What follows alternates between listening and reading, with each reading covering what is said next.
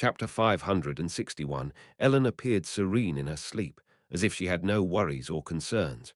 But that peace was short-lived, as she began to suffer, drenched in cold sweat. She couldn't help but have nightmares. While I was intentionally made to have nightmares by Airy, Ellen would suffer them unintentionally. Whether it was due to the vengeful spirits that tried to consume her, or the countless deaths she had witnessed, or the guilt that weighed on her. Ugh! Though the cold sweat on Ellen's forehead was pitiable, I was not Airy. All I could do was draw closer to Ellen as she was tormented by her nightmares, and curl up beside her. Strangely enough, my mere presence seemed to calm her, as she soon embraced me in her sleep and her breathing steadied. Could this be some form of animal therapy? Of course, it was a little. Close, too close, perhaps. Ah, yes, that was it. The next day, Ellen woke up with bleary eyes and sat up. Meow. Ellen looked down at me. By now, I couldn't help but grow accustomed to this eerie yet familiar sight. Her eyes were empty, as if her consciousness was being eroded by something. She moved more like a machine than a person. Ellen stared at me for a slow 3 seconds before turning her gaze away and getting up. It was as if something else was moving Ellen's body, not Ellen herself. It wasn't that we couldn't communicate. In fact, I knew she had gone on missions in that state and had always returned safely. With her eyes still clouded, Ellen entered the bathroom to wash up. Afterward, she donned her armor and activated the armor stand. Clank, clank. Her armor seamlessly connected, and Ellen was now dressed in the resplendent armor of a warrior. The sun's cape and the moon's sword were summoned onto her shoulders and waist. Without looking back at me, Ellen left the tent. As these events continued to repeat, Ellen's consciousness would eventually fade, and she would disappear. There was nothing I could do.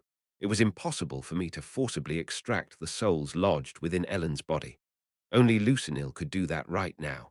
Not just her, but all the other vampire lords as well. And of course, Lucinil and the other vampire lords would not perform the ritual for me, no matter how much I begged. Antirianus would undoubtedly refuse or sabotage the process. Even if the spirits were extracted, someone would still have to bear the burden of that massive collective. Whether they entered the body of someone who hated me or someone who loved me, it would be a problem. The fact remained that Ellen was the only person in the world capable of enduring it. At some point in the future, I would have to risk everything to do something, hoping that I could save Ellen then. I watched the figure of something that was not quite Ellen leave the barracks without a single word of farewell. As soon as morning arrived, Ellen left the royal class garrison. Although she appeared mechanical in her current state, she did not harm or hurt anyone. In fact, most people didn't even realize that something had changed. From the beginning, Ellen was a woman of few words who silently carried out her duties, so only those who knew her well would notice that something was amiss.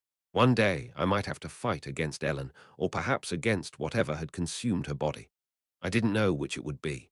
The future I glimpsed in the preview showed me defeated by Ellen, and Ellen committing suicide in front of my lifeless body. I couldn't tell if the Ellen in that vision was the real Ellen or one possessed by vengeful spirits. I've been doing mental training to avoid losing when that moment finally comes, but I've only been experiencing defeat.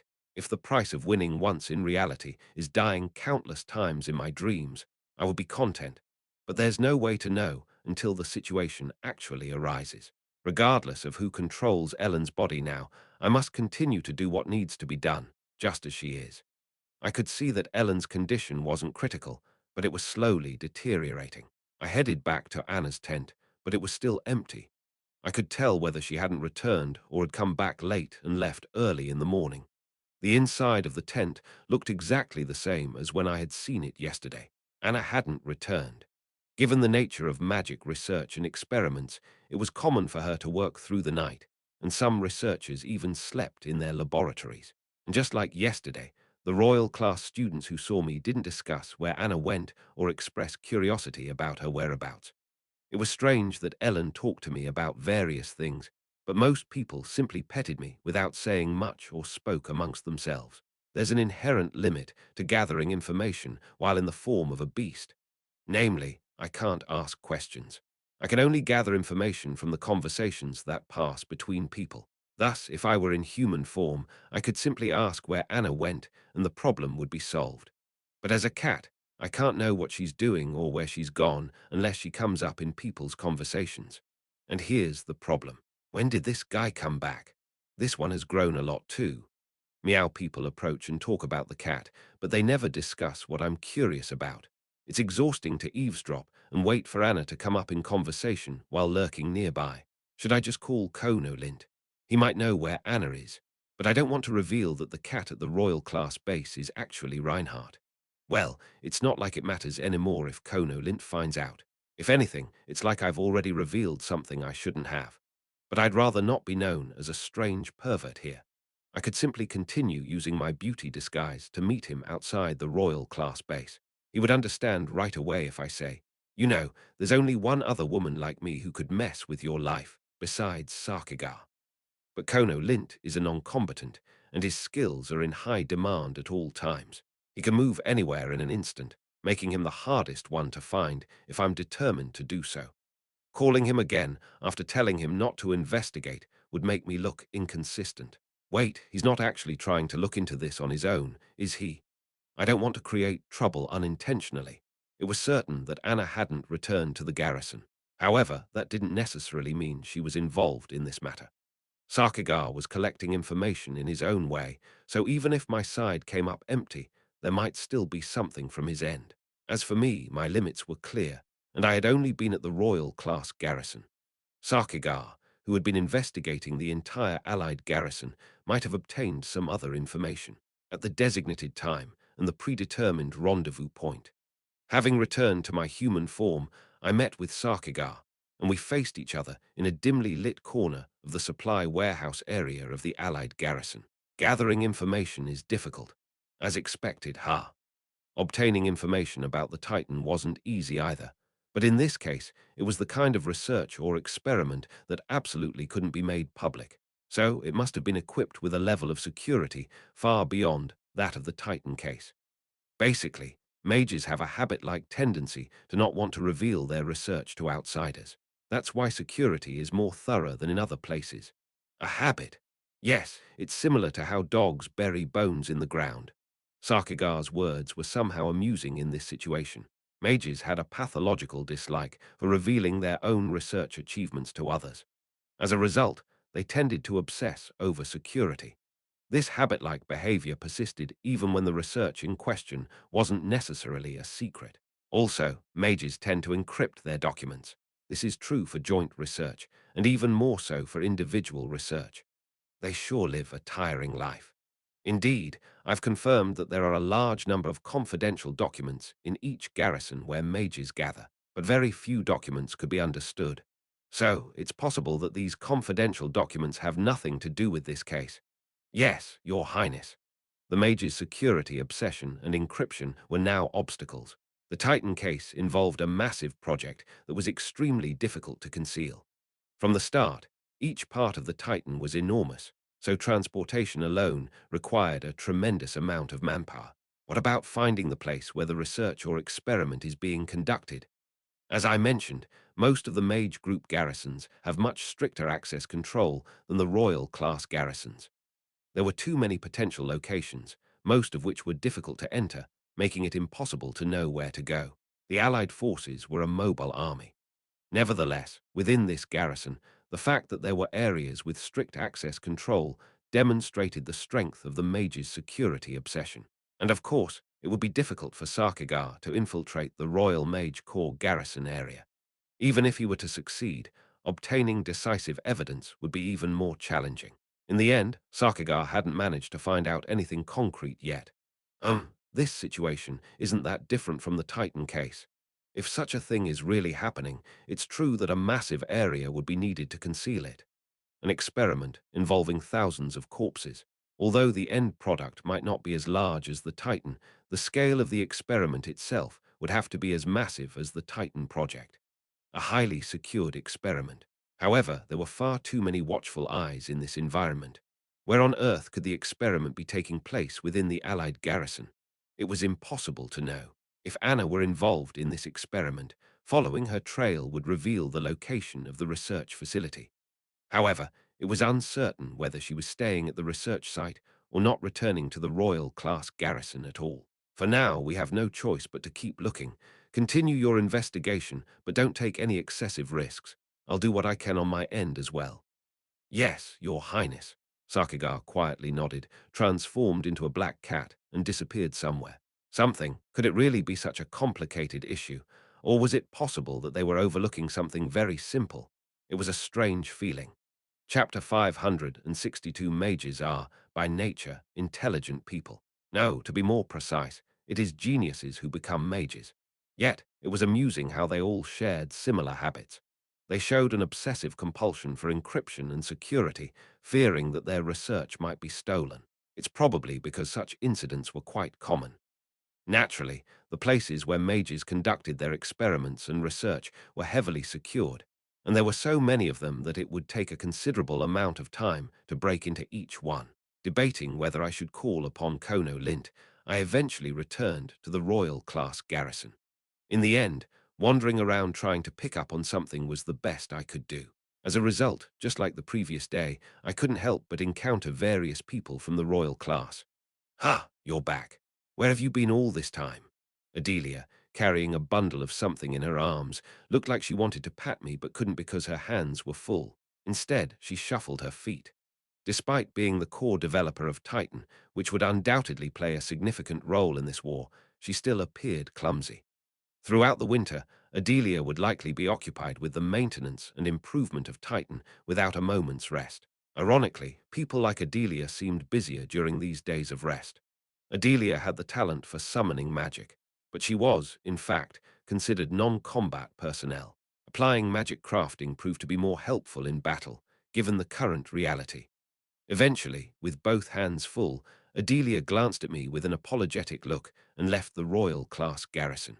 There was no point in following Adelia, as her work throughout the winter would be related to Titan. As I walked around the tents, I tried to focus on any sounds coming from within. Ludwig, even in the capital, there's work you can do. From one tent, I heard the voice of Teacher Muslang, whom I hadn't heard in a long time. Could it be a consultation? I sat near the tent and focused on the voices. "You have experience fighting monsters, so you could work as an instructor at a recruit training center or even teach magic body strengthening to Moonshine users. Both of these would be meaningful, no, very important tasks. You know that, right?" "Yes." Yesterday, Cliffman harshly told Ludwig to go to the rear lines. He didn't want him acting like a dead man and ruining the atmosphere. But that was because Cliffman didn't want Ludwig to die. He knew Ludwig was a stubborn person, and if he genuinely cared for others, he would disappear from their sight. However, Teacher Muslang was different. Participating in battle and killing monsters isn't the only meaningful work in a war. Quartermasters, instructors, recruitment officers, all of their efforts and support make it possible for the Allied forces to move as they do. Who would think their work is not important? Yes, it's important. Of course, I don't ignore or think that they're unnecessary. Teacher Muslang seemed to be trying to comfort Ludwig and convince him that there was plenty of work to be done in the rear, and that those tasks were not any lighter than what was happening on the battlefield. Ludwig was not without options for contributing. Yes, it's important, of course. I don't mean to ignore those people or think they're not needed. It seemed like he was trying to persuade Ludwig with kind words that there were many things he could do from the rear and that their tasks were by no means lighter than those on the battlefield. Ludwig was not without capabilities. As Teacher Muslang had said, Ludwig had plenty of experience fighting monsters. Not only in this war, but ever since the Gate incident, Ludwig had survived nearly 3 years of battling monsters. In the end, he couldn't be called anything but a veteran. Monsters were unpredictable, but Ludwig had seen that unpredictability time and time again, so he could teach it to the rookies and those unfamiliar with fighting monsters. He could be an instructor, teach magic body strengthening, and even join the Imperial Guard. In the vast refugee residential area, just one small monster appearing could result in a massacre. Ludwig, having lost an arm, might have a limited role in the coalition forces facing hundreds, thousands, or even millions of powerful monsters. But in the rear, he could crush such insignificant monsters with his bare hands. Return to the imperial capital. There are many things you can do there. Though he couldn't see Teacher Muslang and Ludwig's expressions, despair could be felt in Ludwig's silence. The sorrow and guilt of not being able to fight anymore and causing the morale of the people to drop because of his presence. It was impossible not to think it was cruel. In the end, Ludwig lost his arm and Delphin died, but it was a fact that they saved Scarlet. Everyone knew that but wanted Ludwig to live, so they tried to force him back. I didn't know what was right, whether it was right to let him continue fighting, even if he had to risk death, or if it was right to forcibly send him back to the rear, treating him like a burden. Ludwig, there's no need to rush your decision. The coalition forces will be staying in Sarandia for a while. Going back to the imperial capital to cool your head and think slowly might be a good idea. Telling him not to decide right away, but to take his time and think. I'll think about it. Ludwig wanted to stay on the battlefield, but no one else wished for that. Cliffman's harsh words and Teacher Muslang's persuasion. I watched from a distance as Ludwig left Teacher Muslang's tent with a subdued expression. What would become of Ludwig now? It might be better for him to completely withdraw from this fight. Being reckless, he might die in the very next battle if left as is. I agree with Teacher Muslang's words that staying in the rear, whether as a trainee, a rookie, or anything else, would undoubtedly be a meaningful task. Is the original protagonist going to leave like this? I continued to explore the royal class garrison with Ludwig's lonely figure behind me. Ellen was gone, and Anna hadn't returned either. I was planning to call Kono Lint soon, but he was also absent from the garrison. So, as I wandered around here and there, picking up stories, pat, pat. Somehow, after some time had passed, he found himself sitting on Adriana's lap, entrusting his body to the caressing fingers that tickled his chin. Do you want some? Meow, as he accepted and ate the thinly torn jerky that Adriana offered. Am I just a beast now? Somehow, this side of me is slowly starting to feel more comfortable. No, it doesn't make sense how I'm so cute just by being alive. Honestly, did I save someone or establish some kind of specialty in this form? I receive praise just for not dying, for following the Allied forces, and for merely hanging around. How comfortable must the lives of beasts be? Of course, under the premise of being cute. As if everyone in this position did the same, Adriana had me sitting on her lap, caressing me, but she also seemed to have many concerns. Her expression was far from bright. Adriana sat on a wooden box installed near the training grounds of the Royal Class garrison. Next to the wooden box were the large hammer and shield that Adriana had been wielding so far, leaning against each other. Adriana, who used to use a sword, was now using a shield and hammer on this battlefield. Superhumans have abnormal strength compared to ordinary people, so the weight of the weapons themselves isn't a big problem. There are quite a few people who changed their main weapons to hammers, axes, two-handed swords, or other heavy weapons, including greatswords, as they began to fight monsters, and Adriana was one of them. The hammer Adriana uses is a weapon that an ordinary person can barely lift with both hands, and even then, only if they are strong. Adriana fights with it in one hand. She blocks with the shield and crushes with the hammer. Ludwig could probably handle such a large weapon with one hand as well. The important thing is not whether Ludwig is used to that fighting style, but his gloomy attitude, which makes it seem like he might die in the process. Everyone tries to dissuade the guy who is bound to become a moth to the flame.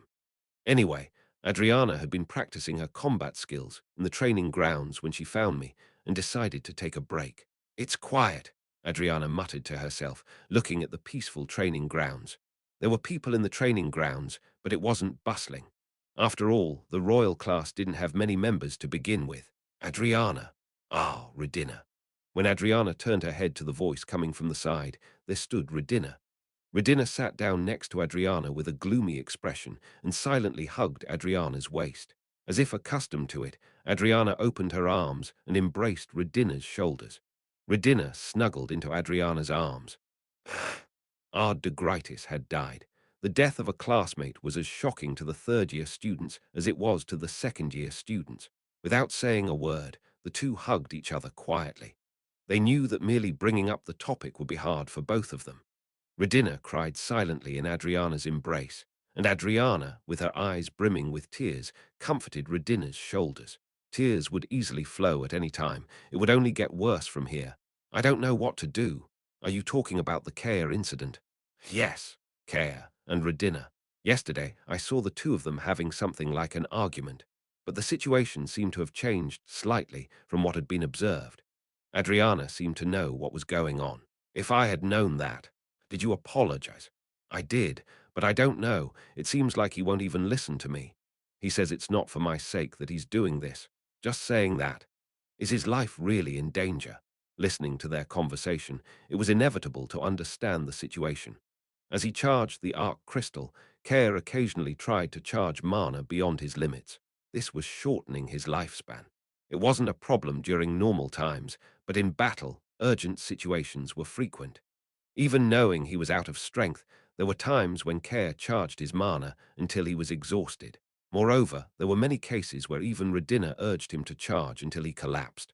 However, Redinna did not know that it was shortening Care's life, and Care did not tell her.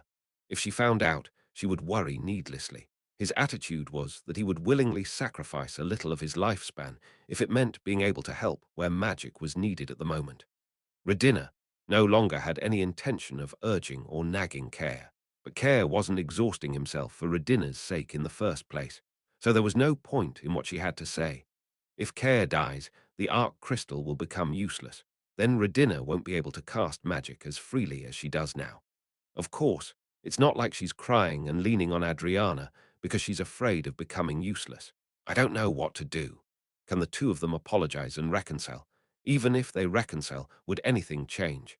Since Care isn't overdoing it for Redinna, her apologies and dissuasion mean nothing to him. So even if they reconcile, Care will push himself when necessary. He's not going to die right away, so it's okay.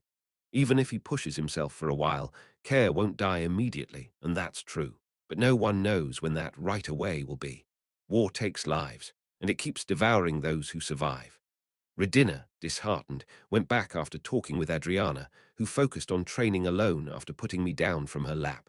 I left the training ground and wandered around the Royal Class garrison again. Perhaps because of winter or the atmosphere, the garrison was quiet and desolate.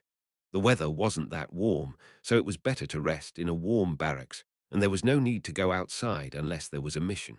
Anna hadn't returned, and Ellen wasn't there either. Rather than waiting endlessly for Anna, who I didn't know when she would return, I thought it would be better to wait for Kono Lint. Somehow, I wanted to use the Kono Lint chance again. He was most likely to appear in the place where he was most likely to come if he returned to the garrison. The dining tent. At lunchtime, people couldn't help but flock here to eat. Both Adriana, who was training, and Ludwig joined the students gathered at the dining tent at lunchtime. And I, too, waited for Kono Lint to appear among the students, as this dining tent was pretty much my usual spot. However, something was a bit strange. The bowl of milk placed before me was just as it was. Let's say it's fine that Anna and Ellen are not here. Kono Lint didn't even appear in the dining tent. Let's assume that he had some other task and couldn't come. I was watching the B-class members gathered around a long table, eating their meal. B-3, Scarlet B-10, Rainian Cessa B-11, Ludwig. There were only 3 second-year B-class members in the dining hall. Only 3 showed up at lunchtime. There were 2 casualties in the B-class. B-4, Asher, B-9, Delphin Izzard. Detamorian was known to be in the Imperial capital. Charlotte couldn't possibly be here. The telepath, B-9 Evia, practically lives in the garrison. It was then that I realized what I was missing. Since I had only been searching for Anna, I hadn't thought of who else might be missing. Excluding those who couldn't be here, there were 2 more people whom I hadn't encountered at all in the past couple of days. B-5, Christina B-2, Louis Ankton like Anna. I had no memory of ever meeting them even once. I had been so focused on Anna de Journa that I hadn't noticed the others. Let's say that Anna is one thing, but what about the other 2? Why aren't they here? Ludwig, what will you do? As I listened to Rainian Cessa's cautious question, I finally realized what I had been overlooking. If Ludwig were to return to the rear, he would go back to the Imperial capital, so it's obvious where he would be. Shouldn't he return to the temple? The temple. I need some time to think. With permission, some students would be able to return to and stay at the temple. I completely forgot about the soldiers on leave who were directly seen in the Imperial capital. I hadn't thought of such a simple thing. There's no reason for the royal family to conduct secret research in a base with many prying eyes like the Allied forces. The temple is practically empty now. But it was once the cradle of academia and research, even housing a university. The facilities would be more than enough. Rather, it would be incredibly risky to conduct research at the Allied forces base, so there's no reason to do it here. It was a problem that I assumed they would naturally do experiments related to the undead here, since they had developed the Titan on site due to unavoidable circumstances. If they wanted to conduct secret and discreet research, they could simply do it at the temple instead of here. If Anna were a research associate, she wouldn't be somewhere in this base, but at the temple.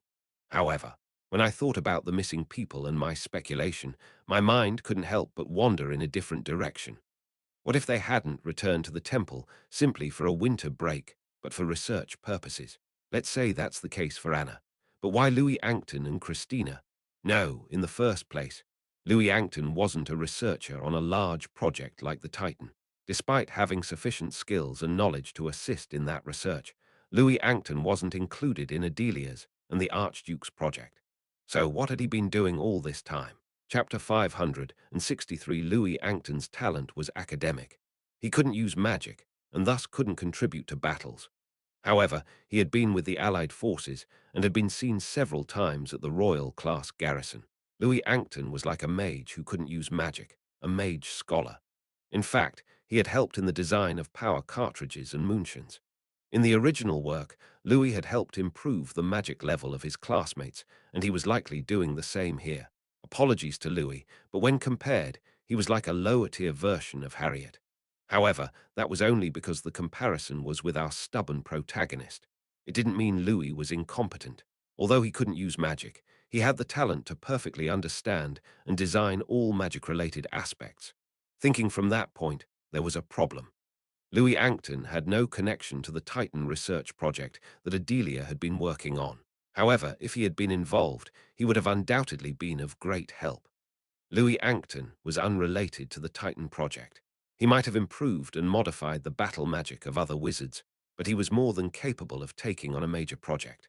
The fact that Louis was unrelated to the development of Titan meant he had been entrusted with a completely different project. Louis Ankton, quite literally, had talent in understanding dark magic. So if Anna was working on a project related to the undead, Louis Ankton could help or even lead it. As a result, although not yet confirmed, some facts had been revealed. Anna was not eating and sleeping in a research facility somewhere in this garrison.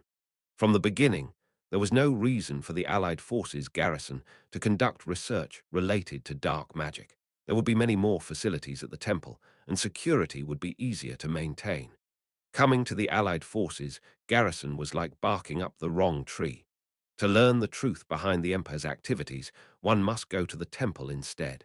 If Anna was really involved, whether Louis Ankton was involved as well. If even Christina was involved, what were they doing? What I thought was related to Death Knights could be very different, and it was impossible to predict what it was. Would I have to see it with my own eyes? If so, how? Only when Louis Ankton and Christina were confirmed to be absent did I realize that my focus had been too narrow. I had thought the desolate atmosphere at the Royal Class garrison was due to the aftermath of the Sarandia battle. It was winter, and the weather was cold, so I believed many people were staying inside the barracks. However, it turned out that the desolate atmosphere was due to the lack of people. During the winter, the garrison was not expected to move, and with the core monster areas in Sarandia being suppressed, the threat of monsters had decreased. Royal class personnel received special treatment. It seemed that they were accommodating those who wanted to spend the winter at the temple. I had seen soldiers on vacation from the imperial court and hadn't considered that there would be similar personnel in the royal class. Knowing one thing led me to know only one thing instead of 10. It was impossible to know if experiments were really being conducted at the temple. However, since it was almost certain that Anna had returned to the temple, the likelihood of the experiment taking place there, rather than at the Allied forces base, had increased significantly. The temple had superior facilities and security, so there was no need to conduct a dangerous experiment at the heavily monitored Allied forces base. It was an ironic situation.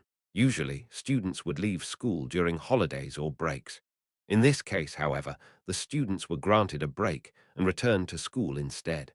I finally took a good look at the desolate Royal class base. What could be happening there? How could I confirm this? Bertus was in the Imperial Palace. Tetra, the Emperor's office at the Imperial Palace. Bertus began reading the report. For a while, Bertus remained silent. Savel in Turner also did not speak. After a long silence, the Emperor spoke briefly. Commander Turner, if divine punishment is given to those who have sinned, what kind of punishment should I receive? It was a horrible affair. It was something beyond words. If the guilt of those who ordered the act is greater than that of the ones who committed it, Bertus would be the greatest sinner in the world. The divine punishment given to such a person shouldn't merely take their life. Bertus wondered what could be worse than death. Your Majesty, all of this is for the future and well-being of humanity. You have made a decision for humanity. It cannot be called a sin. Do you truly believe that? It was an overly exemplary answer. Just because it was necessary doesn't mean it wasn't a sin. Both Turner and Bertus knew that it was merely a comforting statement. That's why Turner couldn't respond to Bertus's overly direct question. One cannot cover the sky with the palm of one's hand. Well, divine punishment might not even exist in the first place. If God watched over the world, why does sin exist, and why did the gate incident happen? Come to think of it, divine punishment seems ridiculous whether it exists or not. Ridiculous, you say? If insurmountable trials are given without sin and judgments are made, isn't that some unfunny prank? If there is no reward or punishment, why did these events have to happen in the first place? What was the purpose of the gods throwing such a thing into the world? Well, I now believe that the so-called gods no longer have any interest in this world. Bertus clicked his tongue briefly. I apologize, Commander Turner. It seems I am agitated. Pointless talk. Bertus wiped his face several times. Divine punishment. There is no such thing in this world. Then why does sin exist? Who should be held responsible for sin? Who should bear the burden, and who should be punished? By the way, have you grasped the situation with the Holy Knights? We have not identified which specific group is involved. Also, we have the problem of not being able to investigate the scene. Not long ago, Bertus received a report that the Tomb of the Saints, located in the basement of the Holy Knights' headquarters, had been destroyed. The tomb was destroyed, and the remains were stolen. Elaine Bolton is expected to return to the Imperial capital soon. I see. The matter of the Holy Knights was the Holy Knights' business. Hoping that this matter would not spark a fire in the wrong place, Bertus glanced at his now cold tea. One of our classmates has died, and another has been left crippled. Yes, the deceased classmate, and the crippled classmate. I know that Ludwig is a stubborn fellow. Yes, that's true. During the time when Savelyn Turner took on the role of a dormitory supervisor for Charlotte's protection, she had once observed Ludwig's swordsmanship. Initially, it was just an excuse to observe Reinhardt's swordsmanship. But she had long watched Ludwig, who kept asking for guidance persistently despite stumbling repeatedly. She had also observed Delphin, though not in as much detail. Delphin was dead, and Ludwig had lost an arm.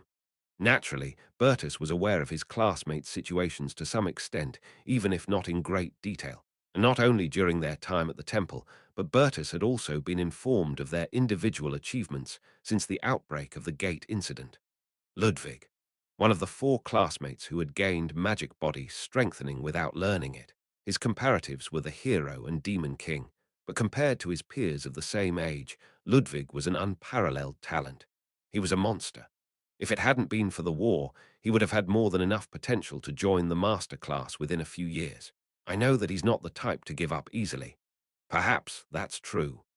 And it wasn't just his abilities, but also his personality. His closest friend, Delphin, had died, and he had always chosen the most dangerous battlefields during the gate incident. Therefore, it was unlikely that he would give up fighting just because he had lost an arm. He had the kind of stubbornness that could get him killed. Bertus could foresee what would happen without seeing it firsthand, to prevent the miserable deaths of his classmates before the moth was consumed by the flame. Tell him to return to the temple. Bertus issued the imperial decree. There are beings in the world who don't need to persuade or convince others. Beings who simply need to say, come or go to make it so. Bertus was one of them. Even in the current state of the world, at least on human lands, he still held that power. As Ludwig stood at a crossroads between fighting on in rage and despair or not, facing Cliffman's harsh words, his friend's persuasion, and his teacher's advice, he soon faced a single coercion. Ludwig, His Majesty has decreed that you return to the temple. The Emperor's order was relayed through Master Muslang. Go to the warp spot and deliver this document, and you should be able to return to the imperial capital. Master Muslang carefully explained where the warp spot was located within the Allied forces base and who Ludwig should look for. It was a humbling experience. An imperial decree was not something given lightly. Even though he was a fellow classmate who had been injured and was stubbornly intent on fighting, the direct decree to return to the temple quietly showed how kind the emperor was. He had gone so far as to issue a direct decree to a student who was, albeit of royal class, left crippled and didn't necessarily need his attention. Gratitude was due. There was no need for persuasion from others, facing reality, or for Ludwig to accept their words and return quietly with understanding. Just go back. With a single command, Bertus could force Ludwig's actions, and Ludwig had no other choice. Master Muslang's face was also deeply moved when he saw that Emperor Bertus, having become emperor, was personally paying attention to Ludwig. However, upon seeing Ludwig's stern expression, Master Muslang's face gradually hardened as well. Ludwig, this is an imperial edict. It's not something you can refuse. You know that, right? His attitude seemed hesitant. This was the emperor's consideration. The moment he refused, he couldn't complain even if his neck was severed. An overbearing consideration. Yes, teacher, I know. Of course, Ludwig nodded quietly. Master Muslang heaved a sigh of relief as he didn't know if Ludwig would make a big fuss about it. Ludwig stared at the document containing the emperor's decree, holding it in his hand. No matter how much Ludwig didn't want to leave the battlefield, he knew he couldn't refuse the emperor's command. Now there's really no choice. What must be accepted has to be accepted. There is no place for him on this battlefield, and countless people are trying to send him away from the battlefield out of consideration for him. He can no longer refuse. When I return to the imperial capital, there will be something I can do, right? Of course, I told you, didn't I? There will be many places that need you. You also have friends in the dormitory now, so you won't be lonely. Master Muslang smiled brightly and nodded, thinking Ludwig might be stubborn about it, despite his many stubbornness, obsessions, and desires to fight. Even the short-lived determination and resolution to kill the demon king with his own hands were eventually broken by others' intentions. With the emperor's command as the last straw, Ludwig must leave the battlefield. There was no need for an overly long farewell. The very next day, Ludwig exchanged simple greetings with his fellow royal class students, gathered his belongings, and headed toward the warp point. Rainian Cessa and Scarlet followed Ludwig to see him off until the very end. You have Christina, Louis, Anna, and Detamorian, right, so you won't be bored. That's true. Take care, Ludwig. Thank you. Ludwig lost his arm while saving Scarlet. Ultimately, Ludwig had to leave because of her, so her expression was filled with guilt. Don't apologize, Scarlet. Ludwig, hearing such words, only made Scarlet feel more miserable. He decided to leave the battlefield, so there should be no regrets. As Tesia Muslang said, Ludwig believes there will be something for him to do in the imperial capital. Whatever it is, their tasks are not trivial, so he believes he can still do something even if he cannot fight in this war. The Emperor's command is something to be grateful for, not a reason to feel bitter and resentful. If he ever meets the Emperor, he should kneel and thank him. Among the people and supplies returning to the imperial capital at the warp spot, the mages in charge of the warp began casting mass teleport. From beyond the boundary of the warp spot, Ludwig waved to his friends remaining on the battlefield. Stay safe, please. Death is a sad thing. Praying for the well-being of his friends from the distant imperial capital upon hearing news from the battlefield is now the only thing left for him to do. It may be sorrowful, but knowing there's no place for him anymore, Ludwig leaves. Yes, you too, Ludwig. I will fight on your behalf and survive until the end. Scarlet had said this to Ludwig several times, and Rainian Cessa continued to wave at Ludwig until the long mass teleport casting was complete. The casting of mass teleport takes time. It wasn't a spell that just anyone could use, and it was akin to transporting personnel and supplies simultaneously, operating at certain intervals. Moreover, warp spots were being used at various locations of the Allied forces base. Thus, until the mass teleport at the warp spot was activated, Ludwig could watch as people and supplies were gradually sent back to the Empire. Ludwig had not returned to the Empire since his deployment and had never been to a warp spot like this. However, even Ludwig, who had no reason to come to the warp spot, couldn't help but notice that something about the situation was quite unusual. Holy Knights! At the warp spot, there were not only soldiers returning to the Empire for the winter, but also holy knights. That much was understandable, but there were significantly more holy knights than others. Is the commander going back as well? The Holy Knights commander, Elaine Bolton, was among them. By now, Ludwig had no choice but to recognize the faces of the leaders of the prominent groups. Seeing the serious expressions on all their faces, Ludwig couldn't help but feel a strange sense of unease. Had something happened? That wasn't all. Ellen, are you going back too? Yeah, I'm going back for a bit and then returning. From a distance, Ellen was approaching, and Rainey and Cessa and Scarlet turned their heads upon spotting her. Naturally, the others' gazes shifted toward Ellen. The hero, Ellen Artorius, approached the warp spot wearing not her usual battle armor, but plain clothes. Being an exceptional existence, Ellen would have been able to use the warp spot freely with the headquarters' permission. But this Ellen seemed different from the one they usually saw. She was holding something in her right hand. Meow, chirp, meow, meow, meow. In the unexpected cage held in Ellen's right hand, a bewildered-looking black cat was spinning in circles and meowing. I'm going to leave it in the capital where it'll be safer. That makes sense. Indeed, it does. Meow. Ellen hugged the cage as if it were precious, and the cat, looking extremely confused, spun around inside the narrow cage with wide-open eyes. Chapter 564. I had let my guard down. Having returned to the garrison, Ellen had placed me on her lap and stroked me for a while, lulling me into an unwitting slumber. Honestly, it was impossible to resist sleep with Ellen's gentle touch, which I had grown accustomed to. When I came to my senses, I found myself trapped in a cage. It was a conspiracy, a scheme. There was a hidden agenda. I had been deceived by Ellen. I couldn't tell who she had spoken to or what was discussed, but it seemed Ellen had decided it was better for me to be raised at the temple rather than in this dangerous battlefield. If I were a real cat, it would be nothing short of a miracle that I had managed to survive and follow the Allied forces thus far. To be blunt, it wasn't the monsters that were the problem. I could be crushed to death while hiding in their luggage, and there would be nothing to say. I could see what Ellen was thinking without her saying it. She couldn't stay at the temple forever. Even if she couldn't see me, she wanted to send me somewhere safe. Just as she wanted to send Ludwig back to the temple because it was dangerous, she wanted to raise me in the temple because it was dangerous for me as well. Meow. No matter how much I cried and scratched from within the cage, Ellen appeared to grit her teeth and endure it.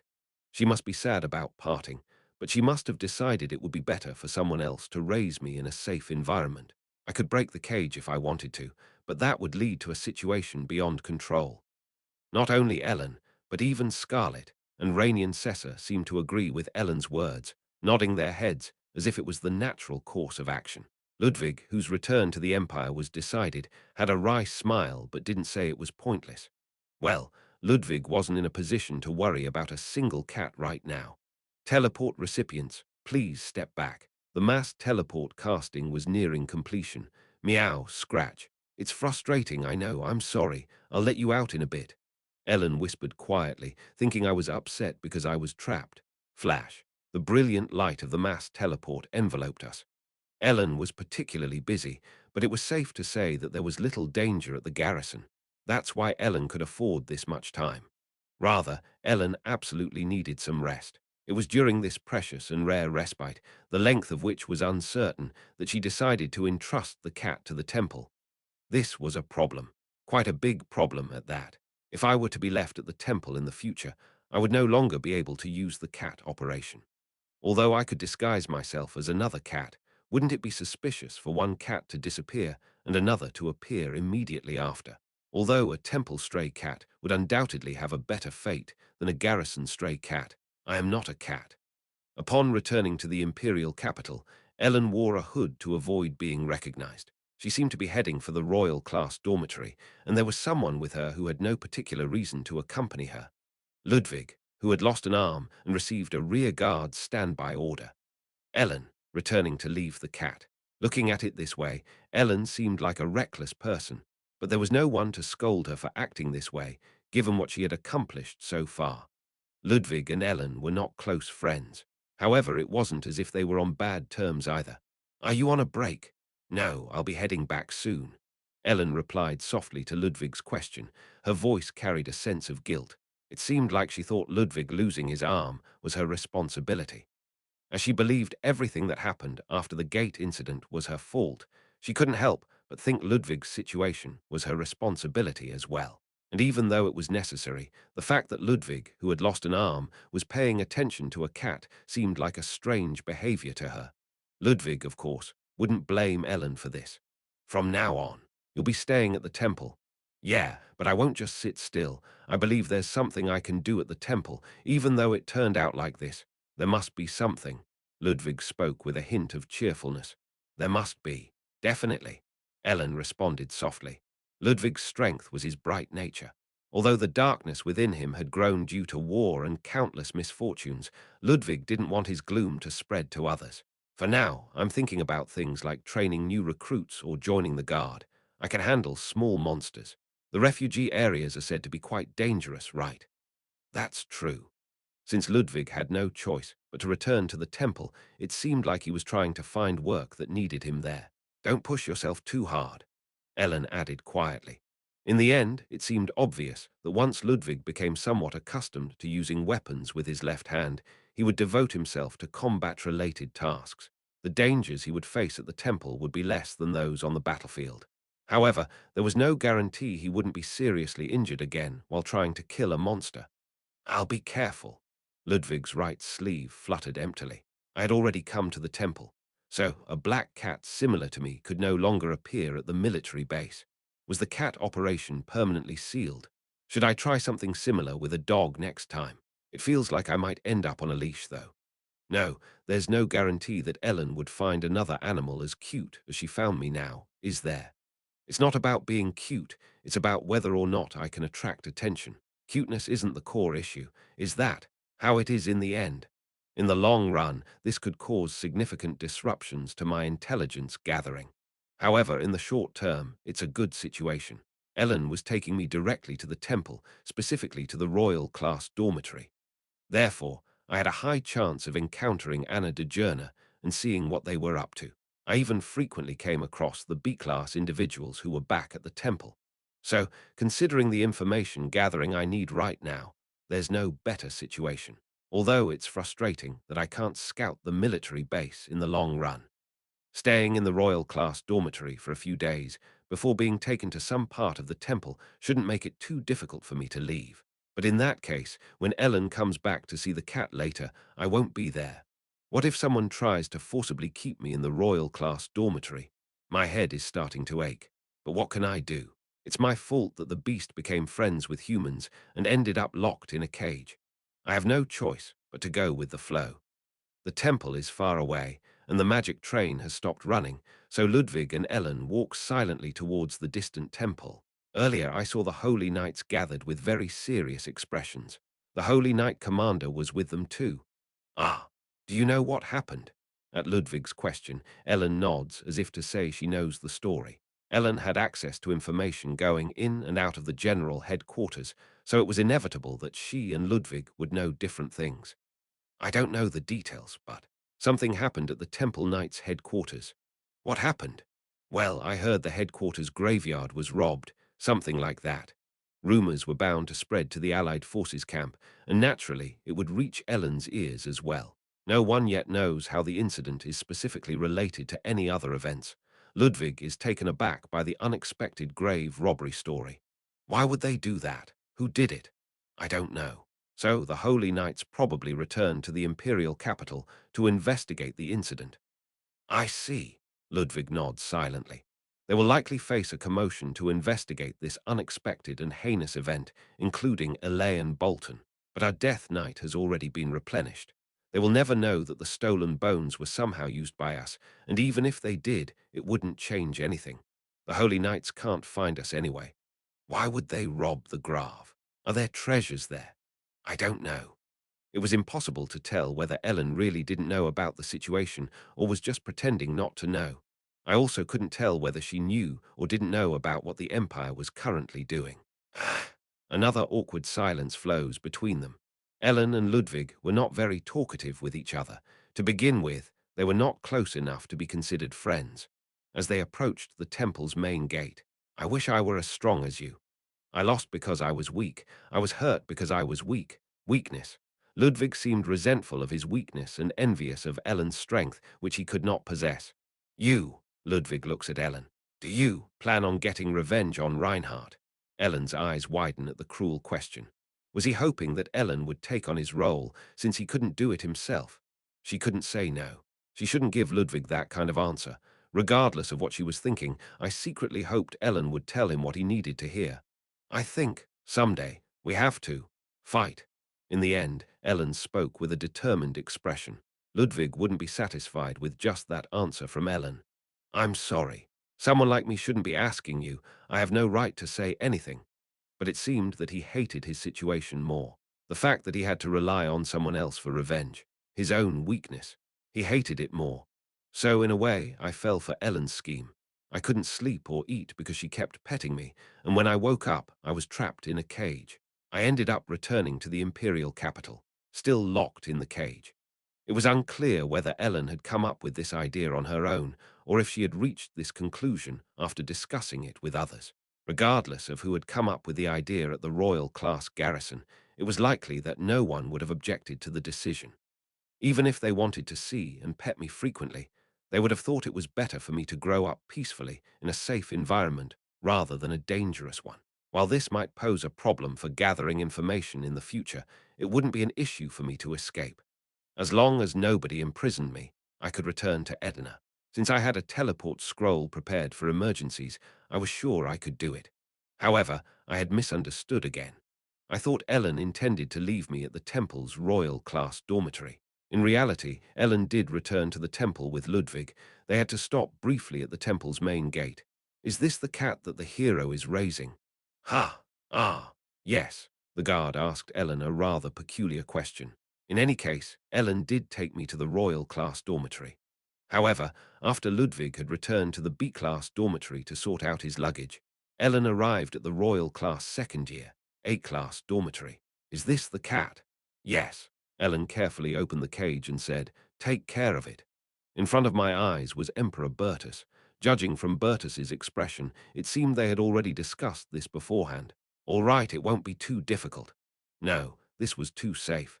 Was it their intention to have me stay not in the temple, but in the palace, specifically in Tetra? I wouldn't be able to go anywhere if it was too safe like this. This wouldn't do. Meow. Ellen, surprised by my sudden leap, embraced me as I clung to her chest. Meow, meow, meow, meow. Wait a moment, it's okay. Ellen gently pried me away and attempted to place me on Bertus's lap. Meow, meow, meow, meow. It seems. It doesn't like me. Watching me throw a tantrum, Bertus chuckled while Ellen appeared at a loss for what to do. This wouldn't do. The moment I entered the palace, I wouldn't be able to go outside, and everyone in Edna would panic, believing the Demon King had gone missing. I wasn't the temple's cat. Ellen was trying to make me the Emperor's cat. What if I had been a stray cat that somehow infiltrated the Allied forces? A stray kitten that managed to infiltrate the Allied forces would catch the hero's eye for its cuteness, eventually becoming the Emperor's cat. It would be an extraordinary rise in status for a creature, not a human. Although there may not be history in the world of animals, if there were, it would be a noteworthy event in animal journalism. An overseas topic, yes. But I was not a cat. I was the Demon King who had transformed into a cat to gather information. This seemed even more like an overseas topic.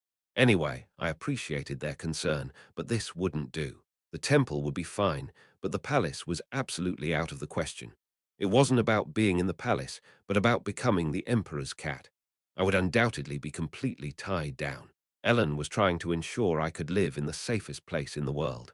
Moreover, Bertus didn't seem to have any intention of refusing Ellen's request. This wouldn't do.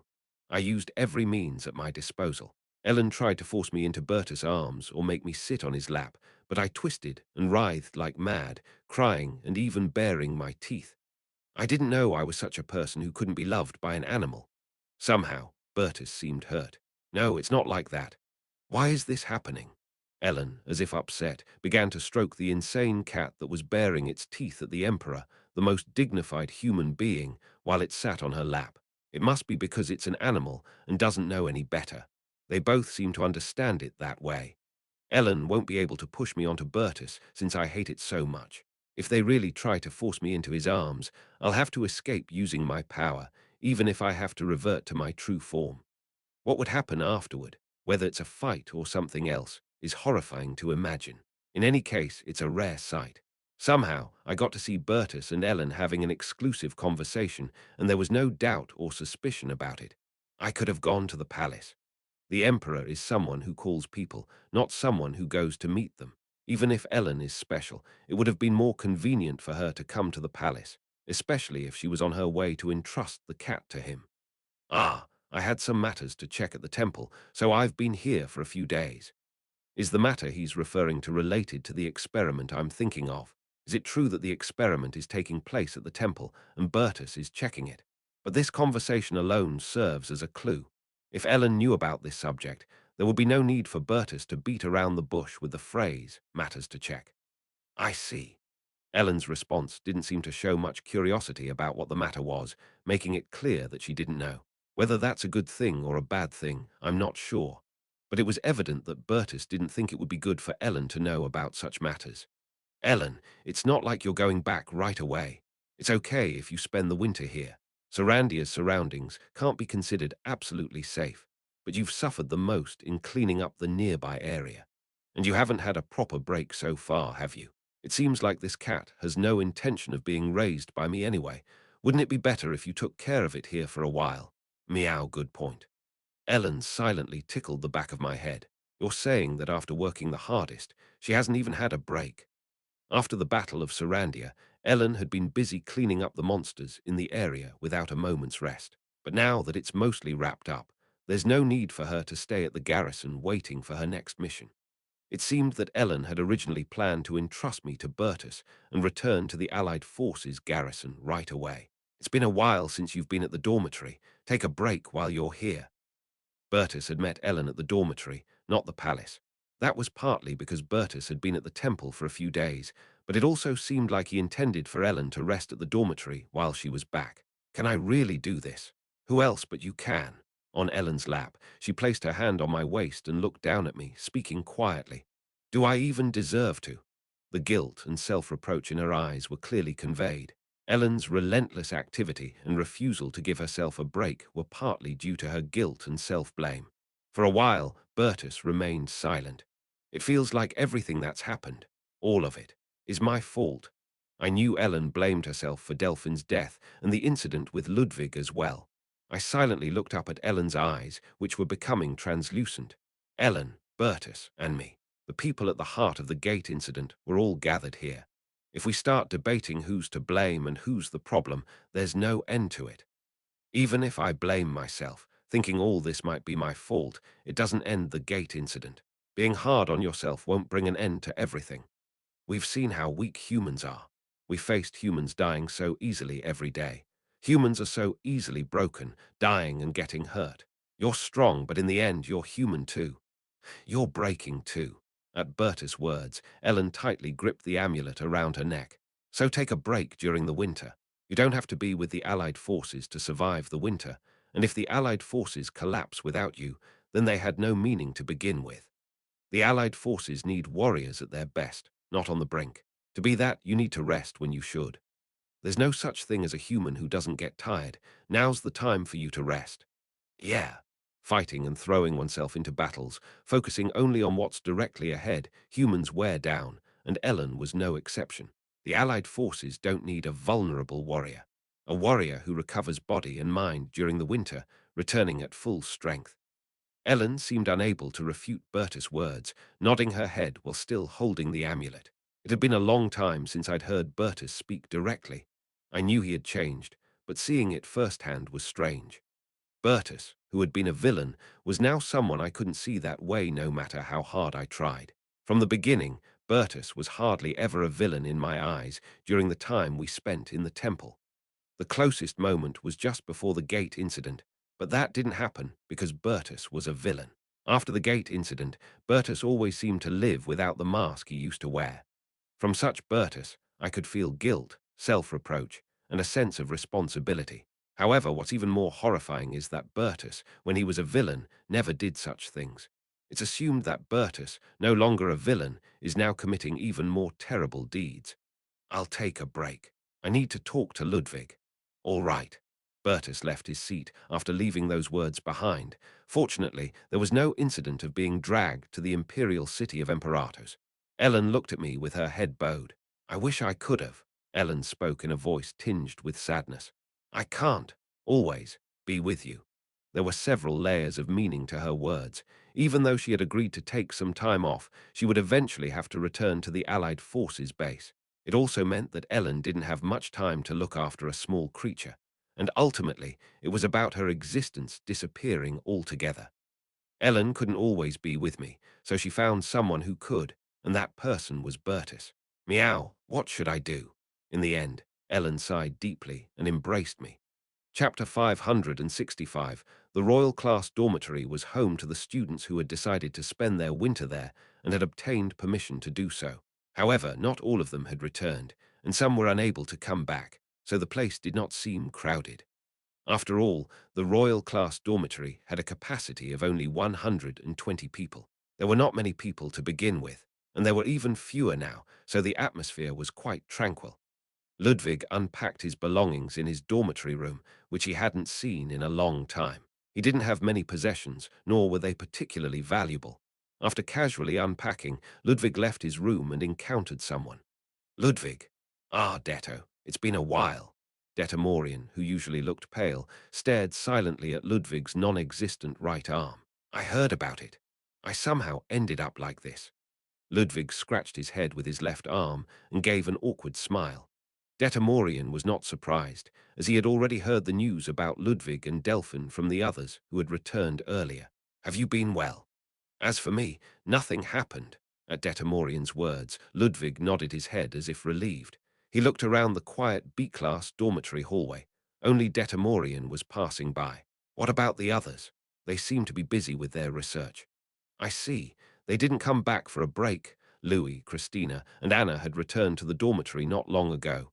Unlike Ludwig, who had been assigned to the rear, the three of them had returned to the dormitory because they had tasks to complete. It was different for him. Unlike Ludwig, who was forcibly left at the temple by the royal command, they would be deployed to the Allied forces' front lines if needed. And then, the owner of that royal command. It seems you're back. Bertus raised his hand to Ludwig as he entered the B-class dormitory hallway. Detamorian left for the club building, saying he had things to do, leaving only Ludwig and Bertus in the B-class dormitory. After becoming emperor, Bertus had little opportunity to meet his classmates, except for a few of them.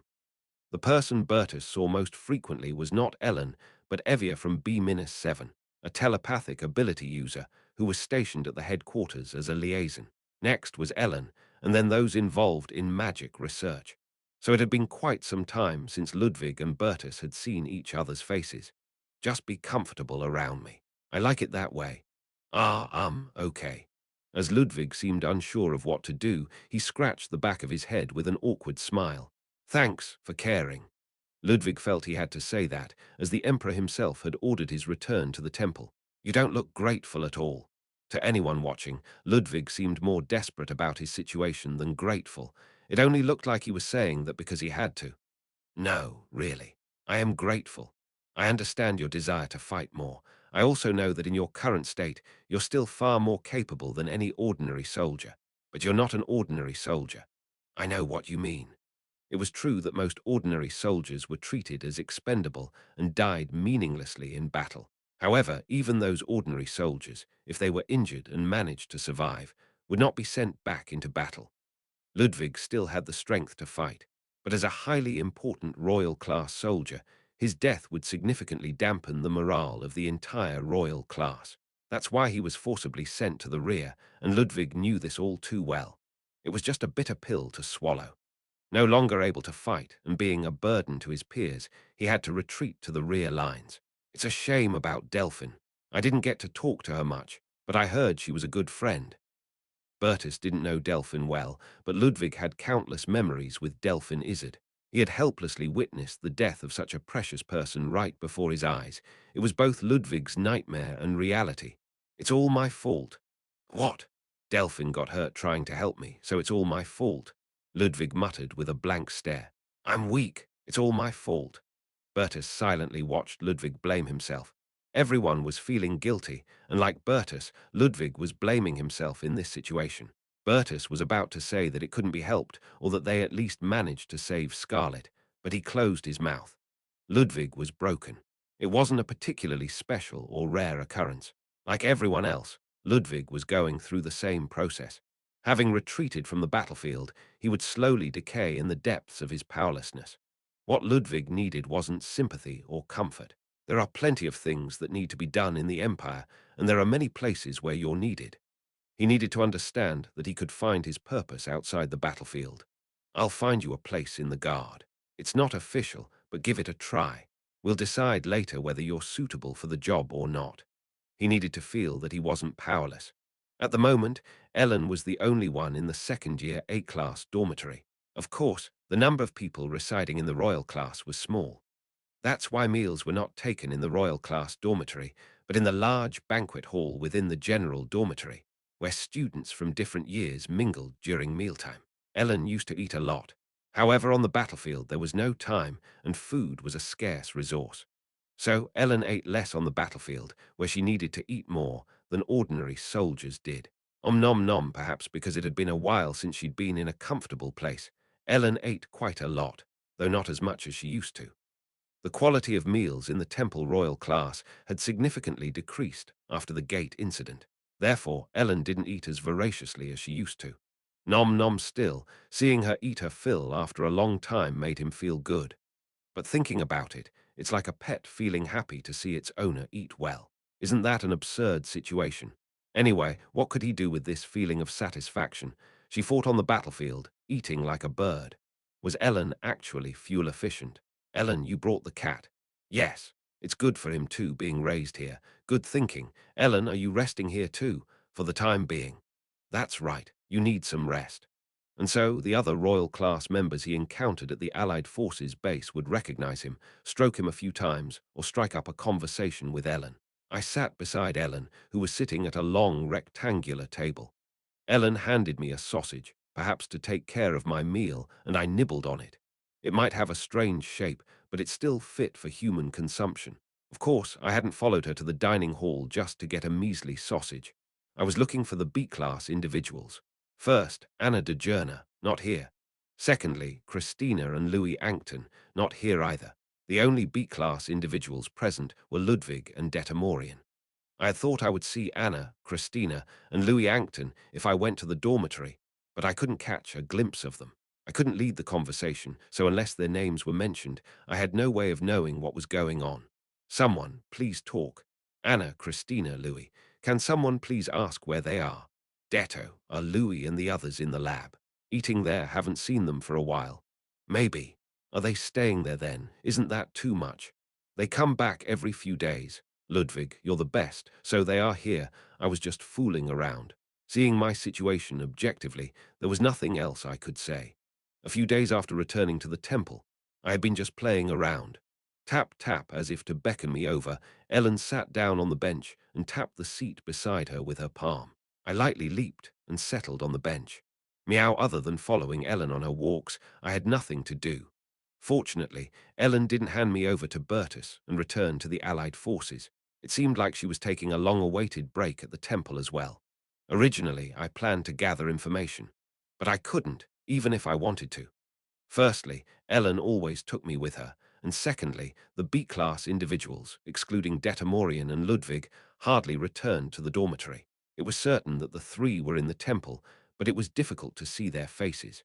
I wondered if they were in a research lab or something similar, and I had a rough idea of where that might be. The fact that I couldn't see the three I was looking for was enough information on its own. The fact that none of them came back one by one, but left and didn't return simultaneously, meant they were together. So I knew that all three of them were involved in the Empire's secret research. Secret research related to the remains of a warrior. In Louis's case, his exceptional understanding of all fields of magic made sense for the project. I could guess Anna's talent, dark magic. But Christina's talent, alchemy, I couldn't understand why an alchemist was needed. What on earth were they doing? For now, I decided to observe the situation instead of blatantly doing something suspicious or returning to human form to investigate or scout. In Edina, it was said that I had plenty of time to gather information, so I didn't have to worry about that place for now. So all I did was watch Ellen resting, as I had nothing else to do. Sometimes she lost consciousness and spaced out for a while, but there was no attempt to leave the temple. When Ellen was like that, she would sit absent-mindedly for some time before regaining her senses. I used to come here often. Meow the hill of the temple walkway, it was a place often run as a training course.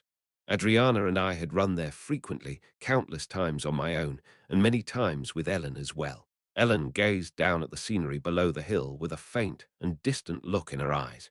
It seemed like I didn't need her to say what she was thinking, I could already tell. She was probably thinking the same thing as me. Rest was also a strategy. Such words were used in the military.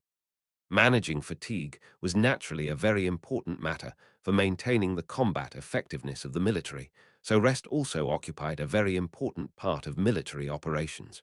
It was only natural. Thus, saying that rest was also a strategy was not just a saying, it was actually a very important strategy. Ellen, responsible for reconnaissance and annihilation in most battles, always took the lead. When occupying somewhere, she went out to pacify the surrounding area, returning last. She was the first to dive into the battlefield and the last to return. Of course, there were days of rest in between, but Ellen would have always dashed out if she received a call from the headquarters, even if she was sleeping. Now Ellen was resting. She had fully accepted Berthus's words that she must rest, just as Ludwig had been forced to return from the rear of the battlefield for the sake of others. For the sake of others, Ellen accepted that she must rest. It wasn't maintaining tension on the battlefield, falling asleep on a makeshift bed. She was safe and sound, unaware of the world in her own room, wearing loose pajamas, and no one looking for her. Ellen not only ate, but also slept a lot, as if trying to catch up on all the sleep she hadn't been able to get. As if trying to get all the sleep now that she wouldn't be able to get later. She slept for over 12 hours a day, sometimes missing meal times, and even took naps. Just how exhausted must she have been? It wasn't just an Allied forces issue. Since the gate incident, Ellen had been constantly dragged into battles with monsters. From one place to another, from one battlefield to another. Relentlessly thrown into battles and annihilating monsters. It was as if Ellen was taking a proper rest for the first time in almost 3 years since the gate incident. I had been busy since the gate incident as well, but I hadn't been constantly fighting. In fact, I had spent more days dealing with Edna's internal affairs. Moreover, hadn't I taken a very long break in Rizera? But Ellen had to keep fighting and fighting. Ellen was asleep, hugging the blanket as if she were dead. Resting properly for such a long period was probably the first time for Ellen since the gate incident. So it couldn't be helped that she slept like the dead, as if to dissipate the fatigue accumulated in her soul. Ellen's door was slightly ajar, because if it were closed, it would feel like I was trapped.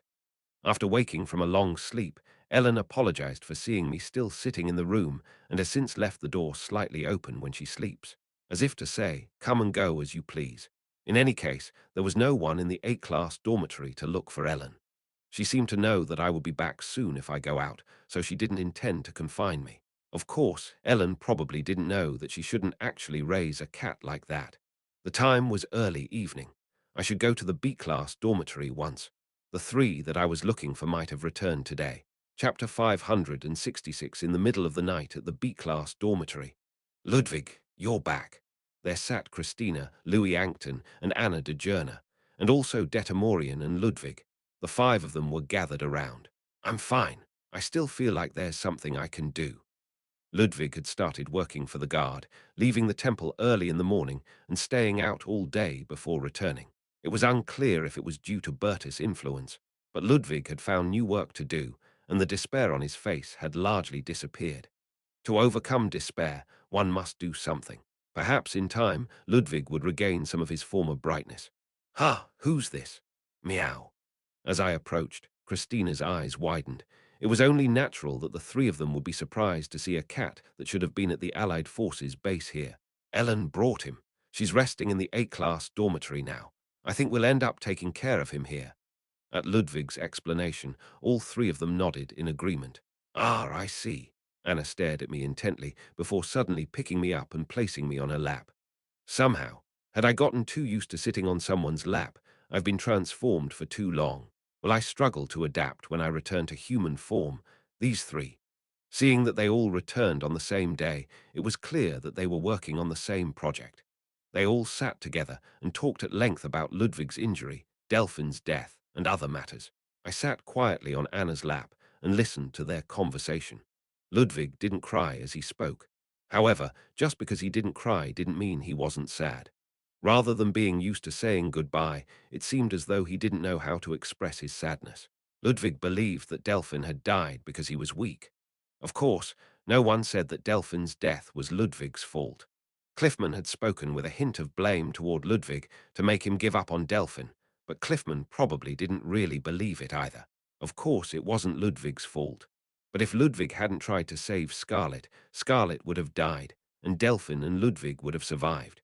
However, if Scarlet had died, Ludwig would still have blamed himself. He would have blamed himself for not saving Scarlet, leading to her death. In that case, he wouldn't have lost his arm. Blame and responsibility are difficult and ultimately unhelpful.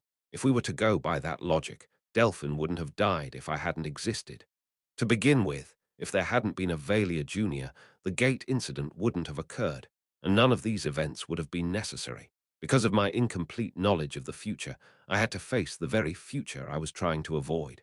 When would these painful stories of self-blame ever end?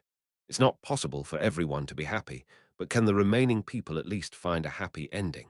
I watched as they shared their sadness and consoled each other's emotions. So, you joined the guard?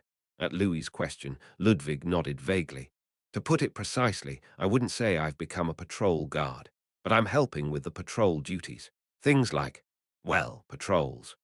Ludwig had been assisting the patrol guards for a few days, and given his nature, he would have chosen to go to the most dangerous places. So he must have seen the reality of the refugee area with his own eyes. Is the monster issue in the refugee area really that serious? It's not that it's not serious, but I heard it's not as bad as before. The real problem isn't the monsters. If it's not the monsters, then what? At Christina's question, Ludwig's expression darkened. It's not just the starvation, it's the people. Everyone seemed to understand what he meant, and their expressions soured. Crime and hunger. The problem in the refugee area was not the monsters, but the people. Ludwig seemed reluctant to say more. He must have seen the truth that life is desperate and miserable everywhere, and talking about it here wouldn't solve the problem. Anyway, you must be quite busy. I see you rarely come back to the dormitory. Trying to change the subject, Ludwig mentioned the very thing I had been waiting for: research. As the topic came up, Christina quietly nodded her head. Well, yes, Christina said so, but Anna and Louis' expressions were not good. That alone was enough of a clue. I'd like to ask more questions. Of course, they won't open up, but just looking at their reactions would give me enough clues. What kind of research are you doing back at the temple? Are you creating something like a Titan again? If something like a Titan were to be created, the war would proceed more smoothly, and Ludwig, who could no longer participate, looked excited. No, you foolish child. How could an alchemist and a dark mage create a giant weapon? Don't you even know the difference between magic crafting and alchemy? No, that's not our field.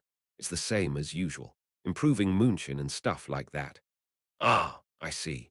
It was a clear lie. I confirmed that all three of them were involved in the same research project. And Christina, as their representative, lied and Ludwig didn't notice. Naturally, since only a very few people knew the circumstances of the disappearing corpses, Ludwig couldn't detect such a lie. In the first place, he couldn't even think of suspecting his friends, so he just nodded. However, the one who had been silent all this time. Really? Detamorian looked at Christina with a gloomy gaze and tilted his head slightly. Ha! What do you mean by really? It can't be, Detamorian muttered quietly. And not only Christina, but also Louis and Anna's faces turned pale. I felt a chill running down my spine. No, it really felt like the hair on my body was standing on end. This bastard Detamorian. He doesn't know anything, but is he guessing this by instinct? Under Detamorian's piercing gaze, Christina's face turned white. Well, I guess you have your thoughts. He gave a hint of knowing something, but as if he wouldn't pry unless she told him directly, he groaned and got up, then headed to his room, mumbling as usual. Ludwig looked confused, glancing alternately between his three friends with pale faces and Detamorian. Detto, what is he talking about? Well, you know Detto. He's always been like that, hasn't he? As if she'd never been flustered, Christina's expression changed in an instant, calm and composed as if nothing had happened. True, but... Indeed, Detamorian often spoke in vague, cryptic terms, but Ludwig didn't seem to doubt him. That's just how he was. With that, they let it go. Detamorian. He wasn't a bad guy, but he couldn't help but seem shady. Ludwig didn't fully understand the situation, and Detamorian seemed to have an attitude of letting the three of them conduct their research however they saw fit. After that, Ludwig went to his room, saying he needed to sleep early for work tomorrow. In silence, I watched as Christina, Louis, and Anna exchanged glances. Now only the three of them remained. Wouldn't talk about the research begin now, but they only exchanged glances without having any conversation. Let's all go rest. Okay, we should indeed. Had they decided not to mention the research topic at all outside? After that brief exchange, the three dispersed. At night, when everyone was asleep, I left the royal class dormitory in my cat form. I was able to observe the three I sought, and I was sure that their research project was confidential. But my inference was merely a certainty. I still knew nothing about what they were actually doing. Even if those three were core researchers, like the Titan project, the project would certainly involve a significant number of other mages.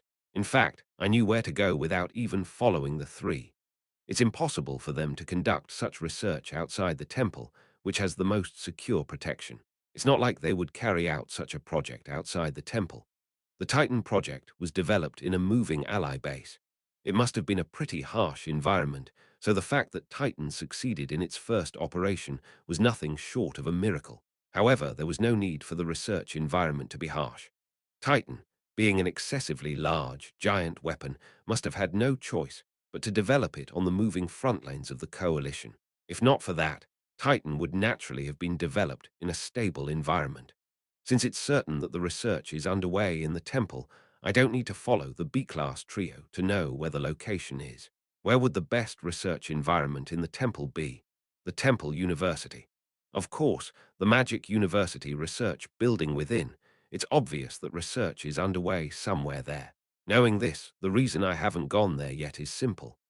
The Temple Magic University, which I reached after running through the night, had completely controlled access.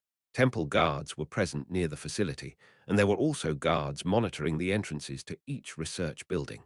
Their numbers were astonishing. Even an outsider would think something was going on inside, given the number of guards. So strict that it almost gave it away. Entering that area is entirely possible. There was no chance the guards would chase away a single cat. The important thing was, in this form, I could only roam around the research facility grounds. Entering the building itself would be impossible. Rather, any stray animal attempting to enter would be chased away. Regardless of whether I seemed suspicious or not, it was only natural since an animal might accidentally tamper with sensitive equipment. Roaming around these grounds wouldn't yield any useful information. That's why, even though I knew the project was being conducted here, I didn't bother coming and instead waited for the three of them to leak information outside. However, whether they've been sworn to secrecy or not, the three of them never discuss the research. Somewhere in the Temple Magic University research building, a massive project, on par with the Titan project, is being conducted here. How on earth can I find out what they were doing? I can't involve Kono Lint. I told him not to investigate it with my own mouth, and this was clearly a dangerous matter. Making him aware of this would only put him in danger. Transforming into an insect was not possible. Well, it might be doable, but controlling it would be impossible. It took me ages to adapt to being a cat, and I have no idea how to become an insect. Should I call Sarkigar over? However, even the vicinity of this area was under strict security. The area where the research was directly conducted will undoubtedly be under tight control, not only in terms of personnel, but also the environment itself. The chances were high that they have created a highly controlled environment, one that would not even tolerate an insect crawling around. Could Sakigar find a way even in that situation? Using force was obviously not an option. Of course, if I thought about it, I could enter right away. Christina, Anna, Louis. If I transform into one of the three, I could enter immediately. However, that was obviously the worst of the worst plans. It was frustrating. It was so frustrating that I just wanted to grab Bertus by the scruff of his neck and asked him what he was doing. Of course, if I were going to do that, I would have contacted him earlier, so it was too late for that. It was ridiculous for me to ask him what he was doing when I created the Death Knight in the first place. And even if I grabbed him by the neck and threatened him, he won't give up on this matter, just like the Empire wouldn't have any reason to give up on the Titan. What can I do? At this point, it wouldn't be a big problem if I just pretended not to know and assumed that the Empire would take care of it. After all, the research here was likely a project prepared for the current war. However, just as everyone in Edna worried about what would happen if the Titan turned against us, even if it wouldn't, the research being conducted here could potentially become a threat to us later, and the situation was uncertain. If it were a simple matter like creating a Death Knight as we did, I might not even have to go this far to investigate. But alchemy followed dark magic. These connections didn't mesh together. It seemed like more complex research was being conducted than I initially thought, and I couldn't figure out what it was. Brooding over it alone won't help me find a breakthrough. I gave up. I'll head back to Edna for a while and then return. Chapter 567, deciding on it was the problem. In truth, returning to Edna wouldn't take long. Sneaking into the temple was entirely possible in my beast form. Not because I was a beast, but from the start, when I passed through the gate, there seemed to be rumors among the guards that I was Ellen's cat. It felt like I had received some sort of intangible temple pass. Once out of the temple, I could immediately return to Edna using the teleport scroll Harriet had created herself. The scroll was precious, but since Harriet didn't even know I was taken to the temple, I couldn't call her here. It was a common occurrence for me to suddenly disappear after leaving Charlotte in charge and then return, so no one was particularly startled. Naturally, the first person I sought out was Harriet. Despite it being bedtime for most, Harriet was in her study, peering at something. If no one told her to rest, she wouldn't know when to stop. After being absent for a while, I reappeared, and Harriet explained the general situation in Edina, saying nothing particularly significant had happened during that time. You were dragged all the way to the temple. Yeah. Upon hearing about my experiences in the Allied Forces camp and my current cat mode, Harriet let out a disbelieving laugh. Locked in a cage. Yeah. You've become a pet, Harriet said, sounding disturbed, and I couldn't find any words to argue. So do you have to stay as a cat for a longer period? I already am. Ah. In fact, even now it's a bit awkward. Is it that bad? Yeah. I wonder why humans are so tall. Wow. Having spent almost a week in a low perspective, returning to my human form felt like the ground was swaying. Being human felt strange. In Harriet's study, I shared as much as I had learned about what had been going on. I had thought it was merely reviving the dead through dark magic, but the alchemist Christina was involved in a research project. Alchemy seems to be involved. What on earth could it be? What does reviving corpses have to do with an alchemist? Alchemy is an area with many prohibitions, almost as much as dark magic. In fact, alchemists are more likely to go mad than dark mages. Really? Yes, remember Aaron Mead. Right.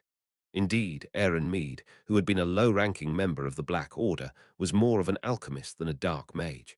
There are many alchemical practices related to dark magic as well, so they're not incompatible magical systems. If anything, they're related. So, it was a case of birds of a feather flocking together. It was absurd to dabble in forbidden alchemy without touching dark magic, or vice versa. If they were conducting research beyond the morals of the world, they would break all taboos. Hence, there were alchemical practices based on dark magic and dark magic based on alchemy. This case must be related to that. So, in your opinion, what do you think the Empire is up to? At my calm question, Harriet's eyes widened. How am I supposed to know that? Right. I had such faith in her that it seemed as if she would know all the answers as long as the topic was magic. Admittedly, it had been quite absurd for Harriet to act as an answer vending machine up until now. There aren't enough clues. Even if alchemy and dark magic are involved, the topics are too broad. They seem to be doing something nefarious with their magic, but what kind of magic could it be?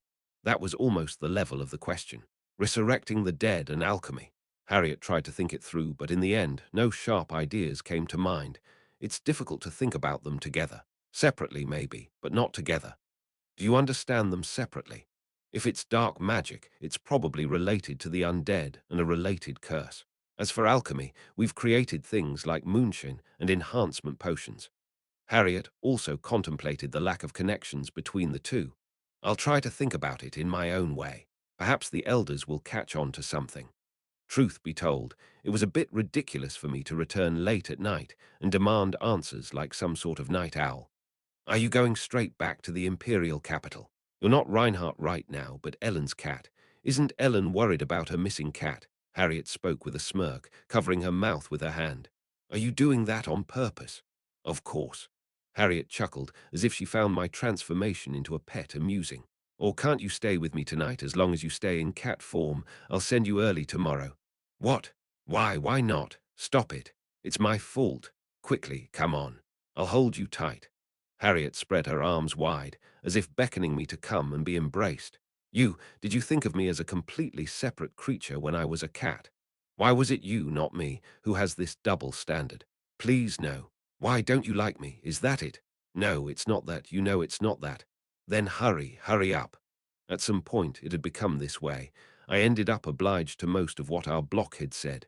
Originally, our human relationship wasn't like this, but at some point it completely reversed, and I can't do anything about it. What went wrong and when? In the end, well, that's how. I ended up receiving a lot of affection. Late at night, the Allied Forces base. Kernstadt Army Command Post. Louise von Schwarz was reviewing numerous documents by the light of a single lantern. During battles, Louise von Schwarz was busy with combat and command. In non-battle situations, she was occupied overseeing the overall situation of the army. Both mental and physical labor became more demanding the higher one went, making it difficult for anyone in the Allied forces to have proper rest. Busy with physical labor were Ellen Artorius and Seyvalin Turner. Busy with mental labor was the Emperor Bertus de Guardias of the Empire. But Louise von Schwarz was both a master-class warrior and a commander. Thus, it wouldn't be an exaggeration to say that she was the busiest person throughout the entire Allied forces. Heinrich von Schwarz had been watching Louise's busy state, even after the occupation of Sarandia. He had already reported on the situation at the Royal-class base, and Heinrich had already witnessed the losses brought on by this war. It was a wretched situation, but those who survived had to do something because they were alive. Now, Heinrich von Schwarz was peering intensely with his eyes, so much so that it seemed blood might appear in his eyes, although it was long past the time they should be asleep. In the command post tent, where only the two of them were present, the quiet sound of flipping through documents echoed. In truth, Heinrich's examination of the documents didn't necessarily speed up the work, but those documents provided an overview of the entire situation of the Kernstadt army. The state of the troops, the supplies, the provisioning plan, the minimum required amount of supplies for wintering, and so on. The very act of understanding those documents held meaning in itself. Louise glanced at the documents and then stared blankly at the side. Her eyes were focused, but her gaze was vacant. Louise now knew. Her son was weak at using his head. Dealing with numbers wasn't just about memorizing them. It was about deciding what was necessary, what was lacking, what was sufficient, and how to manage the limited resources and troops. It was also important to discern whether the reports from each unit commander were genuine. It was a task of reading between the lines of the numbers. Yet, Heinrich's actions seemed too instinctive, as if he was merely trying to memorize the numbers. His demeanor was too awkward and too adorable. Louise occasionally felt as if she would burst into laughter. Of course, she wasn't disappointed. Wasn't it enough to have at least one outstanding skill? There were plenty of people who had none. Heinrich wasn't acting this way because he knew he was the true heir to the Schwarz royal family. Nor was he behaving this way out of ambition or aspiration, as if he had to learn these things. He simply wanted to be helpful. Louise knew that it was just that one intention driving him. That's why the sight of him trying to do something he didn't know how to do was rather endearing. Why don't you go in and rest? You must be tired. I'm still fine. The lack of personal conversation between them remained the same. But little by little, something was changing. If things continue to change like this until the end of the war, maybe they could become a normal parent-child relationship eventually. Louise found that amusing. Neither of them could be considered normal, yet what they both ultimately wanted was something ordinary. And Louise still hadn't had a proper conversation with her son. My youngest. Yes, your friend's situation didn't turn out well. Louise had also heard about the situation at the Royal-class garrison. Although it wasn't something she needed to worry about, she knew Heinrich cared about that matter, so she had heard the news.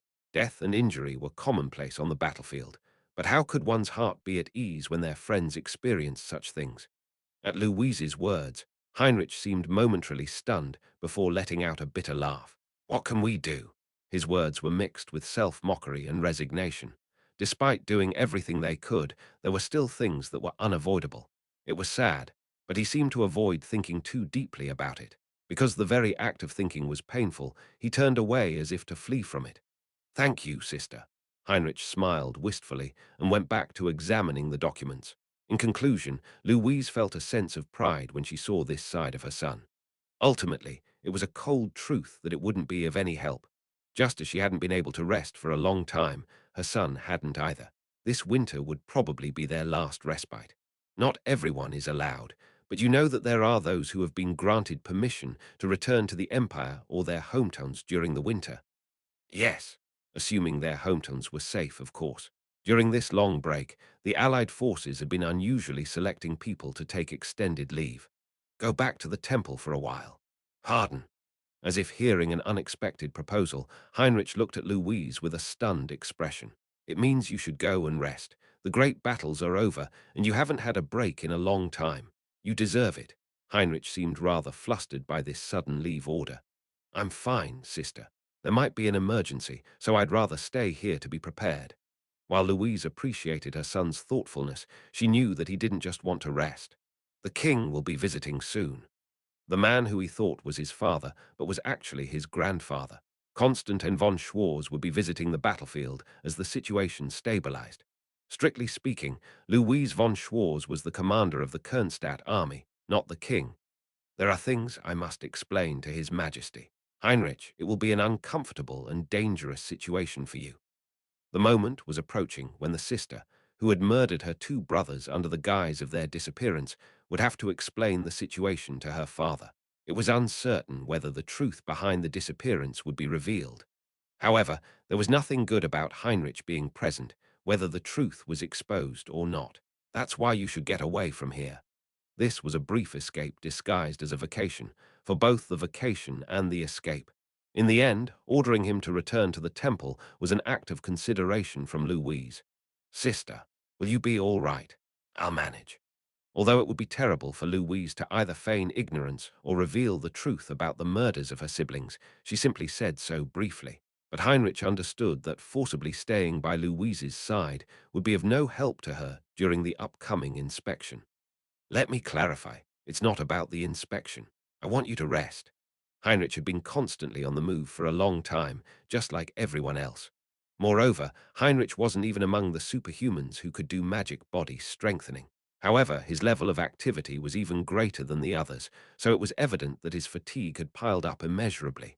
Louise vaguely thought, the temple. How wonderful it would be to see it with her own eyes just once. She longed to see the place where her son had spent his entire life. But her desires were like the wind, and she had a daunting number of duties to attend to. This winter, Heinrich would return to a place distant from the battlefield to rest. However, Louise von Schwarz's place was here. Who knew? After the war was over, there might come a day when she could personally set foot in the temple. Chapter 568, Alchemy and Dark Magic. Undead and Alchemy. I couldn't figure out the relevance between the two, and neither could Harriet. Initially, we decided to call the Sarkigar from the Allied forces base to the temple. Harriet planned to deduce any meaningful connections between the clues through a meeting with the Council of Elders, the Lord of Saturday, Antirianus, and the Lord of Friday, Luvian. Both vampire families had long been studying alchemy. Thus, we could somewhat guess what the Empire was planning through the vampire lords, whether Sarkigar breaking into the laboratory came first, or a highly probable inference emerged from the Council of Elders meeting. We couldn't know. Ultimately, we needed to find out what possibilities the Empire was exploring. If it could help in the war, that would be great, but it was also important to determine whether it would pose a threat to us later on. And then, after a long night, I returned to Ellen's room.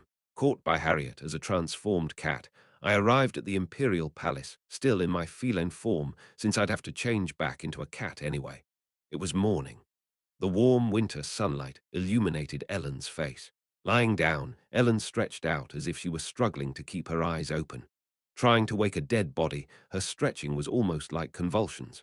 From head to toe, stretched out straight, Ellen began to shiver. Was she not going to break something while stretching like this? Was she having a seizure? Oom, uh.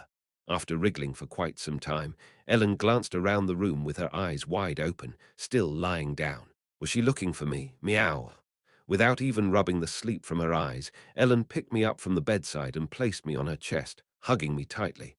Well, honestly, I'm getting used to it. This feeling doesn't even make me flustered anymore. I'm sorry. Sleep well. Meow. No, hey, was this the flow of waking up? Ellen closed her eyes and slept for another 2 hours. Ellen was as limp as a jellyfish. It was good to see her completely relaxed, but somehow, it was as if she had died. Ellen opened her eyes in a disheveled state and sat me down. She hugged her pillow without even properly washing up and stared intently at me. Despite her total mess, she was still human, and because of that, seeing her always sharp self now in such disarray, she was just adorable, without saying anything. Suddenly, she stroked my head and waist for a while. She poked my nose for a while. Suddenly, she opened her mouth wide and buried her face in my neck for a while.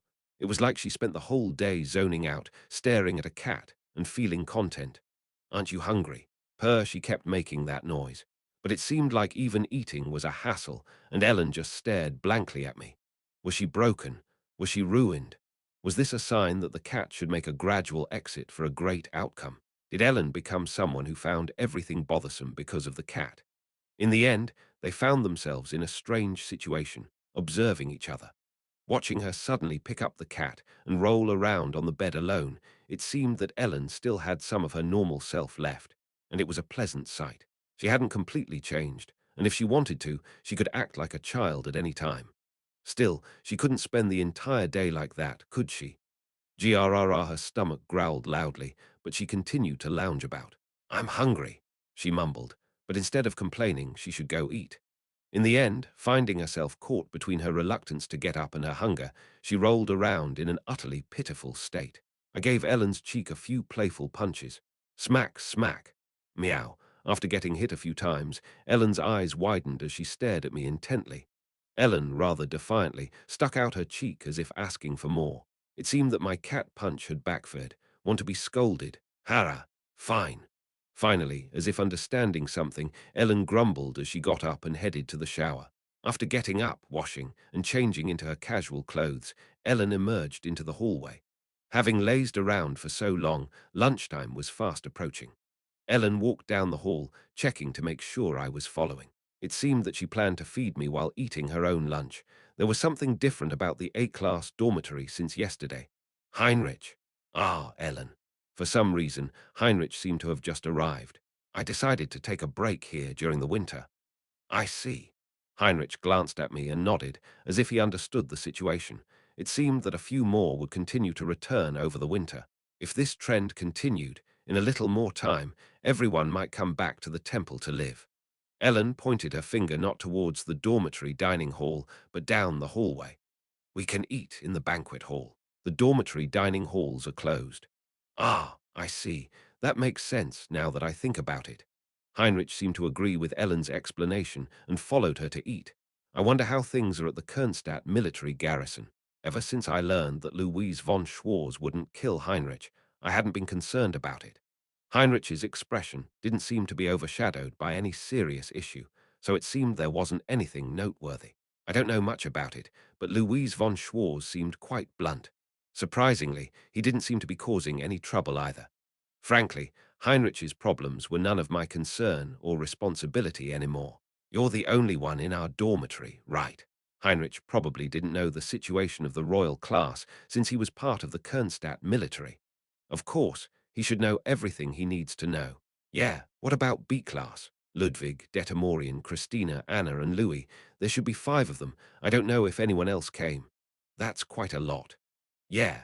Heinrich seemed quite surprised that the number of returning B-class members was as high as 5. Anyway, you must have really taken a liking to him. Heinrich alternated between looking at me and Ellen. He's cute, isn't he? Ellen walked quietly, then suddenly blurted out. At lunchtime, the banquet hall was devoid of the 3 researchers. They must have gone to the university research building after breakfast. Naturally, Ludwig, who was on guard duty, was not there either, nor could Detamorian be seen, as he was probably doing his own tasks. Heinrich tilted his head when he noticed that none of their classmates were present in the dormitory, despite there being 5 B-class students in total. Where did everyone go? Heinrich asked, sitting across from Ellen as he fetched his meal. Ludwig is doing guard duty. The other 3 seem to be working on some kind of magic research. As for Detamorian, he has his own separate tasks too. Ellen seemed to know what Detamorian was doing as well. Heinrich narrowed his eyes upon hearing this. Guard duty, with his condition? Yes. I hope he'll be all right, Heinrich muttered quietly, seemingly worried that even as a superhuman, Ludwig might not be well suited for guard duty with his current physical state. Ellen thought that there would probably be no situation dangerous enough for Ludwig. Although his combat prowess had decreased, as long as he could still do magic body strengthening and was as skilled as before, he wouldn't be defeated easily. In fact, Ludwig could likely perform the tasks of an entire guard squad with just his left arm, regardless of the overall guard level. His reputation for excellence wasn't unfounded. From the moment Ludwig was assigned, he would have been treated as an elite among elites. Heinrich finished his meal, and I ate the scrambled eggs Ellen had prepared for me. Accepting food from others had become so natural that it was starting to feel less significant, a dangerous thought. Anyway, Ellen and Heinrich were back.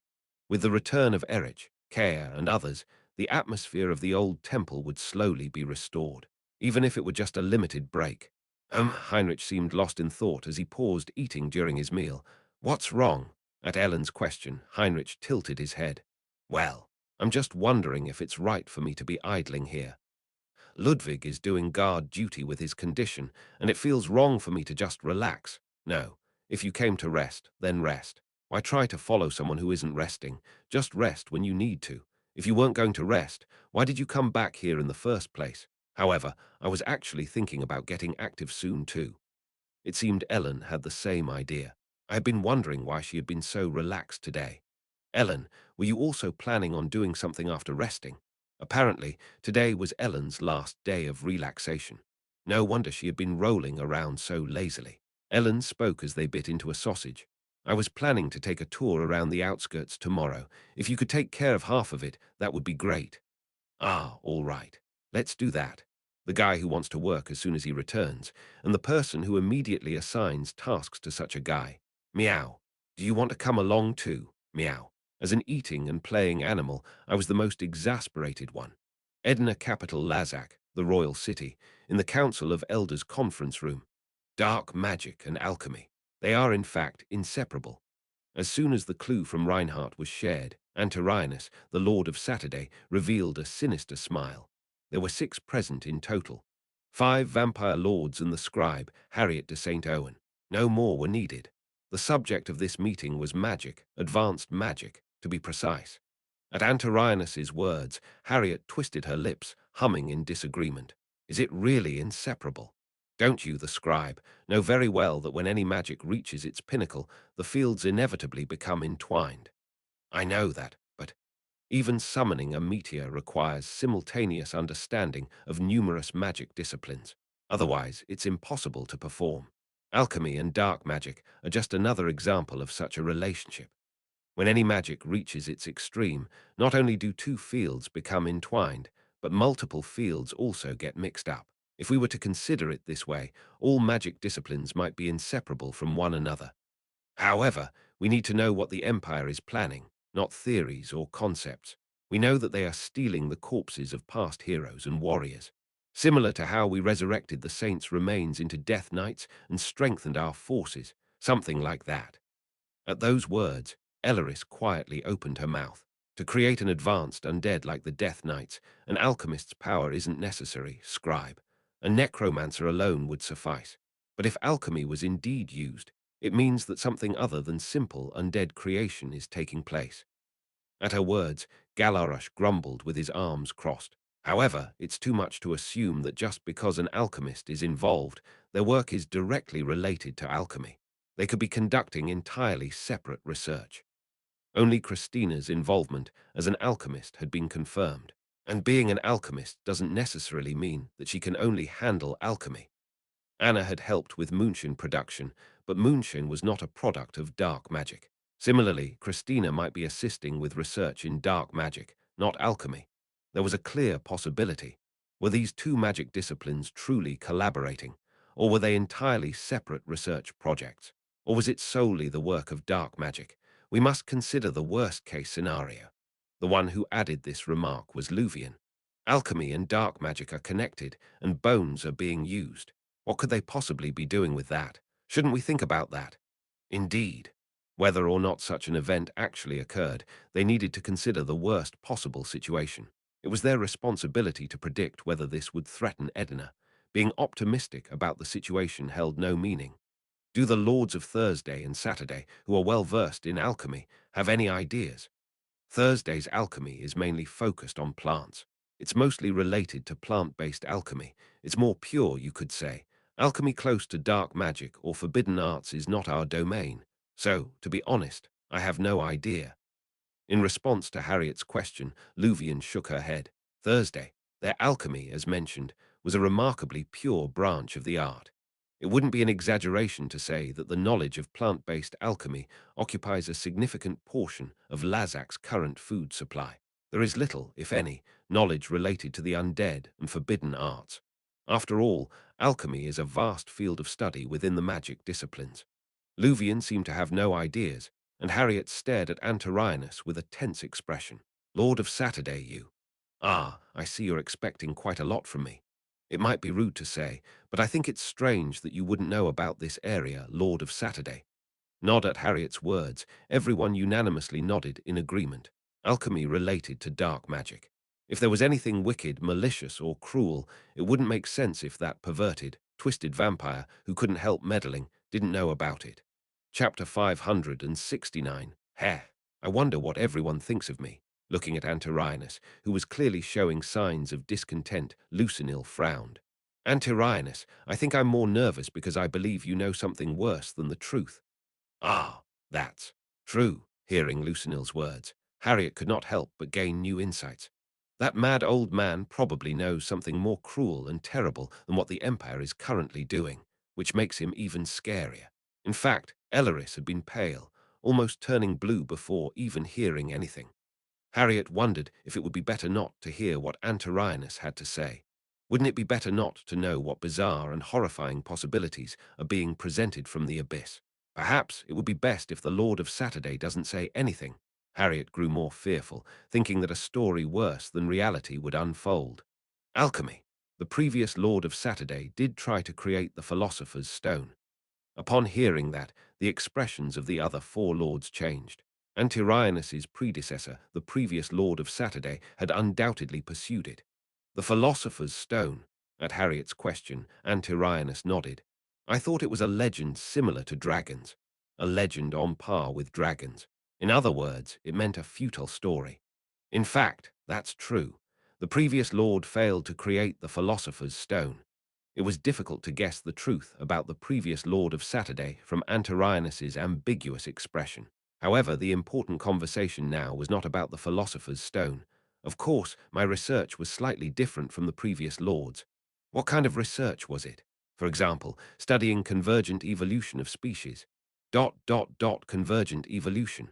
Yes, scribe. Harriet felt like she wanted to plug her ears.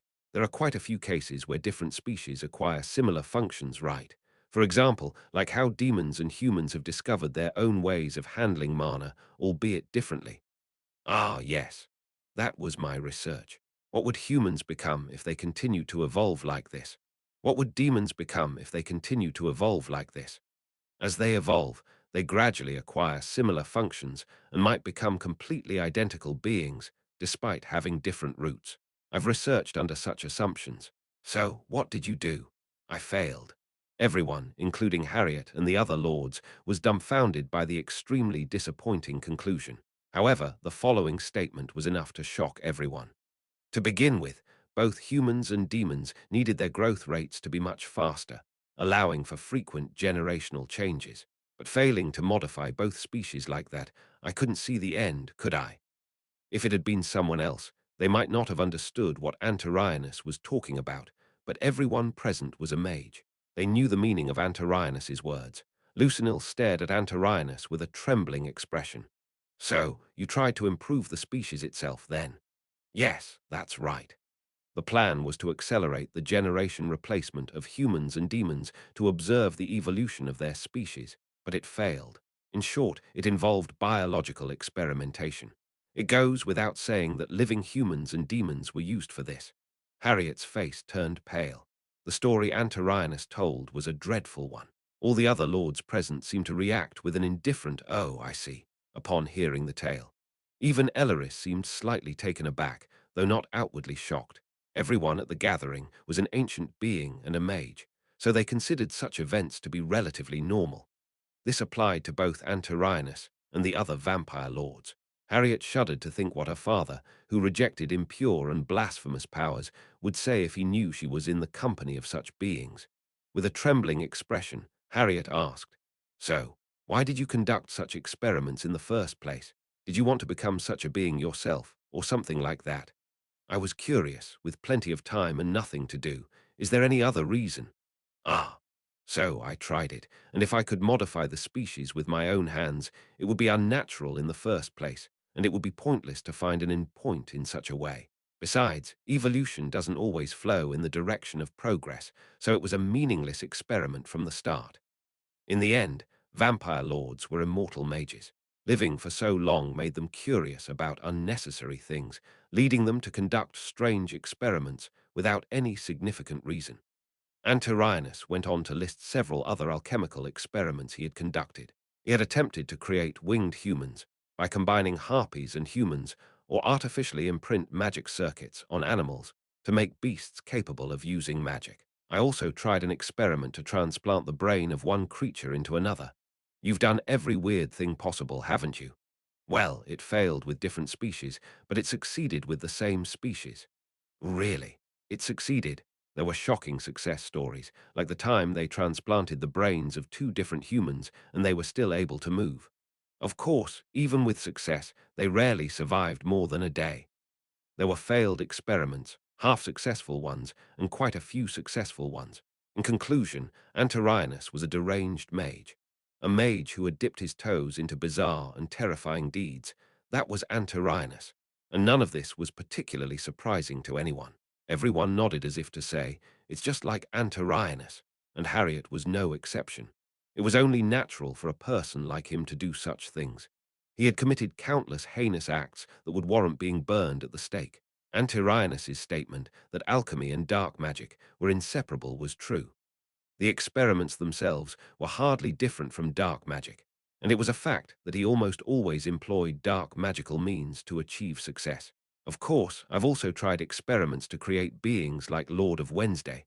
Antarianus looked at Lucinil with a cold smile and said, "A plague. You don't seem surprised. I thought you'd do something like this. No, it would be strange if you didn't. I am grateful that you recognize my fondness for the Lord of Wednesday." "Enough." Lucinil stuck out her tongue, as if she hadn't expected him not to do it. Harriet knew as well. Lucinil was originally one of the products of the homunculus experiment, a forbidden art among alchemy. When Harriet first found out that Lucinil was a homunculus, she was shocked. Not only that, but she was also a vampire. The fact that one could be both a homunculus and a vampire was already a miracle in itself. Ultimately, what I'm trying to say is that alchemy being a magic that deals with potions and elixirs is a misconception and prejudice from the start. The alchemy practiced by alchemists in the world is nothing but coarse magic. Hearing Antarianus's explanation, Harriet couldn't help but understand what he meant. Elixirs and potions. Alchemy was never that kind of magic to begin with. Only a level of alchemy that could be accepted by society was allowed, so the original meaning of alchemy was greatly diminished and faded. Originally, alchemy primarily dealt with forbidden arts concerning life. Even the word alchemy itself overly restricts the essence of the magic. Life experiments, in other words, chimeras, and homunculus, that was closer to the essence of alchemy. So, it was only natural for an alchemist to be involved in the magic of dealing with the dead, according to Antarianus. Alchemy was a magic that dealt with life. You approach alchemy in that way, so you say it's normal, But Antarianus's words are true. Lucinil nodded in agreement. Alchemy is a magic discipline that is even closer to black magic than black magic itself. Alchemy is closer to forbidden arts in essence. Dealing with potions and elixirs is extremely limited and specific in the system of alchemy, and it has overly narrowed alchemy down. So, you're saying that it's highly likely that the forbidden arts, including chimeras and homunculi, are involved in what the Empire is doing now. It would inevitably be so. Strictly speaking, the undead also belong to the category of things that move and live. So it was highly likely that the field of alchemy was being applied. So, do you know or not what the Empire is doing now? At Lucinil's question, Antarianus laughed and shrugged his shoulders. How could I know when I haven't seen it with my own eyes? I just meant to tell you that it's not strange for an alchemist to be involved. The question of why an alchemist is involved itself was already wrong. There was nothing strange about being involved. However, they're back to square one. Although it's not strange for them to be involved, they still don't know what they're doing. But it seems certain that the Empire is up to something. Lord, that's obvious, isn't it? To begin with, there was no one in the room who didn't know that the Empire was up to something.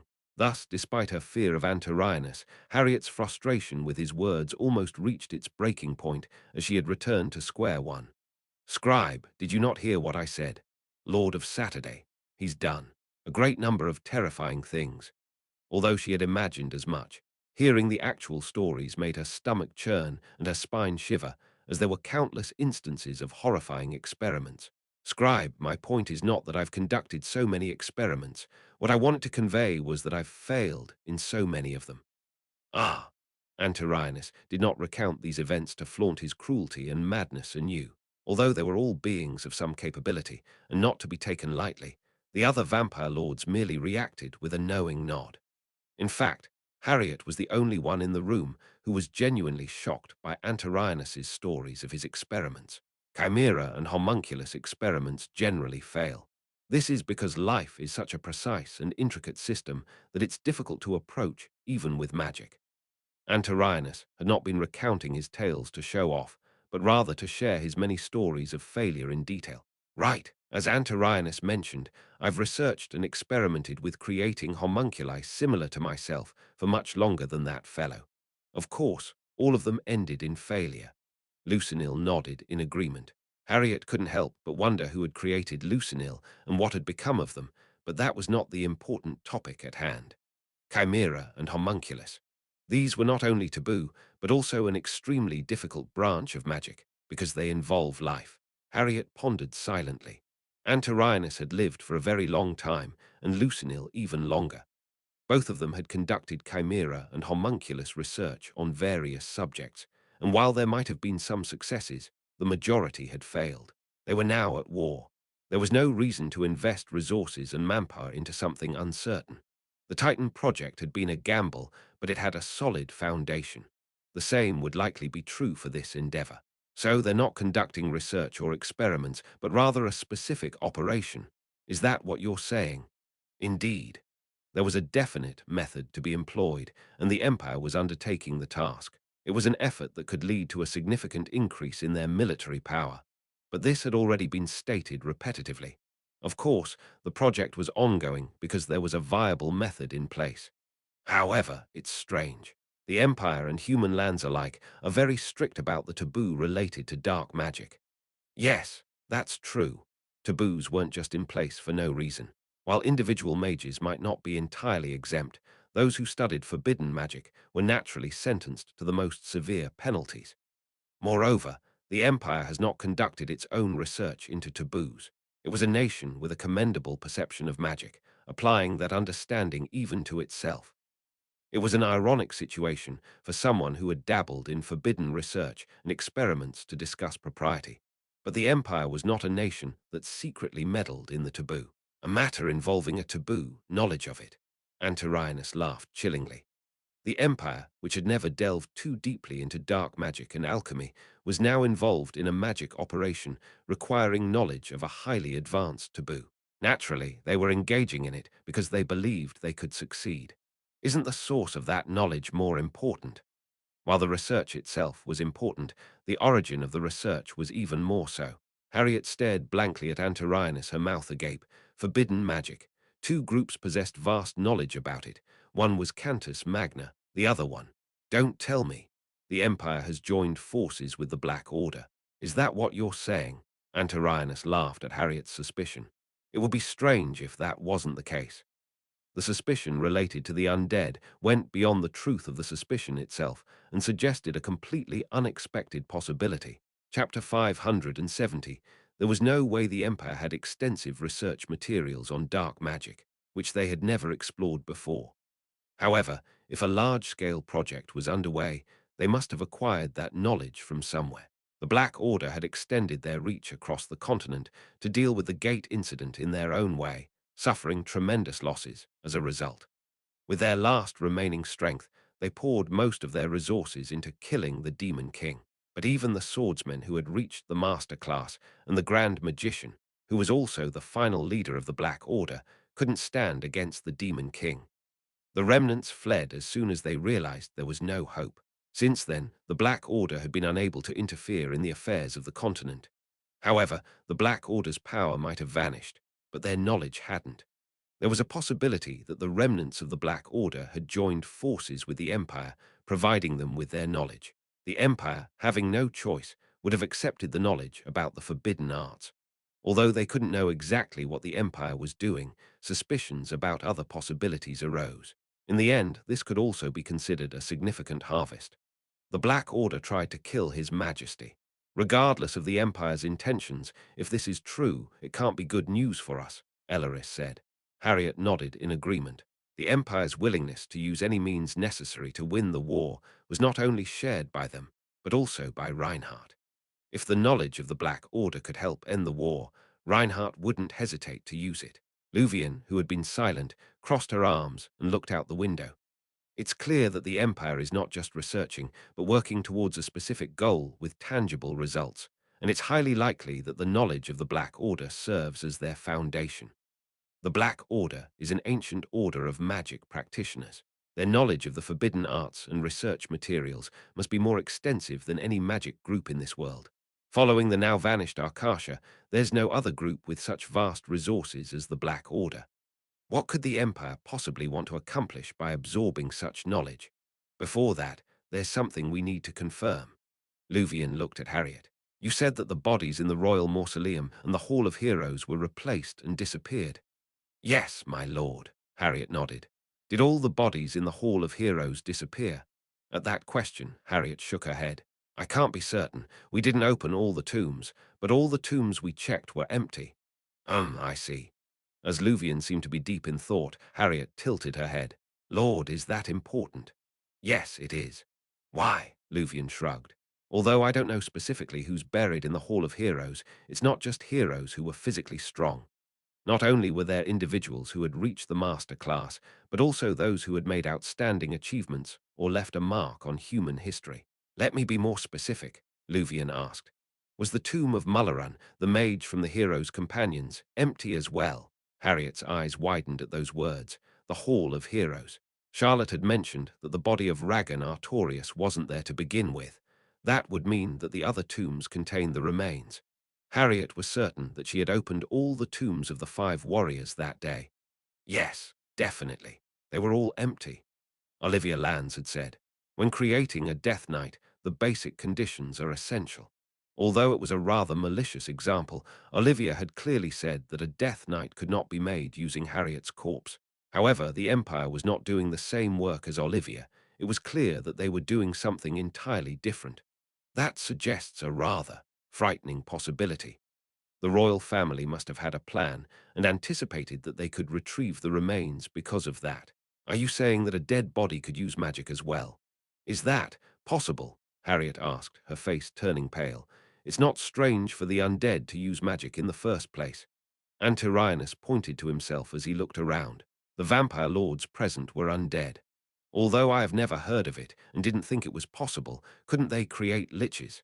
If they could resurrect dead warriors as Death Knights, then resurrecting dead mages as liches wouldn't be impossible either. It may be a magic that has never existed in the world, but that doesn't mean it can never exist. If the Empire can resurrect numerous heroes and mages from human history and deploy them in the war won't be the problem. Lucinil spoke with a stern expression. The Empire will possess greater military power than ever. If this assumption is true, although humanity has weakened, at the moment the project is completed, the Empire will be stronger than ever. Nothing was revealed in the Council of Elders meeting, and the suspicions only grew. So far, they had not paid attention to the identity of the missing hero's remains. There is circumstantial evidence that the Empire can create not only Death Knights, but also Liches. Only one of the missing mages remains, Mulleran, has been identified so far. That means there is a possibility that the remains of great archmages, who are in various places such as the Hall of Wisdom, were also retrieved. If they all come back to life as liches, and if they can use magic at the same level as when they were alive, the Empire would possess the most powerful army in history. Elleris spoke quietly. If the war ends and the Empire disbands that army, then I don't know. But if they don't, we cannot rule out the possibility that the army might target us. At Elleris's fearful prediction, Harriet felt goosebumps all over her body. That couldn't be. There's no reason for that. Where is the reason for them to give up such a powerful force? Although they are cooperating with each other now, they both know that this cooperation cannot last forever. Galarush spoke. Regardless of what the Empire is doing, we may need to destroy it before it's completed. Ending the war is a common goal. However, everyone knows that peace will not come to the world the moment the goal is achieved. Whatever the Empire is preparing, it may help end the war, but the problem is what comes next. In the end, it's a foolish act. After all of this ends, fearing what might transpire, we must contemplate destroying the very means that might allow us to conclude it all. If left alone, the war might end more easily. However, the means that easily resolved the war might destroy us afterward. So, should we foolishly interfere with it? The Great Demon War was caused by humanity's fear of demons. The Gate incident, too, was due to mutual fear and hatred. And now, once more, everyone is put to the test. Should we watch as our opponent wields immense power, or should we thwart their plans? If trust had been placed in one another, none of this would have happened. But just as the Empire couldn't trust Darkland, Darkland, too, couldn't trust the Empire. One should rest when it's time to rest, I thought. I thought so, watching Ellen and Heinrich, but it turns out I, too, didn't know how to rest. Considering Heinrich announced he'd take a lap of patrol around the imperial capital as soon as he returned, it seemed like he didn't come to rest in the first place. Looking at it now, the most dangerous place might not be the Alliance Army's garrison with troops on constant standby, but the imperial capital. The security of this place and the surrounding areas was undoubtedly the worst. In that case, it might be better to secure the safety of nearby areas during the winter. Ellen and Heinrich seemed to be planning to take a lap around the outer districts. Ellen would cover half of the circuit from the northern end to the west. Heinrich would cover the other half from the southern end to the east. It was a simple agreement. Be careful of the ones immune to fire. I will. At the entrance to the temple, Ellen and Heinrich exchanged short words before parting. This wasn't an agreement with the guards, but rather a voluntary mission. They weren't taking any legal action in the refugee residential area, but instead would sweep away any dangerous monsters in the outer districts and return. Ellen stared at me, who had followed her outside the temple. To avoid recognition, Ellen wore her robe hooded. After contemplating whether she could take me along, Ellen eventually embraced me. Let's go. Meow. Just as Heinrich could control fire, Ellen could also harness Lapelt's flames to eliminate monsters from a distance. As if going for a walk, she carried me lightly in her arms and headed north along the imperial capital. A few days had passed since Ludwig was assigned to the 17th Refugee Residential Area Guard Unit in the southwest of the imperial capital. Ludwig couldn't be treated as a mere guardsman, and he wasn't officially a guard now, either. He had even heard that he could quit whenever he wanted to. It wasn't because he had lost an arm. Beyond being a former Temple Royal class, he was a superhuman who far surpassed ordinary guardsmen. Furthermore, he was a veteran who had joined the Alliance Army and continued to dedicate himself to the security of the imperial capital, even after being sent to the rear. Therefore, Ludwig was highly valued for his efforts, despite his current state, rather than being treated as receiving a golden parachute. Ludwig wanted to be treated as a simple guardsman, but everyone treated him with respect regardless of his temporary rank. This included the captain of the 17th Guard unit to which Ludwig belonged. However, right now, Ludwig was facing the troubled expression of the captain of the guard at the 17th Division headquarters, one of the few intact buildings in the refugee residential area. Are you talking about joining the subjugation squad? Yes, sir. Um. At Ludwig's words, the captain couldn't hide his troubled expression. Ludwig had been assigned only a few days ago and already wanted to take on a different mission, a subjugation mission, patrolling the outskirts of the imperial capital and fighting monsters directly as a member of the guard. Ludwig told the captain that he wanted to take on that mission, since the subjugation squad was not under the jurisdiction of the 17th Division, but belonged to a completely different command structure. Ludwig was essentially requesting to be transferred to a different unit altogether. Your help is needed here as well, Ludwig. Don't you know that? Yes, I'm well aware. I thought you had understood that the work here isn't to be taken lightly. It's not that I'm ignoring the work here, it's just. Ludwig wasn't saying this simply because he wanted to fight monsters. While all the Imperial Capital guards were short on manpower, it was true that the guards in the refugee residential area were especially lacking, and Ludwig was indeed needed. Ludwig wasn't disregarding the work on this side. The work here is too difficult for me. Crime. When dealing with crimes involving humans, immediate judgment and action were frequently required. It was practically lawless, and even the guards themselves were often attacked. Over the past few days, Ludwig had witnessed several instances where the immediate action taken by the guards was summary execution, without any proper trial or procedure. Because public order was extremely unstable, the autonomy given to the guards was ensured to an excessive degree. In such situations, Ludwig found it difficult to take immediate action. Was his judgment correct? Ludwig couldn't be sure. In a fight against monsters, such judgment wasn't necessary. Monsters were evil, so they needed to be killed. But whether the refugees who committed crimes were truly in the wrong or not, and whether they should be forgiven because they had no choice, he couldn't tell. His actions might lead to the death of an innocent person, or a wrongful judgment might land someone innocent in prison. The work wasn't worthless. It was just too difficult for him. Ludwig knew his judgment wasn't the best. He might make the wrong decision. That was what weighed heavily on Ludwig. Fighting monsters might be physically exhausting, but it didn't cause headaches like this. That's not possible. Don't you know that the higher-ups won't accept your request, Ludwig? This position had been arranged by the Emperor himself. He couldn't possibly be allowed to leave the safer position that had been created for him and go to a dangerous place instead. Being placed, there was not a form of golden parachute for Ludwig, but he wasn't entirely free from that position either. So Ludwig couldn't leave this position. If he continued to reject the Emperor's goodwill, he could even be exiled to a remote chapel. He might not even be able to do this job anymore. Understood. In the end, Ludwig had no choice but to stay in his current position and trust his uncertain judgment. Chapter 571. Ludwig never enjoyed slaughter. To be precise, he feared it. Still, Ludwig fought because he believed it was something he had to do. That's the kind of person Ludwig is.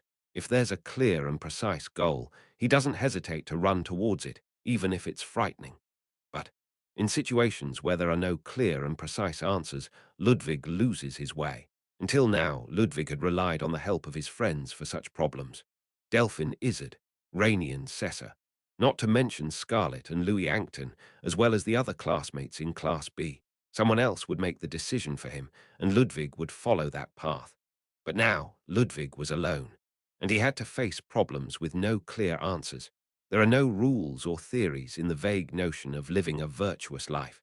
That's why Ludwig couldn't tell which among those living in despair he needed to raise his hand against. There had never been a reason to establish such a thing before. Ludwig's sense of justice was solely about punishing blatant evil. The mastermind of all these troubles, the Demon King, the monsters that seek to destroy humanity. In the presence of clear enemies, Ludwig's unbreakable will shone brightly. But in places like this, in the refugee zone filled with people fighting to survive in chaos, neither good nor evil, Ludwig couldn't tell what to choose. Ludwig thought the battlefield was dreadful. Give me just one more piece.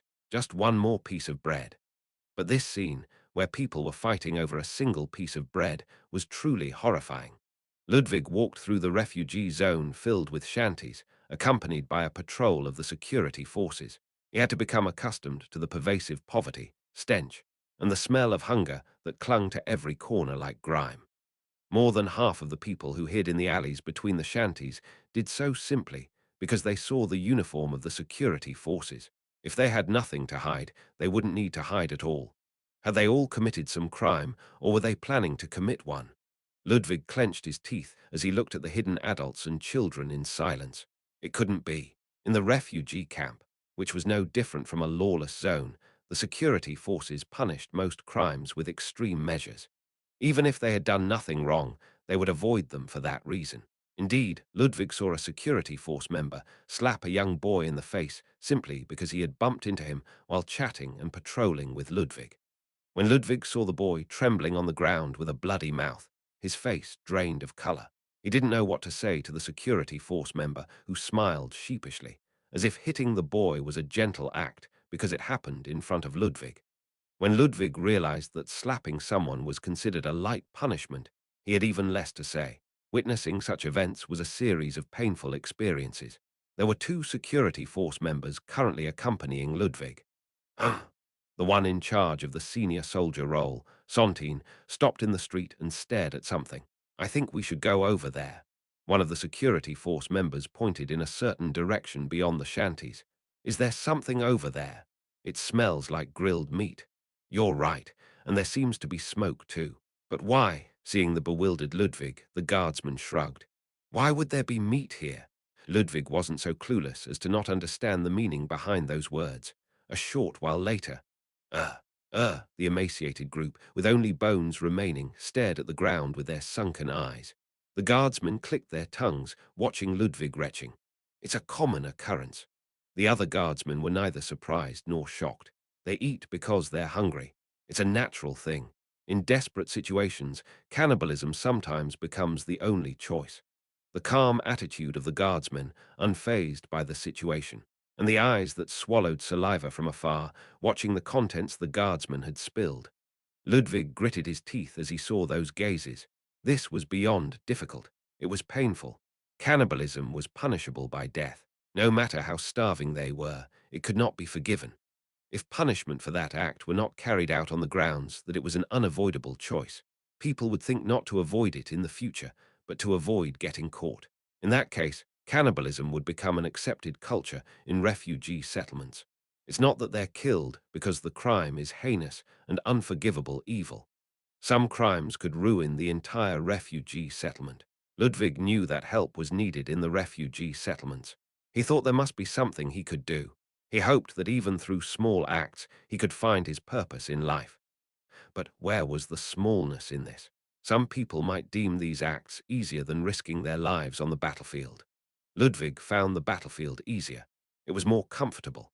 In this horrifying place, where everyone became each other's enemy due to the single enemy called hunger, it was the most challenging job for Ludwig. He wanted to run away. For the first time in his life, Ludwig harbored such thoughts. Ludwig saw and felt how absurd it was for the military not to starve in the Allied forces base. He couldn't help but understand why the Allied forces' regular soldiers continued to be replenished. Because they wouldn't starve to death before being trampled by monsters. The soldiers at the Sarandia Allied forces base would undoubtedly live comfortably during the winter. He couldn't help but feel how important that eating was in the matter of sustenance. There was only one problem: starvation. But the numerous derivative problems caused by that issue didn't end with cannibalism. What is this? I don't know. Looking at the object, something made of bone fragments haphazardly connected, which Sontin had found while searching a shack, Ludwig felt an indescribable disgust. He couldn't even tell what bones they were. A guardsman who sensed something strange from the murmurs of many people in a corner of the shack had entered and brought out the object. 7 people in the small shack were praying to this bone fragment idol. Naturally, it didn't resemble the holy symbols of any known gods. Heresy was rampant. It was impossible to treat the hero religion, which believed in Ellen Artorius, as heretical. However, not only the hero religion, but also strange superstitions of unknown origins were occurring throughout the refugee settlements. Are they worshippers of the demon god? One of the guards asked, as he looked down at the trembling heretics who knelt before him. "Oh no, we believe in our Saviour, Estar, who will soon manifest before us." They were heretics who believed in an unknown deity. "Salvation is near." Ludwig seemed to lose all his strength. "What shall we do with them? There's no need to kill them all." Did this mean that they would spare some of them? Thunk, ka, kuk. It turned out they meant to kill just one. "Do not believe in heresy." The guard left those words behind and turned away. It wasn't a law that sentenced them to death, just one guard. People's lives hung in the balance, dependent on the guard's judgment. Damned bastards! Divine retribution will come. As Ludwig and his comrades turned their backs, curses rained down upon them. The other guards didn't even react, as if they were used to it, and left their posts. It's better not to think of them as human beings. The senior guard who had been judging whether to kill or spare the refugees, Sontin, who was equivalent to Ludwig's superior, said so. It's better to think of them as insects. But still, how can?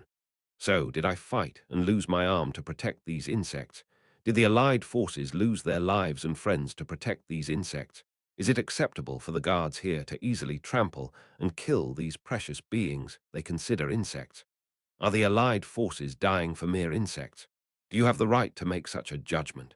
Ludwig wanted to explode with anger, but he couldn't bring himself to say those words. What else can be done? Everyone knows that if their hunger were resolved, none of this would happen. But isn't it because they can't solve the problem that all of this is happening? The answer is simple, but there is no path to that answer. If you don't think like that, you won't be able to do your job. Sontin looked around. He spoke quietly, looking at the hiding adults and children. "We may think of them as insects, but they see us as monsters. Monsters that kill insects. That's all the guards were in this place. Don't approach them carelessly. There have been countless cases of people who got too close and ended up dead. The guards are a collection of monsters. The refugees have no reason to like the guards who treat them worse than dogs. Countless guards have died, thinking themselves different from the others, showing compassion, only to be stabbed in return. Just as the guards execute the refugees on the spot, the refugees kill the guards as well. The guards treat the refugees harshly, and the refugees take revenge on the guards, leading the guards to take even more extreme actions. This vicious cycle of hatred was the current situation in the refugee camp. Ludwig nodded to Sontin's words, his expression heavy. A well-crafted law is not necessarily maintained. As long as there is power to uphold the law, it can be maintained. It doesn't matter if the standards are vague. It doesn't have to be fair. Even if the law becomes so vague that it can no longer be called a law, it doesn't matter. No matter how fair and noble a law may be, without the power to enforce it, a powerful authority, it is not a subject of trust in the first place. And so, the foundation of the law itself lies in power, not in the perfection of the law. The refugee district blatantly displayed this reality. The situation, which merely suppressed the refugees with violence, was bound to reach a breaking point someday. If someday the anger and hatred of the refugees surpass the threshold that can be suppressed by force, the authorities will be overthrown. The law, having lost its only supporting force, will become meaningless, and chaos will ensue. Starvation, cannibalism, heresy, murders by the guards, and attacks on the guards. Whack! Die, you devil scum! Ludwig caught a fist-sized rock flying towards his face with his left hand and looked at the boy who disappeared into the alley, spewing words of hatred. Startled by Ludwig's reflexes, Sontin quickly calmed down and stared at the alley. "Shall we chase him? It's all right. I was the one attacked after all." These days, even a moron can be a guard. Hearing the echo of the boy yelling at him from the alley, Ludwig bitterly laughed. Not only those who attacked directly, eyes peering from the corners of gambling dens and alleys. He could feel the murderous intent and hatred mixed in those gazes. No matter how arbitrarily the guards beat and killed someone, they didn't punish the gazes themselves. It wasn't because they couldn't make those eyes pay for their sins. It was because they couldn't kill all those who had such eyes, as it would require destroying the entire refugee district. Ludwig shook his head while holding the rock that had flown at him. If he got used to this job, he would have to kill refugees like the other guards. After his probation period, Ludwig would have to participate in such private punishments. Could he do that? Was it even the right thing to do? No matter how much Ludwig thought about it, he couldn't handle such a job. Fighting wasn't allowed, and all he could do was maintain order by beating and suppressing the helpless under the pretext of keeping the peace and sometimes meting out summary executions. It might be better to return to the temple and stay quietly confined to the dormitory, or perhaps look for other things he could do elsewhere. In the end, Ludwig couldn't help but reach such thoughts, but leaving this place wouldn't make its tragedy disappear. Turning away because it's hard to endure is not the right thing to do. He couldn't know what was right, but Ludwig couldn't help but know that one thing. Patrolling was, quite literally, walking around various places, detecting abnormalities in the streets, and taking action on the spot. The patrol led by Sontain, who guided Ludwig, didn't only involve violent acts that killed refugees, retrieving abandoned corpses in alleys and identifying the deceased, mediating minor disputes to prevent them from escalating into violence, watching for thieves at locations where food was distributed, listening to the refugees about the street conditions and checking for overall situations or organized crime groups in the area. There was even the task of safely returning a lost child crying on the street to their parents. Many refugees were afraid of and detested the guards, but not all of them. If only we did tasks like these, it would be fine. Ludwig smiled as he watched a child, holding their mother's hand, wave wildly at him as they walked away. Executing refugees was an extremely extreme situation, and it wasn't a frequent occurrence. There were trivial matters and important, necessary tasks to be done. Not every task was perilous. Ludwig walked the streets with Sontin until their patrol was nearing its end. That area is off limits. No need to patrol there. There's a barrier. Ludwig saw a cordoning line within a certain alleyway. It seemed an entire area had been closed off. Within the cordoned-off area, Ludwig quietly observed grey smoke rising into the sky. A fire was clearly burning. Is there a reason for the cordon? There's an outbreak of infectious disease. An infectious disease. It's common. Epidemics break out fairly often. Isn't it dangerous, with people densely gathered like this, if an epidemic spreads? Even with the cordon in place, if the disease started spreading, it would create a massive problem. Not just one or two people dying, but thousands would perish. No, the epidemic itself wasn't even the issue. Shouldn't the priests come? It was the priests' role to cure diseases. Even if they lacked the capacity to heal one or two wounds, priests should be deployed for major issues like epidemics. However, the priests did not come. Only the area with the outbreak was closed off. In response to Ludwig's words, Sontain quietly stared at the smoke rising from the sealed-off area. It was undoubtedly the smoke from burning corpses. The power to heal diseases is the divine authority of the gods of purity, Tarn. Then the priests of Tarn, many have died. Pardon, you know what treatment they receive now. Ah, people hate not only the priests of Tarn and Als, but all priests of the five great religions, as the situation worsens. The two gods who granted relics to the demon king. The persecution of their faiths had intensified since the gate incident. Priests would come for epidemic treatment and refugee relief activities, but the hatred towards them had already gone too far. Those in need of help hate those who would provide it. Thus, even amidst raging epidemics, the moment the priests of Tarn entered the massive refugee area, they had to worry about leaving alive. Ludwig could only learn from Sontain's words that countless priests had indeed died. That's why the priests couldn't easily enter the refugee area. The epidemic was left unattended. Of course, they must have requested cooperation from the Holy Knights, as it would inevitably become a major issue if left unchecked. So, priests with concealed identities will handle the epidemic purification activities. The response may be delayed, but it's not neglected. I see. To save people, one must even hide whom they serve. Let's finish our patrol here. You can go straight home. I'll report to the captain of the guard. Ah, all right. Good work. Ludwig, sir. Sonting quietly called out to Ludwig, who was about to leave. You don't need to do things like this, implying that he was not suited for such tasks, that someone who had returned from glorious deeds didn't need to engage in such miserable and repulsive tasks. Ludwig couldn't respond to those words. Ellen and Heinrich decided to patrol the outskirts, dividing their efforts between the north and south. In short, Ellen couldn't even step beyond the main street. With a pale face, Ellen hurriedly returned to the temple and gently placed me, who she had been holding tightly, onto the bed. Meow, although Ellen was wearing a hood to conceal her face, everyone had seen her holding a cat. Honestly, it wasn't entirely unexpected. As they walked along, the children would ask, "Sis, can't I have that? Can I have it? I'm hungry." Ellen's face turned pale blue as the children persistently followed her. At least it was just the children. When adult men and women began to approach with their mouths watering, Ellen hastily turned and walked away. Chapter 572. Ellen had never imagined that her small and adorable cat could be considered as food by someone else. She wasn't ignorant of the hunger issues in the refugee camp. However, since the gate incident, Ellen had been repeatedly deployed and returned from the battlefield through mass teleportation.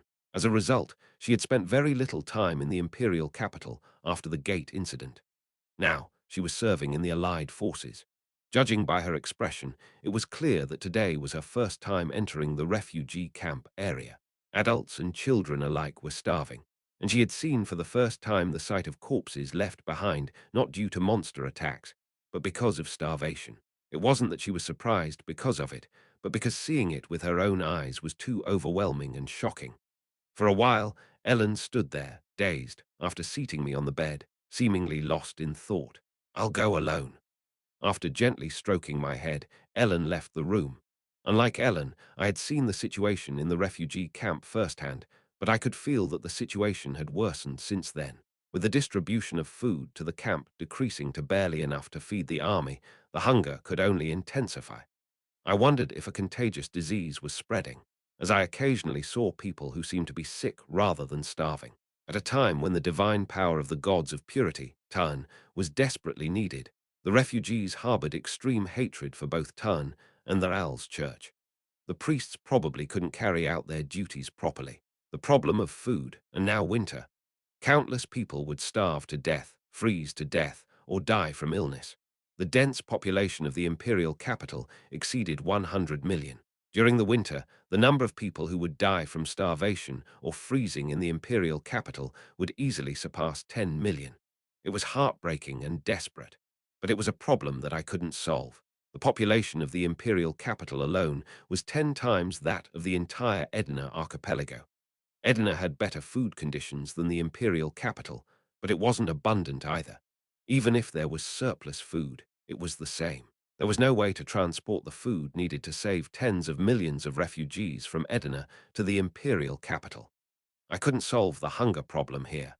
What I could do, or at least try, was to reach the end of the gate incident. I would have to think about what came next at that time.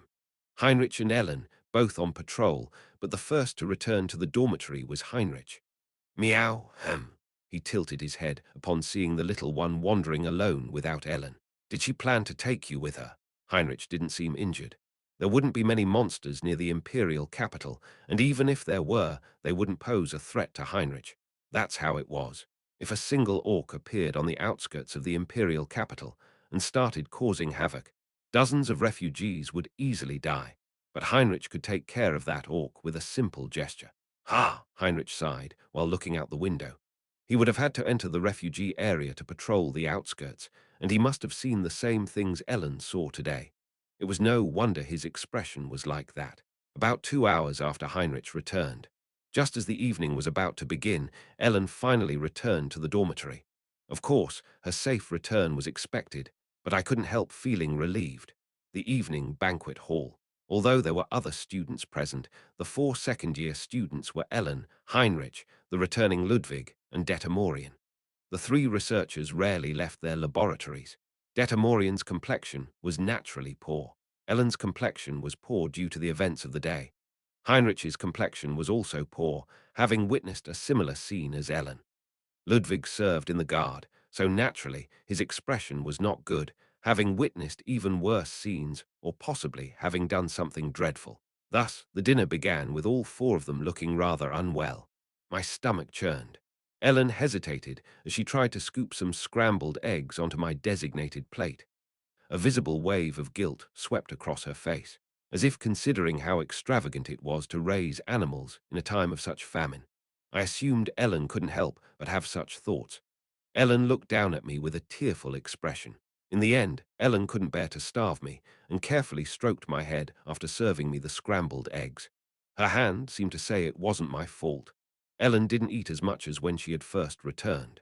Feeling guilty about providing food led to feeling guilty about eating as well. She probably knew that eating well and resting were right for people. It's just hard to accept. How was the patrol? I couldn't cover the entire area because it's too wide. It was Heinrich's question. It wasn't a problem, maybe because I didn't go too far. How about you? Same here. I felt a bit empty for not being able to do anything, but I guess it's rather fortunate. Yeah. The two had been on the move to check the situation on the outskirts of the wasteland. If the two of them had returned after slaying a bunch of monsters, there would be no reason to rejoice. That would mean the outskirts were teeming with danger. Therefore, it was better to have no results. It seems we're not the only ones who thought of this. Ellen cocked her head at Heinrich's words. It looks like the Empire wants to ensure the safety of the wasteland during the winter, given the favorable situation at the Coalition Army's base. They seem to be operating large-scale extermination squads. That's fortunate. Indeed, the Empire would undoubtedly have the same thoughts as these two. While they couldn't save people from starvation, they could at least secure the nearby wasteland areas to eliminate the threat of monsters. Ellen and Heinrich seemed to be considering volunteering for extermination squad missions, patrolling the outskirts of the wasteland and hunting down monsters. Of course, Ellen shook her head after pondering, saying it didn't seem possible. Bertus wanted Ellen to rest during the winter, and volunteering for an extermination squad would obviously not be permitted. Heinrich also couldn't participate in the extermination squad for similar reasons, so both decided to move separately. More help couldn't hurt. If there were dangerous monsters roaming around, they could eliminate them, and if not, it would mean the wasteland was safe, which couldn't be a bad thing. Both seemed intent on venturing further out tomorrow. Why couldn't they just rest a bit? Heinrich clicked his tongue briefly. The problem is the food supply. Famine, not monsters, was now the imminent threat to the refugees. While the appearance of a monster in a refugee camp would quickly kill hundreds of people, starvation would slowly kill millions. Everyone knew what the real enemy was. However, what cannot be defeated cannot be killed. A monster could be killed, but there was no way to kill hunger. In the silence, Ludwig struggled to eat with his left hand. As the Allied forces took a break, King Constantine von Schwarz of Kernstadt went out to inspect the situation. However, what was important to the king was not the inspection, but the whereabouts of his two missing princes. Louise did not think lies would work on the king. Even her close aides were suspicious about the prince's disappearance, and King Constantine von Schwarz of Kernstadt had already received a report long ago. He would have thought about it in his own way and tried to infer the truth. In a situation where only Louise and Heinrich from the Schwarz family had survived, the king could well predict what the king would suspect. Louise didn't make excuses. They wouldn't work. She didn't say it couldn't be helped. It was an unjustifiable act, so she said it directly. I killed them.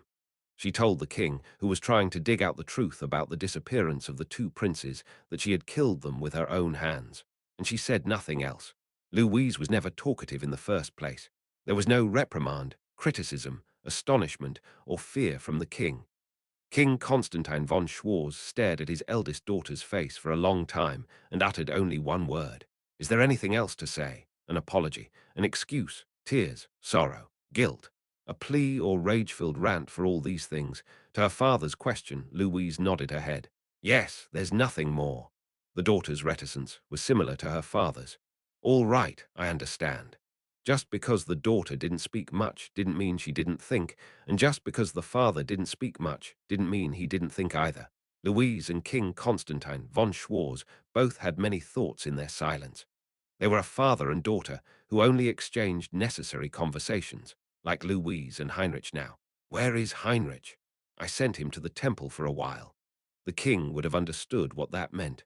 Knowing that unnecessary trouble might arise, Louise had sent her son away for his safety. King Constantine von Schwarz said nothing about his eldest daughter's actions, which had killed his two sons. His daughter offered no excuses. Only they could know what the other was thinking. There were relationships that understood each other without conversation, and there were relationships that could not understand each other without conversation. The princes died because of Heinrich. The two of them had the first kind of relationship. Both had sons, both had mothers. For Heinrich von Schwarz, 4 other princes had to die. At those harsh words, Louise calmly said, If they hadn't all laid a hand on my son, they wouldn't have died. A sharp response came back to the sharp words. The two princes who tormented young Heinrich burned to death at the hands of Heinrich, who had awakened his supernatural powers. The two brothers who tried to assassinate Heinrich died at the hands of Louise. They should have left Heinrich alone. As sharp words went back and forth, harsh words might follow, and eventually something irreversible might be said. But Louise had made up her mind. No matter what she heard, she had decided to protect her son. That's why Louise looked at the silent king. I thought you would know sooner. Yes, Louise couldn't help but be taken aback by Constantin von Schwarz's words. I thought it would happen sooner. I thought you'd intervene with your siblings a bit earlier. Louise had never considered that her father would think that way. Constantine von Schwarz had always believed that it was bound to happen someday. Children do not understand their parents. Parents do not understand their children either. But it is more common for parents to know their children slightly better than the other way around. That's why Constantine von Schwarz considered it inevitable that this had to happen. He couldn't accept it as natural, but he couldn't help but think it was unavoidable. You were either less wise than I thought, or you trusted your siblings more. Even without Louise explaining, Constantin von Schwarz was already predicting what had happened within the alliance that led to this situation. The ambitions of his children, jealousy and envy, and their foolishness, and Louise's guilt and love for her son. It was bound to happen eventually because of all that. Did you love your siblings? Louise couldn't answer. She couldn't say she loved them, nor could she say she didn't. As she shed tears, mixed with unutterable sorrow, self-loathing, and guilt, without even making a sound. Seeing her daughter, whose tears flowed down her cheeks but couldn't be wiped away. Her daughter, who couldn't help but let the tears she had held back in front of her son flow in front of her father, clenching her teeth. Well, if that's the case, that's enough. The father couldn't forgive his daughter for killing her siblings, but he had no choice but to accept it as inevitable. Regardless of the real reason, Louise assisted the king with the inspection of the Kernstadt army, which was the original purpose. They discussed the army's status, strength, and supply situation. And after the report was over, Constantin von Schwarz said the same thing to Louise as she had said to Heinrich.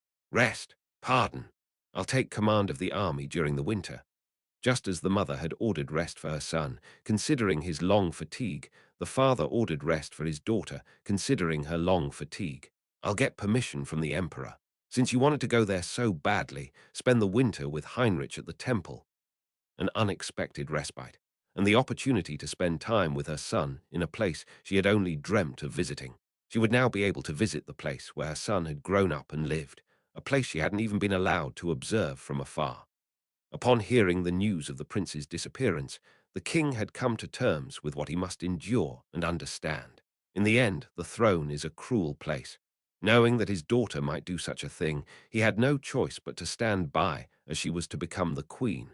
What mattered was the heir to the throne. Now that the event he had anticipated, but didn't know if it would occur, had become reality, he must have thought that they should at least try to fix what was left. There might be no reason for the remaining people to continue suffering, he might have thought. The king's actions were not understanding, but resignation. And knowing that, Louise couldn't help but feel even greater guilt. Chapter 573. Ludwig headed towards the 17th District Guard again the next day. While Heinrich and Ellen had the freedom to patrol the outskirts of the imperial capital on their own, Ludwig could not do such a thing, nor would it be permitted. He might feel a sense of deprivation, but he was not oblivious to the difference in their absolute abilities. He could not dare to overstep the tasks Heinrich and Ellen could do. So Ludwig headed towards the guard. It was a difficult and painful job, but even in that line of work, he could find small tasks he was capable of doing. Even such little tasks as returning a lost child to their parents' hands were certainly not meaningless. Hoping for such tasks, Ludwig went to the guard. Ludwig, sir, we have an important mission for you. An important mission. A task suited for you, Ludwig. A task suited for him. Both the archer Sontine and the captain of the guard respected Ludwig. However, they were also aware that Ludwig could not handle witnessing the cruel acts of the guards in the refugee camp. A task suited for Ludwig. Your task is to escort. With a baffled look on Ludwig's face, the captain of the guard spoke softly. An escort? Aren't you aware of the epidemic? Yes, I saw it yesterday. For the purification process, a priest has been dispatched, an epidemic. And purification, Ludwig's eyes widened. Please escort the dispatched priest. A task to eradicate the epidemic, a task absolutely necessary to save people.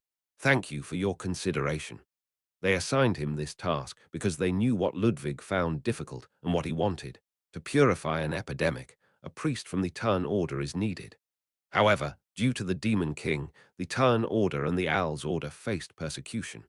In such circumstances, it was impossible for priests of the Turn Order to move openly, even if they had come to treat the epidemic. Not only the followers of Turn faced persecution, but the priests also suffered worse fates.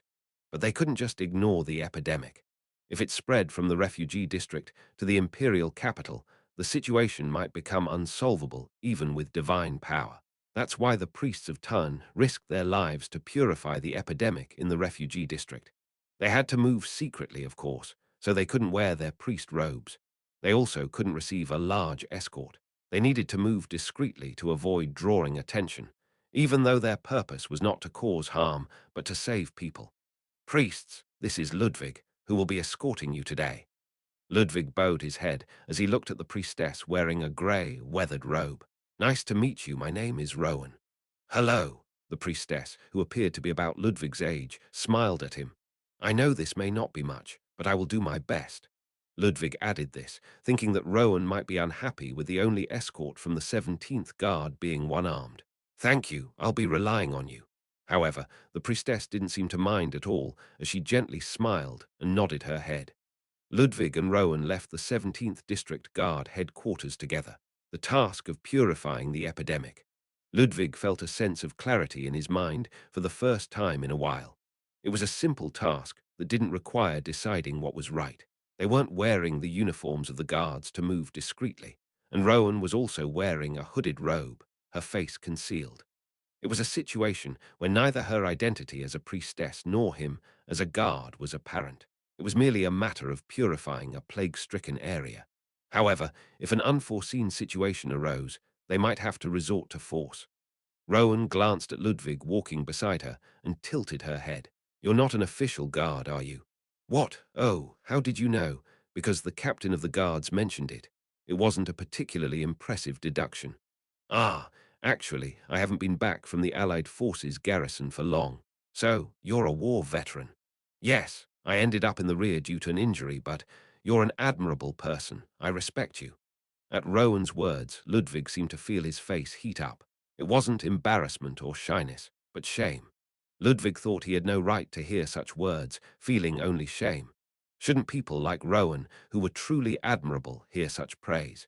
Despite the countless people who despised and hated the priests and priestesses of Turn, they tried to save others. The truly admirable and great people were them, weren't they? Ludwig only thought of himself as someone who had failed and been driven away, not deserving of such words. We'll be moving covertly, so there shouldn't be any arguments or disturbances. Ludwig, only step in if it's an extremely unlikely situation. As if she had performed purification work more than once or twice, Rowan told Ludwig the points to be cautious about. Ludwig, are you good at running? What? Oh, yes, I'm confident. Running. It was one of the few things Ludwig was still confident in, even in his current state. What about carrying someone while running? It was clear whom he would be carrying without even mentioning it. I'm also confident in doing that well. If there's a problem, pick me up and run away as fast as you can. Rowan smiled brightly as she said that. If they ever had a conflict with the refugees, they would avoid the confrontation, not kill them. Yes, I'll make sure to do that. Ludwig liked Rowan's approach. Today, Ellen went on a patrol of the main road with Heinrich again. Listening to their conversation from yesterday, it seemed like they didn't need to go, but they both left hastily after breakfast, unable to bear the itching feeling. So there was nothing left to do but roll around in bed for a while. Gathering information within the temple was also blocked for now. How long had he been lying there? Tap, tap, turning his head while sitting on the bed, he saw a single sparrow. A cat and a sparrow. Tap, tap, chirp. The sparrow tilted its head as it looked at him. Tap, tap, chirp. It had been a long time since he'd seen that sight. Sarkigar, indeed. Outside the royal class dormitory.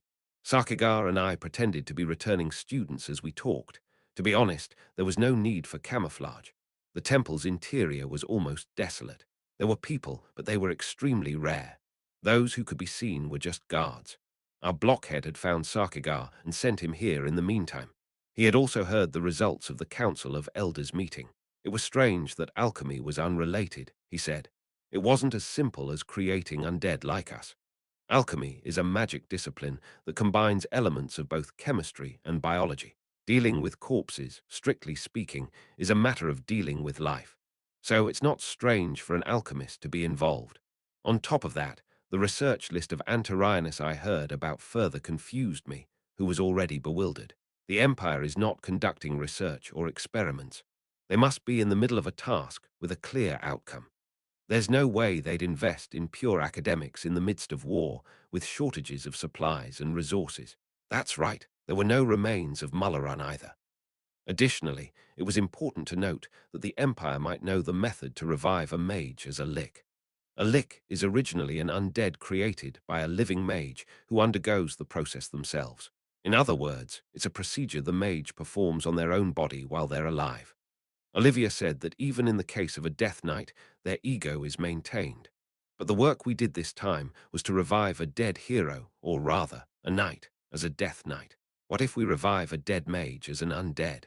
The range of options would significantly expand, and the force would undoubtedly be immense.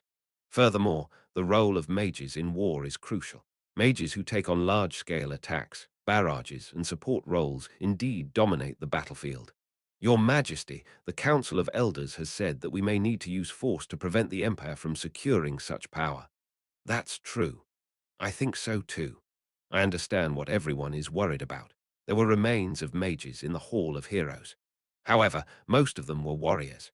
But there are separate tombs for mages who left great magical achievements in the Royal Mausoleum. And not just there, but in many other places as well. What if they revive the remains of great archmages who left their names in human history and command them as an army? It would be as if they had a massive mage force far surpassing the Royal Mage Corps, reviving the warriors and mages who left their names in human history. All of them would become an army to save humanity. It's a very plausible scenario, but the problem arises when their blades are pointed at us. There's no guarantee that there won't be a war just because Bertus has no intention of fighting us. Wars can break out due to external factors, after all. It's frightening that master-class forces would be greatly replenished, but the real problem is the addition of Archmage forces.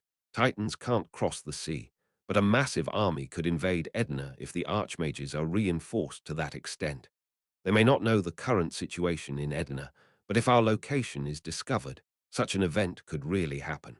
No, it's not the army that's the problem, but the fact that about 1,000 archmages equivalent to vampire lords might be able to drop a titan on Edina. I didn't want the gate incident, but it happened because of me. Bertus doesn't want a war, and neither do I, but there's no way of knowing why a war might break out.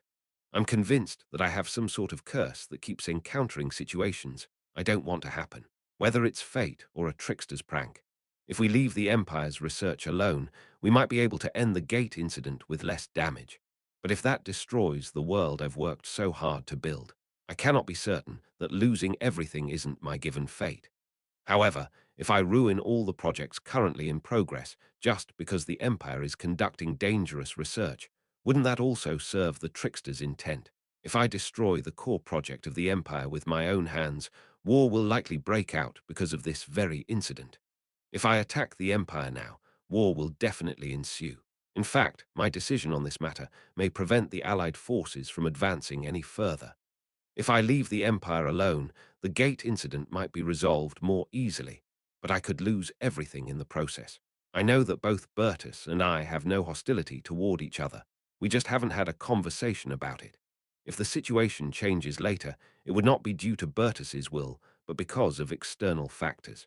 No, Bertus, who doesn't want war, might be assassinated, and the new emperor may want to wage war against the Demon King. No matter where I go, I only see a future of waging war against the Empire. If I attack, this incident will be the justification. If I stay silent, the world's demands will be the justification. If I'm bound to wage war anyway, perhaps it's better to face a weakened empire. But if the empire becomes stronger, I can prevent unexpected deaths like this time. Delphin's death and Ludwig losing his arm could be avoided. What about the countless Allied forces' soldiers? I don't know. If I leave the Empire alone, hundreds of thousands of people might survive. And if the gate incident ends sooner, the extra resources can be used to help refugees. But my people in Edna, I also have a responsibility to a nation. Just because there are more citizens in the Empire, it doesn't mean that my country should disappear and let them live. I cannot make such a choice. I felt like I was standing at a crossroads of destiny. The choices I make now will greatly change the future. One thing I do know. No matter what choice I make, I will surely regret it greatly. I will suffer from nightmares for many long days again. The issue raised by the Council of Elders is not a false alarm this time. Revived warriors and revived mages. The possibility of reviving mages as liches. The problem starts with all of that. But if this matter helps end the gate incident, I must also consider the option of leaving it alone. If that army actually helps destroy the final gate, I might have to use the Allspringer against the otherworldly dragons when confronting them, because I destroyed the Empire's new power. In that case, obstructing the Empire's project would essentially be a suicidal act. And there is the most important issue. The most important issue. There is a possibility that the Empire has joined hands with the Black Order. I couldn't help but fall silent at Sarkigar's words. The Black Order. Yes, if it involves alchemy and the undead, they would be involved. No matter what the Empire does, the source of knowledge could be the Black Order.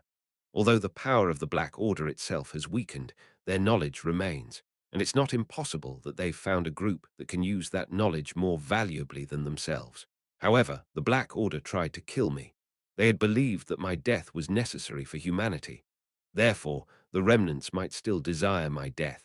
If a hostile force has joined hands with the Empire, I must see for myself what is happening as soon as possible. There were two ways to do this. Either I risk meeting Bertus directly and dig into the whole story, or I send Sarkigar to gather information. Having a conversation with Bertus was a very dangerous thing. It was not only dangerous for me, but also for Bertus. However, Sarkigar was not omnipotent. Moreover, the projects the Empire is currently working on might be in a place that is difficult even for Sarkigar to access. I have to meet the Emperor in person. I had no choice but to conclude that I needed to meet Bertus directly. Your Majesty, it's dangerous. Naturally, Sarkigar could only express his concern. There might come a time when it becomes dangerous, but that time is not now. Just as Bertus wouldn't attack me immediately, even if he knew my whereabouts, he wouldn't try to attack me if we face each other. We could have a conversation. I didn't know about later, but for now, a conversation was definitely possible. Chapter 574, the choice to meet Bertus had always been up to me. Bertus knew I was assisting the Allied forces advance, but he had no idea of my whereabouts. I, on the other hand, could always predict where Bertus might be. Bertus would be staying at 3 different locations: the Central Palace Tetra in the Imperial City, the headquarters of the Allied Forces garrison, and now, is it definitely the place that stands out? Yes, it certainly seems so. The Magic University research building before my eyes. It was certain that Bertus would be moving between one of these 3 places. The Imperial Palace was, well, the Imperial Palace, and the Allied Forces garrison was, after all, the garrison. And the Magic University Research Building was where a very important research project was underway, so it was obvious he would visit regularly to keep an eye on the situation. Even the exterior has such strict security. It's bound to be even more difficult to get inside. Even for Sarkigar, some things just couldn't be done. Still, Your Highness, instead of risking yourself, perhaps I should. Forget it. How long do I have to ask you to do everything? Well, that's true, but leaving aside whether it was possible or not, it was also an excessively dangerous task. I wasn't without some anxiety, but once I heard the Black Order was involved, my heart to send Sarkigar had long disappeared. That didn't mean there was nothing for Sarkigar to do. Sarkigar would wait until Bertus appeared nearby. Anyway, just like Bertus won't attack me, you won't attack him either. If Bertus shows up here, approach him. Then tell him I have something to say. That way we can have a separate conversation. Before I could finish my sentence, I could see Bertus and Sava Linterna coming out of the research building from afar. The fact that I could find them right away meant it was less a coincidence and more a sign that the Emperor frequented that place. You've saved some trouble, Your Highness. Please reconsider just once more. It's fine. Even in unfavorable situations, it could be fine. Leaving a worried Sarkigar behind, I began to approach the Magic University research building. Emperor Bertus did not like to mobilize a large number of troops. He didn't have an aversion to royal audiences, but Bertus had ascended to the throne during a turbulent era. It was a time when he couldn't afford to manage every little thing, so royal audiences either disappeared or were significantly reduced. However, this only meant that he did not mobilize many troops. It didn't mean he didn't place importance on protection. Bertus mostly moved around with Save Turner. The protection provided by Turner was more than enough. When visiting a place where confidentiality had to be maintained, it was only natural that he couldn't bring many people with him. So, when Bertus moved, Save Turner took charge of everything related to security. As a result, in addition to being the leader of Shanafel, Save Turner also took on a role similar to the Emperor's personal secretary. Of course, when the Allied forces were advancing or during a battle, others would take over the security duties. But now, with the temporary peace in place, Bertus was moving with Save Turner. So after stopping by the research building, Bertus and Turner were on their way back to the Imperial Palace. Inside the temple, the streets were almost deserted and well ordered. But it was only Bertus and Save Turner who walked along the eerily quiet street. Things are going smoothly. Yes, Your Majesty. It would be a problem if things were too smooth, though. As Bertus forced a smile, Turner struggled to find the right words, her expression rigid. I didn't think those three would produce results so quickly, Bertus sighed. No matter how many were gathered from all over the continent, the royal class second years are all remarkably special. Adelia, who created the Titan and Power cartridge, Christina, who made Moonshine, and Louis Ancton and Anna de Journa, the Emperor, the Princess, the Hero, and the Demon King. The royal class second-year students were full of unusually talented individuals, to the point where one could feel a powerful destiny at play. By the way, how is Ludwig doing? Ah, Save Turner's complexion worsened. Well, it seems he's having difficulty adjusting. I think I underestimated the situation. Considering what Ludwig would face in the security forces, Bertus couldn't help but wonder if assigning him to the forces was a mistake. Bertus had a lot to do, and although he was concerned for Ludwig, he couldn't afford to be too attentive. Maybe it would be better if he was in charge of the training camp instead. I will ask for Ludwig's opinion. Yes, and this time. Meow. Bertus stopped talking at the sound of a cat coming from somewhere. Both Turner and Bertus had no choice but to stare at the black cat standing silently in the middle of the empty street. What's that? It's a cat. Meow. The black cat slowly approached the Emperor. It's not just any cat, Turner. It's that one. If you say that, then it's the cat Ellen takes care of. Ah, I couldn't help it at the garrison, but I'm not sure if it's right to let it roam free like this in the temple. I understand not wanting to confine it, though. Well, I've never raised a cat, so I don't know. It would be more strange if Savelyn Turner, who had spent her entire life wielding a sword, knew how to raise a cat. But it's come quite far from the dormitory. Will it know its way back? Bertus encountered the wandering cat in an unexpected place. Had the cat been roaming such a vast area, Bertus didn't know. But the black cat approached Bertus. It was odd because the last time they met, the cat had desperately tried to escape at the sight of Bertus. Bertus crouched down to meet the approaching cat. The cat might be lost, and Ellen might be worried. It seems right to take it back to the dormitory first. The moment Bertus reached out to lift the cat, suddenly, the cat's body began to change. Gurgle, Your Majesty, it's dangerous. Savelyn Turner forcefully pulled Bertus away, creating distance. The cat was transforming into something, and in an instant, as they stared at the now-formed entity, both Bertus and Savelyn Turner were dumbfounded. Well, it's not exactly a long time since we last met, the black cat. It's been a while, hasn't it? The Demon King Reinhardt appeared. The cat that Ellen had been raising suddenly transformed into Reinhardt. There was no way to know why it happened, the reason behind it, or the purpose of it. Even if they couldn't understand the situation, what they saw before them was the truth. With a pale complexion, Savelyn Turner drew her Gale sword and hid Bertus behind her. Stop! Don't come any closer. Savelyn Turner's expression was full of fear, though she had no intention of being an enemy. It wasn't just Savelyn Turner who was confused by the unexpected turn of events. Reinhardt! Bertus also swallowed nervously, taken aback by the unfolding situation. I understand you're shocked, but I didn't come here to fight. If I did, I wouldn't have shown up like this. There were many better ways to kill them if that had been his intention. There must have been a reason for him to reveal himself so blatantly. I'd like to talk in a quiet place. It's been a while. As time had changed many things, Reinhardt had changed too. I can't stay outside in this form for long. You know that, right? Although there was not a single person on the street, walking around the temple in Reinhardt's form would have been insane. Bertus stared at the suddenly appearing Reinhardt with a stern expression. Your Majesty, Savelin Turner also gazed at the Emperor with a bewildered look. All right, let's go inside somewhere, anywhere. It would be no better for the Emperor to be seen with the Demon King appearing in the temple. Bertus and Turner knew better than anyone that the Demon King was helping humanity. Thus, they also knew that he hadn't suddenly revealed himself to fight. Most of the buildings in the temple were empty, which was true for both schools and shops. So they entered an empty cafe on the second floor of a nearby vacant building. The door was locked, but that wasn't a problem for any of them in this situation. Using the aura blade, they sliced through the door's lock, and the three of them took their seats. There was dust on the table and chairs, but none of them paid attention to it. All they needed was a place to talk. There's one thing I'd like to make clear. Let's not bring up the cat issue. It's not important, and I don't want to talk about it. Looking at the nonchalant face of Reinhardt, Bertus couldn't help but realize how he had changed over time. He had become more shameless than before. All right, let's just assume that. I don't think I have any idea why anyway. He must have wanted to watch over Ellen. And now they knew why he had had a fit when Ellen tried to entrust the cat to the Emperor.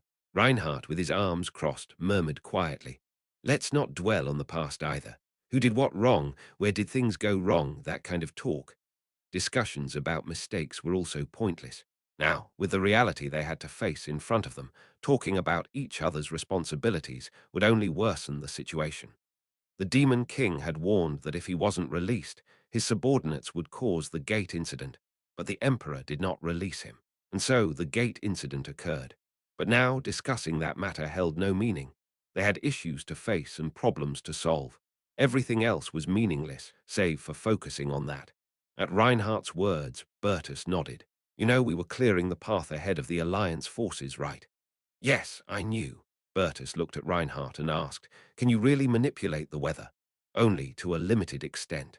Reinhardt didn't explicitly mention that it was the supernatural ability of Liana de Grantz. Upon hearing that something impossible for any wizard was possible, Bertus and Turner couldn't help but tense up. Don't worry. If I wanted to use that power to destroy humanity, you know what would have happened a long time ago, right? If the Demon King were to cause havoc in the middle of the Empire, while the Alliance forces were fully committed, the Empire would be reduced to ashes. However, knowing that it might happen and actually hearing the Demon King confirm that he could do it were two different things. Humanity should have perished long ago if it weren't for the Demon King's mercy. But most people, ignorant of this fact, despise the Demon King. If the Demon King really wanted to annihilate humanity, it would only take a day, but no one thinks about that. If the Demon King threatens the Emperor with humanity's survival at stake, the Empire and humanity must listen to him, no matter what he says. But so far, the Demon King has never interfered with humanity in that way. I didn't come here suddenly to threaten or extort you. I just have a question, Reinhardt asked calmly. One of our main forces is the Death Knights. We used a lot of them in the Sarandia battle this time, so we wanted to replenish them like last time. At that, both Turner and Bertus listened silently to Reinhardt's words. So, we tried to resurrect the corpses as Death Knights from the Hall of Heroes in the Royal Mausoleum. What? Both Bertus and Turner were taken aback by this. They couldn't help but be shocked when they heard that he had tried to break into the Royal Mausoleum for no reason. The method is a secret, but anyway, we managed to get in. What's more, they had already infiltrated it without their knowledge. Bertus listened to the story with a pale face. But, as you know, all the coffins were empty. I wonder if it's only the Royal Mausoleum. We also confirmed that the bodies of the fallen warriors from the Alliance forces were replaced and buried in the National Cemetery. Like we tried to create Death Knights, it seems the Empire is up to some bizarre things as well, but I don't know much about it. We were trying to find out secretly rather than making contact, but it seemed like there was a limit to that. So I came here directly. I don't intend to say that you shouldn't do such things or that you can't do them. I'm doing something similar myself. But we need to know what's going on. My people are very uneasy, and you might have even joined forces with those who might be my enemies. There are only two things I want to ask. The Demon King stared at the Emperor. What's going on at Temple Magic University? The true nature of the research. Is it true that you've joined hands with the Black Order and the Suspicious Alliance? I suppose I should explain. The Demon King had two questions: what research was being conducted at Temple Magic University, and whether they had indeed joined forces with the Black Order. Silence ensued. As Turner would not speak before Bertus, the Demon King focused solely on Bertus. If the Demon King had not approached them, they might not have known. But now that the Demon King had come forth to ask directly, it was impossible to remain silent now that the Demon King had appeared, even if they had not engaged in such activities before. I knew you were watching us, but finding that out was a bit surprising, Bertus said with a bitter smile. Yes, we're doing something with the corpses of the fallen heroes and warriors. Bertus slowly nodded. But I have no idea what you're talking about regarding the Black Order. Really? The Demon King carefully observed the Emperor's expression. It was difficult to discern the truth from his face. Whether it was ignorance or the truth, it was impossible to tell just by looking at his face. At least as far as I know, we haven't cooperated with the Black Order. Saying this, the Emperor shrugged his shoulders. There's no need to doubt. You know, right? What? Considering we're meddling with the corpses to end the gate incident, would there have been anything we couldn't handle, even if it was the hand of the Black Order, no matter how much they tried to kill you? It was strange to think that some things were possible while others were not, while they were already engaged in dreadful acts. So, you're saying that if the Black Order had approached you, you would have joined forces with them? Yes, but that never happened. And if we had joined forces, there would be no reason for me to deceive you in this situation. It wouldn't benefit me in any way. Um, as Bertus had said, at the point of touching everything that could help them, there was nothing the Empire couldn't handle from the Black Order. Seeing the Demon King's dubious expression, Bertus gave a bitter smile. People just don't believe me when I tell the truth. Bertus laughed bitterly, saying that when he told the truth, people doubted him. First, I can show you what we were doing. At that, somewhat surprisingly, the Demon King appeared slightly taken aback. Chapter 575, I had anticipated that I would be able to engage in a conversation with Bertus, and I was aware that he would most likely have to comply with my requests, given the situation. I had chosen the option to take a risk and meet Bertus directly. The danger wasn't that something would happen to me or Bertus when we met, but rather that someone might eventually learn of our meeting, through whatever means. Knowing this, it wasn't difficult to get to the heart of the matter once I had met Bertus and spoken with him directly. However, I hadn't expected him to show me exactly what they were working on. Bertus issued an order to save Helen Turner. He commanded her to evacuate everyone from the Magic University Research Building for 3 hours. Of course, I would change my appearance, but it wouldn't be good for anyone to see the Emperor entering the laboratory with an unidentified person. After Savalin Turner left to deliver the order, Bertus and I sat in an empty dining hall and talked until all the preparations were complete. How is Charlotte? Getting along? Bertus' expression was complex as he asked the question. There was a time when they had hated each other so much that they had tried to kill each other, but at some point, Bertus began to pity Charlotte. Bertus had decided to execute Charlotte, but in reality he had called for me, and I had left with Charlotte. Bertus had wanted to save Charlotte. She's doing her part. She's probably better off than when she was in the Imperial Palace. Is that so? Bertus spoke with a sad expression. Thank you, Reinhardt. Perhaps he was thanking me for appearing to save Charlotte. That meaning might be there, and there might be other meanings as well. My relationship with Bertus was quite different from the past. Now, Bertus was technically my subordinate. He might not be aware of how much power I held compared to him. Guilt. He felt tremendous guilt toward me, and he couldn't help but feel that way since he was still using me. Upon hearing about Charlotte's whereabouts, Bertus seemed somewhat relieved. There wasn't much more conversation between us. 3 years might seem like a long time, but in some ways it wasn't that long. However, during those 3 years, the survivors had experienced too many events. Our official conversation was over, and there were too many obstacles to share personal conversations. We couldn't know what would happen in the future. Is there anything else I should know about the gate incident? There wasn't much I could say in response to Berta's question. Just keep doing what you're doing now. The last gate. That was not Berta's responsibility, so that was all I could say. When Savelin Turner returned, the Emperor's orders had been fully executed. Everyone had left the laboratory without leaving a single trace, and the guards had vacated their positions as well. With my face changed using Sarkigar's ring and wearing a reversed robe, I headed to the Magic University Research Building with Bertus. It seems like it would have been impossible to sneak in here, passing through several layers of security gates just to enter the underground research lab. It was uncertain whether even Sarkigar could have bypassed this system. Dreadfiend might have found a way. While coming to me directly might have been a convenient choice for you, it wouldn't have been the only one. For nearly 2 years, Bertus had held onto Sarkigar. Naturally, he knew all about the Dreadfiend clan. Anna and Christina suggested it first. What?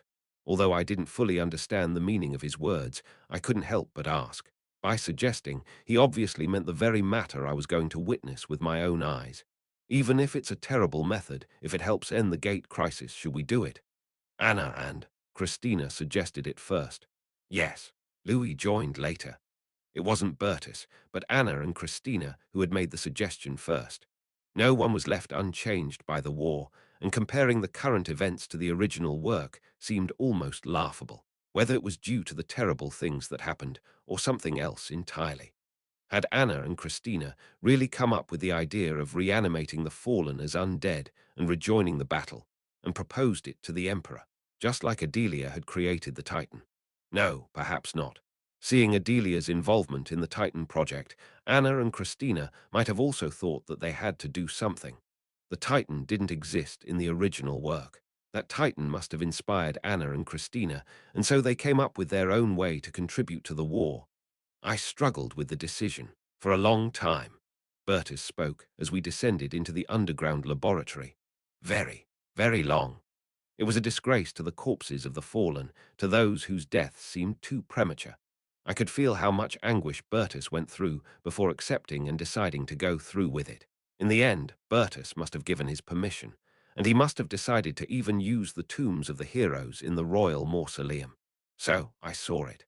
What Bertus had been creating next after the Titan. This is a massive culture fluid vat. Is this an undead? Yes.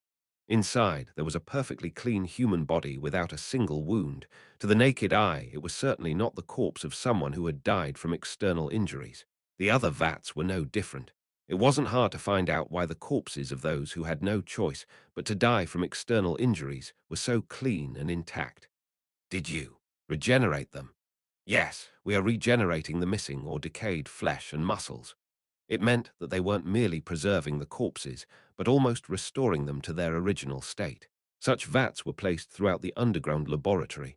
Homunculus is alchemy that creates life. Yes, that's right.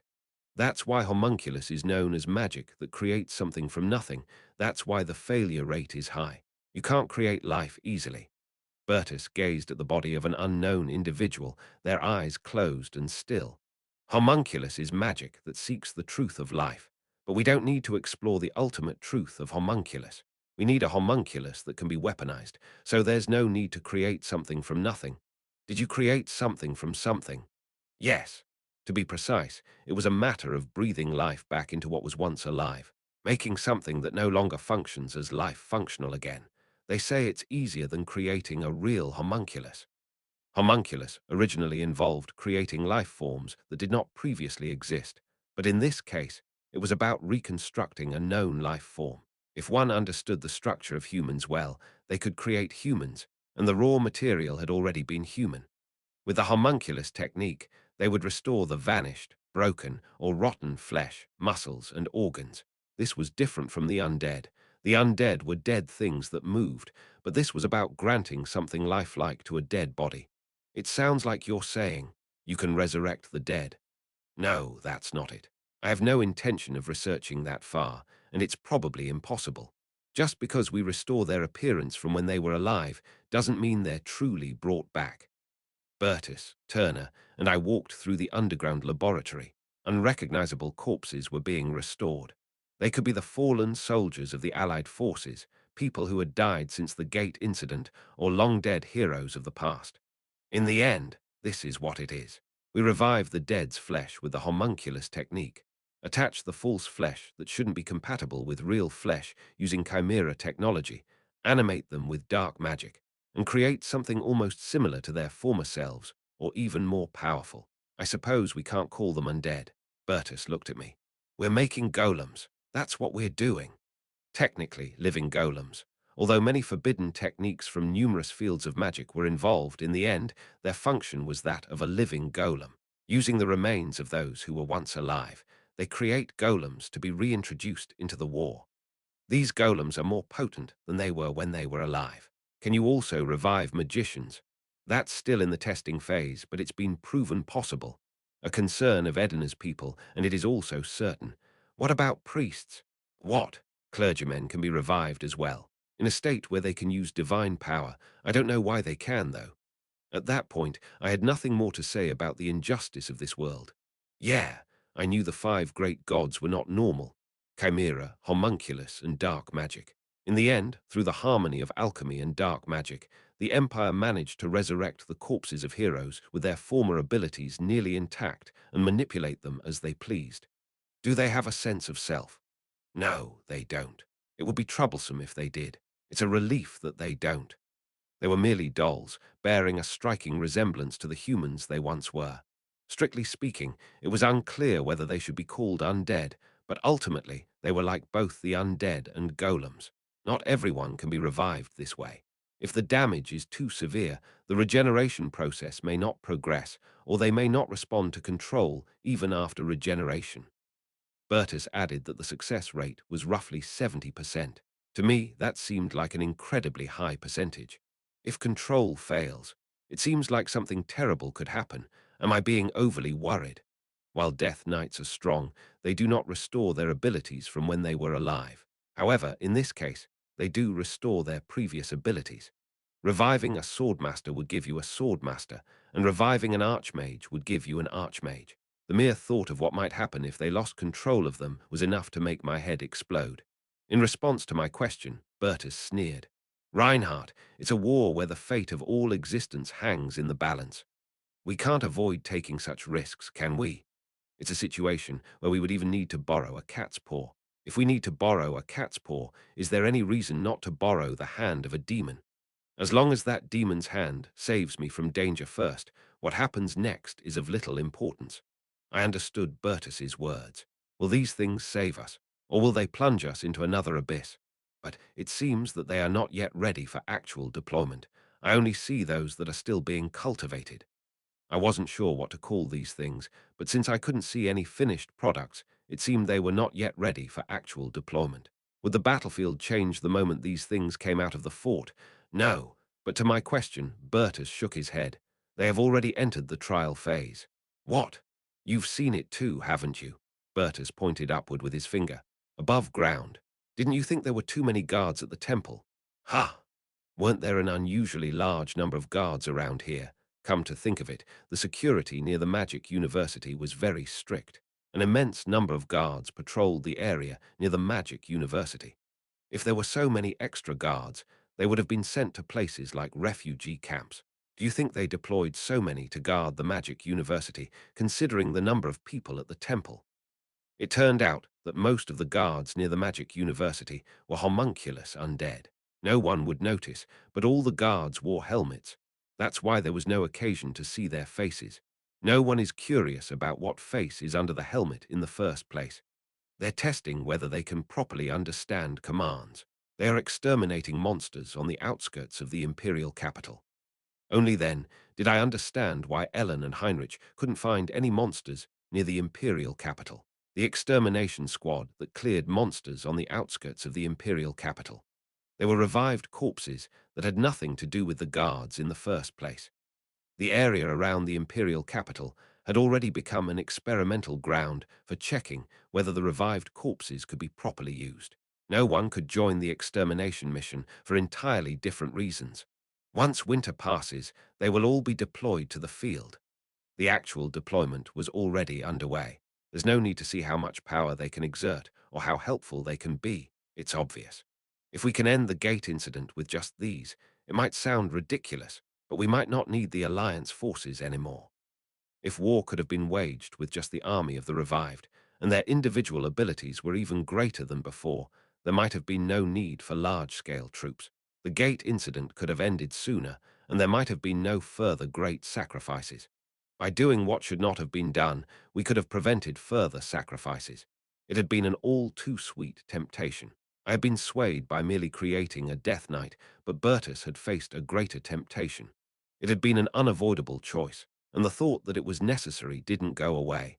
Chapter 576, Reviving a Dead Friend. If it had been completely impossible, they wouldn't have even attempted it. However, if it was somewhat possible, the fact that it couldn't be perfectly successful would only lead people to despair. In this absurd world, it seemed that death was an immutable truth that could not be overturned by anything. If they couldn't save Asher, they wouldn't have even tried for Delphin, whose body couldn't be found. This was merely a restoration that seemed like a resurrection. While they could have their abilities, strength, and appearance from when they were alive, they wouldn't possess a sense of self. It was nothing more than a moving taxidermy. It could be used for combat, but not for relationships. Although it might be more useful in battle than before, it was useless to those who truly hoped for a resurrection. And it shouldn't be used for such purposes. The topic of Asher silenced us. I didn't bring it up anymore. If the dead could return, everyone would think about it.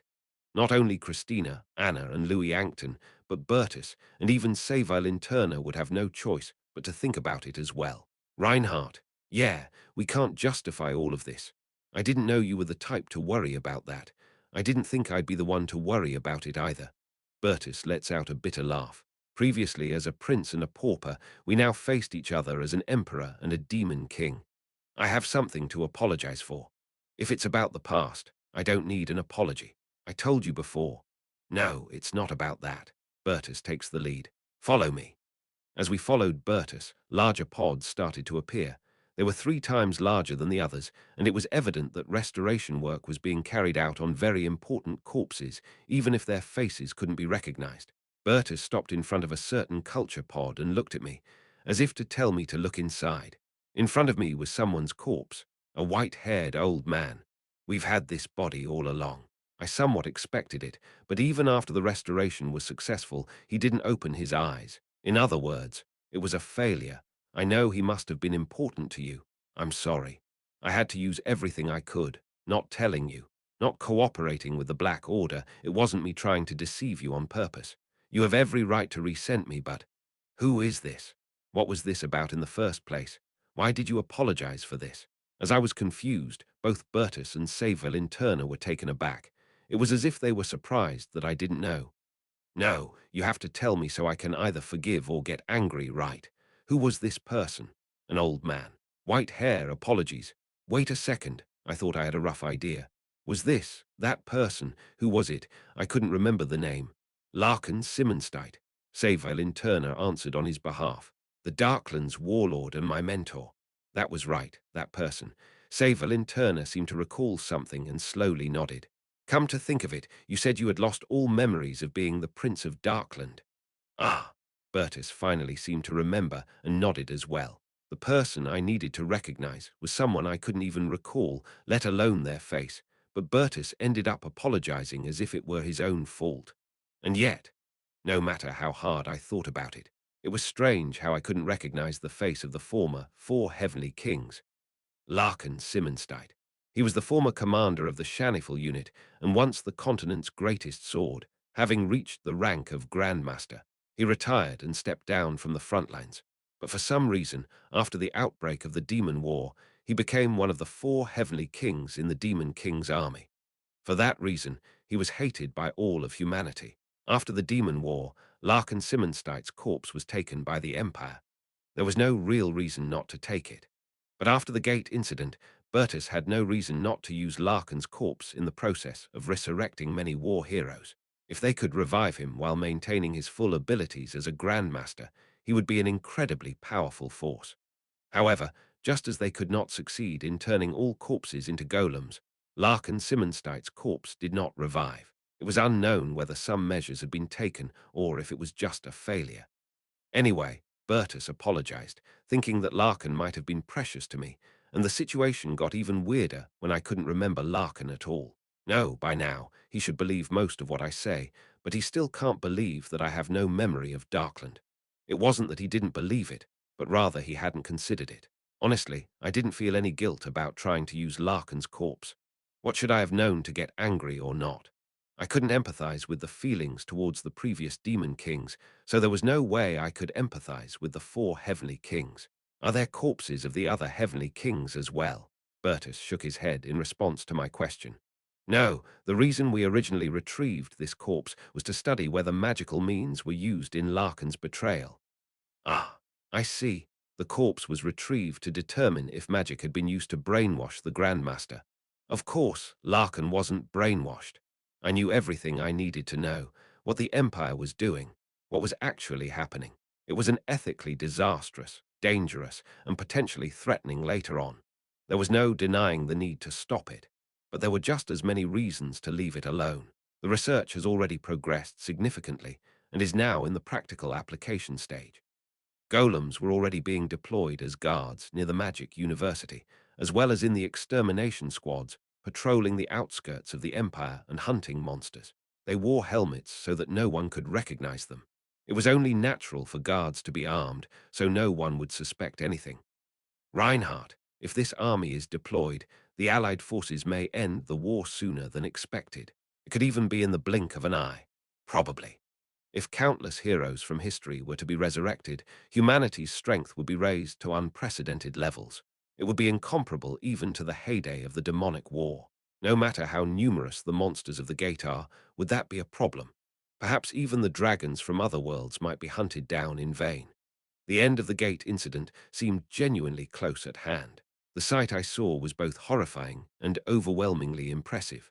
Their army might have posed a threat to Edna and me, but ultimately, the last warp gate was our top priority. This army of the dead could have been the key to preventing me from using the Allspringer at the last moment. What came after was for later.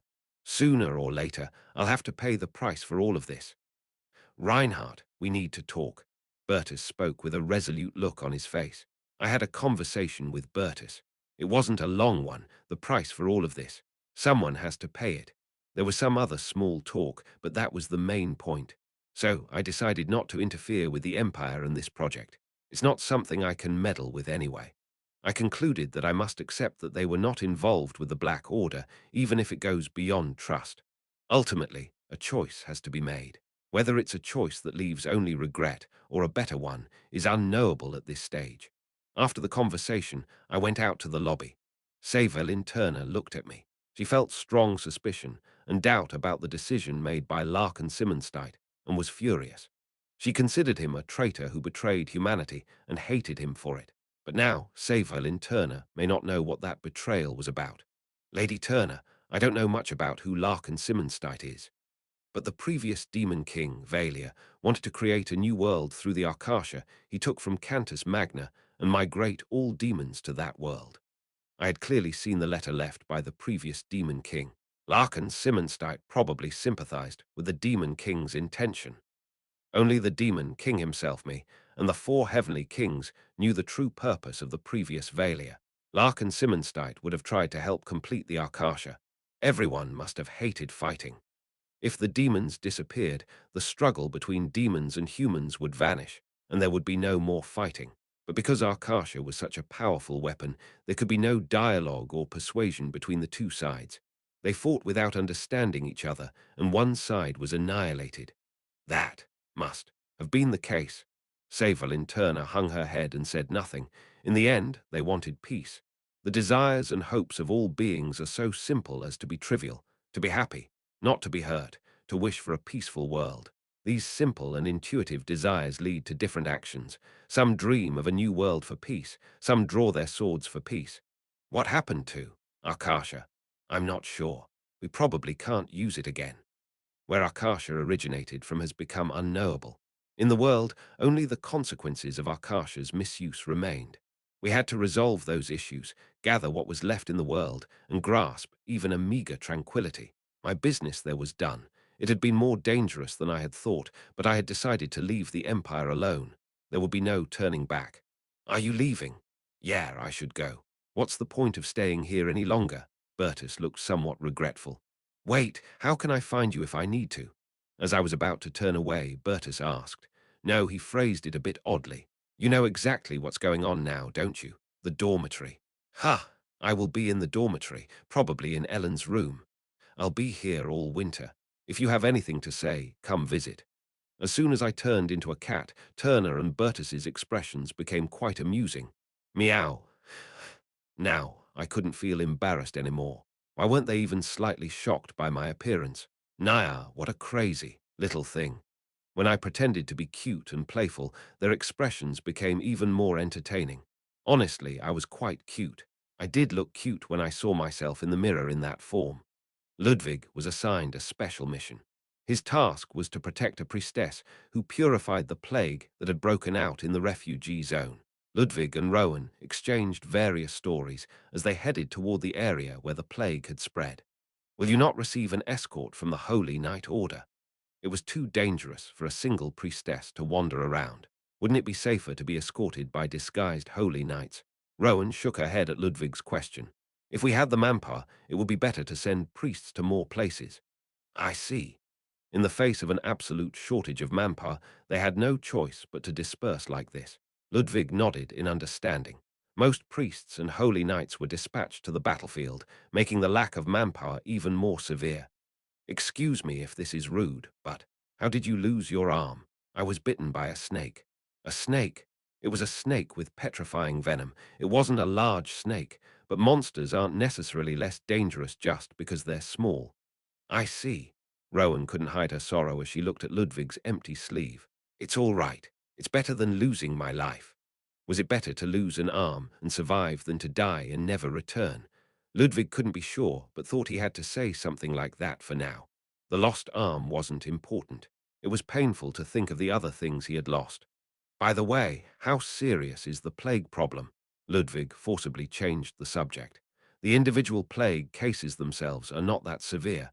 Not all plagues lead to death. Most of them are like minor colds. Is that so? Yes, but the important thing is that a healthy person catching a cold and a weakened person catching a cold are completely different. Ah, I see. A cold for a healthy person may last a few days, but for a weakened person, it could be a life-threatening illness. The basic conditions are so poor. Even if they recover from the illness, their weakened bodies will continue to die, and there's nothing we can do to stop it. Deaths due to weakness were not illnesses and could not be cured. People who were already weakened, even if they were saved from the plague, would still die because their strength was exhausted. That could not be prevented. And if those corpses are left to rot, it will lead to another plague. It's a chain reaction. At Rowan's words, Ludwig's complexion darkened even further. At least it's winter now, so decomposition is slower. That's why there are fewer plagues than last summer. Of course, we can't call this a fortunate situation. The cold prevented the abandoned corpses from decaying. However, one could not call it fortunate, as the cold itself was killing people. The epidemic itself was problematic, but the more important issue was the harsh environment. People were dying from diseases they should not have died from.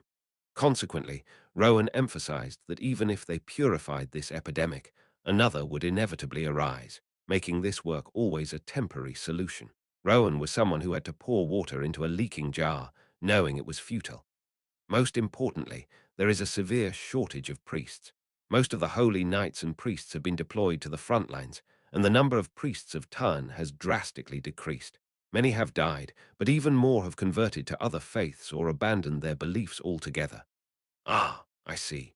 Yes, it's because of the Demon King. Countless followers felt betrayed by their god who chose the Demon King and renounced their faith. Would priests have been any different? The number of priests in Tarn and Al's order had drastically decreased compared to before. Most of the remaining priests and holy knights were sent to the front lines, so it was only natural that the priests of the Tarn order, who had to deal with epidemics, were always in short supply. Moreover, for the priests of Tun, the refugee areas, and even the entire imperial capital region were as dangerous as, if not more so than, the battlefield. Ludwig began to think that Rowan's work, purifying epidemics in imperial capital, where no one praised her and everyone hated her, might be even more dangerous and noble than going to war. Rowan was wandering in search of a task that needed to be done in a place where no one praised her and everyone despised her, and she did not give up on her faith in turn. As a human, I often wonder. Rowan spoke quietly as they walked. Looking down at the ground, Rowan said, "What kind of being is the Demon King?" The Demon King. That word was like a stone stuck in his throat. For most people, the Demon King was a symbol of hatred and despair. Rumors about the nature of the Demon King were rampant. However, Ludwig was not a person who had only encountered rumors. That was why he hated the Demon King even more. Because he had lived with the Demon King without knowing who he was, in close proximity. He was my classmate. What? I lived with the Demon King at the temple. Rowan stared at Ludwig with her mouth wide open. Only then did Ludwig truly realize that, for better or worse, he could not help but be treated as a special being simply because he had been with another special being. Chapter 577. Everyone who needed to know was aware that the Demon King had infiltrated the temple. The fact that he even shared a class with the Emperor, Princess, and the hero revealed his malicious and wicked nature. The Demon King observed the most important people of the Empire from up close and studied the Empire itself. He even tried to secretly pull the Prince and Princess to his side. However, in the end, the Demon King's identity was exposed, and those captured by him dared to betray humanity, rescuing the Demon King and fleeing. No one knew what the Demon King's true intentions were, but he caused the Gate incident to annihilate humanity, those who had betrayed humanity and were loyal to the Demon King. And among the royal class second-year students, including Ellen, some had become extremely important figures. Emperor Bertus de Guardias, hero Ellen Artorius, Adelia, the creator of the power cartridge and Titan, Heinrich, the pyrokinetic, Christina, the creator of Moonshine. Ludwig hadn't been very conscious of the fact that they were his classmates, but upon seeing Rowan's astonishment, he realized anew that even excluding the Demon King and Ellen, his classmates were formidable figures not easily discussed. Rowan looked at Ludwig with a mix of fear and curiosity, as if she was both scared and unable to resist asking. What kind of being was the Demon King? What kind of being was Reinhardt? During his first year, Reinhardt was a member of Class A, but he was a below-average student. Ludwig could not be sure whether this was a genuine representation of his abilities or a false facade to hide his true power. Although not in the same class, Ludwig had seen various aspects of the Demon King. He was violent and rough, but not necessarily evil. However, with the Gate incident occurring, Reinhardt could not be considered anything but evil. I'm not really sure. Because they had spent time together, Ludwig felt he knew even less about Reinhardt than he thought, and he couldn't help but feel pathetic for it. I thought I knew him a little, but now that I think about it, I guess I didn't. I see. Ludwig stared blankly at the ash-colored winter sky. However, the Demon King, eventually, must, as a weakling and a loser, there was only one thing Ludwig could do. I just hope he'll pay the price for everything. A longing for divine punishment that didn't exist, and a curse. That was all. Rowan and Ludwig crossed the quarantine line and entered the area where the epidemic had broken out. Both Ludwig and Rowan wore masks. The area affected by the epidemic was still under strict control, just like the day before. When Rowan showed some kind of mark, the guards obediently let them pass. Seeing this all the time because of my job, but I can never get used to it. As they entered the area affected by the epidemic, Ludwig couldn't help but feel the atmosphere was distinctly different from the outside. Everywhere was gloomy and oppressive, but within the cold air, the smell of death was strong enough to be sensed. Guards pulling carts were loading emaciated corpses and heading somewhere, and smoke rose in the direction the carts were going. Ludwig imagined a horrific and grotesque plague that spread like wildfire, devouring people as soon as he heard the words, contagious disease. However, there were no signs on the corpses that resembled the marks of a plague. People had simply died from being too weak, succumbing to an equally weak disease. Ludwig watched with a somber expression as those who had died from such a trivial illness were loaded onto carts and taken away. The entire area was under quarantine, so even those who were not infected would soon catch the disease and die. This scene would be unfolding in various places across the imperial capital's refugee camps. Even if they purified this area, it would not be the end. New contagious diseases would continue to emerge, and as long as the root cause remained unresolved, people would keep dying from these seemingly insignificant plagues. What do we do now? We'll walk the streets offering prayers of purification. Just follow me. Is that safe if someone sees us offering prayers? Rowan shook her head at the mention of the potential danger. Ludwig, yes, priestess. Do you think there is anyone here with enough strength left to grab my collar? If there were, that would actually be fortunate. Ah, extreme situations are typically only a remote possibility. Most likely, there won't be any need for you to step in. Rowan offered a reassuring smile, saying that although she had encountered problems before, they were far from common occurrences. Most people didn't even have the energy to express their hatred and resentment through violence. If they happened to encounter such people, all he had to do was flee, carrying Rowan with him. And it's not like I'll be singing hymns loudly. Most people will think I'm just a crazy woman wandering around, muttering to myself. Rowan spoke playfully, trying to reassure Ludwig, and he couldn't help but let out a hollow laugh despite the situation. However, her words were not a joke, but a serious statement. As Ludwig watched Rowan walk through the gloomy streets, muttering prayers with her head bowed, she truly appeared to be nothing more than a deranged woman. There was no brilliant white light, nor a gentle golden radiance. Rowan walked through the spaces between the unprocessed corpses and the shanties filled with coughing sounds, uttering incomprehensible prayers. Her murmurs seemed ominous if only half heard, but if listened to carefully, they clearly contained the content of purification prayers offered to the goddess of purity, Tan. The only assurance that something was going right was that the stench that had been wafting through the streets despite the cold weather was beginning to disappear. Rowan simply took cautious steps beside him, reciting her prayers. Later on, other areas might be struck by contagious diseases, but the dreadful illness in these streets would certainly vanish, and the sick would be healed. Oh, pure will that expels corruption, depravity, and nightmares. Ludwig suddenly found the entire situation strange. The fact that this contagious disease, which caused countless people to die in vain, even if it wasn't a lethal illness, could be eradicated by the prayers of just one person, a single priestess, struck him as utterly remarkable. How could such a thing be possible? Was this the power and miracle of the gods? No matter how much people felt betrayed by two of the five great gods and denied their existence, the gods' powers were so immense that they brought great benefit to humanity. Ludwig suddenly realized.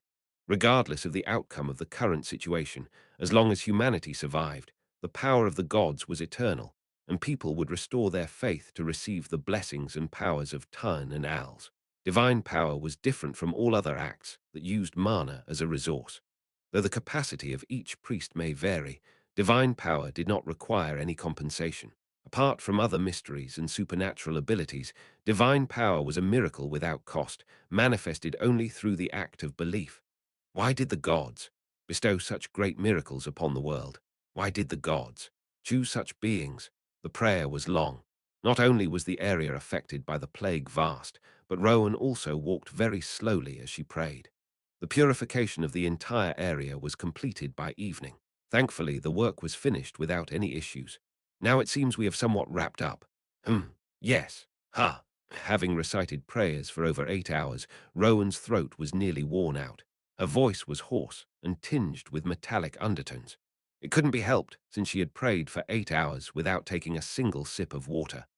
She could have healed her own throat, but whether it was to avoid conspicuous behavior or not, Rowan only cleared her throat with a few coughs. Wondering if she always had to do this, Ludwig stared blankly at Rowan. She stretched her body languidly. Oh dear, what a strange sound. Anyway, it's fortunate that nothing happened today. Yes, you've worked hard, priestess. Anyway, looking at Ludwig with slightly drooping, weary eyes, Rowan asked, "What were you thinking about so deeply?" Noticing Ludwig's troubled expression even during her prayers, Rowan inquired, seemingly curious. There was no particular incident, nor was there any threat. So, while being by Rowan's side for such a long time, Ludwig felt troubled. He saw the greatness of the gods, and he saw their inscrutability. It invoked fear, despair, and hope all at once. That's what gods were like, after all. The gods are so gracious. Why did they choose the demon king? The five great gods bestowed such immense miracles without cost. But why did Als and Tun simultaneously choose the demon king, who brought such great calamity and despair to the world? No matter how much Ludwig thought about it, he couldn't understand. The gods seemed to be benevolent beings, but from a broader perspective, they seemed to desire even greater calamities. As many others had, Ludwig felt both gratitude and despair for the power given by the gods without cost. At Ludwig's words, Rowan quietly looked at him. Ludwig, the gods are not beings within our comprehension. They see what we cannot see and know what we do not know. Various theories were created within the five great gods' faith to justify Al's and Tun's choice of the demon king. The gods could not be wrong. Thus, the logic that the gods' providence would lead to a good outcome for the events unfolding now was a prevalent argument. Even the wicked actions of the demon king would ultimately result in goodness. It didn't mean that the demon king was a righteous being because he possessed the sacred artifacts. The logic was that the demon king's arrogance, too, was part of the god's plan, and that he would ultimately face ruin. The five great god religion created numerous arguments to say that the gods were right, and the demon king was wrong. But in the end, that was the central argument. Everything was calculated, and the demon king was merely being used by the gods. In the end, the demon king would pay the price for his arrogance and cruelty and face eternal suffering before the gods' judgment after his death. It was a story of a beneficial outcome for humanity in the end. No one knew what it was, but since the gods were great, they must have had a plan, perhaps an irresponsible story. Does it mean that all of this is part of the gods' plan? That it will ultimately be beneficial for humanity? Is that what you're saying, through events like these? What could be the good outcome that would be achieved or welcomed through such despair and death? Ludwig could not possibly know. At Ludwig's resentful words, Rowan tilted her head. I wonder. Pardon. I'm not sure. Ludwig was taken aback by her somewhat naive attitude. I can't presume to know the will of the gods, but isn't it not an impossibility? Rowan's words were similar to Ludwig's. Ludwig, Rowan spoke, isn't believing that the gods always pursue goodness an act of daring to judge the gods' will? What? Do the gods have a reason not to desire humanity's extinction? What are you saying? The world and humanity are byproducts of the gods, from the innocent smile of the priestess. Both lending power without a price to those byproducts and disposing of them are acts dependent on the will of the gods. Yes, I don't understand what you're saying. It's possible that the gods desire the annihilation of humanity. Isn't it blasphemy to believe that the gods always pursue goodness? No, to believe that the gods always make choices for the sake of humanity. Did the gods ever say that the good they pursue is the same as the good for humans? Ludwig realized the obvious truth. In that situation, in that environment, in that reality, a priestess who still belonged to the Church of Turn and Als, she couldn't possibly be in her right mind. Chapter 578, The will of the gods belongs to a realm beyond human comprehension. The gods see further and wider than we do. And it may be a prejudice or a misconception born from the long history of faith that the gods must necessarily favor humans. The good as perceived by the gods may be different from that perceived by humans. If the gods consider the extinction of humanity as good, they may well desire it. Thus, the gods may desire the destruction of mankind. Upon hearing Rowan's words, Ludwig could not help but be stunned. There were believers and priests who had abandoned Tun and Als. However, it wasn't only those who left who changed their minds. Those who remained also had to change their way of thinking to endure. They had to revise their mindset to maintain their faith. But if the gods really wanted that, why are they helping people? That's just a hypothesis. It's not the truth. The will of the gods is unfathomable. I just do what I can in my position. Rowan does her best without knowing what the gods' will is. If they desire destruction, let it happen. If this leads to a good outcome, just wait for it. If everything is the will of the gods, then such actions are part of that will. So, I'm just fulfilling the role I think I have. It doesn't mean that anything I do is okay, because it is part of the will of the gods. It means doing the best one can. She wanders around the refugee camp, purifying and pouring water into a bottomless barrel. Her mindset is that of a madwoman. but her actions are no different from those of a saint. However, there is also the danger of self-justification, that anything I do is okay. The logic that everything I do is part of the gods will eventually shifts the responsibility for everything I do back to the gods. Ludwig felt both discomfort and sublimity in the priestess before him.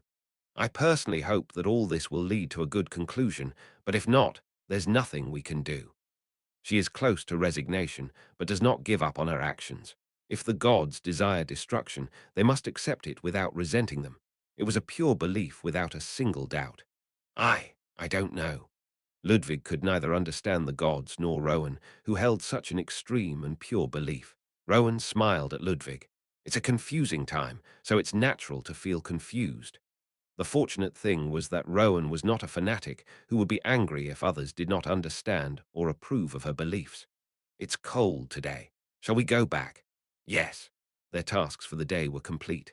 Somewhere along the way back, Ludwig and Rowan heard the sound of horses' hooves. It wasn't just one or two, but a group of mounted soldiers. Ludwig and Rowan pressed themselves against the side of the road to avoid the approaching riders. Dozens of mounted soldiers approached the refugee camp. The patrol guards in the area do not ride horses. Ludwig saw the bloodstains on the horses' manes, the soldiers' armor, and their helmets. Those were the traces of battle. People on the streets scurried to hide in the nearby tavern as Rowan observed the scene. Those are the extermination squads. Ah, they are. Yes, thanks to them, we no longer have a monster problem. It's quite fortunate. The job Ludwig had wanted to do, handling the monsters on the outskirts of the imperial capital, belonged to the extermination squads. Ludwig wordlessly watched as the squad members, who didn't even glance at the refugee camp, silently rode past on their horses. He would have rather been doing that work. There was no need for contemplation when it came to killing monsters. The extermination squads seemed to be distant from the ordinary duties of the guards, only concerning themselves with their specific task. Even if it wasn't the work of the extermination squad, anything that didn't require contemplation would have been nice. If only he could keep doing work like today. With such thoughts, Ludwig couldn't help but watch as the extermination squads disappeared from view. Shall we go? Rowan gently tugged on Ludwig's sleeve. Rowan and Ludwig returned to the guard post to report the completion of the purification work. It seemed that the quarantine of the plague-stricken area could now be lifted. However, Ludwig couldn't shake the thought, what good would it do? There were never enough priests, and the plague continued to spread. Even without the plague, people died from trivial colds due to the harsh cold. Ludwig thought he could understand Rowan's perspective, just a little. She went around the refugee district, performing purification work and driving out the plague. She knew better than anyone that her work solved nothing. In her despair, she had to believe that there was meaning in all of this to endure it. But she couldn't fathom how this despair could lead to any good outcome. So she began to think that perhaps the gods had abandoned humanity. If the gods had forsaken them, she could maintain her faith only by accepting that, too. Ludwig couldn't help but feel sympathy for Rowan, who seemed like an odd person but might have been transformed by the depth of her despair. Could it be because of that? Is that why she asked? What kind of being the Demon King is? Whether he truly is an evil being? She asked about the nature of the Demon King because knowing that might allow her to glean the will of the gods, even just a little. Ludwig, would you like to return to the imperial capital together? We're headed the same way after all. Ah, yes, if it's all right with you. Ludwig felt that the delicate-looking priestess was like a candle flame that could be extinguished by even the smallest winter breeze. As they left the refugee district and returned to the imperial capital, Ludwig realized he hadn't accomplished much today. He had simply walked beside Rowan, watching their surroundings and preparing for any unexpected situations. Yet he felt more exhausted than the day before. The gruesome sights had been the same as yesterday, but his mental fatigue was greater. The words about the gods potentially wishing for humanity's destruction. The notion that the belief in the five great gods being on humanity's side could be misguided. Those words left Ludwig feeling bewildered. Will you be going to another district tomorrow? Tomorrow, I'll return to District 17 to check if the plague has truly stopped spreading. After that, I'm scheduled to go to District 15, then District 6, and after that, I'll have to check. More places will have been added after all. There's always more work to do. Aren't you tired? Priests who can use healing powers are generally distant from the concept of fatigue. Although there's nothing we can do about mental exhaustion, we can't indulge in it when there are people who urgently need our help today, can we? I see. Even though Rowan didn't mention it, Ludwig couldn't help but notice that she barely got proper sleep. Although they had left the epidemic zone, the refugee camp was hardly any different. Despair was visible everywhere. The work of a guard. It must be unfamiliar to you. Unable to lower his head at Rowan's words, Ludwig said, I suppose my expression gave it away.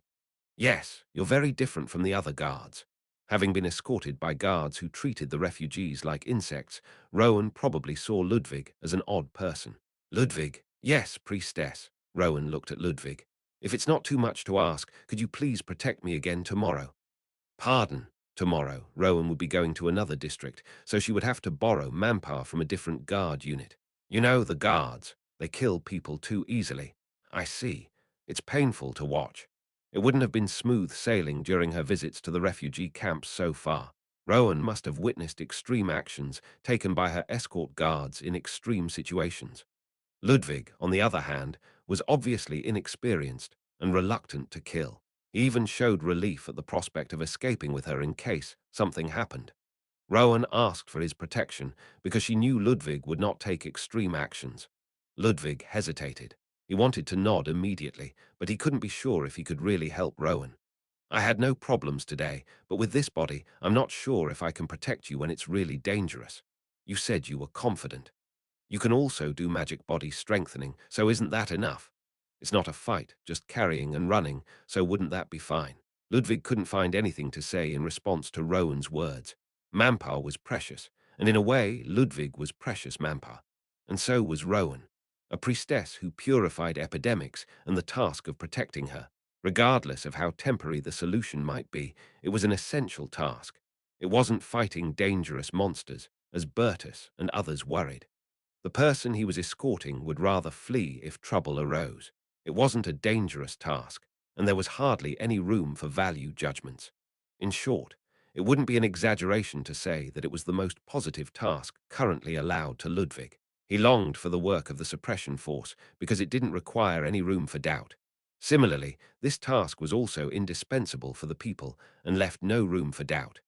I'll need the captain's permission, but I have no reason not to do it. I'm so glad, Ludwig. Looking at Rowan's bright smile, Ludwig awkwardly smiled back. But today, they had shared many conversations. In those words, did I ever mention that I can do magic body strengthening? Ludwig had a small doubt. Chapter 579. After leaving the refugee camp, Rowan headed for the Church of Tarn, located in the outskirts of the imperial capital. Will you stay there? I prefer to rest at the church closest to the place I have to go the next day, so I don't really have a fixed residence. As vast as the refugee area was, so was the imperial capital. Thus, she traveled around the imperial capital without a fixed residence, resting wherever she could find a place affiliated with the 5 great religions. Please come here by 9 o'clock at the latest tomorrow. If you're late, I'll leave without you. Got it? At Rowan's playful remark, Ludwig scratched the back of his head with an awkward expression. Yes, I'll make sure to be there. Helping Rowan was a temporary measure, but it was absolutely necessary. Just by being able to help her, Ludwig felt that the burden and pressure had somewhat disappeared. If he had been smarter, wiser, could he have known what was right? Facing difficult tasks, Ludwig confronted the limits of his ability to overcome them. In a way, Rowan was nothing short of salvation for the lost Ludwig. The Church of Tarn. In the church, one could feel an aura of decline. Perhaps thinking that they could catch something evil, there were no passers-by around, and the people guarding the church also seemed fatigued. Not only that, but the church's stone walls were covered in illegible graffiti, and many places were damaged. The anger and hatred of the people towards the Tarn faith were evident in the church's decaying state and the graffiti. Every church of Tarn and Al's must have been like this.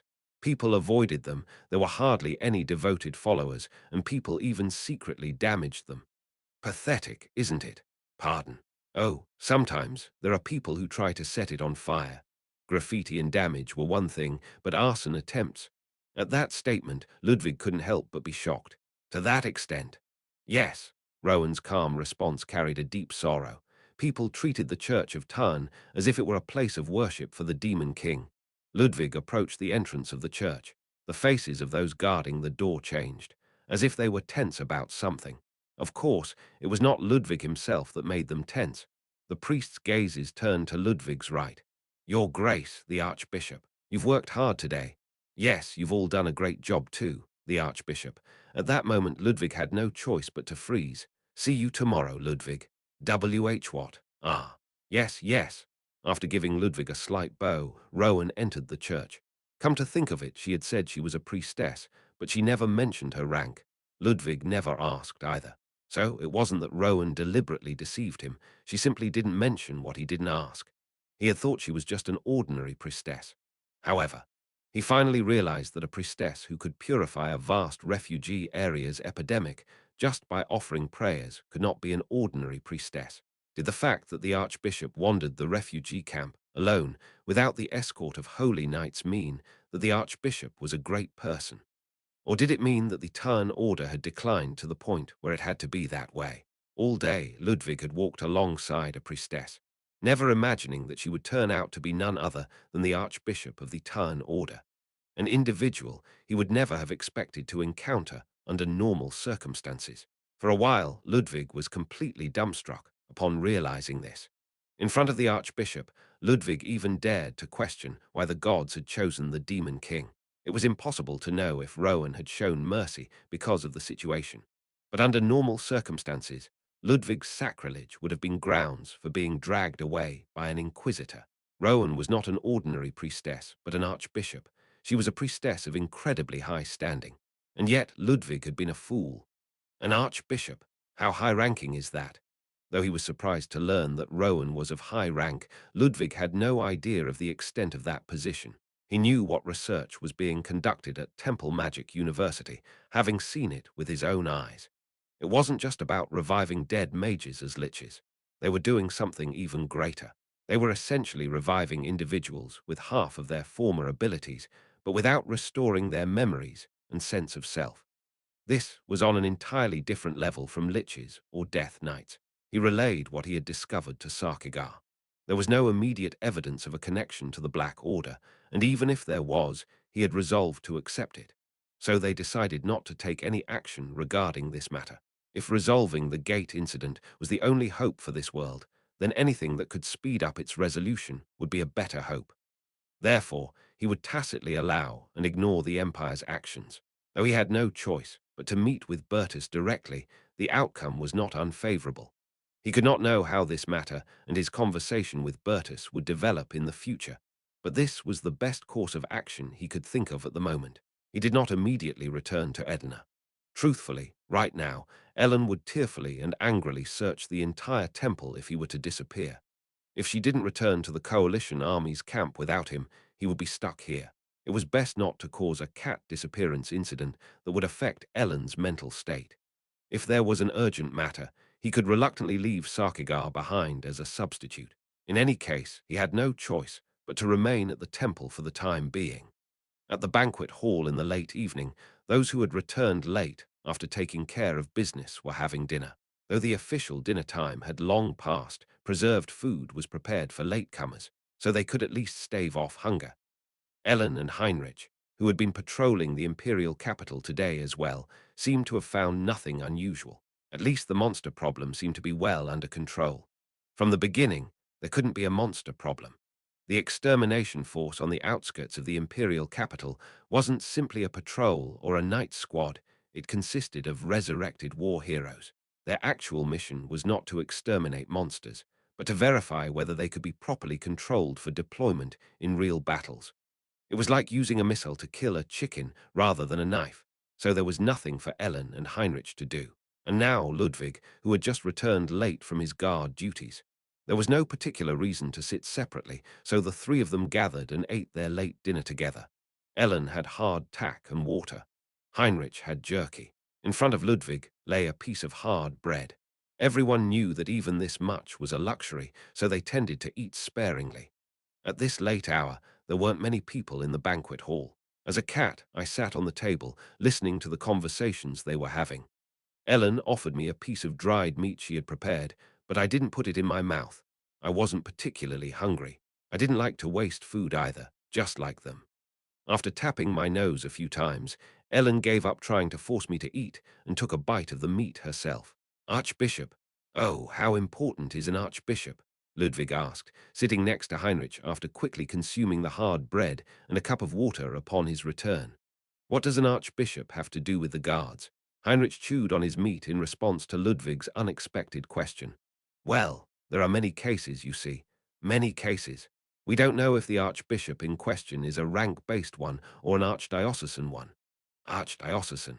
What is that? At Ludwig's question, Heinrich looked at him quietly. Would Ludwig's brain overload? Or would mine while explaining? Thinking about it, Heinrich wasn't as slow-witted as Ludwig, but he wasn't a fool either. Heinrich carefully opened his mouth.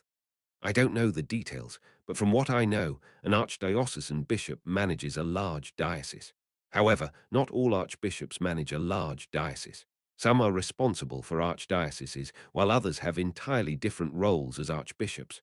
So even among archbishops, their tasks can vary, and there is a hierarchy.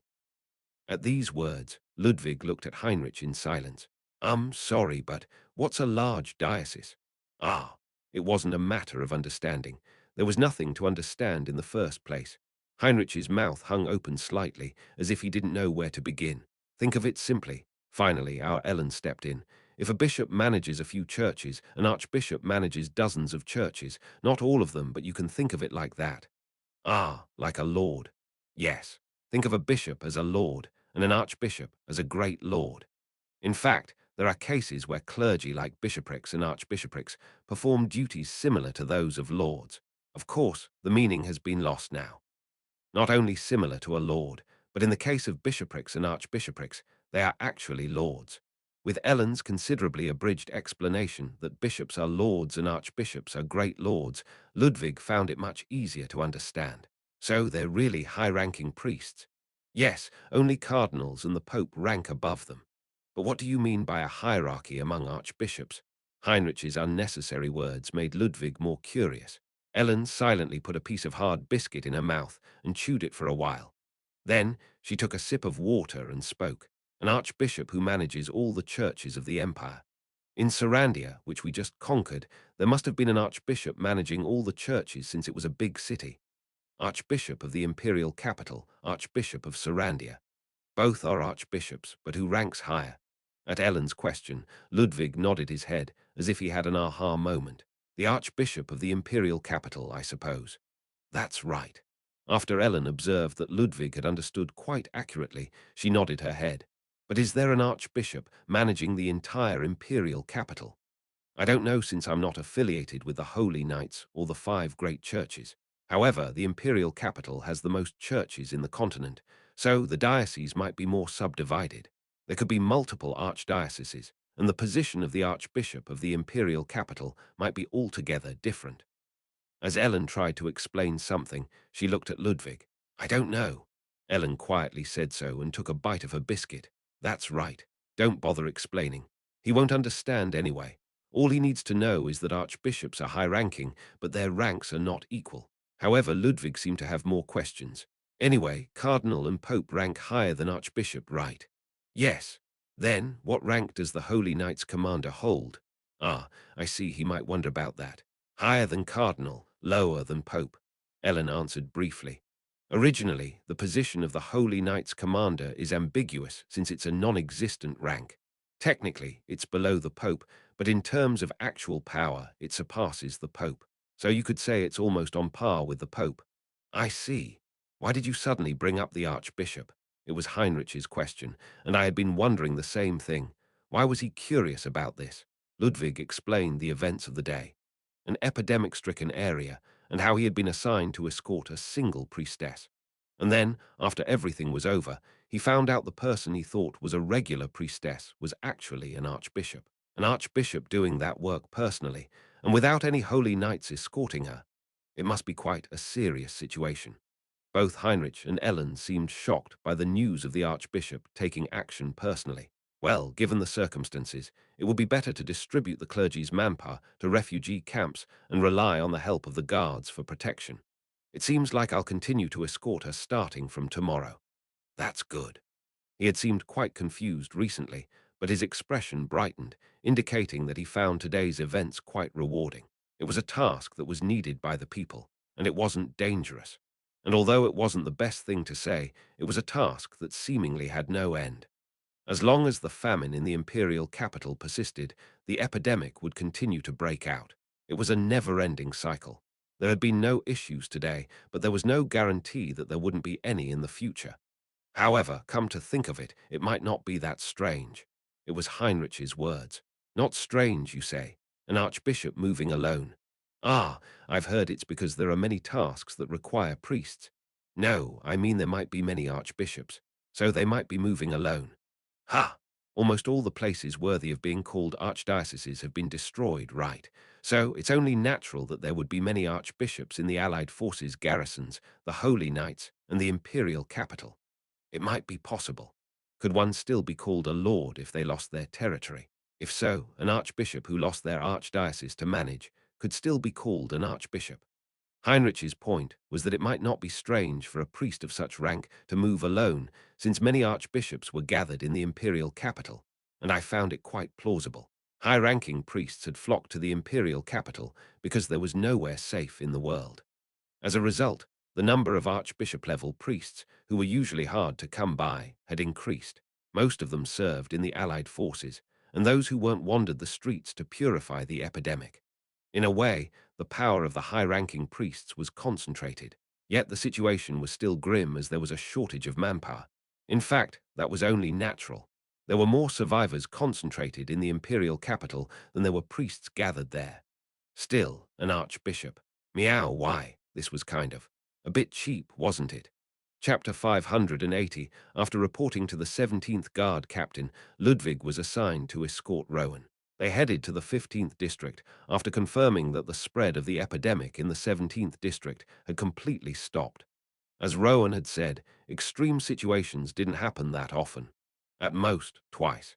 And it wasn't because Rowan, the priestess, had been discovered that caused the chaos, but because Ludwig had encountered bandits and carried Rowan while fleeing. Once they escaped, and once they were cornered, Ludwig knocked them out with just his left arm and confidently escaped the scene. The bandit's mistake was approaching Ludwig, who had only one arm, thinking he was an easy target. Thus, 2 days had passed since Ludwig began escorting Rowan. 3 days of escort duty. During that time, there were no major incidents, and since the two had to be together all day due to the long distance they had to travel, they couldn't help but share various stories. Rowan appeared frail, but was quite a cheerful person. Also, she wasn't someone who flaunted her high position. She behaved as if there was hardly any formality. Ludwig, who was quite ignorant of formalities, couldn't help but be grateful to Rowan, and so they shared many stories during that time. I was in a place called Selan in the kingdom of Lucifina. You probably don't know it. I was a bishop there, not an archbishop. Rowan's response to Ludwig's question about where she was an archbishop. So, did you become an archbishop after the gate incident? With a shortage of people and many casualties, vacant positions must be filled by someone. So, I ended up taking on a role that was beyond my capabilities. Someone had to fill the vacant positions. That's why Rowan said she was appointed archbishop, even though she didn't have the ability. Should I have called you archbishop? No, just call me normally, and it's better to call me by my name rather than priestess. Rowan looked at Ludwig and winked. You know we have to be careful in many places, right? Only then did Ludwig realize that calling her a priestess for the past few days had been quite a risky move. Ah, I see. I apologize. No, it's fine. Nothing has happened so far. Rowan pointed to the refugee camp visible beyond the imperial capital. Let's go. We have a lot to do today. Yes, Lady Priestess. I mean, Rowan, you can drop the lady. I'll drop the sir too, Ludwig. Rowan grinned and walked ahead of Ludwig. Rowan was the bishop of a city in a country that had already disappeared. After the gate incident, she somehow survived and made it to the imperial capital. And in a situation where someone had to fill a vacant position, Rowan filled someone's vacant position. She was appointed archbishop after the gate incident, not originally an archbishop. Was she appointed archbishop while doing this job? Ludwig tilted his head and followed Rowan. It was the 3rd day since Ludwig had been accompanying Archbishop Rowan. In the refugee camp at the imperial capital, there were still many streets that needed purification, and more kept emerging. And slowly, snow was scattering in the sky. During his first year at the temple, around the time of the group mission in the second semester, on the day he was eliminated from the group mission and had to wait. On the first night, I entered the open-air bath with Ellen, who had been eliminated just like me, with only a wall separating us. Ellen asked me if I liked snow. Honestly, I hadn't given snow much thought. To be precise, I hadn't had the time to think about such things. But I did go to the open-air bath while it was snowing. There was no reason to do so otherwise. So, at that time, I replied that I seemed to like snow. Yes, I had no particular feelings about snow, but in the end, I thought I liked it. In the A-class dormitory where Ellen and Heinrich were absent, I was the only one in Ellen's room. Perched on the windowsill, I gazed at the falling snow outside. There are many types of snow. There's sleet, flurries, and heavy snow, and even the blizzard that Liana can summon. Clearly, I liked snow. I enjoyed the snowfall with Ellen, and I cherished the memory of building a snowman with Harriet and Ellen, those two girls. If it was snow, it would be heavy snow. I loved snow that fell enough to cover the world. I looked at the snow falling outside from inside the window. Just imagining the lives swallowed by the falling snow is painful. The snow falling now is a flurry. I didn't particularly like that kind of snow because it didn't feel like snow, and it seemed as desolate as a type of wind. Snow that doesn't accumulate is not snow. That's what I thought. But now, I think it's fortunate that the falling snow is a flurry. If it were accumulating snow, if it were pouring down, many people would suffer as much as the amount of snow that fell. I hope this snow doesn't accumulate. It doesn't turn into heavy snow. It doesn't turn into a blizzard. I stared blankly at the snowy sky outside the window. Should I call Liana? Should I ask her to stop the snow in the imperial capital? Not to kill monsters, but to save people. But if I were to ask her, who gets sicker the more she uses her power to maintain warm weather throughout the winter of the imperial capital, then I would also have to ask her to make sure people don't suffer from the cold because she melted the snow. It's at least 3 months from now until winter is completely over. If she has to use her power for 3 months straight, Liana will surely go mad once winter is over. Liana's power is for war. It must be conserved. It's a war to save someone, but we have to turn a blind eye to someone dying for the sake of war. The snow falls. The snowflakes were getting thicker and thicker. Now I hate snow. Soon the flurries turned into heavy snow and began to fall all over the imperial capital. Fortunately, it was not accompanied by a harsh winter wind. It's snowing quite a lot. This is serious. Having just confirmed yesterday that the progress of the epidemic in the 38th district, which they had purified, was completely over, both Ludwig and Rowan sighed. As the heavy snow fell, both Ludwig and Rowan had snow piled up on their robes, shoulders, and hoods, turning them white. Most people on the street were huddled up, shivering in the cold snow. Looking at the shacks that couldn't even properly block the wind, Rowan's complexion couldn't help but worsen. If it stopped after snowing moderately, many people won't be able to withstand the cold, right?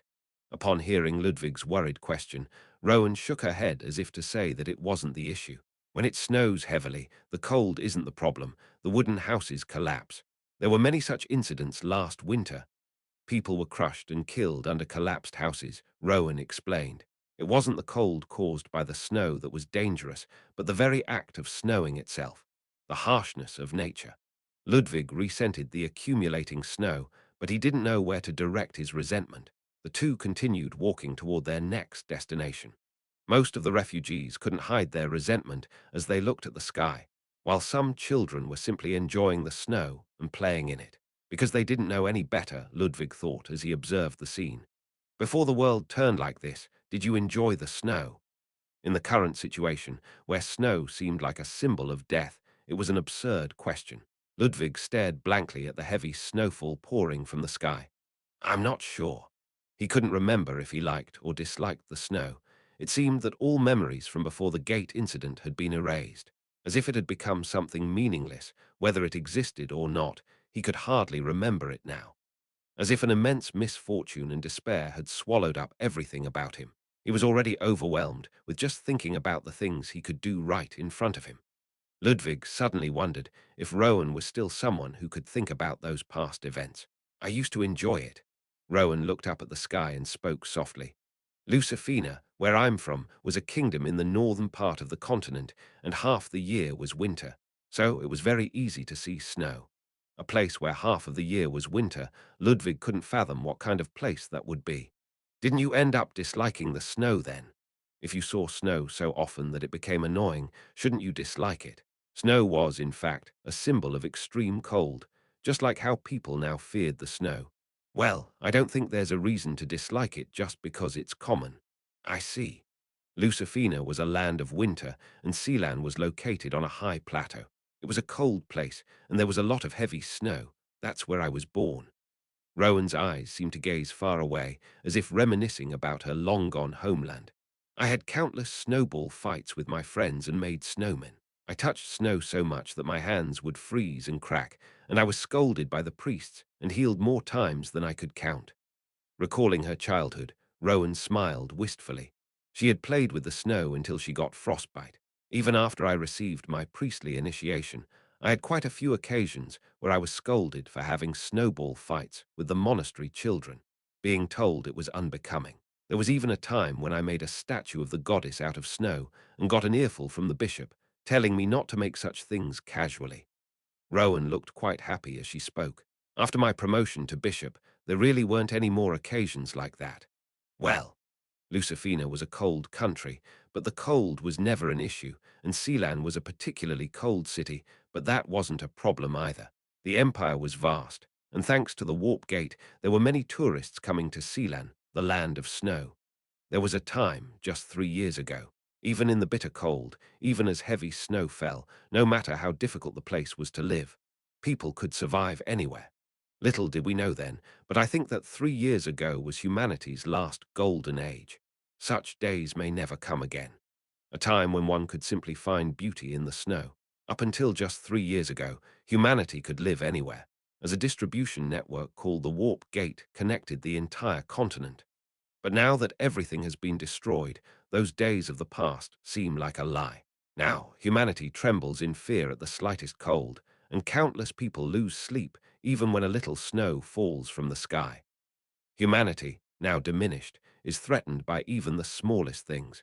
There was no need to worry about heavy snowfall in big, sturdy houses.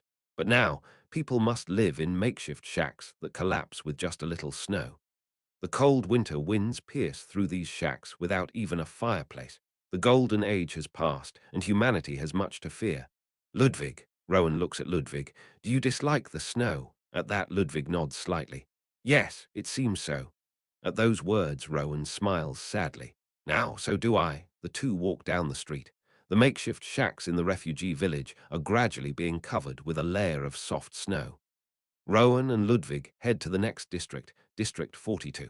The snow has started to accumulate, and they can hear the sound of their footsteps in the snow. After reporting to the District 42 guards, the two head to the area of the district where a disease outbreak has occurred. As they always have, Rowan prays as they walk.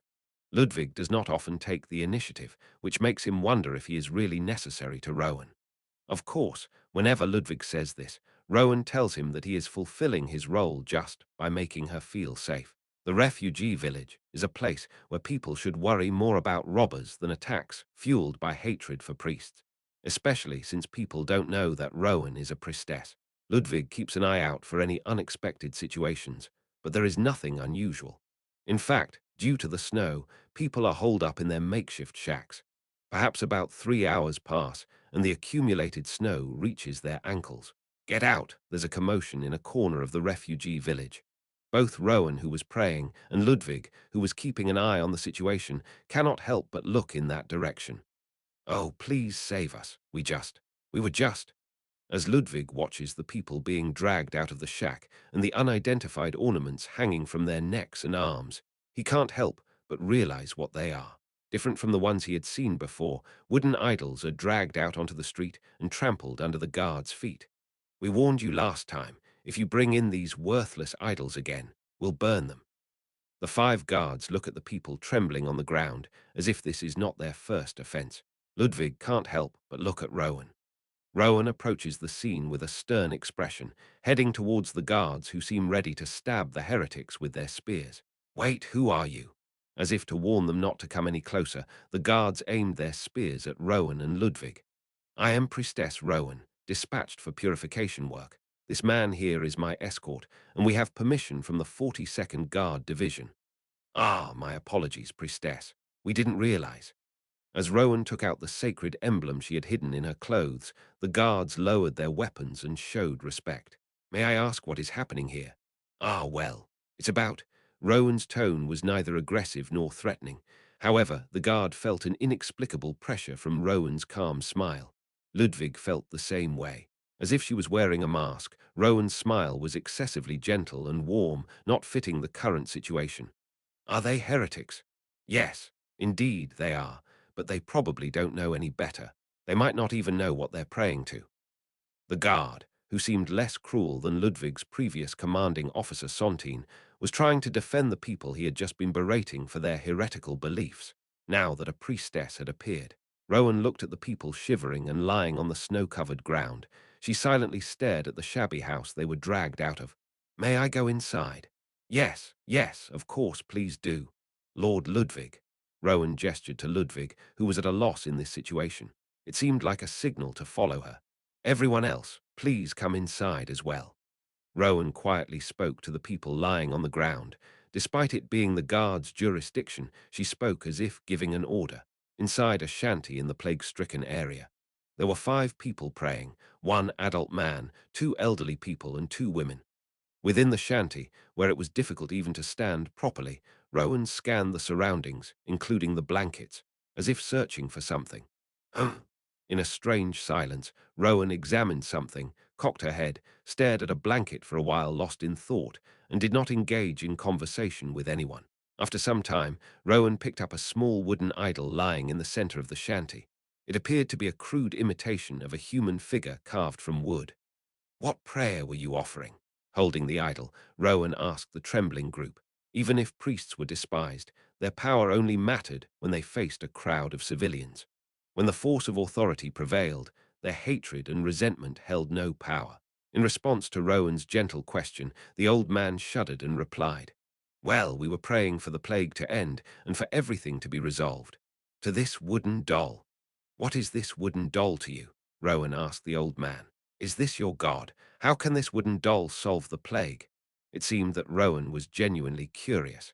Her warm smile mixed with the question induced fear not only in the people but also in Ludwig.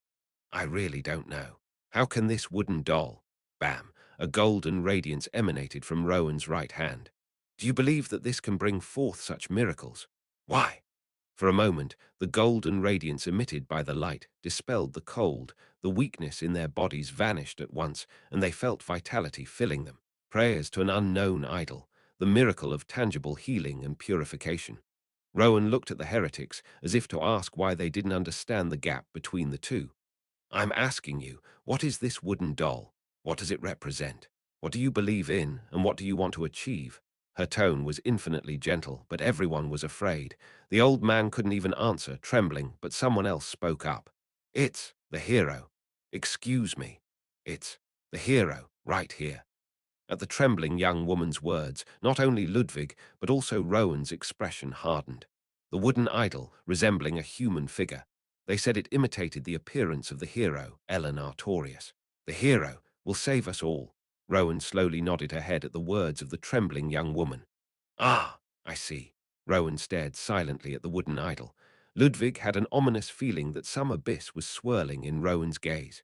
However, after a brief moment of silence, Rowan carefully placed the wooden idol back in the center of the room. "Yes, the hero will save us all." Numerous heresies were rampant. However, the hero religion couldn't be treated as heresy. Even so, how about carving it more nicely in the future to avoid misunderstandings? After all, it's a sculpture that represents the great hero.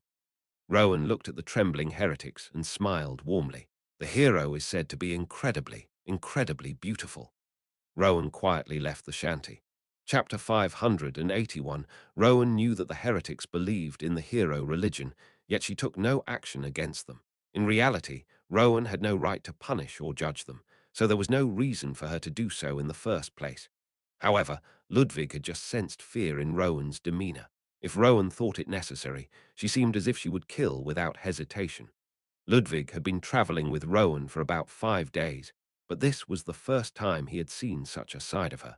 In retrospect, Ludwig had never encountered any heretics while traveling with Rowan. The hero's religion. As a priest who believed in the five great gods, Rowan would naturally have a lot to think about regarding the hero's religion, the idol representing the hero. Watching it, Rowan's expression and gaze had clearly changed. Ludwig could not pinpoint the exact emotion, but he could see that it was far from positive swirling in Rowan's eyes. The hero religion. Ludwig, do you think those people we saw earlier were truly believers of the hero religion? They said so themselves. The hero religion can serve as an excuse. Rowan looked at Ludwig.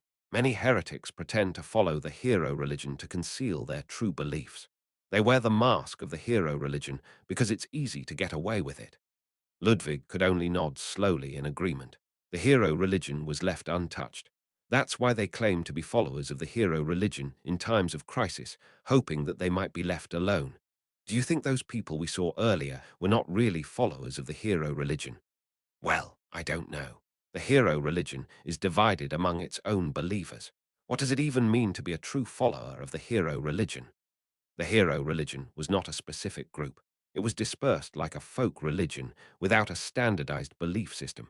They simply believed that Ellen Artorius would save everyone. Within that, there were dozens, hundreds of variations of derived beliefs. The hero religion was not forbidden. However, it was definitely heresy, as Ellen was not one of the five great gods. Of course, going deeper, it was not entirely unrelated, but there were hardly any who knew about that. Now, there were more people who believed in the hero religion than those who believed in the five great gods. That's why the once heretical majority could no longer be considered heretics.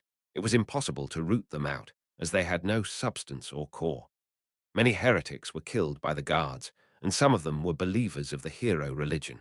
But if everyone who believed in the hero religion was killed, the refugee camp would be devoid of people. Strictly speaking, the roots of the numerous heresies spread throughout the refugee camp might be based on the hero religion. There was no clear definition of what the true hero religion was, even if they wore the mask of it. But it's ironic, isn't it? The hero religion is heresy itself, but what difference does it make if heresy wears a mask? It was just a heresy that had grown too large to be considered heresy. From the perspective of the five great gods, the hero religion was an even more uncomfortable belief than the devil god cult. Rowan looked up at the sky and sighed. The hero will save everyone. She looked at Ludwig and smiled. Ludwig, you must have lived with the hero in the temple too, right? Yes, the demon king and the hero. Ludwig felt that it was a bizarre and sinister twist of fate that he was able to witness the peculiar and fateful entanglement up close. The demon king, despised by all. The hero, the hope of everyone. He was one of the few who had watched their once ordinary lives unfold before him. For quite some time, he had observed the false peace between the demon king and the hero. Even now, Ellen had returned to the temple. If they went back like this, countless people would be eager to catch even a glimpse of Ellen's feet, yet Ludwig would have dinner with her. He couldn't believe that such a thing was possible for someone as insignificant as himself. People who wanted to see Ellen's face would carve her image out of a log and pray to it, but Ludwig could share a meal with her and discuss what had happened that day. Even his questions about archbishops born out of ignorance were calmly answered by Ellen, the hero as people imagined her, the real Ellen that Ludwig could see. The gap between the two was enormous. I'm not sure about the Demon King, but what is the hero like? Rowan asked, seemingly curious. It was obvious that Rowan had no small amount of resentment towards the hero religion. But the hero religion and the hero were different things. Of course, Ludwig knew that people were projecting their expectations onto Ellen, who had nothing to do with the real Ellen. She was not the hero of the hero religion, but the real Ellen Artorius. What kind of person was she? During the time when the temple was functioning properly, Ludwig had rarely spoken with Ellen. Even after the gate incident, Ellen had gone to extremely dangerous battlefields, so they rarely met. Thus, it was only when the Allied forces were advancing, which included the royal-class garrison, that Ludwig occasionally had the opportunity to talk to Ellen or watch her. Ellen was strong. Ellen was great. Ellen was self-sacrificing. Many words swirled in his head, but Ludwig felt that none of them could describe who Ellen was. That was a story everyone knew. The Ellen that Ludwig had seen. Ellen spent the most time with Reinhardt. Ellen is, perhaps, the biggest victim of all of this, Ludwig thought. Victim. That was the only way Ludwig could put it. Ellen spent time with Reinhardt, unknowing of everything. Strictly speaking, Ludwig thought that Ellen might have loved Reinhardt, maybe even now. But the Demon King had approached Ellen. No, the Demon King had approached others as well.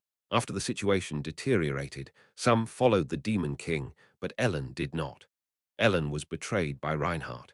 Wasn't that why she was a victim? Thinking of Ellen's seemingly calm demeanor and the deep sadness in her eyes, Ludwig couldn't help but say so. A victim? Yes. At Rowan's words, Ludwig nodded. He had no intention of discussing the details, as it would only bring pain. It was Ellen's personal story, and it might also damage people's trust in their hero. Ludwig had no intention of telling Rowan that the hero might have loved the Demon King. Just a victim. All he could say was that she was a victim of it all. That was the thought. Ah! Ludwig saw the corner of Rowan's mouth curl up in a smile. So you knew. For some reason, Rowan's strange laughter felt eerie to Ludwig. Is there a problem? At Ludwig's question, Rowan shook her head. No, it's just a thought. Rowan resumed her prayers and walked the streets while Ludwig silently guarded her side. By the time all the purification work was done, the accumulated snow reached their ankles. Let's head back. We'll need to come and check again tomorrow. Rowan couldn't help but halt her steps before finishing her sentence, in an alleyway of the refugee camp. Although they didn't seem particularly strong, there were individuals with clear hostility blocking the path of Rowan and Ludwig. When Ludwig looked back, another group of refugees was blocking their retreat. He couldn't tell who they were or why they were blocking the path, but the hostility was evident, and he recognized a few faces from earlier. Ludwig. Yes. Ludwig immediately understood what Rowan was saying. He quickly embraced Rowan's waist, as if to snatch her away, and hung her on his side. Ah! Rowan let out a small scream as he had grabbed her so tightly. Thump. Wrapped in blue mana, Ludwig's body leaped a distance of about 10 meters in an instant, jumping over those who were blocking the path. Regardless of their intentions in approaching Rowan and Ludwig, it was impossible to follow them as they disappeared like a shot arrow. Should we be safe now? Yes, probably. Ludwig carefully put down Rowan, who he had been carrying almost like a bag. Ouch! Rowan groaned as she stretched her waist. Ah, I'm sorry. I was too. No, we had no choice. They had managed to escape the crude encirclement in no time, but there were at least 10 people who had surrounded Ludwig and Rowan. It was challenging to see them as mere robbers. Rowan scratched her cheek as if she were troubled. You saw those people earlier, right? Yes, definitely. While not all of them, he had seen some who claimed to be hero priests. It was difficult to consider them reckless. In the first place, Rowan looked fragile, and Ludwig was even unarmed with only one arm. It was only natural for them to be more afraid of the armed guards carrying spears than Rowan and Ludwig. The worst-case scenario that Rowan had always mentioned had just occurred. They had tried to attack a priestess, and Rowan was an archbishop-level priestess at that. Moreover, the heretics had attempted to kill her directly. It's not unheard of for heretics to form dangerous factions, but this time it doesn't seem to be that serious. What happens when such a faction forms? Well, who knows? Anyway, the important thing is that it wasn't that this time, right? Rowan deliberately changed the subject. Let's head back. It's fortunate no one was hurt. With an attitude as if everything was settled since nothing happened, Rowan led the way, and Ludwig followed her blankly. When they saw the heretics, they had an air of severity about them, but now, after almost being ambushed, their attitude was as if everything was over. Ludwig couldn't quite grasp Rowan. However, in the end, nobody was hurt, and for Ludwig, it was fortunate that everything passed without further incident. Wow, Ludwig, you really run well. I'm quite dizzy from watching. Ah, well, it's one of my few talents. At Ludwig's modest response, Rowan smiled softly. Really, what other talents do you have? I'm not sure, other than having a bit more stamina than others. That seems like an understatement, don't you think? Just being able to do magic body strengthening is already an incredible talent. Really? Ah, aren't there many people who despair because they can't do even that? Rowan spoke the truth. Even though Ludwig had lost an arm and couldn't fight properly, ordinary people wouldn't dare to chase after him when he leaped just once and that far. Ludwig's status as a superhuman, far from ordinary, remained unchanged. I thought Ludwig was a humble person, but after spending a few days with him, I don't think that's the case. False humility, without respect, is merely self-deprecation. Humble doesn't mean thinking oneself as worthless. Ludwig thinks of himself as worthless. That's why it's not humility. At Rowan's words, Ludwig could only find himself at a loss for words, because he knew it all too well. Do you really need to do that? I've lost. Precious people. I see. If I had been a little stronger, a little wiser, a little better, Ludwig spoke quietly, his eyes empty. If I had been stronger, I wouldn't have lost those who didn't need to be lost. That's all I can think about. In the end, he could do nothing but blame his own incompetence. He wanted to die on the battlefield, but was driven away because he would only be a burden to others. Still, I'm grateful that I can still do something. I think that's a blessing. Ludwig believed he had found a glimmer of hope amidst resignation. This job would eventually end, but it was necessary for everyone. Helping Rowan, the only wise thing he could do. So I want to thank you, priestess. She tilted her head. You do know that priestesses of Tarn are not allowed to marry or fall in love, right? That's not what I meant. Oh, you're so easily flustered. Rowan laughed for a while, watching Ludwig's face turn red and hearing him sputter. What a strange person. Ludwig found it difficult to figure out what kind of person Rowan was. Because of this, Rowan seemed strange to Ludwig. At first, he thought she was a saint, but then he discovered her twisted belief in the divine. However, she didn't seem like a bad person, as she was trying her best within her fanatical beliefs. When facing heretics, he was afraid she might cause trouble, but she never did any harm to them, and she sometimes spoke strange, incomprehensible words. Ludwig could not figure out what kind of person the priestess before him was. She seemed genuinely kind, yet insane, and at times appeared sane precisely because she was mad. A priestess from the cold northern lands. Ludwig didn't think of himself as smart, but he didn't easily forget what he heard. As Ellen had said, the bishop is a lord, and the archbishop is a great lord. That's not always the case, but generally it is. Heinrich said, there may be many archbishops who have taken refuge in the empire. The ones who have lost the temples they should have governed, now mere shells of their former selves. That's why it might not be unusual for an archbishop-level priest to be wandering the streets. Rowan said. She had been a bishop-level priest before the gate incident, but had taken on a higher position to fill someone's void after the incident.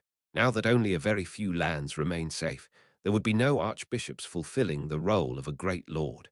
That meant Rowan was not an archbishop with the same rank as a great lord. It implied that she had been promoted to the position of archbishop while taking on some other duty rather than governing a territory or an archbishopric. Was she given the duty of an archbishop because of her work in purifying the disease? Rowan, yes, Ludwig. Is this work all you do as an archbishop? Ah, Rowan nodded slowly, as if understanding what Ludwig was asking. Well, it's a bit of both. A bit of both. Yes, Rowan calmly walked, exhaling white breaths. People keep dying in the Empire. Yes, and there are many heretics. True. In a place where unsavory and ominous events keep occurring, strange things happen more frequently. Rowan's expression grew darker as she said this. You may not have seen it yet, Ludwig, but there are cases where corpses turn into undead. Is it that bad? Ludwig felt chills run down his spine at the mention of undead. If impure energy is misused, even stranger things can happen. For example, wrongful rituals by heretics or prayers directed towards unknown, possibly non-existent powers. Ah, the reason I appeared a bit strange earlier is that I have seen too many odd things while visiting refugee camps. Rowan was indeed smiling, but she couldn't hide the chilly atmosphere. Perhaps she was worried about the negative effects that a wrongful ritual might bring. At a time when relying on the right power is not enough, praying to an unknown and possibly non-existent power is either meaningless or too dangerous, isn't it? I suppose so. Confirming whether such events are happening is also part of my job. If it's something I can deal with, I handle it. It was in the same vein as the disease purification work. She roamed around, finding necessary tasks, and if it was something she could resolve, she did so.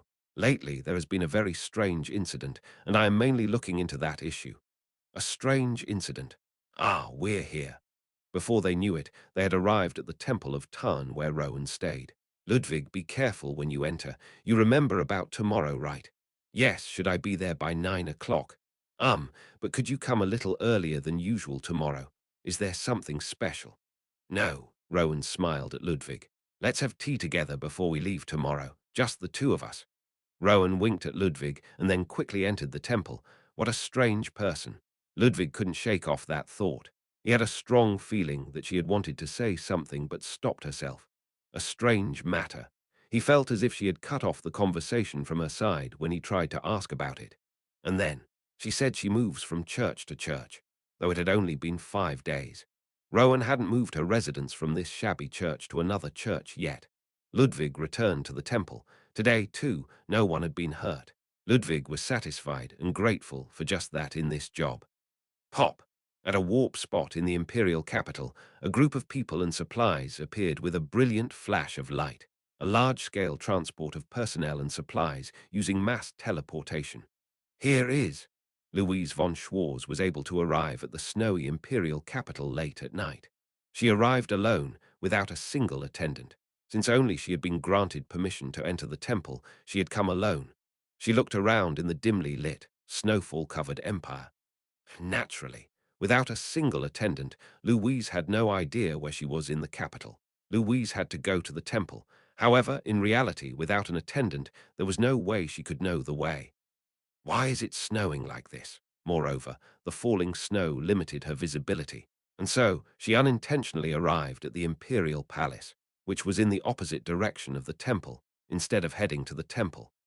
Chapter 582. Louise von Schwarz had received an unexpected vacation during the winter. The one person above her, the king and her father, had ordered her to rest. Throughout the winter, the king of Kernstadt would take over the command of the army.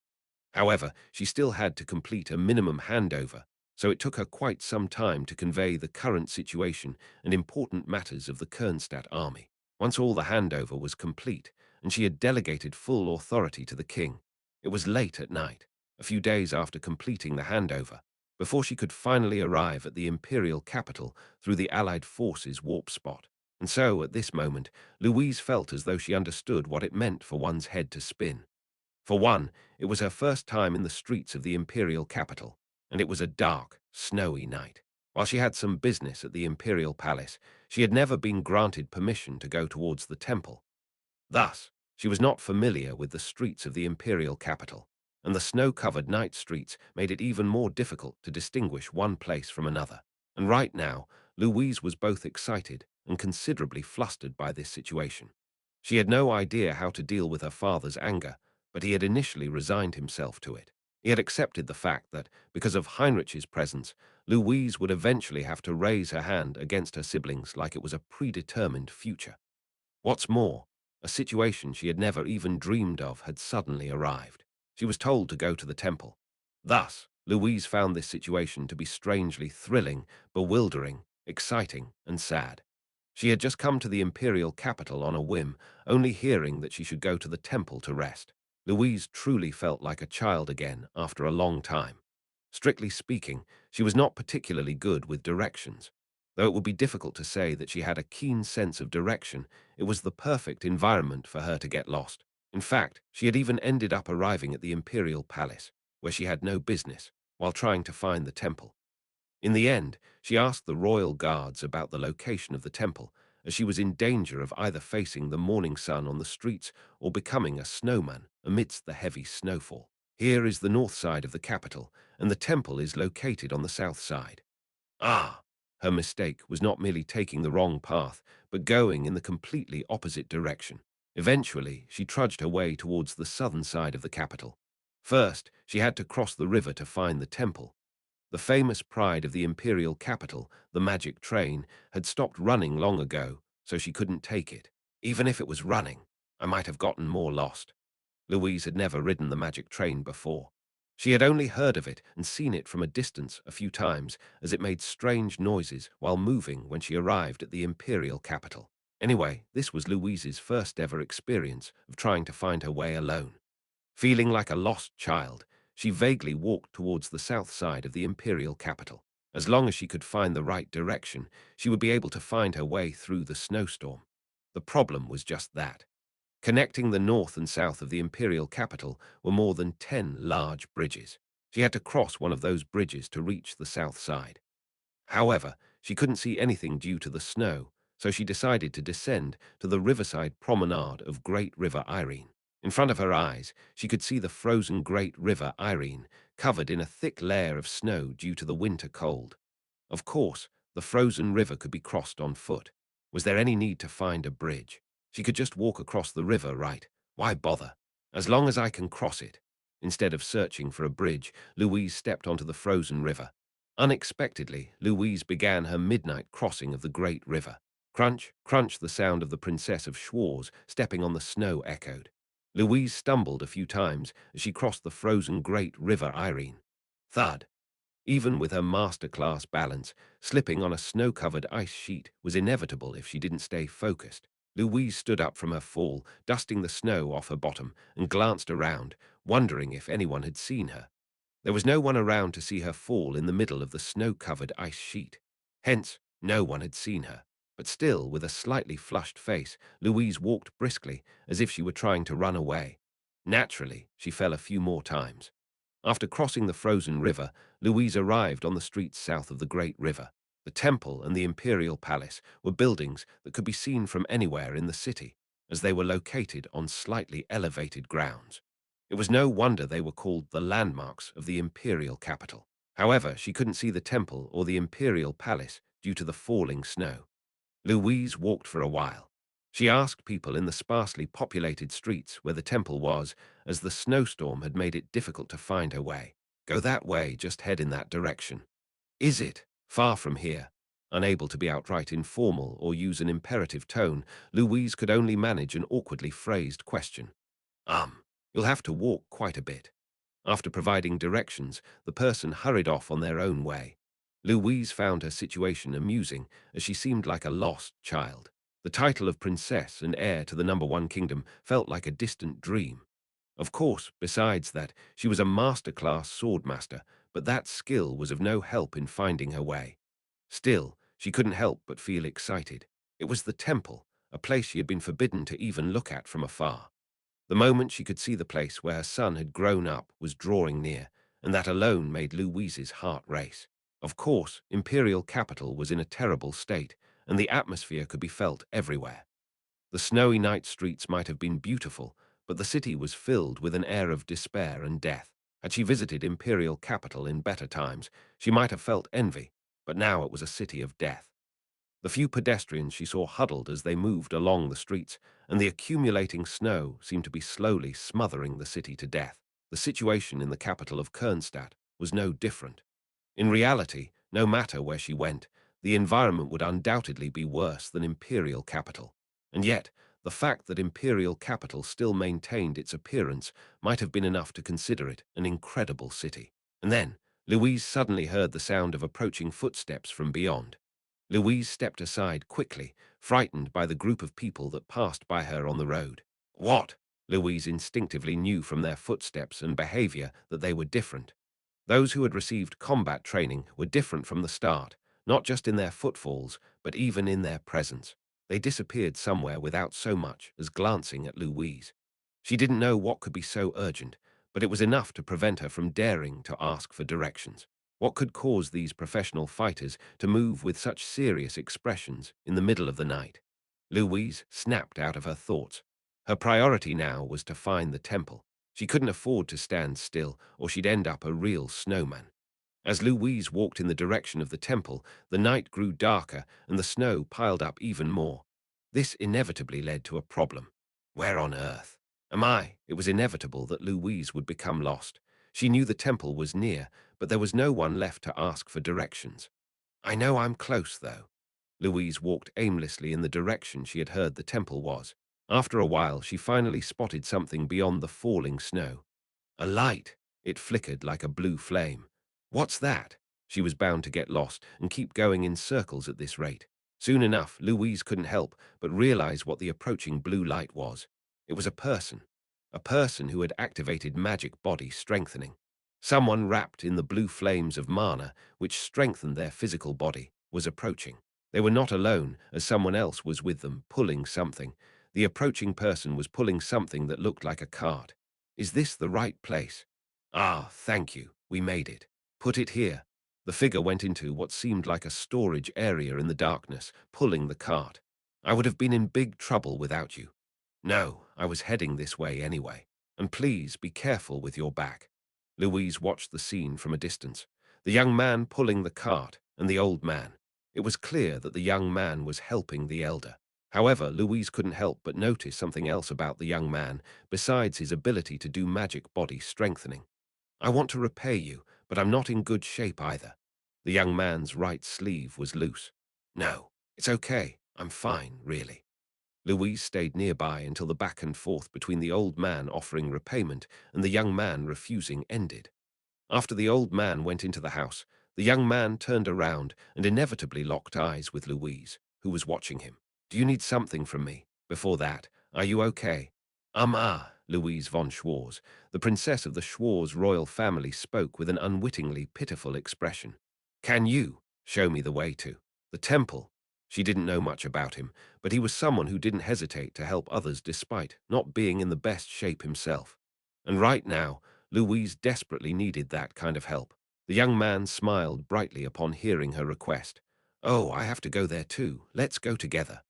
Ah, yes. Thank you. Louise unknowingly hopped in place. Thanks to Ludwig's guidance, Louise was able to reach the temple quickly. Upon arrival, she couldn't help but wonder why she had struggled to find the way. Of course, both Ludwig and Louise had turned into snowmen due to the falling snow. Louise was grateful to the heavens for the young man who appeared just in time, a temple student who could even do magic body strengthening. However, that was not the end of it. The temple was not a building but a whole area. As soon as they passed the entrance gate, Louise was dumbfounded by the temple's snow-covered landscape and vast grounds. She did receive guidance from a temple student, but this student would go their own way, and then she would be lost again. While she could get directions, Louise was half convinced that she would inevitably get lost along the way. Lost outside, the temple would only become lost inside the temple. Should she grab one of the temple guards? Louise's mind raced. Seeing Louise's pale face, Ludwig smiled as if he knew what she was thinking. The inside of the temple is quite vast as well. Where are you headed? I'll guide you to your destination. Can I really accept your help? Though her attitude was polite, her face betrayed her joy and desperation. Yes. It was amazing that someone so in need of help themselves did not hesitate to help others. I need to go to a place called the Royal Class Dormitory. Do you know where that is? The young man tilted his head at her question. You don't know? Well, it can't be helped. No, it's just that it's in the same direction I'm going. I was just surprised. Let's go. I'll guide you there. The person she had asked for directions also had the same destination. The young man in front of her was neither a teacher nor a guard, so he must be a student. Only then did Louise become aware of the young man's empty right sleeve, which she had consciously tried not to ask or look at. Louise knew about the incident that had happened to her son's friends as well. The dead classmates, and the stories of the injured classmates. Is your name Ludwig, by any chance? How do you know my name? A friend of her son. I'm Heinrich's Mo. Louise, too excited, almost misspoke and bit her tongue. Ah, are you all right? She had bitten so hard that she could only taste the metallic bitterness in her mouth. Ludwig led the way, and Louise followed. I had no idea you were the princess. I apologize. No, I mean commander. Realizing that Louise was Heinrich's sister and the military commander of Kernstadt, Ludwig was flustered. He had heard about Louise, but this was the first time he had seen her face since he had never had any dealings with the Kernstadt army. Louise vigorously shook her head in response to Ludwig's words. No, it's fine. There's no need for apologies. I'm the one who's grateful. You're a friend of Heinrich's. Finding out that the person who appeared just in time was not only a temple student, but also her son's friend, Louise's heart soared even higher. Louise quietly watched Ludwig's back. His right sleeve flapped desolately in the wind.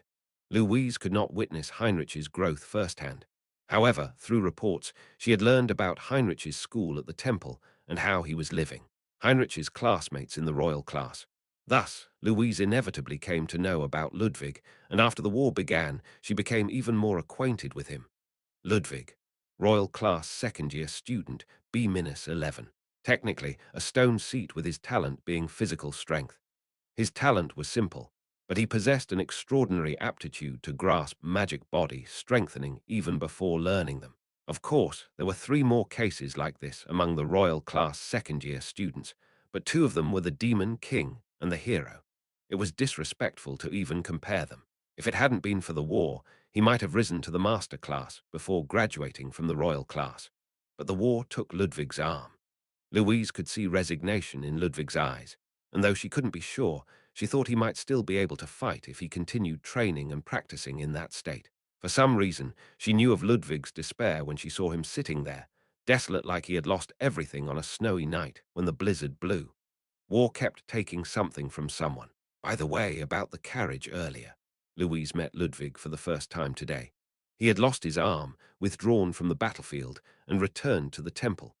However, on this snowy day, she saw him pulling the baggage cart of an old man she didn't know on the street. Ah, he slipped on the snow and seemed to have hurt his waist, so I took him to his house. I see. Louise smiled as she watched Ludwig scratch his head with an awkward grin. It was a rule that anyone's mood would improve when they saw someone with a good heart, especially if they themselves had been the beneficiary of that kindness. And so, Louise found Ludwig's empty right sleeve all the more pitiful and heartrending. Ludwig was the type who couldn't turn away from an old man groaning and fallen on the snowy path. He used his own time and strength to help pull the old man's cart to his house. Louise didn't know the details of how Ludwig had lost his arm, but she had some idea. She had received a report that he lost his arm while trying to save a friend in danger. In the end, his inability to turn away from someone in need had led him to lose his arm in these cruel times. Louise couldn't help but feel the brutal truth that, in this era, a caring heart becomes a weakness as she looked at Ludwig's empty sleeve. It's a sad time. At Louise's sudden remark, Ludwig quietly stared at her. Yes, it is. But even in such times, Louise exhaled a white breath in the falling snow. Let's try our best to live. Let's try our best to survive. In a world that only takes things away, you cannot simply accept being robbed. At Louise's unexpected words, Ludwig quietly looked at her. Yes, we must. Ludwig smiled, and so did Louise. What's this woman doing here? Why did she come here? Sister. Heinrich's face paled as he saw the unexpected visitor jumping up from his seat. Startled, Ellen, who had been sitting by the window stroking me, quickly hopped down. Louise von Schwarz, an unexpected person, appeared in this place. I also plan to rest at the temple during the winter. You too? Yes. Louise spoke stiffly to Heinrich as usual. No, couldn't you explain a little more? Regardless of whether Heinrich was taken aback or not, Louise looked at Ellen. It's not our first meeting, but I think it's the first time we've seen each other like this. Hello. Instead of greeting her as a princess and military commander of Kernstadt, Ellen bowed her head slightly as if to greet a friend's older sister. Next, Louise looked at me, sitting quietly on the windowsill. Is this that cat? Did she know about the cat that appeared at the royal class garrison? Louise didn't seem too shocked or surprised at the sight of the black cat. Yes. Ellen held me up to Louise as if inviting her to touch me. What is this? Are you treating me as a means to talk to strangers now? Well, that is convenient. Louise absent-mindedly stared at the presented cat, me, and then gently stroked my head. It felt like she did it out of politeness. As Louise stroked me a few times, Ellen stared at her. Not just staring, but intensely gazing. How is it? How's our baby? Tell me quickly. Tell me it's cute. Her desire was blatantly apparent in her eyes. Louise seemed slightly embarrassed by Ellen's gaze. It's cute. Right. Ellen, who was reluctantly acknowledged, vigorously tickled my head. Louise's expression became quite peculiar as she watched Ellen. Although they were not strangers, they had never had a conversation before, so Louise had no idea what kind of person Ellen was. But a hero who shows off a cat. Was she disappointed, or did she think it was human-like? Regardless of Ellen's behavior, Heinrich was still in a half-panic state. Sister, what's going on? I was told to stay in room -1. Where is that? Anyway, why is this person here? The temple is not in a situation where anyone can be admitted right now, and Louise von Schwarz is definitely not just anyone. Bertus must have granted her access. What does it mean that Louise was allowed into the temple? Louise was granted permission to stay in room Aminus, one of the second-year dormitory. Ironically, that room was once used by the emperor during his time at the temple. In exchange for the King of Kernstadt taking over military command during the winter, Louise was to spend a long vacation at the temple. Heinrich was dumbfounded by this unexpected situation, while Louise looked around curiously. This place is the temple. Whether comparing it to Kernstadt's academy or feeling a completely different sentiment, Louise seemed quite excited, even with her stern expression. Heinrich, offering to guide her around the royal class dormitory, disappeared with Louise somewhere. Meanwhile, Ellen was staring at the snow falling gently outside the window. Chapter 583, the day after Louise von Schwarz arrived at the temple. There weren't many people in the royal class dormitory in the first place, and Louise was the commander of the Kernstadt army. Thus, some of those who recognized her seemed slightly tense, but it didn't get noisy. Louise found it intriguing that she was at the temple, whether people recognized her or not. Breakfast time. You were patrolling the area. Yes, sister. Didn't I tell you to rest? Louise's expression slightly stiffened. I'm sorry. I didn't mean to hear that. Just watching the interaction between the two made one feel awkward. The tense atmosphere between them was almost unbearable for those who knew them well. Anyway, there was no significant issue. The surroundings of the imperial capital seemed to be quite safe. We didn't even catch a glimpse of any monsters. Right, Ellen? At Heinrich's request for support, Ellen, who had been quietly tearing her bread, nodded. Yes, it seems like there's no monster problem. I don't think there's much point in patrolling anymore. The two had been tirelessly active since returning to the temple, but they couldn't even draw their swords for combat. It seemed it was time for them to rest. However, as they looked out the banquet hall window at the snow, the expressions of both Heinrich and Ellen darkened. Following hunger and cold, the accumulating snow was a major issue. The cause of all these issues was the gate incident and the monsters, but now the monsters had become a secondary problem. Louise, after exchanging various stories, glanced at Ludwig, who was eating. By the way, Ludwig, thank you for yesterday. Ah, oh no, Commander, it wasn't a big deal. What is she talking about? What could Louise be thankful to Ludwig for? Feeling Heinrich's gaze, Louise seemed slightly taken aback. She had a look that said she shouldn't have mentioned it. He guided me on the way yesterday. Guided you? Yesterday, when I arrived, it was snowing so heavily. Louise's face turned slightly red. Don't tell me, did you get lost? Yes. Why is this lady so cute? Initially, she didn't even look like a lady because she was a master-class swordsman. When I think about it, Louise von Schwarz arrived at the temple very late yesterday. Ellen and Heinrich were in the lobby, unable to sleep due to the snow, but it was later than their usual bedtime. She didn't arrive late, but had wandered off the imperial capital. The heavy snowfall made it an unavoidable situation. A princess getting lost and wandering in the snow. If I hadn't met Ludwig in time, I would have wandered even more. She had gotten lost and met Ludwig, who guided her to the temple. No, when you think about it, even after finding the temple would have been a problem. The temple's interior is extremely vast. She might have struggled to find the royal class dormitory even after finding the temple. If she hadn't encountered Ludwig by chance, she might have spent the whole night outside. Ludwig, were you busy yesterday? You came late, it seems. Heinrich, who seemed to have sensed my curiosity, asked Ludwig, who was in the middle of his meal. It wasn't that I was busy with work. I finished on time, but on my way back, I came across someone who needed help, so I got a bit delayed helping them. Typical of you. Heh, they say old habits die hard. In the end, it led to finding the lost princess, so I guess it was a good thing. Meanwhile, Ludwig's expression seemed to be gradually improving. It appeared that he was realizing he could still do meaningful work through the purification process. His wound wouldn't heal completely, but it seemed he would find a way to overcome it, and he was in the process of doing so. Thanks to Ellen forcibly bringing me to the temple, not only was information gathered, but it was also a relief to see Ludwig getting better. Ah, meow, As I sat on her knees, Ellen gently stroked my back. This is quite comfortable. If it weren't for the gate incident, I might have been content living as a cat for the rest of my life. Of course, I'd have to choose an owner as wisely as I did. Honestly, I think even the blockhead likes my cat form. Heinrich asked Ludwig, are you going out for purification work with that priestess again today? Yes, she asked me to come early today, so I'm leaving soon. There's a lot of snow as well. Purification work. Louise tilted her head as if she didn't understand. There's an epidemic spreading in the imperial capital, so I'm in charge of escorting a priestess who's purifying the disease." At those words, Louise's eyes widened. "That's a good deed." "No, not really. I don't actually do much. Most of the time I just walk beside her and that's it." "Even so, it's a good thing, isn't it?" "Well, thank you." Louise nodded quietly, as if she found Ludwig's efforts to do something despite his condition admirable. It also seemed to make her feel even more pity for him. That lady seems to have already reached the maximum level of affection for Ludwig. Well, if someone dislikes a person who's only ever kind, then that person is the problem. And I had been unfairly harsh to Ludwig.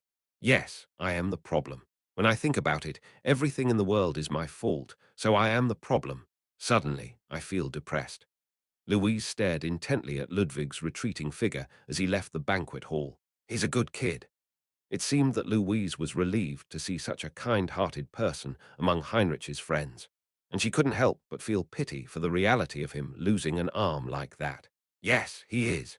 Heinrich showed a bitter smile at Louise's words. Both Ellen and Heinrich had confirmed that the outskirts of the imperial capital were safe, so there was no need to patrol them anymore. And due to Louise's arrival at the temple, Heinrich couldn't leave even if he wanted to. After breakfast, Louise and Heinrich stepped outside the royal class dormitory. There was no intention of patrolling the outskirts anymore. They had seen with their own eyes that the defenses were well in place for several days already. The reason Heinrich left the dormitory was to show Louise around the temple. Even the usually stoic mother was visibly excited, and even the not-so-perceptive Heinrich could tell. However, there was a problem. "My, there's so much snow." Indeed, the snow that had started falling since yesterday had turned the entire world white, leaving nothing but an endless expanse of white all around them. Fortunately, the snow had been cleared enough so that it wasn't too difficult to walk around, even though it continued to fall. The outside world must be in chaos. Most likely. Just like everyone else, Heinrich and Louise could not find any joy in this snow. To them, it felt like a terrible curse falling from the sky. Heinrich seemed to have an idea and looked at Louise. "Shall we try melting the snow? With your power?" "Yes, I've never used it this way before, but I think it's worth a try." Give it a shot then." "All right." Heinrich began to focus his power. "If it works, we could even melt the snow on the imperial capital instead of just patrolling, don't you think?" Heinrich wore a proud smile, as if he was thinking about clearing the snow on the imperial capital using his power. "Well, give it a try for now." Louise decided to watch Heinrich's attempt silently. Krrrrrrrrrr. Soon, she could see a bright red, boiling sphere of flame high in the sky. "Are you planning to summon the sun or something?" "Well, if I were to do that, it would be disastrous. But for now." The blazing flames emitted an intense radiance in every direction, and the heat could even be felt on their skin. A roaring sphere of fire burned in the sky, melting the piled snow on the ground. Naturally, plop, plop, the falling snow turned into rain and began to pour down from the sky. Inevitably, both of them were drenched in rain instead of snow in the middle of winter. Their clothes were soaked through in an instant. Ah, this wasn't. Heinrich quickly extinguished the blazing sphere of fire in the sky, his face flushed with embarrassment. Louise let out a deep sigh. "I knew this would happen." Did you?" "If the snow melts and evaporates instantly from such intense heat, that method might work. But exposing people to that heat would be dangerous. No, the risk of fire would be the main concern. But if you melt the snow this clumsily, the whole street will turn into an ice rink." Louise thought that Heinrich's grand plan was meaningless, but she decided to let him try it out for himself rather than explaining it to him. "I'm sorry, we're just soaking wet now." Heinrich's face grew even redder with embarrassment, realizing what he had done after actually attempting something he should have known better than to try. "I wish you would think more deeply before acting." "Yes, still," Louise looked at Heinrich and smiled. "Your heart is in the right place." "Excuse me." Although his attempt was a failure and his method held no meaning, he tried it out of his desire to help people. "That alone might be enough," Louise added with a smile. Caught off guard by her sudden words, Heinrich could only stare blankly. Thank you, sister." Seeing Ludwig must have affected Louise's emotions, and she couldn't help but feel happy seeing a similar side in Heinrich. Of course, having spoken of something she normally wouldn't, Louise found herself as pale as Heinrich. And that wasn't the only problem. Naturally, the two couldn't help but feel the intense cold in the freezing winter air. For Louise, it wasn't an issue, but for Heinrich, it was a problem. Seeing Heinrich's lips turning purple, Louise sighed. Let's change our clothes first. Yes. They had no choice but to return immediately after their walk. After changing into different clothes, Heinrich and Louise set out for a walk around the temple. Younger brother, there aren't as many people in the temple as there used to be, right? Since the school is not operating, there are probably only a tenth of the usual number of people. No, even less than that. If there are so few people in the temple that the snow can be cleared, we might not need to worry too much about the outside. That would be nice. Louise and Heinrich walked around the temple. Do you know about the temple's education? I do. There is an academy in Kernstadt, and in fact the Kernstadt Academy had adopted quite a bit of the temple's approach, from the separate common and specialized education programs to educating children from a very young age and including students from all social classes without discrimination. That's the building where we had common education classes. Ah, I see. Louise looked at the snow-white building where the classrooms were. That was the swimming pool, and over there was where we did physical training. Right. Heinrich guided Louise through various parts of the temple, explaining everything. The classroom building where they had royal class lessons, the building where they had supernatural ability classes, the places where they trained in mana sensitivity, and so on. And not just the royal class, but Louise was also taken to the elementary and middle schools Heinrich attended when he was younger. This is Main Street. Now the shops are closed, but the temple students used to gather here to go to restaurants or cafes. Almost all of the students came here unless they went out to the main street on weekends. It's a very wide street. That's right. There were over 100,000 students, and this was the street where they mainly gathered. And since students from all over the continent gathered here, you could also taste local cuisine from many places. Well, I didn't particularly like it. I see. Aside from the guards who were clearing snow, passers-by were extremely rare, but this space once bustled with countless students. People from all over the continent gathered here, bringing their cultures with them. Main Street was not an educational site, but it symbolized the success and prosperity of the temple. However, now there was not a single open store on the snowy street. Louise was familiar with all these places in her mind. The number of students, Main Street, the other schools Heinrich attended. She knew them in her head, but they were places and scenes she had never seen before. You spent your whole life in a place like this. Yes, Louise softly spoke those words, and Heinrich nodded. I don't know if it's rude to say this to you, but the temple is a good place. You don't have to be considerate. Don't you think I know that the Kernstadt Academy is not as good as the temple? Louise quietly looked at the snowy scenery of the temple. The Academy of Kernstadt was never meant to rival the size of temple, nor could it.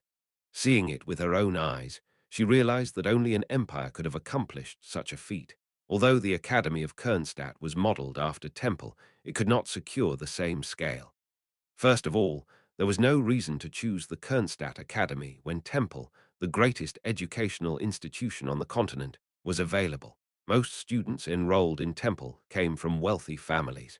They had no reason to attend a second-tier academy like Kernstadt.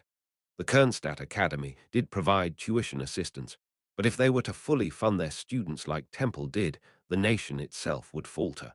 As a result, the number of schools and their scale were inevitably smaller. Louise was not unaware of this fact, so she did not think that Heinrich was belittling the Kernstadt Academy when he said this. No, sister, I did not mean it that way. As they stood face to face on Main Street, Heinrich spoke softly. I'm saying that I have lived a good life in a good place. Ah, Louise suddenly felt as if the air had been sucked out of her lungs. It wasn't exactly happiness, but neither was it misery. Rather, I lived among good people in a good place. So, you don't have to make that face. Only then did Louise realize the expression she had been wearing. Heinrich had passed through countless places, schools, dormitories, and streets, but Louise had not been able to witness any of it, let alone be with him. She felt immense guilt for having lived her entire life ignorant of the truth about her son. That's why she couldn't express her appreciation for each place they visited. With her guilt unresolved and only growing deeper, Louise's expression remained stiff throughout. Her joy at arriving at Temple was short-lived. In the end, she felt regret, sorrow, and ultimately guilt for not having been able to witness those moments. As a result, Louise's mood only sank further. Temple is a good place, and I lived in such a wonderful place, so you don't have to feel sorry for me. Louise couldn't tell if she even deserved to hear those words. She had never watched over him, cared for him, or even had a proper conversation with him. Even now that she knew the truth, they hadn't had a proper conversation. For fear that someone might overhear them, she still called her son the youngest, and he called her sister. Thank you for growing up well. Oh, if you think that way, thank you. Louise could only resent herself for not being able to say more. Even if her country's power was intact, Louise could see with her own eyes that Kernstadt could never catch up with Temple. Fortunately, if Temple was a good place where her son could grow up like this, then it was fortunate that Kernstadt could not compete with Temple. Living in a good place, among good people. What a relief that must be. However, as Louise thought this and was moved, she couldn't help but let out a bitter laugh. Living among good people. What a terrible lie that was. Louise smiled bitterly. Living in temple with the demon king and claiming to have been among good people. Do you think lying will comfort me? Even so, thank you for saying that. Ha, ah. Her son must have been one of the most unfortunate people in the world, easily among the top 10. Despite this, to comfort her, he lied. That was the only way Louise could understand it. However, upon hearing her words, Heinrich became silent, as if he had received a great shock. Louise regretted her loose tongue as she looked at her son, who stared at her wide-eyed. Had she carelessly mentioned the Demon King? It was clear that she had said something unnecessary. He might feel guilty for not having known anything while he was with the Demon King and for not having prevented all this. My youngest, I just meant, sister. Feeling an inexplicable tightening in her chest, Louise nodded in confusion. Yes, I'm listening. In Heinrich's terrifyingly stern expression, Louise felt a kind of fear she had never experienced in her life. Heinrich's face hardened menacingly. He was contemplating.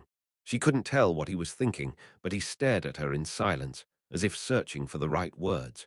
Would she be able to bear the resentment in the words she was about to hear? Feeling suffocated by the intense pressure, Louise waited for the words to come from Heinrich's mouth. After a long silence, when the snow that had accumulated on his shoulders seemed to stop falling, he finally spoke. All this time, I've been debating whether or not to tell you, sister, but I think you need to know. I need to know what? Yes. The words that came from her son's mouth were neither of resentment nor of expressing sorrow. Heinrich slowly opened his mouth, his expression still stern. Actually, before my brothers tried to kill me, the Demon King visited me. Chapter 584. Heinrich wore a determined expression, while Louise seemed to have lost her soul. It was only natural. The cause of all this chaos, and the one who deserved the hatred of everyone in the world, the Demon King, had secretly visited his son. And the son had not told anyone about it, not even herself. Heinrich explained everything from the beginning. Before he learned that he was a bastard, he received an anonymous letter when he was struggling with the hatred of his brothers and the ignorance of the truth. The letter said, "My brothers were planning to kill me. They seemed to know that I was a bastard. I don't know how they knew." Of course, Heinrich thought the letter was a prank and didn't believe it. However, he later confirmed the truth about being a bastard through the mouths of his brothers, who were, in fact, his uncles. The Demon King appeared that day. It seemed as if he had been watching me from somewhere all along. The Demon King came in person. Yes, he revealed himself without a doubt. The Demon King made a proposal to Heinrich. If he wanted to survive, he should follow him. If he stayed there, he would either be killed or would have no choice but to want to kill his brothers. And he said he would tell me everything if I followed him, what had happened until now, what I could do in the future, what my role would be in all of this. The more Louise heard, the more she felt the hairs on her body stand on end. The Demon King had been extracting information from the Allied forces without her knowing, and her son was even being monitored by him. Was this what it felt like to have the blood drained from your body? But she was fortunate. Her son had not followed the Demon King but was here, right in front of her. The Demon King tried to deceive you. I'm so relieved, truly relieved. You didn't follow the Demon King. You made a wise choice. 3 people had been deceived by the Demon King's cunning tongue and followed him. Harriet de St. Owen, Liana de Grants, Olivia Lands. Though there were only 3 of them, they were all either children of prominent nobles or individuals highly regarded as the future of the empire. No one knew what they were doing or where they were, but it was already a shocking event. The Demon King had tried to take advantage of Heinrich's fear and confusion. He made an irresistible offer in a situation where it would be strange if Heinrich did not accept it. Louise felt incredibly proud and touched that her son had rejected the Demon King's offer. He had rejected the Demon King's proposal in a situation where refusal or resistance was impossible. How cunning and terrifying must the Demon King be? Sister, I didn't follow the Demon King because I don't trust him. Heinrich looked at Louise with a stern expression. What did you say? He didn't follow the Demon King. But as she saw her son trying to utter the dreadful words that he believed in the Demon King, Louise began to tremble more and more. I know what you're thinking, sister. You might think the Demon King lied to deceive me, or that I'm saying this because I was fooled by his lies. Heinrich swallowed and continued speaking. I have no intention of following the Demon King, even if he returns, nor do I intend to cooperate. You can rest assured on this matter. However, no matter how much I think about it, no matter how much I doubt, I cannot believe that the Demon King, Reinhardt, is an evil being. My youngest, the Demon King, deceived everyone. Did he not fool everyone with his gentle and mild disguise? Did you not see those who followed and aided the Demon King up close, deceived by his mask? Heinrich couldn't help but lose his composure at these words, even in this situation. Gentle and mild. These are words that anyone who had seen the Demon King during the temple days could not utter. Sister, the Demon King was far from gentle and mild. If we were to be precise, he was a madman. Is that so? Yes, he was a madman who caused all kinds of trouble. He did everything he shouldn't have done while infiltrating.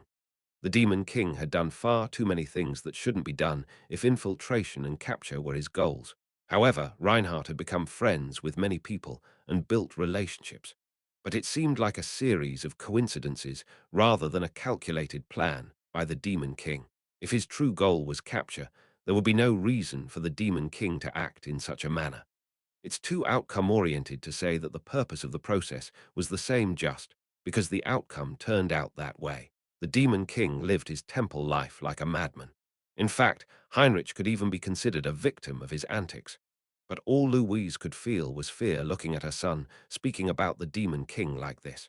She couldn't help but be afraid that he had already fallen for the Demon King's tricks or ploys. Sister, don't you think that our coalition forces have been advancing too easily at some point? However, Heinrich knew what to say to his sister. You can't mean. Despite being winter, the weather has been too good, and the warp gates of small cities have been seized without any strategy.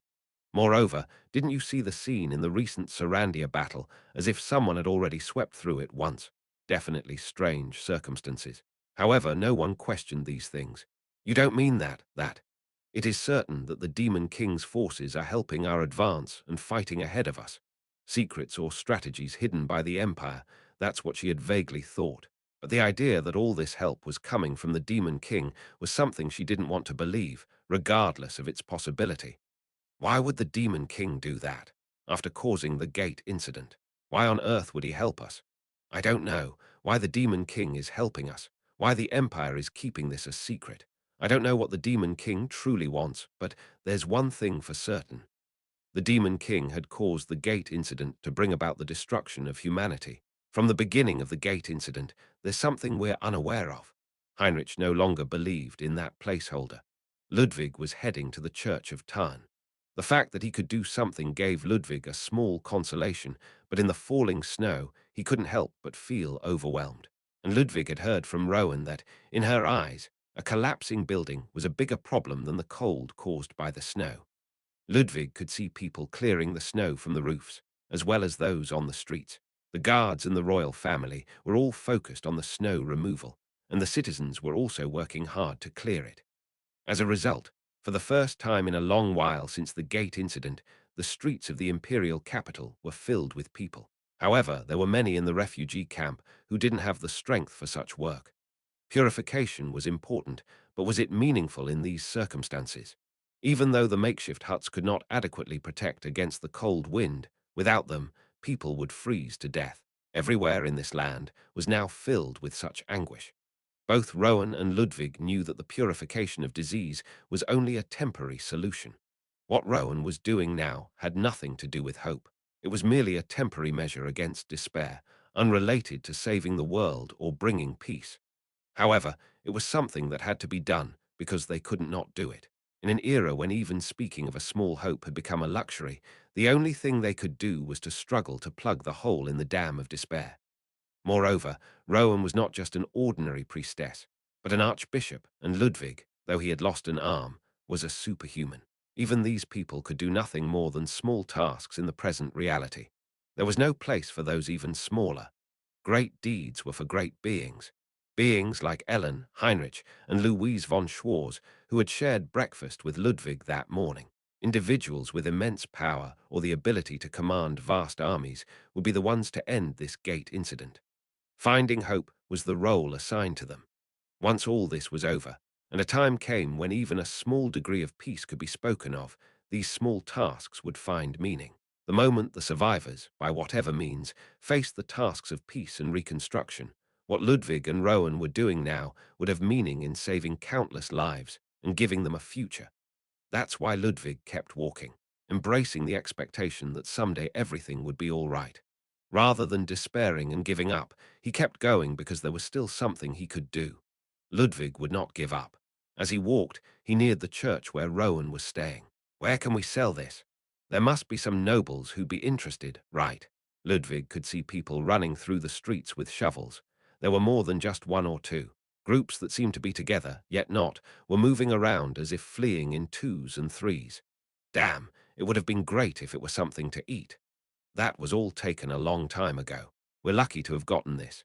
But what kind of church doesn't have even a glimpse of gold or silver?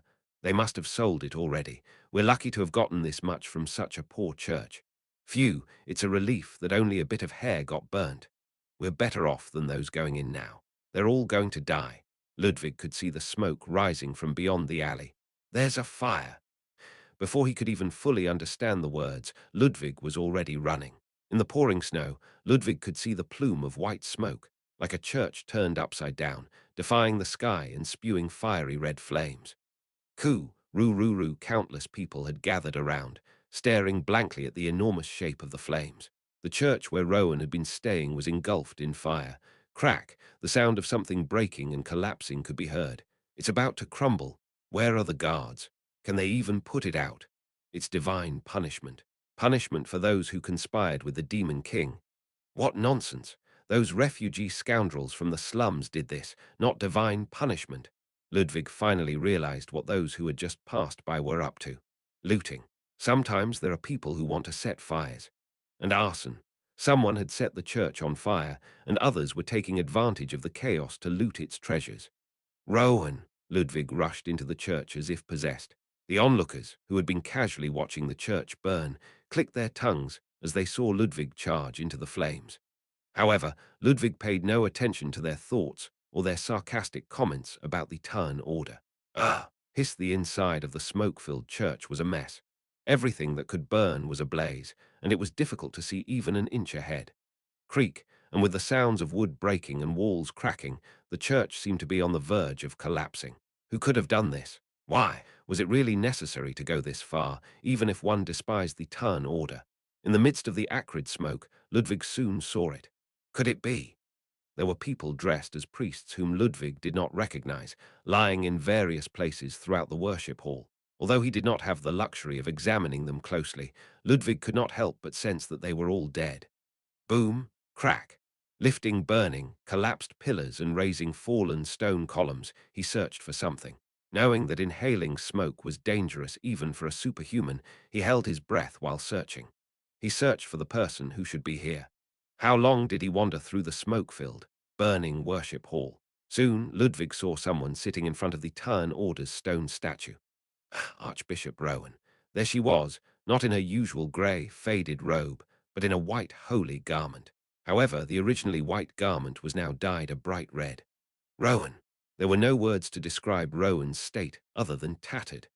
Her body had been stabbed multiple times, and the holy garment that should have been white looked better suited to be called a red shroud.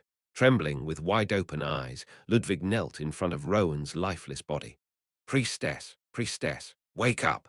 But even as he spoke, Ludwig knew that his call could not bring Rowan back. Rowan's eyes, forever unseeing even in death, had been robbed of something she could never regain. Gripping Rowan's shoulder, Ludwig poured out tears that could not become a sob, his eyes wide open in the searing heat of the fire.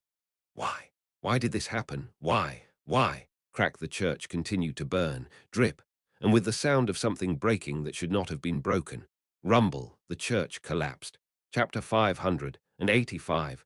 Louise had just heard a shocking story from Heinrich. She had already suspected that there was a secret behind the coalition's excessively smooth advance. She thought it wasn't necessary to uncover it immediately. However, it was hard to believe the rumor that the Demon King was leading the vanguard. Nevertheless, if it were true, she would understand why the Empire had no choice but to be silent. If this truth were to spread, people would start to doubt the Demon King's intentions. Just as Louise was feeling confused now, it would be disastrous if this information spread throughout the coalition. That's why the Empire had to pretend to be unaware of the Demon King's assistance, even as they received it. It seems certain that the Empire's relationship with the Demon King goes beyond tacit cooperation. It was also hard to believe that her son had fallen for the Demon King's sweet talk. If that were true, Heinrich would have no reason to remain with the coalition. He was in a dangerous situation and had no choice but to leave, yet he didn't. The Empire and the Demon King. Her son could have been taken by the Demon King. But on the other hand, the Demon King might have tried to save her son. If there's a truth we don't know, what do you think it is? I don't know. If the Demon King didn't want the gate incident to happen, then why did it happen? And why is the Empire hiding the truth? I really don't know. The Demon King had not mentioned any truth that would endanger Heinrich if he knew it. Heinrich stared at the confused Louise. I apologize. I didn't mean to confuse you, but I felt I had to tell you. Louise couldn't help but understand why this was happening, even without thinking deeply. Most people believe the Demon King is the root of all evil, and the few who know the truth encourage that belief. But if there was a different truth about the gate incident, if it were true that the Demon King didn't want the gate incident to happen, then what would become of the world? If the strong bond formed by hatred for the Demon King were to crumble, humanity would be finished. Heinrich bowed his head as he watched Louise's confusion. I may be under the Demon King's spell, but I can't help but think that way. No, you did well. You told me well. Although Louise still couldn't free herself from the confusion, she had to commend her son for having the courage to talk about his secret meeting with the Demon King. Louise's mind was in turmoil because of Heinrich's words. Who is the Demon King really? What is the truth behind the gate incident? And what is the Empire thinking? She knew nothing. But does it matter if there is a truth unknown to everyone in the world? Regardless of the intentions, the gate incident happened, and it must be put to an end, and that fact remains unaltered in the face of any truth. Snow still falls. A blizzard pours down. Snow accumulates. Snow covers everything. The earth, buildings, trees, and frozen rivers, it buries everything. The gate incident is like this snow. When a massive blizzard falls, everything is buried. When a blizzard comes, everything else loses importance. The snow had to be cleared away. It had to be continually cleared away to prevent it from engulfing and destroying everything. Just as one must clear away the snow before it devours the world, eventually nothing becomes more important than the snow itself. Truth, too, buried beneath the blizzard called the gate incident, had become invisible and unimportant.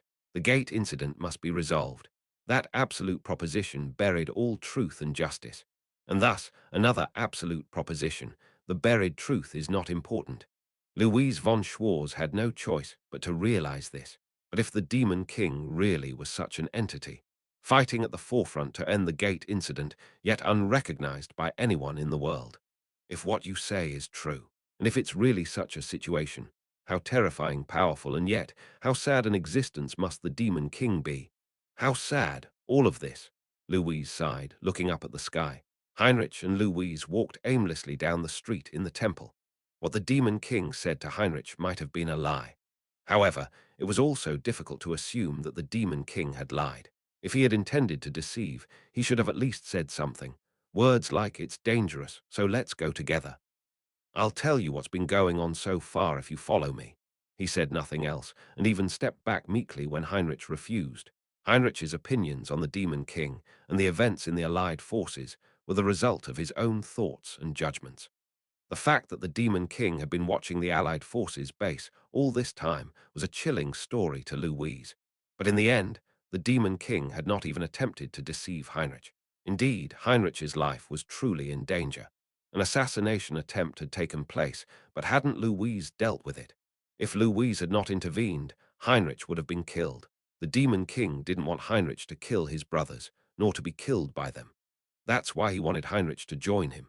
When the Demon King came to find Heinrich, he said nothing other than the fact that an assassination attempt would occur. So there was only Heinrich's judgment. Thinking this way, Louise found it strange. He was despised by his brothers, his life was in danger, and he didn't even know the truth about Louise. My youngest. Yes, sister, wasn't it wrong not to leave? It would have been right at that moment. Yes, you were in danger, and you didn't know what would happen in the future. I didn't even know I would do such a thing either. In a situation where safety was uncertain, it was inevitable to think that Heinrich's decision to stay was foolish. There were various reasons, but if I decided to leave, I could see the consequences that would unfold. Our soldiers, officers, royalty, and even Kernstadt would be affected. Ah! Louise couldn't help but be dumbfounded, as she hadn't imagined that Heinrich had such a mindset. Even with my limited mind, I could tell that people would receive such gazes and resentment. So I decided not to leave. Regardless of the reasons, it would be seen as betrayal. The people from Kernstadt would receive the same gaze as those from Tarn Order, the Al's Order, and the people from St. Owen Duchy. Knowing it was dangerous to think so, he still did not leave. At those words, Louise felt as if her breath was being taken away. And if I had left, this would never have happened, and this time would never have existed. Forever, I would have known nothing. Not all of his siblings hated him. He would never have known that some of them were just hesitant, finding it difficult to face him. I'm glad you didn't leave. Heinrich looked at Louise. The war had changed many things, and it had plunged far too many people into misery. But not everything changed for the worse. Heinrich had gradually become someone capable of contemplating many things. Overwhelmed with emotion and regret, Louise couldn't find the right words. Instead of hating her for knowing the truth, her son was grateful, embracing the situation with joy. Louise couldn't help but be thankful for so many things. How long had they walked in this pleasant silence? Ha! The two, walking quietly, had no choice but to stop when they heard voices in the distance. On the opposite side of the path they were walking, a group of guards was blocking the road. Is this a restricted area? It seems so. The guards did not speak to Heinrich and Louise, but their stance blocking the road clearly indicated that this was a controlled area. By walking aimlessly, they had stumbled upon a place they would never have entered otherwise. It seems. This is the university grounds. Ah, I see. Then it's understandable. However, a restricted area. Louise and Heinrich looked at the grounds blocked by the guards and the buildings beyond. As if it was not an issue to look, the distant guards paid no attention to the two. But was there a reason to control access? Few passers-by were in the area, so there would be no one who would casually venture there. If it's a controlled area with no one coming and going, there must be something happening inside that is considered confidential, and the scale of the visible security force was anything but ordinary. Although they couldn't know what was happening inside, with that level of security, something of even greater magnitude must be taking place. It seems to be a magic university. Having seen the sign, Heinrich nodded slowly, as if he understood what the university inside the controlled area was. A magic university. So they must be conducting some kind of research. Louise agreed, nodding her head, thinking that it must be something the Empire would treat as confidential. Are they trying to create another Titan? If such a weapon is developed again, it would be good for everyone. It's probably not a Titan. I heard they don't have the resources to make another one. Really? Then they must be working on another large-scale magic weapon or something else. If it helps the war effort, anything would be good. That's true, the Titan. Upon witnessing its power, Louise felt both shudders and fear. She thought time and time again how fortunate it was that the Titan was on their side. Even those who opposed the Empire, even if they were the Demon King's army, would have been crushed under the Titan's feet and vanished without a trace. The Empire was doing something at the Temple Magic University. It wasn't the Titan, but they were researching something. It seemed that the B-class peers had been included in the research. They were said to be at the temple, but they were hardly ever seen returning to the dormitory from the Magic University. Although Heinrich couldn't know the details, he could guess that Louis Ancton, Christina, and Anna de Journa would be involved in the research being conducted there. Wasn't a girl named Adelia involved in the Titan project as well? Your friend? Yes, that's right. Adelia's power cartridge was a great invention, but the Titan surpassed it overwhelmingly. But this time, even other peers were involved. What kind of weapon could it be? All your friends are incredibly talented, to say the least. The children from the second year of the temple, Louise couldn't help but think that an unusual number of monstrously talented people were gathered in that grade. Geniuses and disasters were gathered in a strange way. Could it be an all too terrible coincidence? Louise and Heinrich walked slowly through the snow-covered streets of the temple, leaving the Magic University behind. Ludwig left the security headquarters with a desolate expression. There was no way the debris from the collapsing church could have killed Ludwig. After rescuing Rowan's corpse from the pile of stones in the collapsing church, Ludwig encountered the guards who had come to clean up the fire scene. He was then taken to the security headquarters, pledging to fully cooperate with the investigation. However, the answer Ludwig heard left him dumbfounded. It's difficult. Difficult, you say? Yes. If they were caught at the scene, it would be different. But if dozens of thugs attacked the church and scattered, if it was a spontaneous crime rather than organized, finding the suspects would be very difficult. I saw them with my own eyes. People looting the church and running away. I didn't see everyone, but I saw them clearly. I remember. Ludwig, the population of the empire is over 100 million now. And if the crime was committed by people from a refugee village, where even their identities have not been properly determined, catching the criminals is virtually impossible. If the attackers were hiding somewhere in the maze-like alleys of the refugee village, it would be impossible to find them. And with the weather like this, in the current situation, where they are overwhelmed by dealing with the heavy snowfall, there is neither the manpower nor the possibility of finding the criminals. Ludwig didn't know what to say. This is the reality of the empire, where catching criminals is nearly impossible unless the crime happens right in front of you. Spontaneous crimes, spontaneous arson, spontaneous looting. The spontaneous nature of these incidents made it virtually impossible to catch the criminals, and the security forces were already marking it as impossible before even starting the investigation.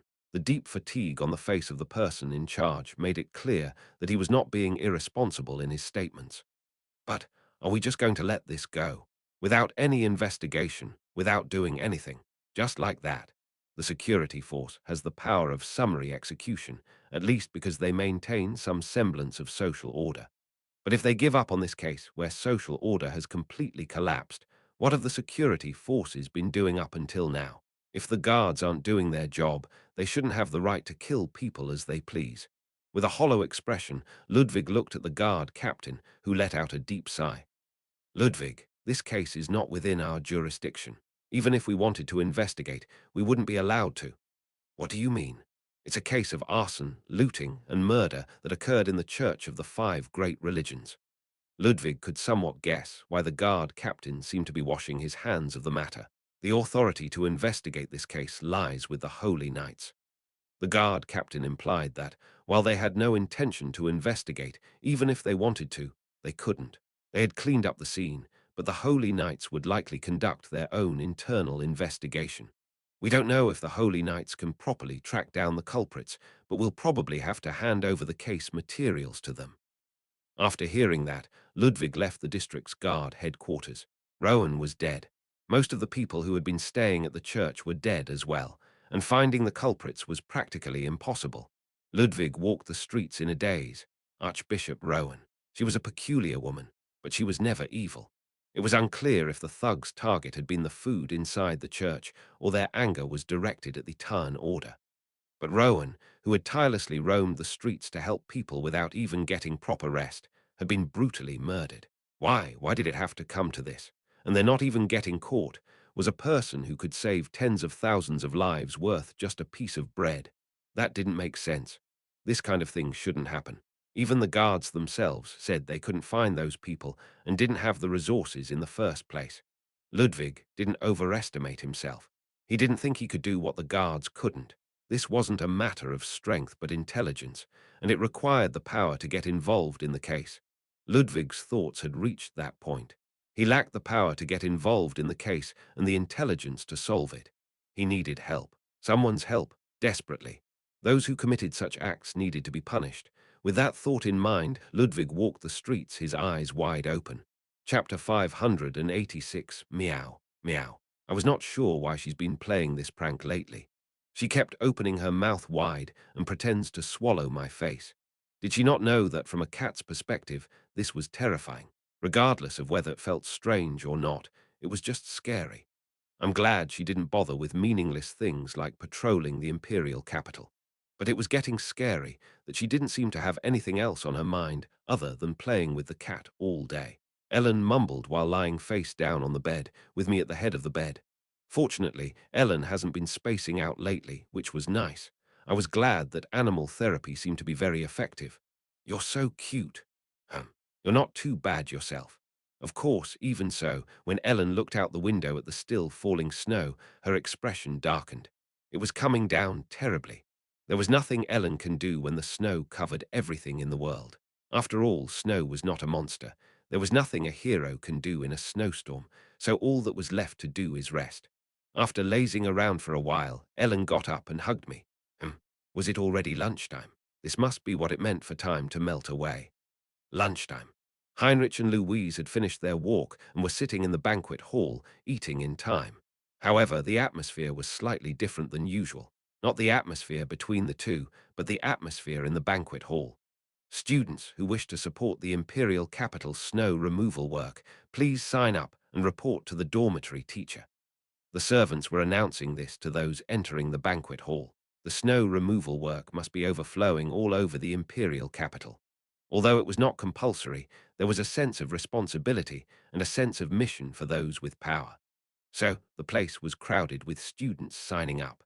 Superhumans covered in blue flames of mana were not wielding swords and spears but shovels, clearing snow off the Imperial Capital.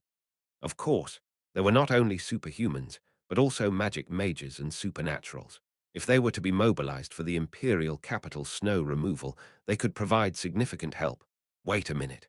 Ellen stopped eating and glanced at the bustling area of snow removal volunteers. She could do it, but a hero clearing snow.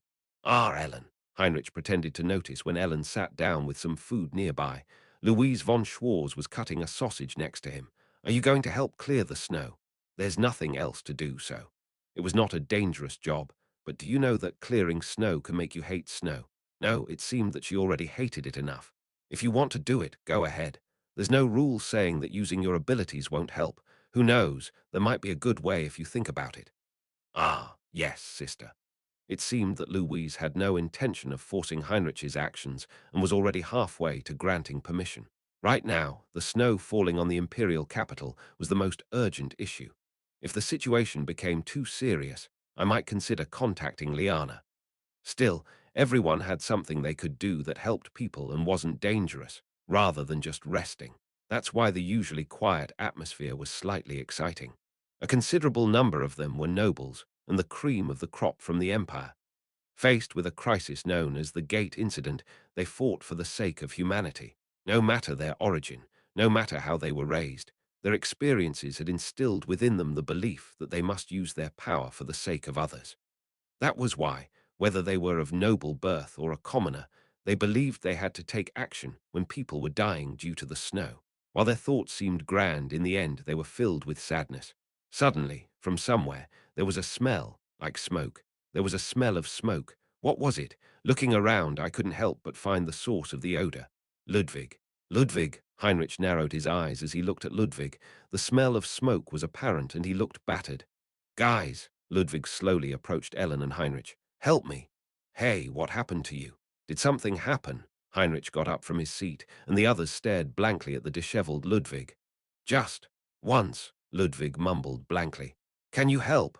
He looked completely out of it, as if he had gone through something incredibly traumatic. As it was clear that Ludwig had gone through a harrowing ordeal, Heinrich, Ellen, and Louise quickly finished their meal. Exiting the banquet hall, they headed to the B-class dormitory lobby. First, you need to wash up. Are you injured anywhere? No, I'm not hurt. I'm not hurt. Yeah, I'm not hurt. As if broken, Ludwig repeated the same phrase, and Louise grabbed his shoulder. Go wash up first. Cool your head, change your clothes, and then we'll talk. Got it? Yes, Commander. At the gentle but stern words of Louise, Ludwig nodded slowly, his face pale. We all watched in a daze as Ludwig stumbled to his room. What happened to him? What on earth did he go through? I don't know. It seems like he was at a fire scene. Ellen, holding me, looked worriedly at Ludwig's room. Ludwig soon washed up, changed his clothes, and returned to the lobby. He still didn't seem completely at ease. Ludwig was so distraught that he stammered as he explained the situation. He wasn't very articulate to begin with, but after experiencing something major, his words were even more tangled. Raid. Ah, people. They set fire to the church where the priestess was. They looted and killed everyone in the church. Ellen, Louise, and Heinrich couldn't help but widen their eyes. By the time I got there, it was too late. Everyone was dead. The church was on fire. I tried to find the priestess, but she was already, brutally, murdered, and the building collapsed. Ludwig was trapped under the collapsing building, but a superhuman like him wouldn't die from that. Ludwig managed to escape from the collapsing temple, along with the body of Rowan. Then he watched as the arriving security forces and mages put out the fire to control the situation. After investigating Ludwig, the security forces realized he wasn't involved and let him go. The reason the smell of smoke was so strong on him was because he had rushed into the fire scene. In the end, Ludwig could only return to the temple without being able to do anything. This can't. This can't be right. What did the priestess do wrong? It wasn't the priestess who did something wrong. What did the church people do to deserve this? People were talking as if it was a good thing that the fire broke out and that the dead were better off. This can't be right. Anger could be felt in Ludwig's eyes. I don't know. I can't help but think that such things shouldn't happen. And Ludwig looked at Ellen and Heinrich as he spoke. I understand that the people who did this must be punished, but how to find those people? I have no idea, Ludwig muttered blankly. I saw the people who pillaged the temple and fled. I want to find them. I want to ask them why they did such a thing, why they had to do that. I want to at least ask. They were trying to save people. They were good people. Why did they have to kill them? Ludwig had even seen the culprits himself. However, he had no authority to investigate, and even if he did, he didn't believe he could catch them. I'm sorry. I know I don't have any right to ask this of you, but I can't do it. Sorrow, frustration, and anger swirled in Ludwig's expression and gaze. Ludwig had neither power nor strength, and he didn't think he could solve it. That's why he returned to the temple to seek help. Someone who had power, strength, and wisdom might be able to help him. There was only one person who came to mind for Ludwig. Can you help me? Just once. Of course, there was no one else but Ellen Artorius. Ellen nodded her head as if it was a matter of course, looking at the desperate expression on Ludwig's face. Yes, I'll help you. Feeling guilty towards Ludwig, Ellen naturally couldn't refuse his request. The arson, murder, and looting that occurred in the church of Tarn. Ludwig asked Ellen for help, and without hesitation, Ellen agreed to help. Louise and Heinrich didn't answer immediately, but they quietly listened to Ludwig's words. Ludwig explained what he had witnessed as much as he could. The priestess told me. There were people who desecrated the church and those who tried to set it on fire. Maybe the people who did such things joined forces and caused this. That's what I think. Hatred towards Tun and Al's faith occasionally led to attacks on churches. Defacing and desecrating the church was common, and sometimes there were people who tried to set it on fire. And that arson attempt had turned into an actual incident. Are you sure that everyone inside the temple is dead? At Ellen's question, Ludwig nodded his head. I didn't see anyone alive when I entered the temple. Ellen, who had agreed to help, remained calm and composed. And you're saying this was done by ordinary people? I saw people looting the temple and leaving. They seemed to be saying things like food was better than these items. No, I didn't just think I heard it. I definitely heard it. Clearly. Hearing Ludwig's words, Ellen, who had been contemplating for a moment, calmly spoke while looking at him. There are many priests who aren't particularly exceptional in their physical abilities, but a high-ranking archbishop. Is it possible for them to be killed by ordinary people? Exactly. That's the problem. No matter how much resentment fuels the attackers, is it possible for an archbishop and everyone in the temple to be killed? I had the same thoughts as Ellen. However, Ludwig shook his head at Ellen's words. I had that thought too, but if Priestess Rowan had been capable of fighting, she wouldn't have needed me as a bodyguard in the first place. And if something happened during the purification process, I would have fled with the priestess. There's a point to Ludwig's words. If Archbishop Rowan had the ability to fight for herself, there would have been no reason to employ Ludwig as a bodyguard. There's no reason for someone who can protect themselves to do so. Also, the church wasn't that big, I think. There were no holy knights. There were no corpses wearing armor either. The number of priests was extremely low, and the majority of the combat-capable forces were with the Allied army. Furthermore, this wasn't the headquarters of the Holy Knights Order, but rather an individual church of the 5 great religions in the empire, and it was small in scale. It's understandable that there wasn't a single Holy Knight present. The shabby church was in a state where it could be attacked by bandits, and it's not impossible for everyone to be killed. Bandits could have invaded the church, killed the priests and believers, and set fire to it. It's not an entirely impossible scenario. It's just highly unlikely, considering how much the faiths of Tarn and Als are persecuted in the Empire. Ludwig seemed to find it hard to bear that people's anger was being directed at innocent individuals in such a way. As you said, if this was the work of bandits, neither the guards nor the Holy Knights Order could catch all the culprits. The same goes for me. Ellen doesn't have any special abilities either. Is that so? Ludwig thought that if it was someone other than himself, someone smarter, there might be a better way, so he sought Ellen's help. However, if this was a bandit attack and looting of the church, there's nothing to be found, even if it's Ellen. Ellen seemed to be lost in thought, silently considering the possibility that if what Ludwig said was true, she might not know either. In such a situation, Louise von Schwarz silently looked at Ludwig. It was clear that Louise had a great fondness for Ludwig's good-hearted nature, and just yesterday she had received his help. Therefore, it was evident that she wanted to help Ludwig in any way she could during his struggle. There are a few issues we need to clarify, though I don't know the details. What kind of? We have to think about this incident in 3 stages. Louise counts on her fingers. Murder, arson, and looting. This incident can be divided into these 3 stages. So the most important thing is the order. Whether murder comes first, arson comes first, or looting comes first. We need to clarify the attacker's initial purpose. Louise breaks the case down into segments. There's a possibility that plunder was the motive. If they attacked the temple for that reason, they must have been discovered by the priests during the looting and killed them. In that case, it would have started with theft. When the theft was discovered, they killed the priests and later set the fire. I don't see a clear reason for arson, though. Louise continued, speaking slowly. Murder could have been the motive. If so, they attacked the temple, killed the priests, and then looted the empty temple. Perhaps they didn't want to leave the temple's belongings behind. The arson could be an expression of their anger in its own way. Heinrich was also listening attentively to Louise's words.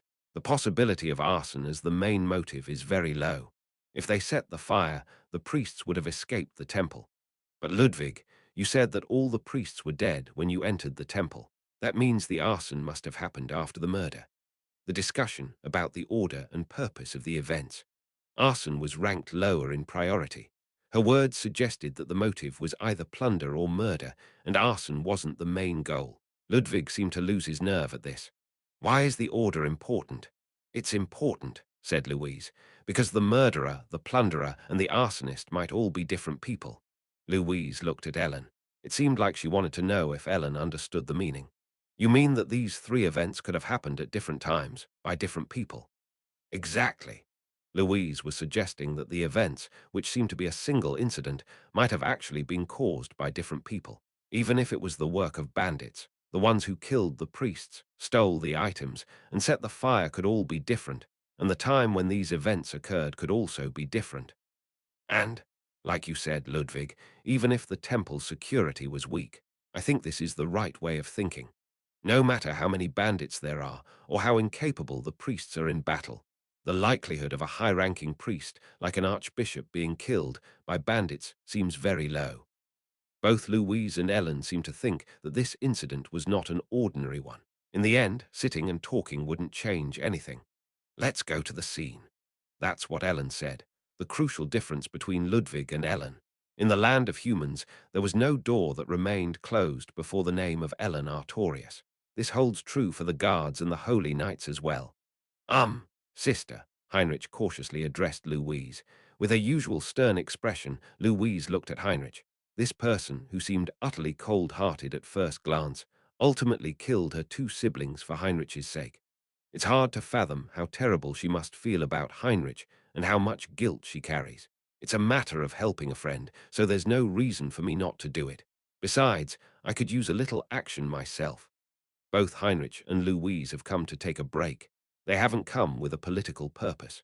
Of course, if it's deemed dangerous, we'll have to stop. Louise said this while looking at Ludwig.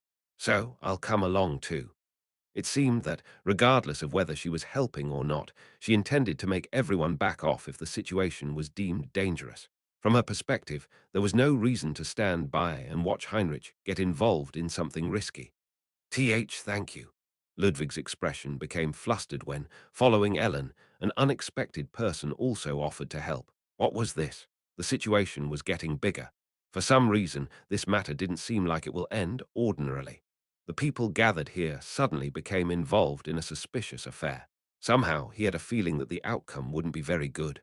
Although he had a strong urge to stop it, as a cat, he could only meow and couldn't say anything else. Chapter 587. Heinrich, Ludwig, Ellen, and Louise. The unexpected group of four suddenly left the temple. Naturally, the cat was left behind in the temple. It wasn't a suitable place for it to go. Among them were people who disliked being the center of attention and those who absolutely shouldn't be noticed.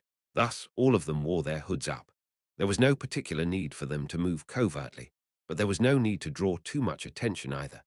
However, as Heinrich looked at the snow piled up on the streets and the numerous guards clearing it away, he couldn't help but wear a guilt-ridden expression. Ellen, who was leading the group, looked at Ludwig. Tell me everything you know about that priestess. You mean Priestess Rowan? Yes. Is that important? It might be, depending on the situation. Ellen didn't bother explaining to Ludwig why the story about Rowan was important. Ludwig began speaking within the limits of his knowledge. Her name was Rowan. As a priest, she held the rank of archbishop, and she was assigned the task of performing purification work while receiving protection from the guards. It's quite serious for an archbishop-rank priest to be wandering the streets alone. Yes, indeed. It couldn't be helped. Most of the priests and holy knights would be with the allied forces, and the number of turn priests has significantly decreased. The number of priests was so low that an archbishop-ranked priest had no choice but to wander alone, despite the numerous places where their presence was needed. Louise nodded, seemingly understanding the meaning. Telling everything they knew about Rowan might help the case. Rowan was already dead, but Ludwig tried to recall how much he knew about her. He didn't think Rowan deserved to die, but Ludwig didn't know much about her. After all, they had only spent less than a week together, so there wasn't much to know. Still, Ludwig recalled what he could. The story about the archbishop. I heard such a story. What story? Originally, Priestess Rowan was a bishop, but she became an archbishop after the gate incident. At those words, Ellen and Heinrich slowly nodded. Because there were too many vacant positions, someone had to fill them, so she ended up taking a position that was beyond her capabilities. That's what I clearly heard. Ludwig's memory was good, even if his ability to piece clues together and draw conclusions was lacking. Rowan was not a lord who had lost her territory. Rather, she had received the archbishop's position after the gate incident.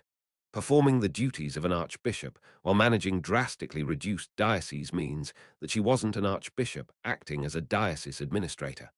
Ellen spoke as they walked calmly. She probably had other duties, and perhaps there were separate responsibilities and tasks she had taken on.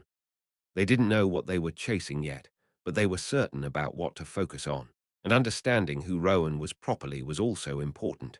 Ludwig couldn't help but feel strange. Rowan was a dead person. She had been murdered, but Ellen was asking about a completely different victim, not the scene of the fire or the suspect's appearance. However, Ludwig thought Ellen might be considering something he couldn't see, so he tried his best to provide as much information as possible. Before we parted ways yesterday, I asked what exactly she was doing. What did she say in response? Heinrich asked at Ludwig's words. She said she was performing purification work while also investigating strange occurrences in the refugee camp. She said that strange things happened in places where too many people were dying, and she tried to handle them if possible. Strange occurrences. Yes, I'm sure. She said she was dealing with that too. At Ludwig's words, Louise nodded slowly from under her hood. If we don't attribute much importance to it, it would seem that she tried to handle unspecified situations occurring in the refugee camp. If we think about a slightly dangerous possibility, Louise spoke quietly. She was always on high alert for everything that happened in the refugee camp. It has the same meaning.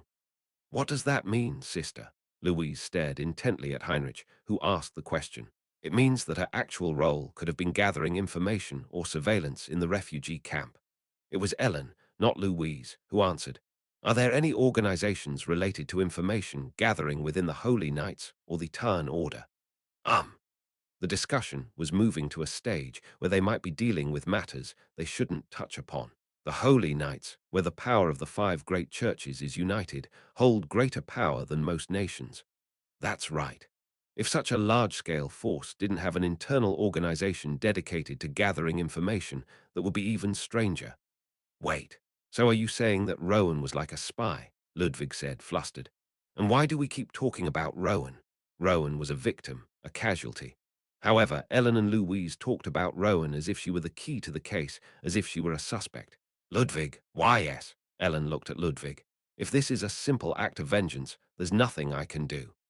If Rowan had been an ordinary priestess and really just a person doing purification work, she would have been an unfortunate victim. Ellen spoke as Ludwig's expression grew increasingly tense. But if Archbishop Rowan wasn't an ordinary priestess, this case couldn't be ordinary either. Archbishop Rowan. Depending on who she was, the case would be different.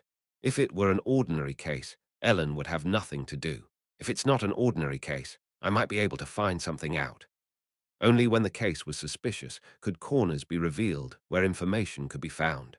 Originally, the simpler a case was, the more difficult it was to solve, and the more complex it became, the easier it was to find clues called leads. Ellen focused on the victim rather than the suspects to find out if there was even a little complexity in the case. That's why I'm asking. There was still nothing for certain, just in case, she asked for now.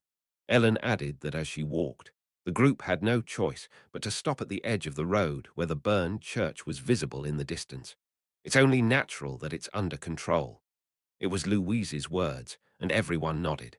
It's not the guards, but the Holy Knights' forces. As Ludwig heard from the guard in charge, the crime scene was already under the protection of the Holy Knights' forces, not the guards. There were onlookers around the burned church, but most of them hurriedly passed by, shushing each other out of fear of the sparks. I cannot interfere with the affairs of the royal family or the Holy Knights. You know what I mean, right? Yes, she had too many responsibilities on her shoulders to act impulsively out of curiosity. While Louise wanted to help Ludwig, she could only do so without crossing the boundaries of her personal sphere. If people began to doubt her intentions, it would create more problems. I don't plan on getting close. Little brother, you're in a slightly different situation than me, but there's nothing good about getting close carelessly. Yes, sister. Heinrich nodded his head with a firm expression, as if he understood Louise's concerns. There would be no benefit to Louise getting involved with the affairs of the Holy Knights due to her political position. She could only offer advice and had no intention of getting directly involved in the matter. Besides, Ludwig was considered no different from a civilian by the Holy Knights, so they would not open the way for him. However, a person with immense, intangible power, capable of accessing any matter involving the royal family or the Holy Knights, was present. Lament and Lapelt, there was no door that would remain closed in front of the masters of the two divine relics. Ludwig, follow me. And it was entirely possible to bring along a companion. Ellen's task was simple. What's going on? She approached the Holy Knights blocking the burned church, removed her hood, and asked them, why you're the hero? The knight who appeared to be in charge froze upon seeing Ellen, who was looking inside the temple. Ellen didn't hold any official position within the Holy Knights or the five great religions. However, being the master of two divine relics symbolized an authority greater than that of the Pope or the commander of the Holy Knights. To oppose Ellen's words was to oppose the will of the gods. Last night, thugs set fire to this church and massacred the priests. We were dispatched to secure and preserve the site.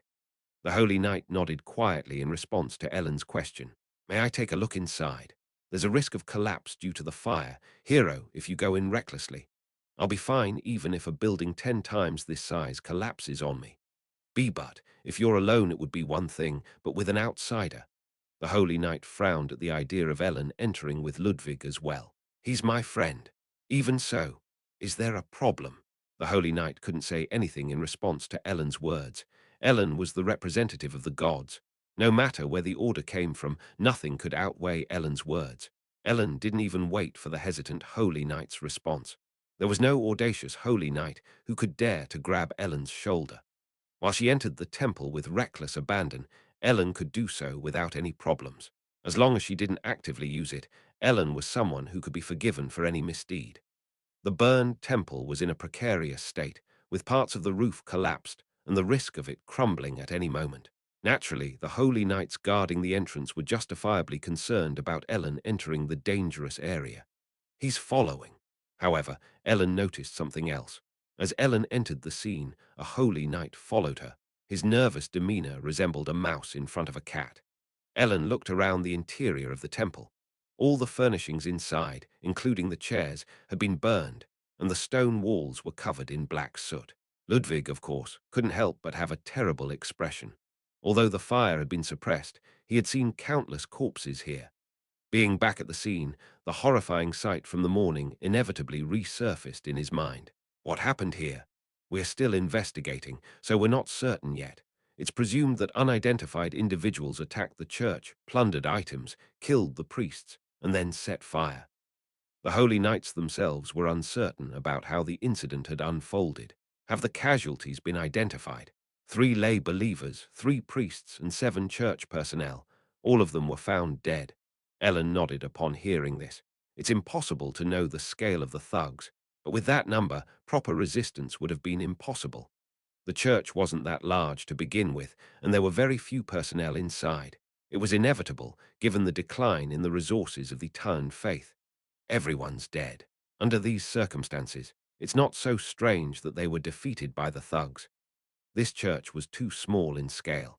As a result, the possibility that Louise and Ellen's speculation that an archbishop-level priest couldn't be easily killed by ordinary people was incorrect had become much higher. Chapter 588. Have all the corpses been recovered? Yes, they are currently being transported to the Holy Knights' headquarters. Ellen silently surveyed the interior of the burnt church. There were no bodies to be found at the scene. It was clear that recovering the corpses quickly was crucial, as parts of the church had already collapsed. Ludwig looked around the interior of the church with a stern expression. Ellen also examined the burnt sanctuary of the church. The possibility of a bandit attack is high. The church was small enough that it could easily be raided by civilians, and the priests could be killed. Capturing the culprits would be difficult, but the likelihood of something else being hidden behind this incident had increased. How was the fire situation? It is presumed that arson occurred after all the priests were killed, and it seems that those who came to watch the fire entered the church and stole things. So they looted after seeing the fire. Yes, there were multiple witnesses. They tried to enter as soon as they saw the fire. I see. At that, both Ludwig and Ellen furrowed their brows. As Louise had said, there was an order to the events. However, arson wasn't the last. Looting could have been the final act. So they didn't set the fire and then loot, but looted after seeing the fire. Yes, it wouldn't normally happen, but every penny and meal were crucial in this situation. The church was on fire. Those who were watching the fire attempted to loot, hoping to get their hands on something valuable or even food from inside. Their assumption that arson was the last act was wrong. It was a thought that didn't take into account the desperation of the people. Looting was the last act, and the looters were not the murderers but mere onlookers. They rushed into the fire scene to steal. Of course, there was also a possibility that the killers had looted and set the fire, and then the onlookers stole what was left. If arson was first, the priests would have escaped the church before being engulfed by the flames. Arson happened after the killings. Looting was committed by the onlookers. The order was killing the priests, arson, and then looting. Then it's likely that the murderers killed the priests and set the fire. We still don't know their motive, though. At least the looters Ludwig saw are not the murderers. They are petty thieves.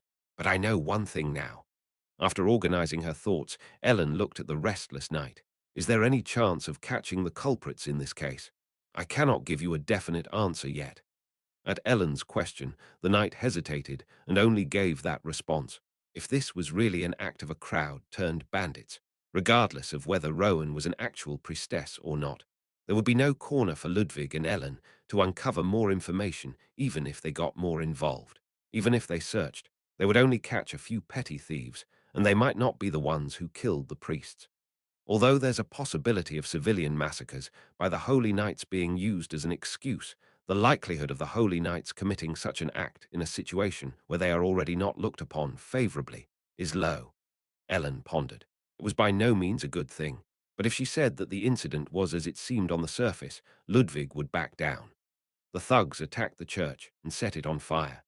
The culprit was a civilian, and Rowan, with her subpar combat abilities, was mercilessly killed in the face of the slashing blade, unable to save herself through the power of recovery alone. Whether Rowan's true role was that of a spy or something else, there was no reason for Ludwig to find out. Hero, please leave this matter to us. However, Ellen was conscious of the presence of the knight beside her, who was constantly trying to send her away. Like a thief with a guilty conscience, the knight seemed very uneasy about Ellen being in this place. The knight's unease was preventing Ellen from leaving. They've recovered all the bodies. It was not unreasonable to remove the corpses quickly, as they might be buried under collapsing buildings if left at the scene. But the entire building had not been burned, nor had it completely collapsed. Ellen examined the wall of the unburned building. Bloodstains. She confirmed the presence of bloodstains in an area where she presumed the body had been. Ellen imagined what the murder scene might have been like. The victim was killed while leaning against the wall. Blood splattered on the wall, and a large amount of blood on the floor. They must have died instantly here. The weapon used was a blade, probably a sword. The direction of the blood splatter is upwards to the right, which means the attack came from left to right in an upward motion. Not cutting downward but upward, which isn't the most effective way to put force into it. Judging by the amount of blood, it's not a simple cut, but a severed wound. The bone was cut along with it, otherwise there wouldn't be so much blood. A civilian who doesn't even know how to handle a weapon properly couldn't possibly sever someone's bone in one go. Absolutely not. Ellen closely examined the blood-stained wall.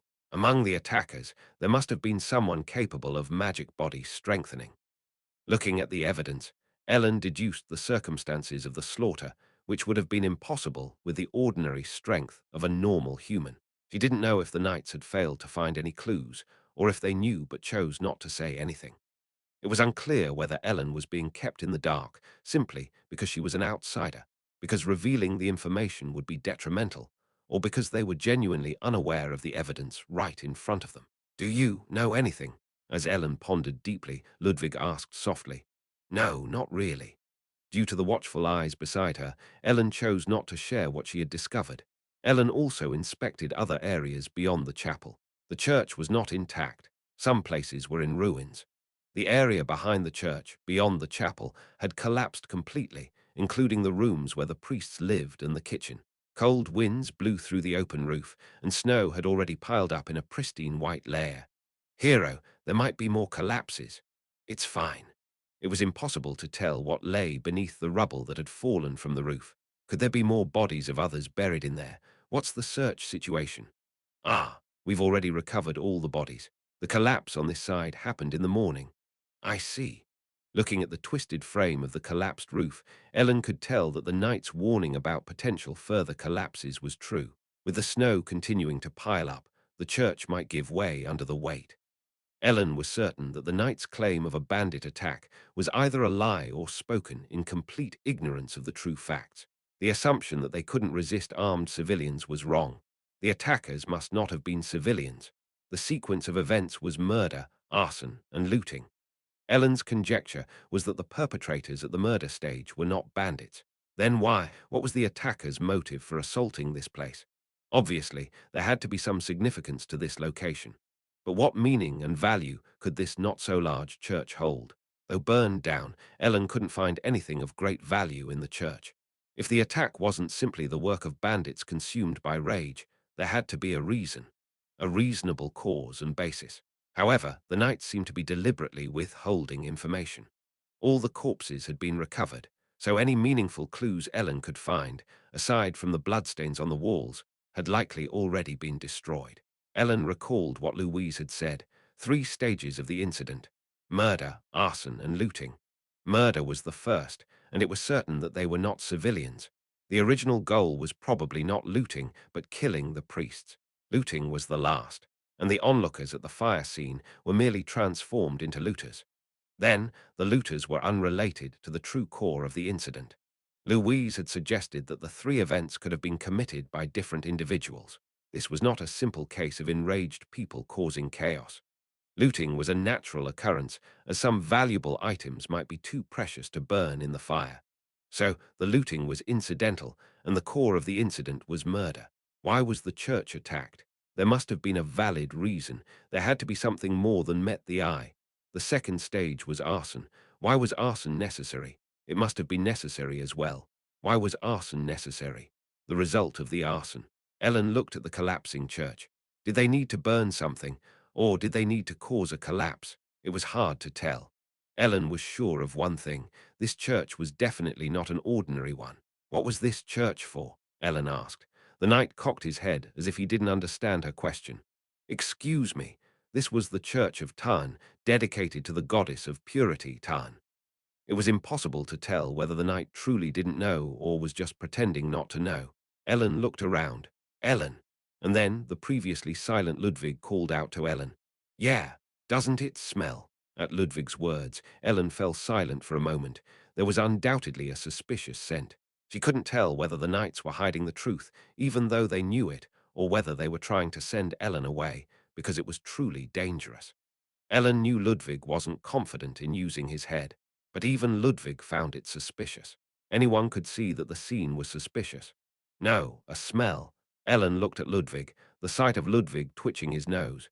He wasn't sensing a suspicious scent, he was actually smelling something.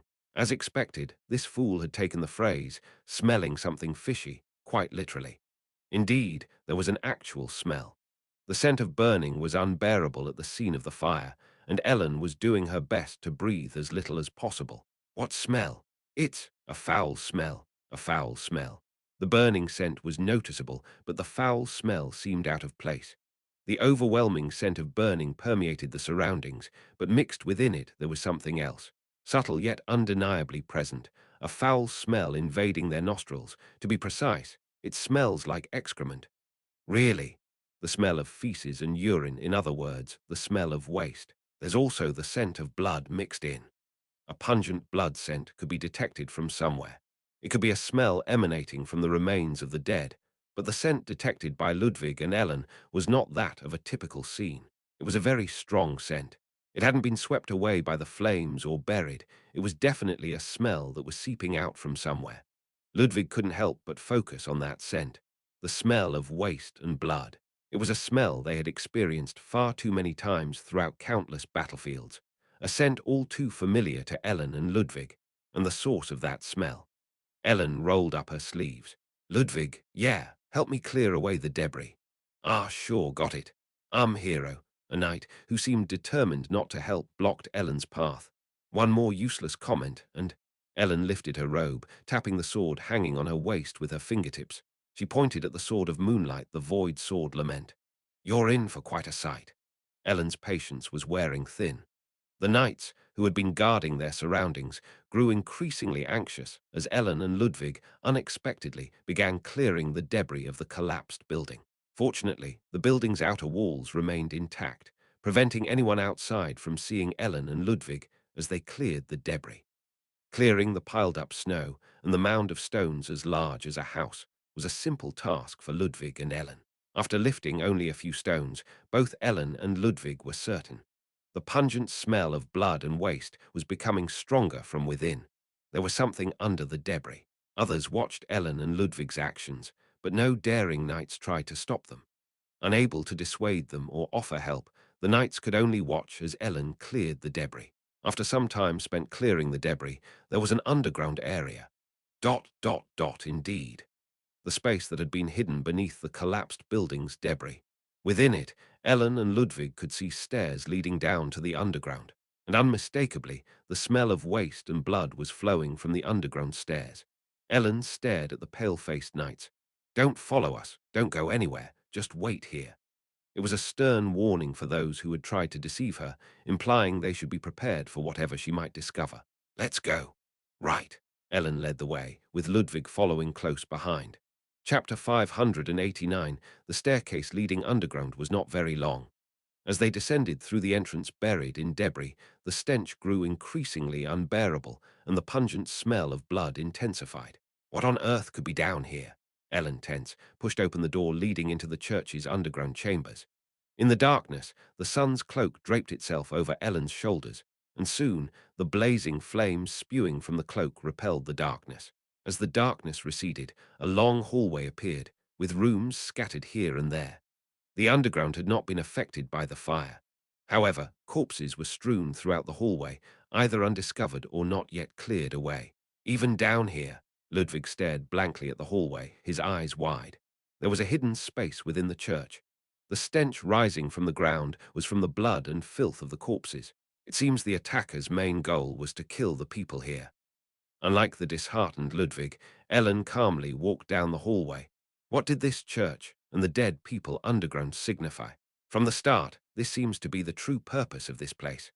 While there weren't too many people, it wasn't a small number either. Ellen walked through the underground hallway, examining the rooms as she went. There were spaces that looked like dining halls, storerooms, and bedrooms. The surface was a front, and the underground was the reality. There were more people living here than I had heard. Ellen's eyes spotted scattered weapons, like swords and spears, throughout the area. The remnants of a battle, not a massacre. The attackers fought with the people who were underground. However, the crucial issue was that they couldn't tell which corpses belonged to the attackers and which were the victims. Not a single person was wearing priestly garments. There was another staircase leading further down, and the stench continued to rise from below. Though Ludwig wasn't scared, the fact that more people had died and that the church was operating for a completely different purpose than its outward appearance made him more confused. Ellen reached the second underground floor. "What is this? What on earth?" Ludwig mumbled, his face pale and vacant. Ellen gazed at the vast space and murmured to herself, "A prison, perhaps." At a glance, the area appeared to be a large-scale detention facility with iron bars. The prisoners were dead, hanging on the walls. The cause of death is a puncture wound. They were impaled by a weapon like a spear. Ellen walked around the second underground floor, visually examining the corpses behind the iron bars. All the other corpses have the same cause of death. That means they were killed from outside the bars by stabbing them with a spear. It's likely they were executed. Considering the scars on each corpse, it's clear they were not only imprisoned, but also tortured. There are quite a few rooms that look like torture chambers as well. Imprisonment and torture. Did the attackers come to rescue the people who were locked up? If that was their objective, then these people weren't killed by the attackers, but by the people who were in the church's underground. Whether the rescue was the goal or not isn't certain, but the rescue attempt failed, that's for sure. Who are these people, and why have they been imprisoned here? Ellen! Ludwig's distraught voice interrupted Ellen's thoughts. Ludwig, who had called Ellen, was standing in front of a cell, staring blankly inside. I saw this person yesterday." "What?" At his words, Ellen approached Ludwig's side. A mysterious prisoner, dead from impalement on the cell's bars. However, Ellen had no idea who the person in front of her was. Ludwig's eyes were trembling intensely. "Yesterday, among the people who tried to ambush me and the priestess, this person was there. I'm sure of it." "They tried to ambush you," Ludwig nodded. He briefly explained the situation from yesterday. There was a commotion during the purification work due to a heretic issue, and Rowan, who had shown slightly irrational behavior upon seeing them. However, she gave up attacking when she realized they were hero priests. On their way back after completing the purification work, the hero priests attempted to ambush Ludwig and Rowan. Ludwig escaped with Rowan in tow. One of those attackers was now dead and imprisoned. I thought we had left those people alone. In reality, they captured them from the refugee camp. That must be the situation. In front of Rowan's death, an enraged Ludwig sought Ellen's help. However, by now it was almost certain that Rowan was far from a good person. It was unclear if all the prisoners were the same, but there was a high possibility they were heretics. And Rowan's demeanor, which appeared to have momentarily lost her sanity upon seeing the heretics. The torture chamber. Now Ludwig couldn't help but know what this place was and who Rowan had been. Could it be this place? And the priestess was? Ludwig mumbled blankly, and Ellen, quietly observing the prison, spoke briefly. She must have been an inquisitor. There was no doubt that this place was where heretics were interrogated, tortured, and re-educated. Then Archbishop Rowan must have been a priestess, corresponding to the leader of the inquisitors. With his eyes wide open, Ludwig couldn't help but be soaked in feelings of betrayal and humiliation. It was almost certain that she had captured heretics from the refugee camp and tortured them. Ellen wasn't unaffected by the shock, but because of it, she searched the underground prison even more diligently. The prison wasn't only composed of cells and torture chambers. Ellen examined the dead bodies, checking for any peculiarities on their corpses. Seeing their emaciated forms, she realized they were residents of the refugee camp. To have the power to conduct heretic interrogations and the combat power to protect this place, it was a matter of attacking the Inquisitor's base. It wasn't just a simple band of thugs. It was definitely not an ordinary group. They attacked to rescue the people, but they had already been killed to silence them. And the entrance to the underground being blocked due to a collapse, it's still uncertain who did it. The attackers assaulted the Inquisitor's base, killed all the people inside, and then vanished after killing the Inquisitors. Anyway, the entrance to the underground being blocked by debris is more likely to have happened before the arrival of guards or looters. A fire broke out, and guards were deployed. The guards had failed to comprehend this space, which likely meant that the entrance to the underground had been blocked from the beginning. Before anyone could discover the scene that was not meant to be seen, the Holy Knights were deployed and took over jurisdiction from the guards. Preventing me from entering must have been to stop me from seeing what they're doing here. No matter how much it was a heretic inquisition, the sight of capturing civilians, torturing, and killing them was appalling. If Ellen saw this, it was inevitable that something uncontrollable would happen. However, they couldn't stop Ellen's steps either, so they reluctantly opened the way for her. Ellen passed the prison cells and torture chambers, heading towards the deepest room. Ellen, yes, I'm listening. If they are heretic inquisitors, they'd be similar to the Holy Knights, right? They'd have to fight. I don't know for sure, but I guess so. It wasn't strictly necessary, but since heretics could wield dangerous powers, the heretic inquisitors would likely need practical combat skills. Then, it's clear that Rowan must be a high-ranking person among the heretic inquisitors. She must have been. Then wouldn't Rowan actually be a person who could fight, the leader of the heretic inquisitors? They would likely need actual combat power. Of course, it wasn't a given. Those who sat in the Pope's position in the Five Great Church had tremendous divine power at their disposal, but they didn't necessarily have to be holy knights. It's possible, but she was directly involved in external activities, so she must have been. However, Rowan was on the front lines, so she must have had exceptional combat skills, perhaps even better than Ludwig. Why did she need protection? Ludwig couldn't help but feel confused, and Ellen couldn't help but consider Ludwig's doubts valid. If she's a heretic inquisitor, she should be able to fight. And if she's wandering through the refugee camp to gather information or intelligence on heretics, there's no reason for her to receive protection from the guards. It would be more convenient for her to move alone. It doesn't make sense. Why did she do that? I don't know. Not yet. It was undoubtedly strange. It couldn't be ruled out that Rowan genuinely lacked combat abilities, but it would be strange for the leader of the heretic inquisitors who engaged in fieldwork to lack them. Ellen passed the prison and arrived at the end of another corridor. When she opened the door there, Ellen saw a desk, chair, and bookshelf inside. The space was unmistakably that of a person in charge. The bookshelf was tightly packed with books related to the Holy Church and theology, and Ellen approached the table. A few documents were scattered around, but most of them were encrypted, so Ellen couldn't understand their meaning. It was natural for all the documents dealing with classified information to be encrypted. However, there, Ellen found one document she could read. It wasn't that she had deciphered the document. Ellen carefully picked up the single sheet of paper. Did you find something? Ellen handed the document to Ludwig, who couldn't help but widen his eyes. Although they couldn't understand the encrypted documents, there was one they could. The photograph contained in that document. My face. Why is it here? There was a photograph of Ludwig. I can't read the content, but it's clear that this document contains your personal information. Just because they couldn't read it didn't mean they couldn't deduce its content. She didn't need a bodyguard. Ellen looked at Ludwig. I don't know the reason, but it seems like she approached you from the start. It was evident that Rowan had deliberately approached Ludwig. For now, Ellen put the document away. In the Turn church, the crumbling facade hid a place where people were imprisoned and tortured underground. The stronghold of the Inquisitors. The hidden side of the church could be seen. Most of the Inquisitors were slaughtered by unidentified assailants. A fire broke out, and after the fire, looters ransacked the church. The entrance to the underground was blocked by a collapse after the fire, which was an intentional act. Ludwig was devastated to learn that Rowan had been orchestrating such horrific events. Their business was done. Ellen took the dumbstruck Ludwig and returned to the surface. As Ellen had ordered, the Holy Knights were unable to enter or leave the area. The Holy Knights were supposed to prevent Ellen from witnessing this scene, but they couldn't stop her. Ellen didn't know whether these people were involved with the Inquisition or not. However, they must have known what kind of place this was, which was why they had tried to stop Ellen. In this situation, they wouldn't have any excuses if their throats were to be slit by the enraged hero's sword.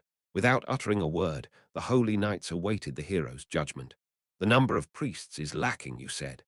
Ellen neither judged nor interrogated them. In any case, the likelihood of them knowing the specifics was low. It seems there are enough priests to take part in killing people. Ellen merely spoke those words as she passed by them. Chapter 590, Ellen and Ludwig got out of the burned church. They'll know I went in there, and the Holy Knights will find out. They won't be able to touch me, but they might try to silence you. Stay away from the church for a while. All right. Ludwig was in a daze. While helping Rowan, Ludwig had discovered a small glimmer of hope that he could do something. But Rowan turned out to be a heretic inquisitor who gathered information in the refugee village and kidnapped and tortured heretics. And for some reason, she had deliberately approached Ludwig. From the start, Rowan didn't need Ludwig's protection. She had intended to use Ludwig in some way, and she did. Only then did Ludwig understand the strange behavior Rowan had shown when she saw heretics. It was because she was a heretic inquisitor. The purification work Rowan claimed to have done might have been a lie from the beginning. It took a while. Yes, Ellen and Ludwig joined Heinrich and Louise, who had been waiting in the alley. You both look like you've discovered something you shouldn't have. Louise sensed that something significant had happened just by looking at their expressions without hearing any details. In Heinrich's case, it might be different, but Louise was both the commander of the Kernstadt army and the first in line for the Kernstadt throne. Ellen hesitated for a moment, wondering whether she should tell such a person about something that could be considered a scandal involving the Holy Knights, but she found her hesitation strange. Although she was bound to be involved in everything related to politics, Ellen had no interest in it. She knew that responsibility came with her position, but maintaining excessive neutrality was itself political. Moreover, Louise was more aware of her position's importance than Ellen, and she had come here not as the commander of Kernstadt, but simply to help Ludwig. So Ellen revealed to Louise and Heinrich what she had learned at the church. It had been a heretic inquisition disguised as a dilapidated church, with a vast underground prison and torture chamber beneath the church, and everyone inside was dead. Heretic inquisition. Heinrich's face turned pale upon hearing the story. It seems they were torturing and killing people. Then Ellen shared another equally important fact. There were documents with Ludwig's photo in what appeared to be Rowan's office. Did Rowan deliberately approach Ludwig? But why? I still don't know. Rowan was a heretic inquisitor. She had deliberately approached Ludwig, intending to use her in some way. Heinrich couldn't help but feel bitter as he looked at the stunned Ludwig. Ludwig had been improving over the past few days, but now he would be more devastated than ever. He had been used without even realizing it, happily thinking that he still had a role to play. Moreover, Rowan had kidnapped, tortured, and killed heretics she had learned about while visiting the refugee village with Ludwig. It's strange. Louise, who had been quietly listening to the story, furrowed her brow and spoke softly. What's the connection between the heretic inquisition and using Ludwig? It was a context that no one present could possibly understand. Ludwig was not a follower of the five great gods, nor did he believe in the hero religion. He was initially unrelated to heresy. Come to think of it, Ludwig mumbled absent-mindedly. She did ask about Ellen. Me? Ellen cocked her head at the remark, and Ludwig nodded. That person seemed to really dislike the hero religion, and she asked what kind of person you were. Then, after hearing that I attended the temple, she asked what kind of being the Demon King was. As Rowan unexpectedly mentioned herself, Ellen's expression couldn't help but grow more serious. Could it be they were trying to approach you through Ludwig? It's possible. To Louise's question, Ellen quietly nodded. Louise furrowed her brow, biting her lip as if it made even less sense. I don't know what you think about the hero religion, but isn't it unrelated to you directly? Yes. The hero religion was a spontaneously formed folk belief, existing independently of the will of Ellen Artorius, who could be considered its object of worship. The heretical inquisitors would have wanted to eliminate the hero religion, so were they trying to approach and harm you through Ludwig? Hearing that Rowan might have reached Ellen through him and possibly attempted to kill her, Ludwig's eyes widened in shock. No way, there's no way that could be. Even though the hero religion has nothing to do with me, if I die, it will disappear. They might have thought that way. At Ellen's explanation, Ludwig's face grew even paler. If the focus of the hero religion, Ellen, were to die, the faith would collapse. Although it was a naturally occurring folk belief, without Ellen, the hero religion would inevitably disappear. The hero religion would seek another belief. They would either return to the embrace of the five great gods or search for a new faith. They didn't love Ellen, only the hope she represented. All they needed was someone to provide that hope. Ludwig murmured quietly. Come to think of it, she said something like that. What did she say? Ludwig had said he didn't know much about the Demon King and that Ellen seemed like a victim. And then, when I said Ellen seemed like the victim of all this, she asked if I knew that for sure.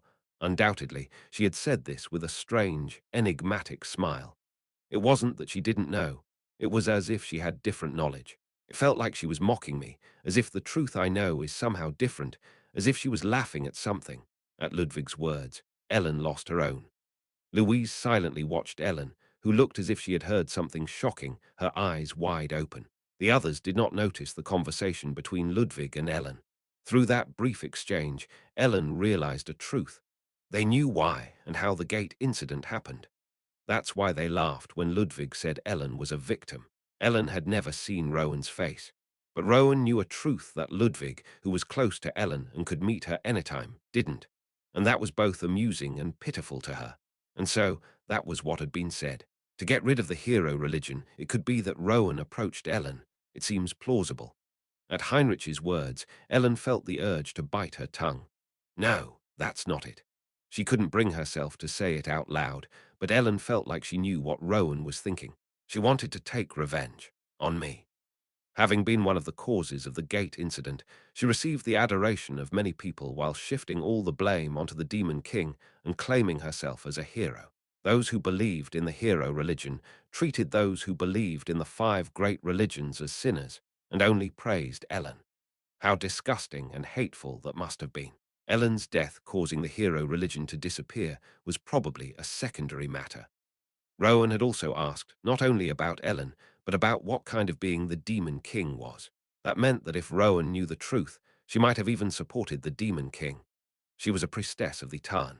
So, if she knew that the Demon King, the master of Tiamata, did not actually want the gate incident and had even warned against it, she would naturally have no choice but to support the Demon King.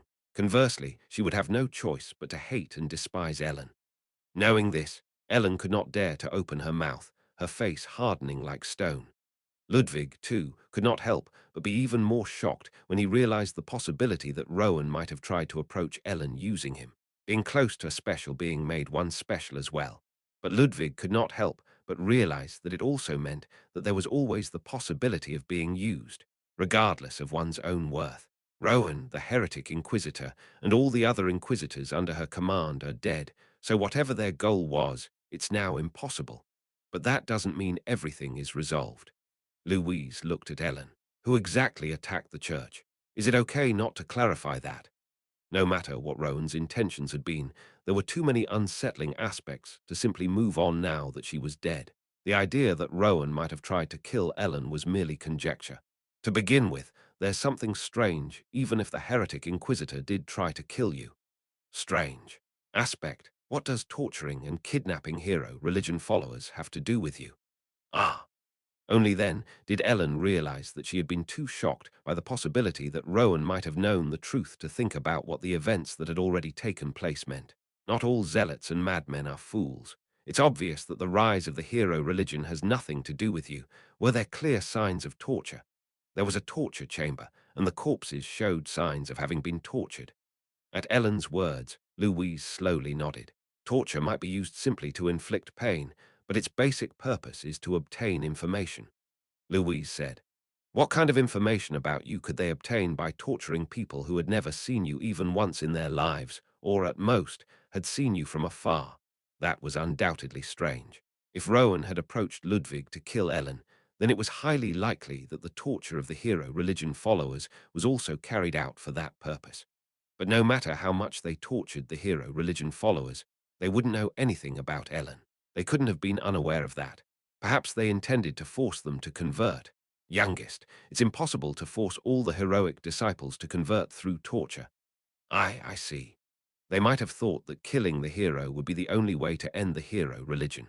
But they couldn't have not realized that trying to kill the hero in this situation is madness. I don't know. It was either the act of a fanatic or there was some other intention. Ultimately, they were lost in a labyrinth.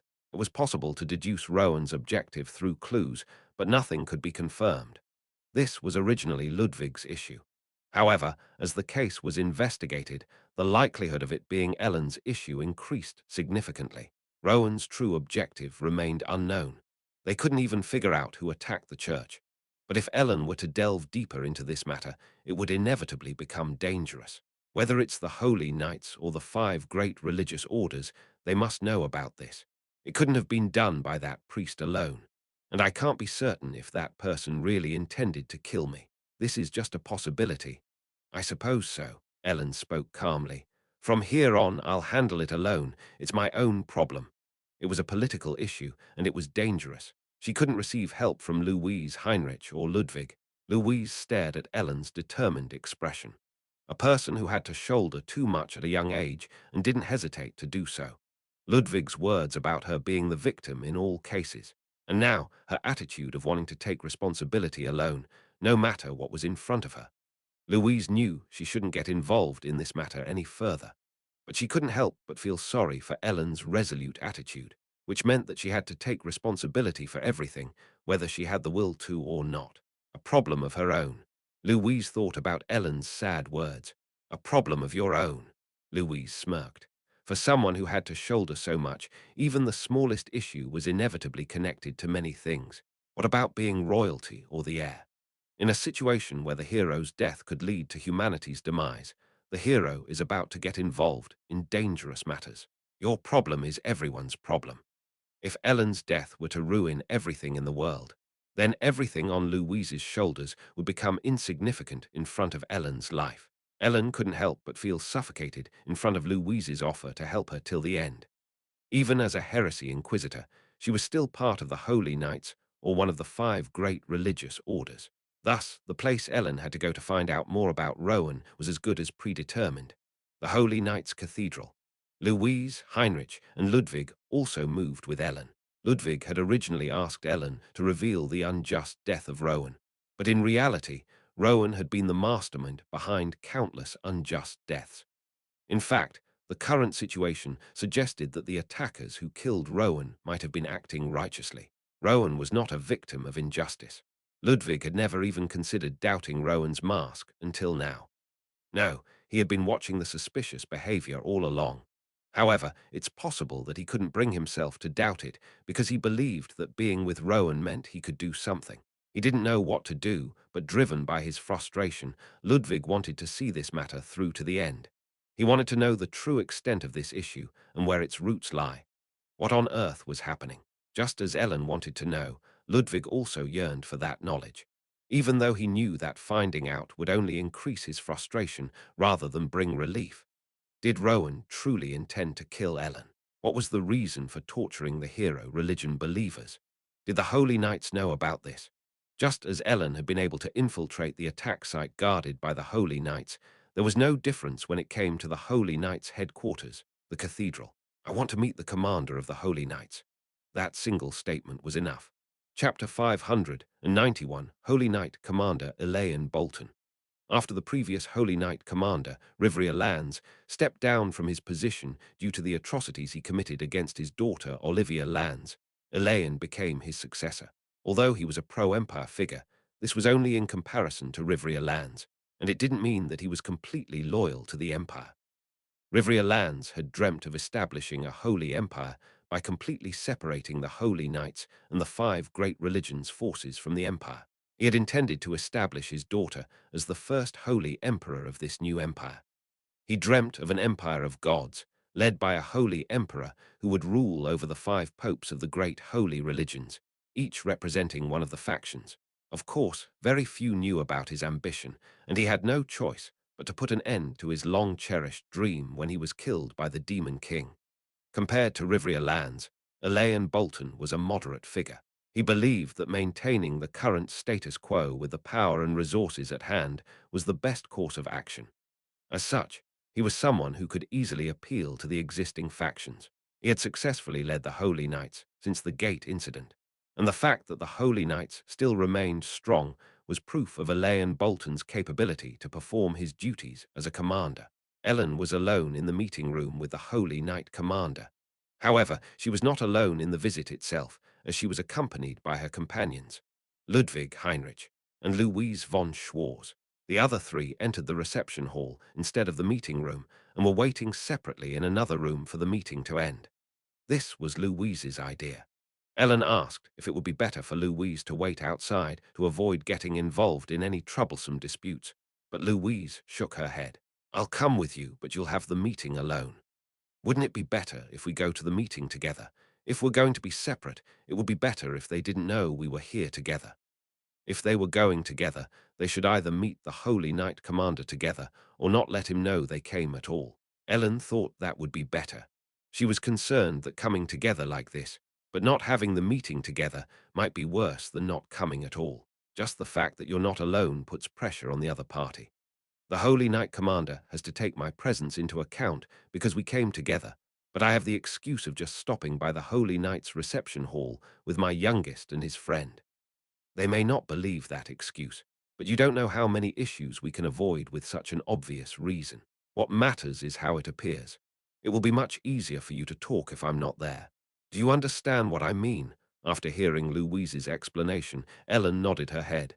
"I see. I understand what you're saying." Just like Ellen said, Louise's presence alone held significance. The Holy Knight Commander might not have a conversation with Louise von Schwarz, but he couldn't help but feel her presence. Thus, if the Holy Knight Commander were to harbor any ill intentions towards Ellen, he would have to think very seriously before taking any action. Ellen was not only a hero herself, but also a guest who had come with the heir to the Schwarz royal family. Hence, deceiving Ellen was tantamount to deceiving both the hero and the Schwarz royal family.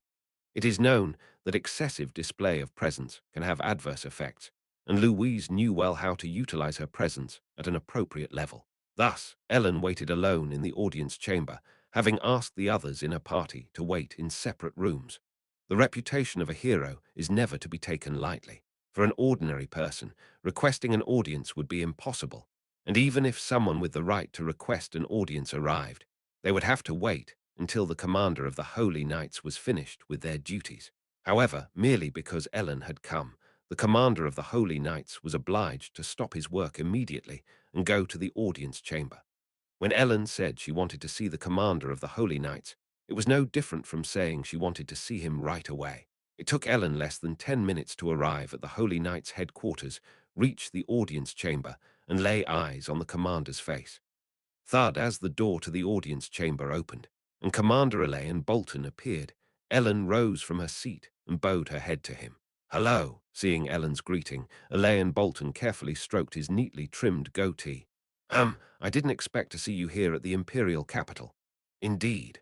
Although Ellen was very polite, her politeness was consistently impartial. When she had met Louise von Schwarz, she had simply greeted her and said nothing more. She and the Emperor had an informal relationship due to their shared past at the temple. Thus, Ellen was not especially polite to anyone. Of course, no one in the world would dare point this out, neither in the past nor now. Please have a seat. Yes. At the invitation, Ellen sat down on the sofa, and Elaine Bolton sat opposite her. The two were quite familiar with each other. In fact, Ellen had often been on the battlefield with the commander of the Holy Knights, and although she did not always attend meetings, they had seen each other's faces at such times. However, it was very rare for them to come all the way to the imperial capital and see each other at the Holy Knights' headquarters. Just before the gate incident erupted, Ellen had been present the day Olivia Lands had caused a scene, arguing over what to do about Reinhardt's whereabouts. If not for that time, it would have been their first encounter. Ellen was struck by that thought. Neither then nor now had she been at that place for a good reason. Although Ellen was polite, she was not one to beat around the bush. "Do you know why I came here?" Elaine Bolton was silent for a moment. "I received a report that you entered the burned church scene. Explain everything from beginning to end. What's what? If you know, tell me, and if you don't, say so." Ellen spoke calmly, her expression unchanging. "I didn't expect the hero to come out like this." Elaine Bolton managed a bitter smile, for there had never been a situation like this before. "I do what needs to be done." Ellen knew how to be rude when it was necessary. "If I won't tell you, what do you intend to do?" At that, Ellen considered for a moment. "I'll keep asking until you speak." Even if she were to lie down here, there was no one in the world who could lay a finger on Ellen, even if it were the commander of the Holy Knights himself. Ellen half-threatened Elaine Bolton as she demanded the truth from him, but the answer was simple. "I don't know." Ellen stared at Elaine Bolton, who had given such a blatantly candid response. "You don't expect me to believe that, do you? I can only say what I know." Ellen pondered over how to break through his infuriatingly calm lie. If he consistently claimed ignorance, what was she supposed to do? "Are you saying that Archbishop Rowan, who was in the church, wasn't a member of the Holy Knights but of the Tarn Order, and that's why you don't know? Is that what you're saying?" "No, Archbishop Rowan was a member of the Holy Knights. She was the heresy inquisitor of the Holy Knights and oversaw the heresy inquisitors of the imperial capital." As Ellen had suspected, Archbishop Rowan was indeed the chief inquisitor of heresy. "So you're saying you didn't know that she was torturing refugees in the church's basement? To be precise, I didn't know until now. Are you playing with words?" Ellen couldn't fathom where to start pointing out the absurdity of the Holy Knights commander claiming ignorance of something he should have known. As Ellen glared at him, Elaine Bolton stared down at the table. "I suppose I must make excuses for my incompetence." "Incompetence?" "Yes, incompetence." The Holy Knight commander spoke as he gazed at Ellen. "As the leader of the Holy Knights in the Allied forces, I have commanded knights and priests until now, and I have only returned to the imperial capital a little over a week ago. Is it so hard to believe that I couldn't help but be ignorant of the circumstances in the imperial capital?" The leader of the Holy Knights had been busy, exceedingly busy. He had been too occupied to pay attention to, let alone know about, the state of the Holy Knights in the imperial capital and the situation of the five great religions. He claimed his incompetence stemmed from not knowing because he wasn't skilled enough to manage it all.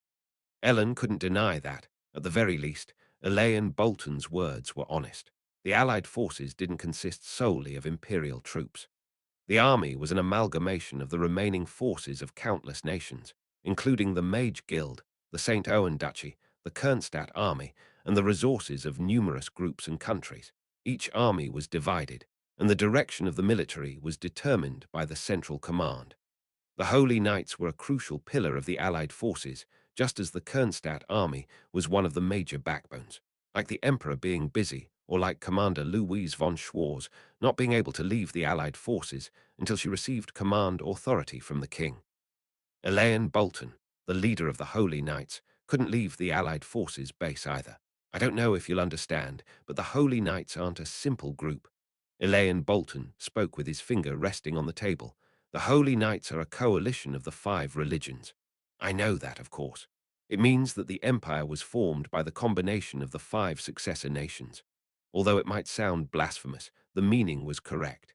The Holy Knights themselves were akin to a small empire, but the leader of the Holy Knights isn't the emperor." Ellen couldn't help but widen her eyes at his words. She herself had said the same thing in response to Ludwig's question just a few days ago. The position of the Holy Knight Commander was above the Chief Inquisitor, but below the Pope.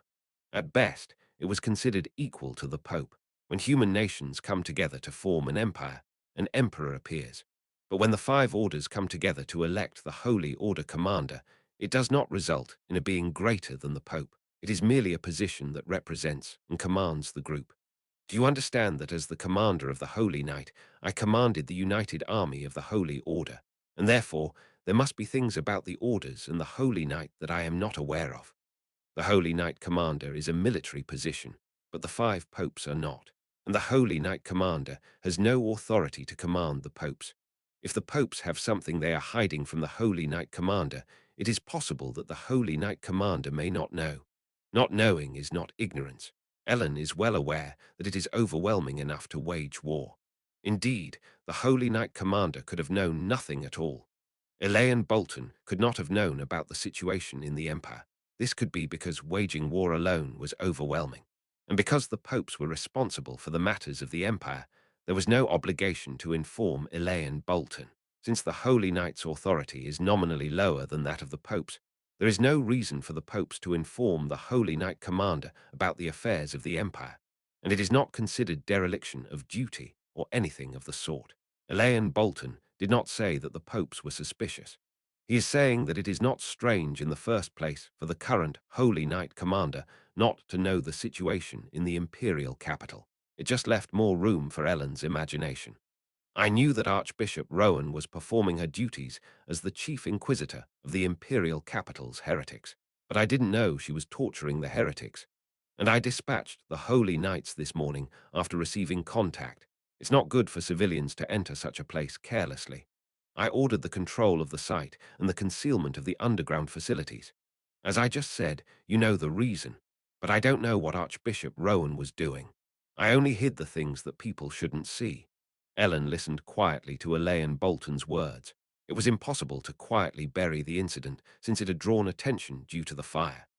If his words were true, Elaine Bolton had ordered the Holy Knights to deliberately collapse part of the building and bury the stairs leading down to the underground beneath the rubble. The incident had already occurred, the massacre had taken place, and the fire had started. It was a small blessing that looters did not carelessly enter the underground and become buried alive. Elaine Bolton did not know about the attackers or why Archbishop Rowan was killed. In a situation where the crime scene itself had to be cleaned up and the truth had to be uncovered, Elaine Bolton had simply done so. The Holy Knights at the scene also knew that the place was a church of the heretical inquisitors, but they did not know what had happened there. If word got out that people had been captured and tortured in the church's underground, the already volatile public sentiment in the imperial capital would worsen. That's why Elaine Bolton had no choice but to clean up the situation belatedly, and it was Ellen who had gone directly to the scene to assess the situation. Elaine Bolton did not know what Rowan was doing. It was already overwhelming for him to come back to the imperial capital and grasp the situation. Do you really not know anything? I don't know, but I can try to guess. Elaine Bolton looked at Ellen quietly. He was supposed to be at the Allied Army's camp, but he hadn't simply returned. Recently, the cemetery in the Holy Order's underground was robbed. Although only a very few people knew about it, Ellen had overheard and was aware of the matter. It was a major incident, but she had forgotten it since it was unrelated to her. Could it be that incident? Yes, Elaine Bolton nodded. She must have been investigating that matter. Since the Holy Knight Commander of the Holy Order had returned to the imperial capital to investigate it, it was clear that the heretical inquisitors who had remained in the imperial capital were also investigating the matter. For other factions or individuals, such an incident might be dismissible, but for the involved party, it was a major accident that could not simply be overlooked. Was it the refugees who robbed the cemetery? Is that what you're saying? At Ellen's words, Elaine Bolton shook his head with a stern expression. I can't know that for sure, and there are no treasures buried in the tombs of the saints. Elaine Bolton spoke as he looked at Ellen, because what was stolen was not treasure, but the remains. Pardon. Naturally, there was no way Ellen could know the truth. Chapter 592, Ellen had heard from someone on the High Command side that the Holy Knight's graveyard had been plundered. Naturally, she also knew that the leader of the Holy Knights and the high-ranking knights had returned to investigate the matter. Since a considerable amount of military power was concentrated in the Allied forces, it was inevitable that the security of the Holy Knight's mausoleum would become vulnerable. The occurrence of the plundering itself was not considered impossible. However, she didn't know that the stolen items were human remains. Why? Ellen couldn't understand it. I don't know either, but many of the Grave were destroyed, and the remains inside had all disappeared. Elaine Bolton was just as puzzled. It's natural that Archbishop Rowan would want to investigate this, but I never thought her method would involve capturing and torturing heretics. Elaine Bolton stared quietly at the table. I also returned to the imperial capital and continued to look into the matter. It could be a dissatisfied faction within, or something I'm unaware of, so I'm being cautious in my actions. Who had secretly entered the saint's graveyard and stolen the remains? The reason, the method, and the culprit were all unknown, and it was clear that the leader of the Holy Knights couldn't properly get to the bottom of the incident because he couldn't trust those who had remained in the imperial capital. What does this have to do with the people in the refugee camp? If you think that the Inquisitor's job is to arrest, torture, and kill innocent people, then it can't be helped. But the Inquisitors are the ones who see the most manifestations of the cursed rituals performed by heretics. They had witnessed countless demonic deeds performed by heretics and the impure miracles they caused. So it was an occupational hazard to think that heretics were the cause of such problems. One cannot absolutely rule out the possibility that the heretics' curses and prayers have defiled the saints' tombs. The leader of the Holy Knights couldn't say for sure that the heretic rituals in the refugee camp were not the cause. In reality, a massive refugee camp had formed in the imperial capital, and many of them were followers of the hero religion or believed in a distorted form of the religion. It was impossible to say that none of their impure rituals or prayers had brought impurity to the saints' mausoleums. Is such a thing really possible? At Ellen's question, Elaine Bolton neither nodded nor shook his head. It could be possible. The leader of the Holy Knights didn't know what Rowan had been doing so far, but he knew that Rowan had been looking into the graveyard robbery because of the situation in the Holy Knights. Then came an even stranger question. Why on earth would Ludwig? Ellen thought that Rowan might have approached Ludwig to get close to her, but what did Ludwig have to do with it if Rowan was investigating the graveyard robbery? If Ludwig's involvement and the purpose of the graveyard robbery were different, it could be possible. But was that really the case? And there was another problem. Did Rowan know why the gate incident happened? Judging by the circumstances and recalling what she had said to Ludwig, Rowan seemed to know the reason behind the gate incident. Upon Ellen's inquiry, Elaine Bolton gazed silently at her. Do you remember that day? Of course, Ellen knew which day he was referring to. The day the sky opened and meteors rained down. The day this entire nightmare began. Do you remember the people who were there? Yes, many people had gathered at that place. The last moment when they questioned the Demon King about his intentions and desires. The Demon King spoke there. He said he loved humans and wanted to save them. But they did not trust him, and it was already too late, so he told them about the events that would unfold. The people who had gathered to interrogate the Demon King that day, the Emperor and the Crown Prince, Ellen and Savelin Turner, the leader of the Holy Knights and the popes of the 5 major churches, and those who had gathered to prepare for any contingencies, the Royal Mage Corps, Shanafel, the high-ranking Holy Knights of the Holy Knight Order. Archbishop Rowan was there too. Rowan was one of the people present when the Demon King made his final plea. He had given up on everything and surrendered. He said he loved humans and wanted peace, but they did not believe him. Rowan was a witness to the Demon King's despair as he made his confession with a miserable expression, having given up on everything. Archbishop Rowan, the leader of the Inquisitors, had watched as the Apostle of Turn, in despair, fell apart before her eyes. Rowan had been a priestess of Turn. On the day the sky opened, many people had gathered in the great hall. There were royal mages, knights from Shanafel, and high-ranking holy knights of the Holy Knight Order. Many of them had become unwelcome guests after the gate incident, but there were survivors. Rowan was one of them. They didn't know much about the Demon King, but they had witnessed firsthand his prediction of the gate incident and his discussion of how to stop it. All of them harbored secrets about the truth that must not be revealed, but in the end, they were all human. They couldn't help but agonize and suffer over why these things had to happen and what the problem was. Upon hearing that the murdered Rowan had been one of the people present that day, Ellen could only stand there, dumbfounded. She had been close to the Demon King at that gathering. Rowan would have watched the scene from a distance. She was one of the holy knights guarding the area in case of an attack. She had heard the Demon King's confession. Many people believed that the gate incident was an act perpetrated by the Demon King to exterminate humanity. People hated Tan for choosing such a demon king. They hated the priests who believed in Tan. They hated the followers who obeyed those priests. And those who believed in the hero religion prospered.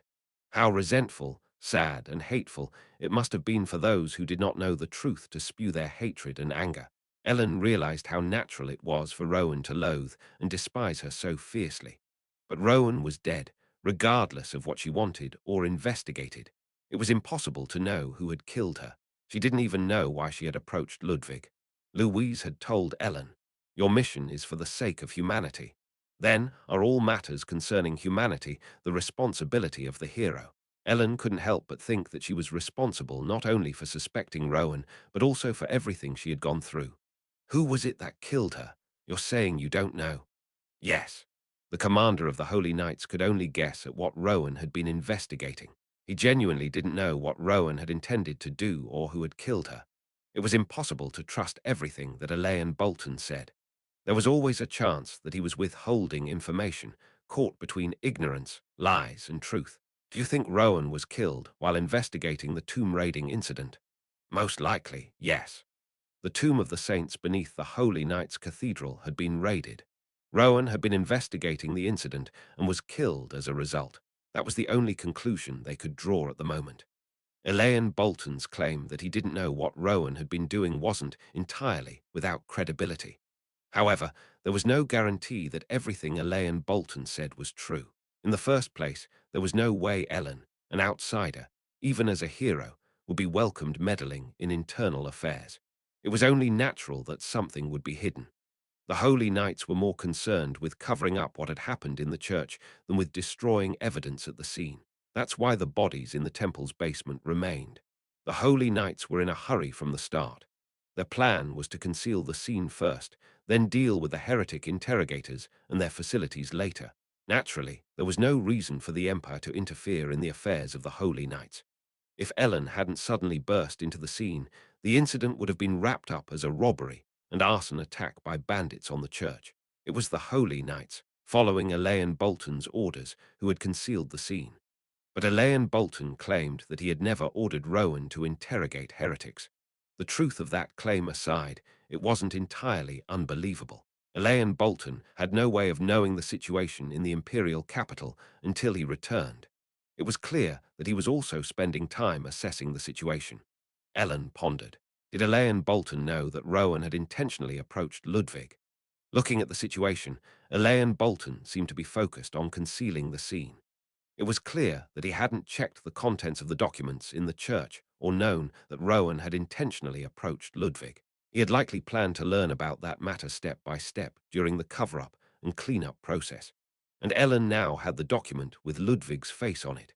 Wondering whether to reveal this information, Ellen soon made a decision. Elaine Bolton could not yet be trusted, and he wouldn't trust Ellen either, so they were on equal footing in their mutual distrust. May I look into this matter myself? If he insisted that she shouldn't interfere, it would arouse Ellen's suspicions.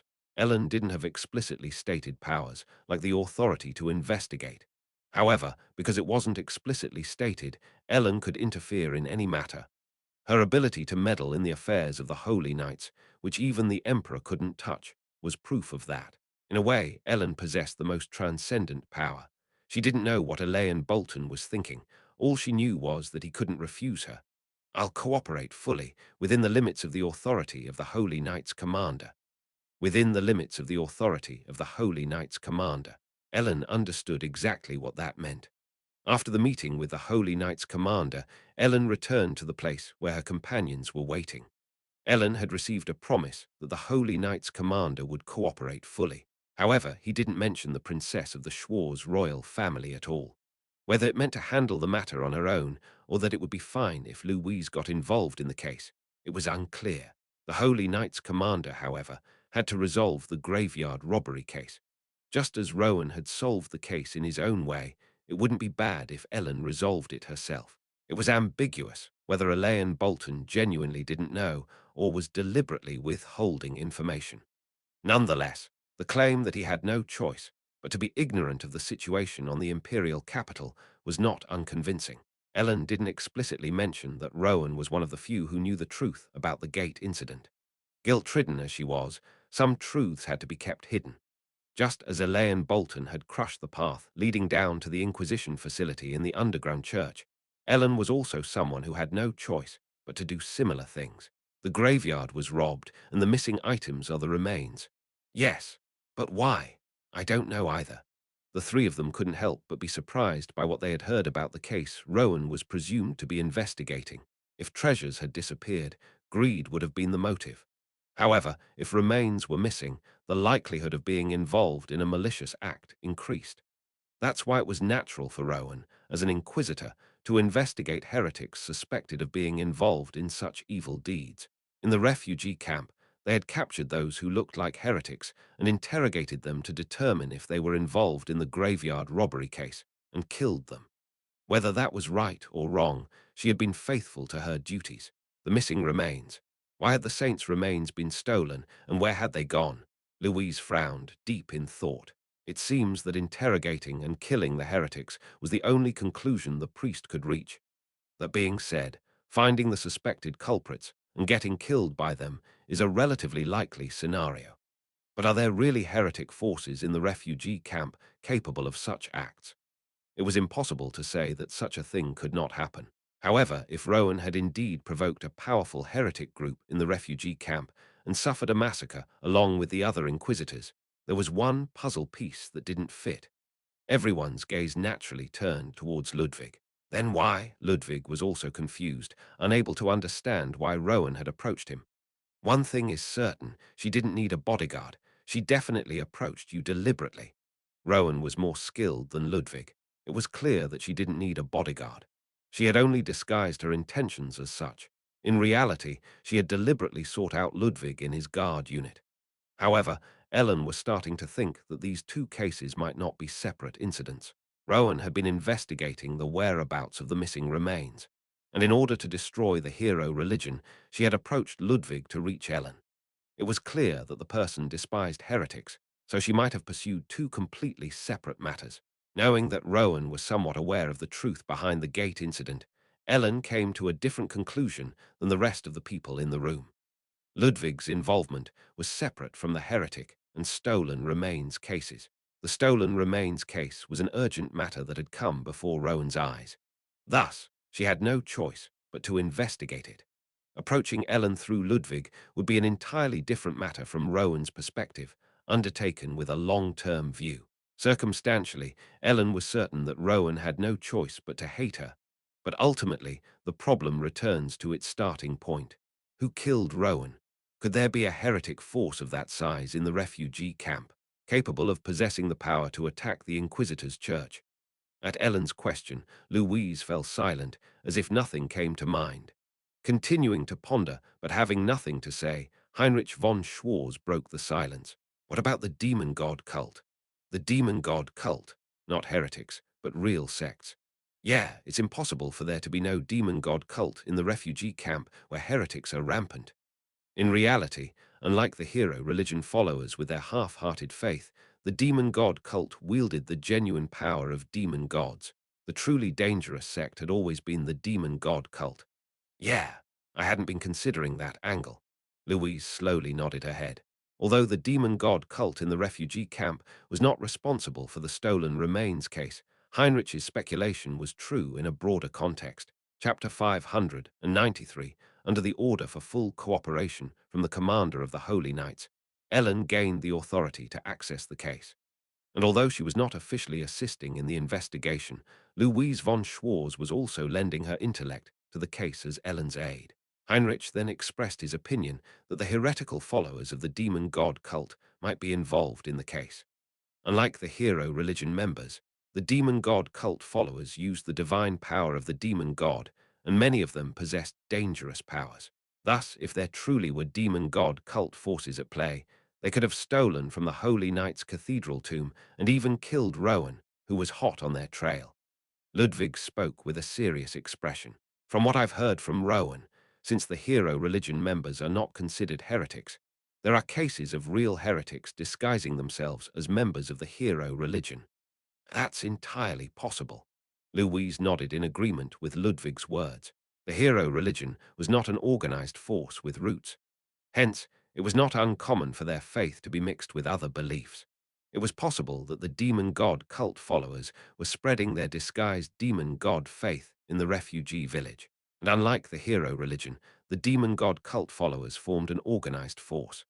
If that were possible, the demon god cult followers disguised as the hero religion might nearly dominate the refugee village. Instead of being a hidden force, there was a possibility that they were already the dominant religious force throughout the refugee village, wearing the guise of the hero religion. In that case, Rowan might have been fighting an unimaginably huge monster. If it were true that the refugee village was infiltrated by the demon god cult disguised as the hero religion, Rowan might have been wandering the village to expose the true nature of the colossal demon god cult followers. It wasn't about capturing innocent refugees, but actually capturing and interrogating real demon god cult followers. If so, Rowan could have been a person trying to enforce their own sense of justice. Were the people Rowan captured, tortured, and killed demon god cult followers or innocent individuals? It was becoming increasingly difficult to determine whether Rowan's actions were good or evil. In the end, countless possibilities were presented, as no one could determine Rowan's true intent or the identity of Rowan's killer. Ellen tapped her finger on the table, surrounded by countless conjectures.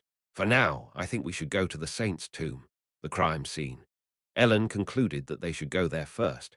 The theft of the remains from the saint's tomb could not be considered the starting point of all the incidents. Rowan had been an inquisitor of the heretics in the imperial capital for a long time. She must have had her own goals in mind. It was unclear whether that goal was to expose and exterminate the demon god cult followers or to completely eradicate the hero religion. After the gate incident, radical events had always occurred. A bomb explosion didn't mean the bomb was the cause of everything. In a world where gunpowder was scattered everywhere, massive explosions could occur anywhere. The problem was the gunpowder. There were too many problems in the world. The demon god cult followers ran rampant. The hero religion surpassed the position of the 5 great religions, and issues of famine and epidemics arose. Accidents continued to happen everywhere due to the gate incident, which was the root cause of all these issues. The stolen remains from the Tomb of the Saints case was simply the result of various problems scattered everywhere, converging and causing an explosion. That was what Ellen was thinking. The Holy Knights themselves were also investigating the case internally. It seems that Rowan did not share the details of the investigation with the Holy Knights, or the commander was lying. Rowan would have immediately embarked on the investigation after the incident occurred. The commander of the Holy Knights returned with the senior knights, but he denied knowing anything about the details of Rowan's investigation.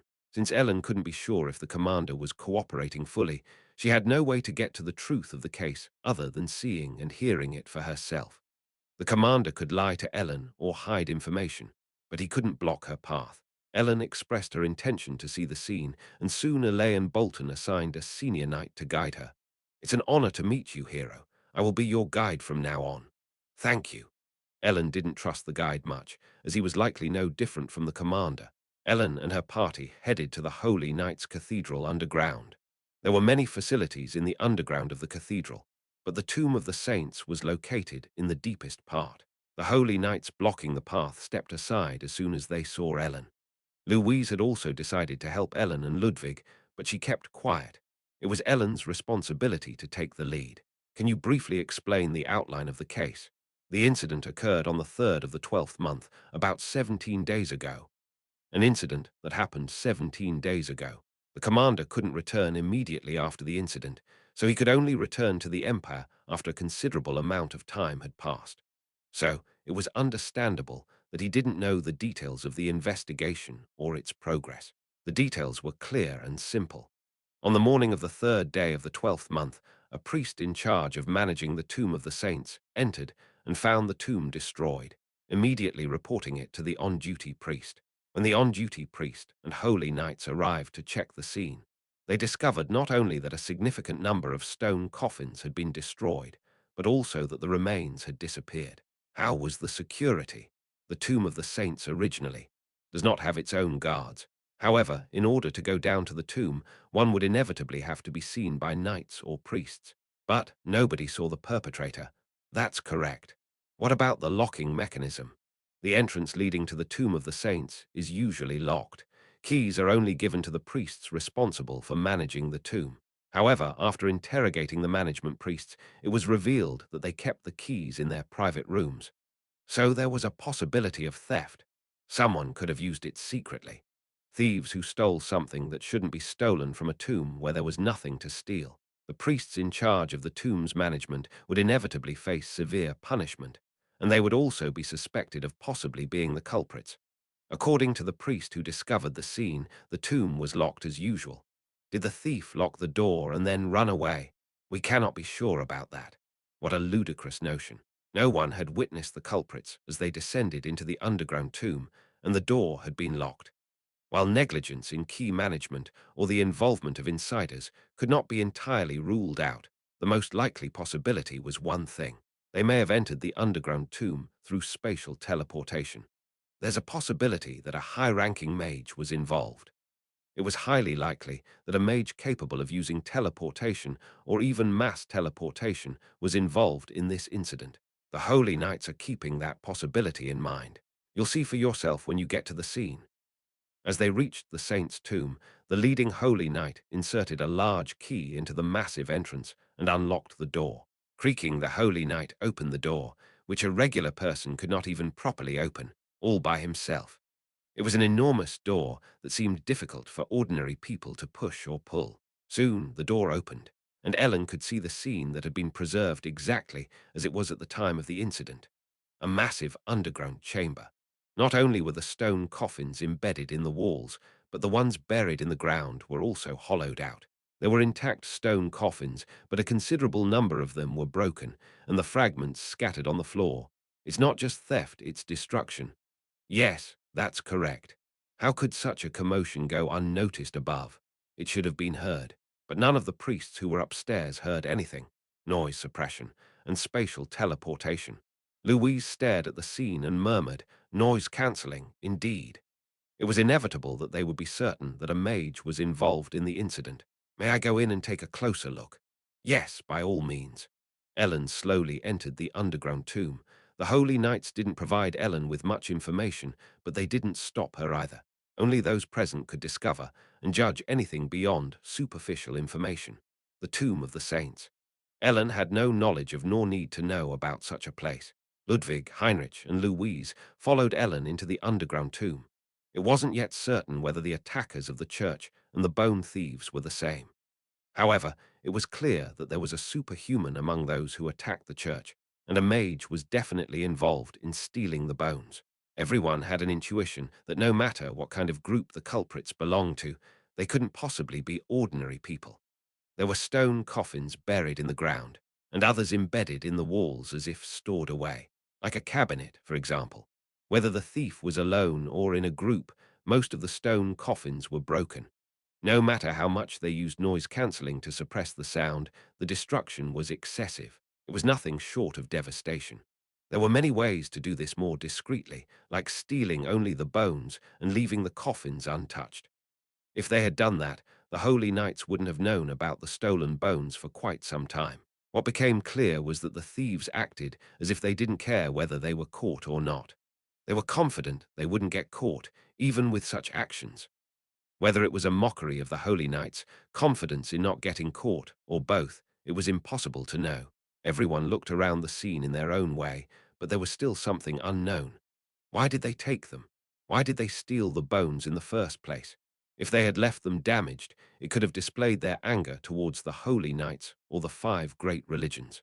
Anger towards the five great religions. And that anger was especially directed at two of the religions, Tan and Al's. Although a considerable number of stone coffins had been destroyed, there were still intact ones. Some corpses had been taken, while others had not. Could they have only taken the remains of the saints who believed in Tun and Als in their lifetime? Ellen reads the part corresponding to the brief history on a fragment of a destroyed stone coffin. No, just in case, she skimmed the names. But there were not only the remains of holy knights who had believed in Tun and Als in their lifetime, but also those of Rita, Mensis, and Shalam's holy knights. There's no clear distinction. It might not be an expression of anger or a force that hates all of the five great religions. As Ellen skimmed the names, she couldn't help but find a familiar one. Ellen couldn't help but widen her eyes. Rivria Lands, who had been killed by Reinhardt. As soon as she found the name, Ellen couldn't help but bite her lip. During the Miss Temple contest, Reinhardt had not revealed himself. Back then, Reinhardt had fought Rivria Lands to save Olivia Lands. Suddenly recalling the memory, Ellen's head was wrapped in a severe headache. Ellen. As Ellen suddenly grabbed her head and collapsed, Heinrich and Ludwig, who had been looking around, as well as the holy knights who had been watching Ellen, rushed over. It felt like thousands of needles were stabbing her head. What's going on? Are you all right? Hero, are you okay? WHY all of a sudden. Are you okay? Snap out of it.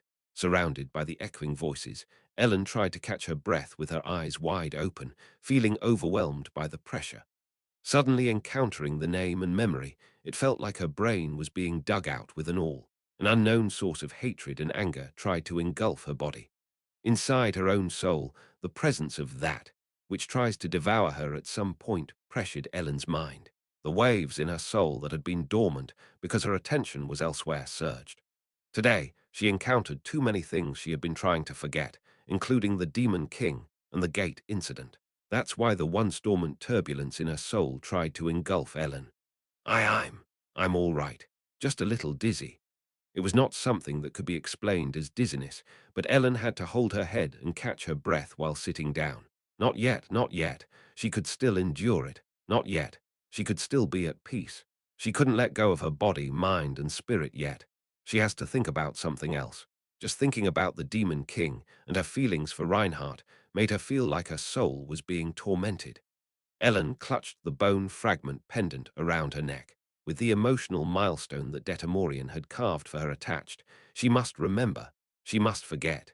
She must forget, so she won't be robbed. She focused on the case. Rivria Lands had only been robbed of his remains. She must see the end of this strange murder and massacre case. She must find out where all of this leads. In the midst of such thoughts, Ellen thought of something else. The murder case, the Demon King, the Gate incident, and the stolen remains. A single word to forget everything that confuses her mind, returning to the temple, feeding the cat, like a lie. Ha, ha. The pain that seemed to tear at her head and soul finally stopped. And, for such a reason, the cessation of pain left Ellen dumbfounded for a while. Is there some kind of corrupt energy lingering in this place? It might have affected you. No, it's not that. This just happens sometimes. In response to everyone's concern, Ellen said it wasn't like that. The investigation was important, but Ellen's life was the most important. Even the holy knights were pale with shock. Ellen should prioritize herself, and others shared the same thought. We don't need to rush. Let's return and rest for now. Therefore, Louise suggested that they stop here and return to the temple to gather their thoughts. Ellen glanced around the underground tomb. The stone coffins had been destroyed, and some clues about the thieves were obtained by sight. The reason for the theft was still unknown, and Ellen was suddenly frightened. The fear that the vengeful spirits, which had been quiet lately, might completely engulf her. That's true. It seems like there's nothing more to find out here. Therefore, Ellen agreed with Louise. They couldn't predict where these clues would lead, but they had already completed their examination. But However, Ludwig seemed hesitant to leave, as if he had some doubts. Did you find anything peculiar?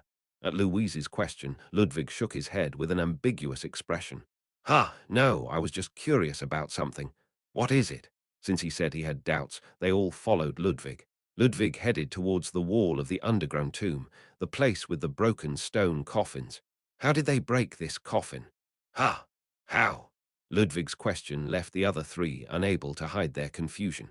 Like Ellen and like the Holy Knights, everyone had focused on the destruction itself. They wondered why the thieves had chosen to cause such a mess in the underground tomb when they could have stolen the items without being detected. They focused on why it was broken, not how it was broken, and there was no reason to consider that. So what's the big deal? Why are you suddenly asking that? At Heinrich's question, Ludwig looked at the broken stone coffin. The inside of the broken stone coffin looked like a hollow hole. Ludwig gazed at the empty wall and said, "They didn't clean up the scene, right?" "Yeah, they said that." Ludwig peered inside the hollow hole, showing his left fist. "If they broke it like this with a fist or something, shouldn't there be stone fragments inside?" At Ludwig's question, Ellen finally looked inside the stone coffin. For superhumans, breaking a rock is no big deal. They chose to use a violent method deliberately, and there were no concerns about noise due to noise cancelling.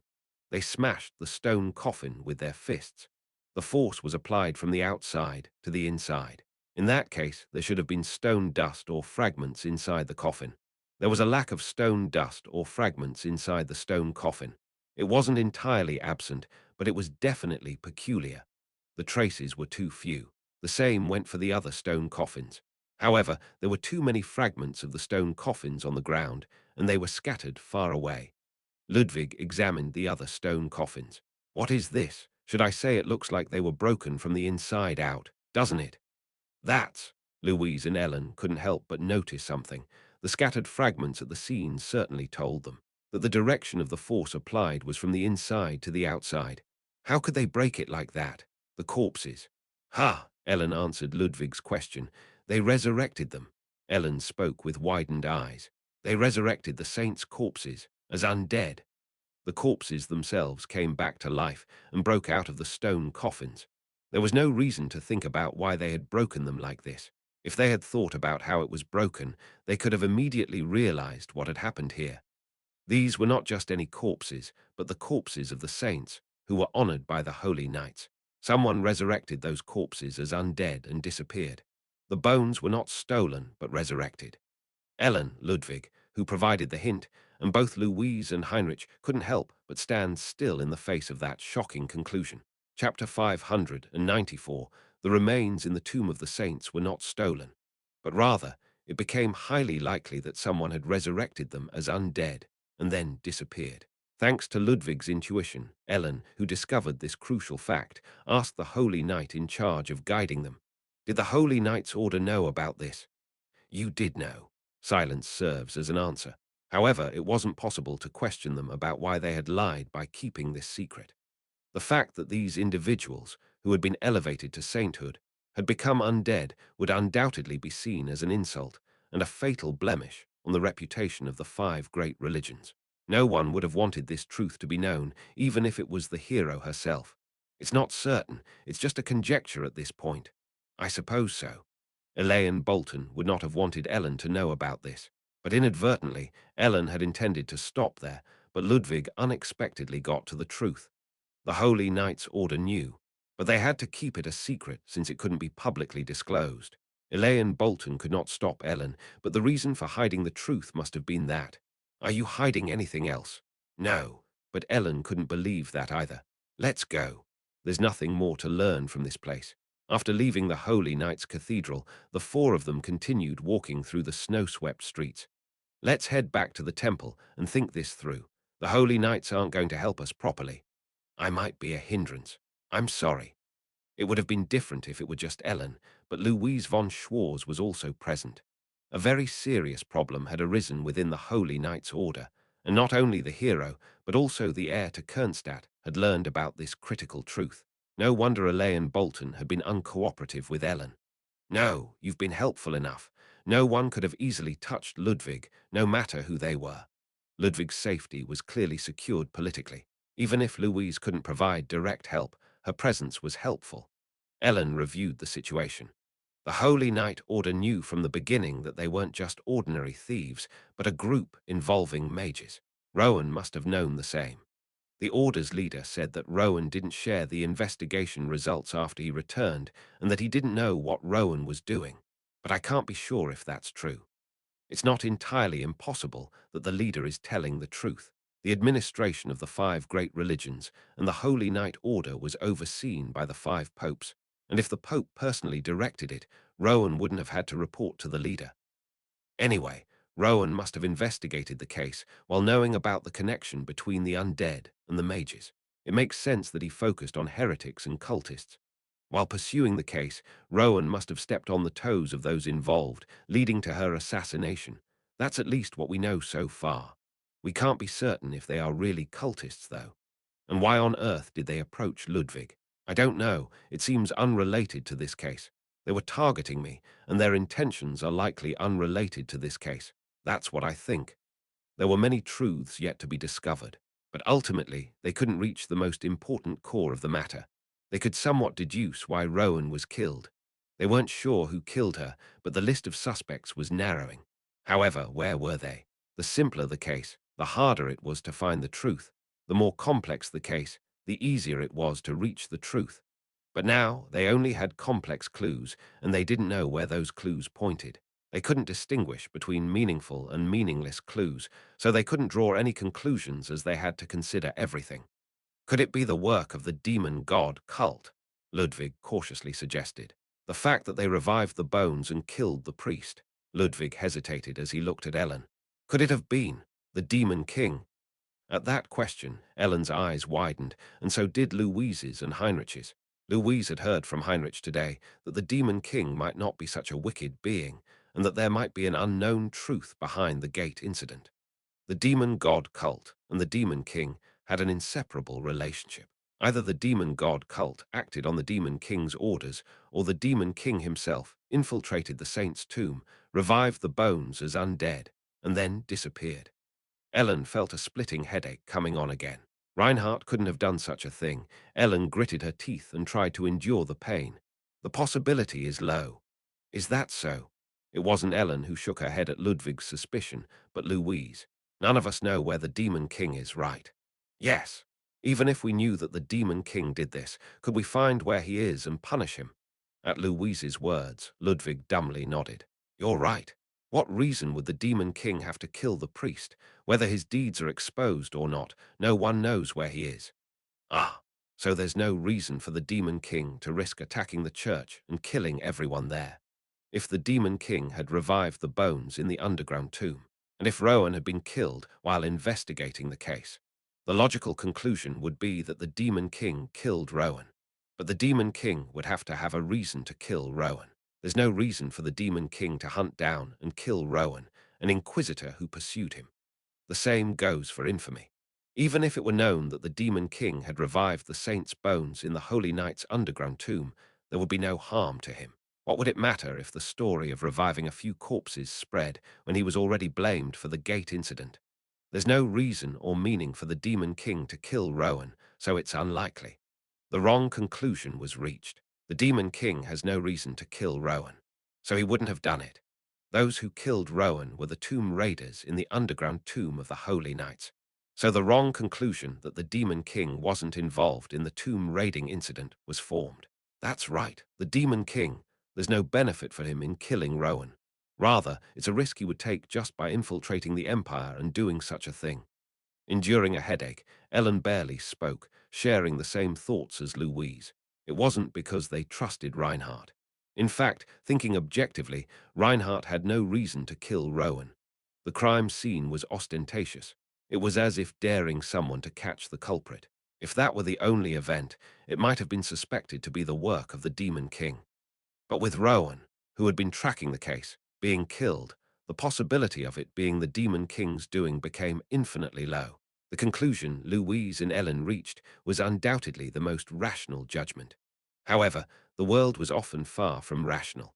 That's why the probability of a rational judgment being wrong was always high. Ellen said that if it were a simple case, she wouldn't be able to find anything out. Only if it were complicated, strange, and had something hidden, there might be something she could uncover. However, the case concealed far-reaching roots, and those roots were not fully exposed. The priestess performing the purification was the leader of the inquisitors. That inquisitor was investigating the whereabouts of the stolen bones and the culprit while capturing and torturing heretics. And the bones were not actually stolen, but there was a high possibility that they were revived as undead. Ultimately, they couldn't resolve everything overnight. Even though the name of the Demon King was mentioned, Louise and Ellen judged that the possibility of the Demon King being involved in the case was extremely low, and Ludwig, who had raised doubts, had no choice but to agree. On the way back to the royal class dormitory after returning to the temple, Ludwig's expression remained stern. Regardless of who was involved and what the truth of the case was, the fact that Ludwig had been deceived by Rowan all this time didn't change. He didn't know what she was doing or what her intentions were when approaching him, and he hadn't even doubted her. He was terrified and horrified by the guards killing civilians indiscriminately. So when Rowan appeared, he was overjoyed. Because he thought it was something everyone needed, he did it without any hesitation. And when Rowan asked if he could continue protecting her in the future, Ludwig felt as if he had been saved. But Rowan was an inquisitor, committing atrocities far worse than those of the guards. There was no telling how many people had been tortured and killed at her hands. Ludwig didn't know that, even though he could see from Rowan's strange behavior that she was a person who deviated from the norm. He still believed she was a good person because she was doing something people needed. To be precise, he wanted to believe that Rowan was a good person, so he believed it. Ludwig was naive. Rowan had known Ludwig even before they met, and eventually she was killed before achieving her goal through Ludwig. But if Rowan hadn't been killed, she would have achieved her goal through Ludwig, whether it was killing Ellen to eliminate the hero religion or something else. If Rowan had approached Ludwig with the intention of killing Ellen, Rowan's death might have been a blessing in disguise. On the way back to the temple, Ludwig hated his own weakness, disillusionment with himself, hatred, anger. He thought it was getting better as he met Rowan. However, Ludwig could not recognize anything about Rowan, and in fact, ended up being deceived. The comfort and stability obtained through Rowan plunged Ludwig deeper into the abyss. In reality, nothing happened through Rowan, but both Ellen and Louise had an intuition that Rowan was suspicious, even though they knew nothing about her. They even felt that Rowan was not an ordinary priestess, despite having been killed. Ludwig had only thought of Rowan as an unfortunate victim. He was foolish and naive. Now, Ludwig could not help but hate his own foolishness. Walking ahead, Ellen speaks. We have to assume that there may be a mage among the refugees who follow the demon god cult. However, there is also the possibility that dark mages are involved instead. That possibility may even be higher. Depending on who the suspected culprits were, the situation could change drastically.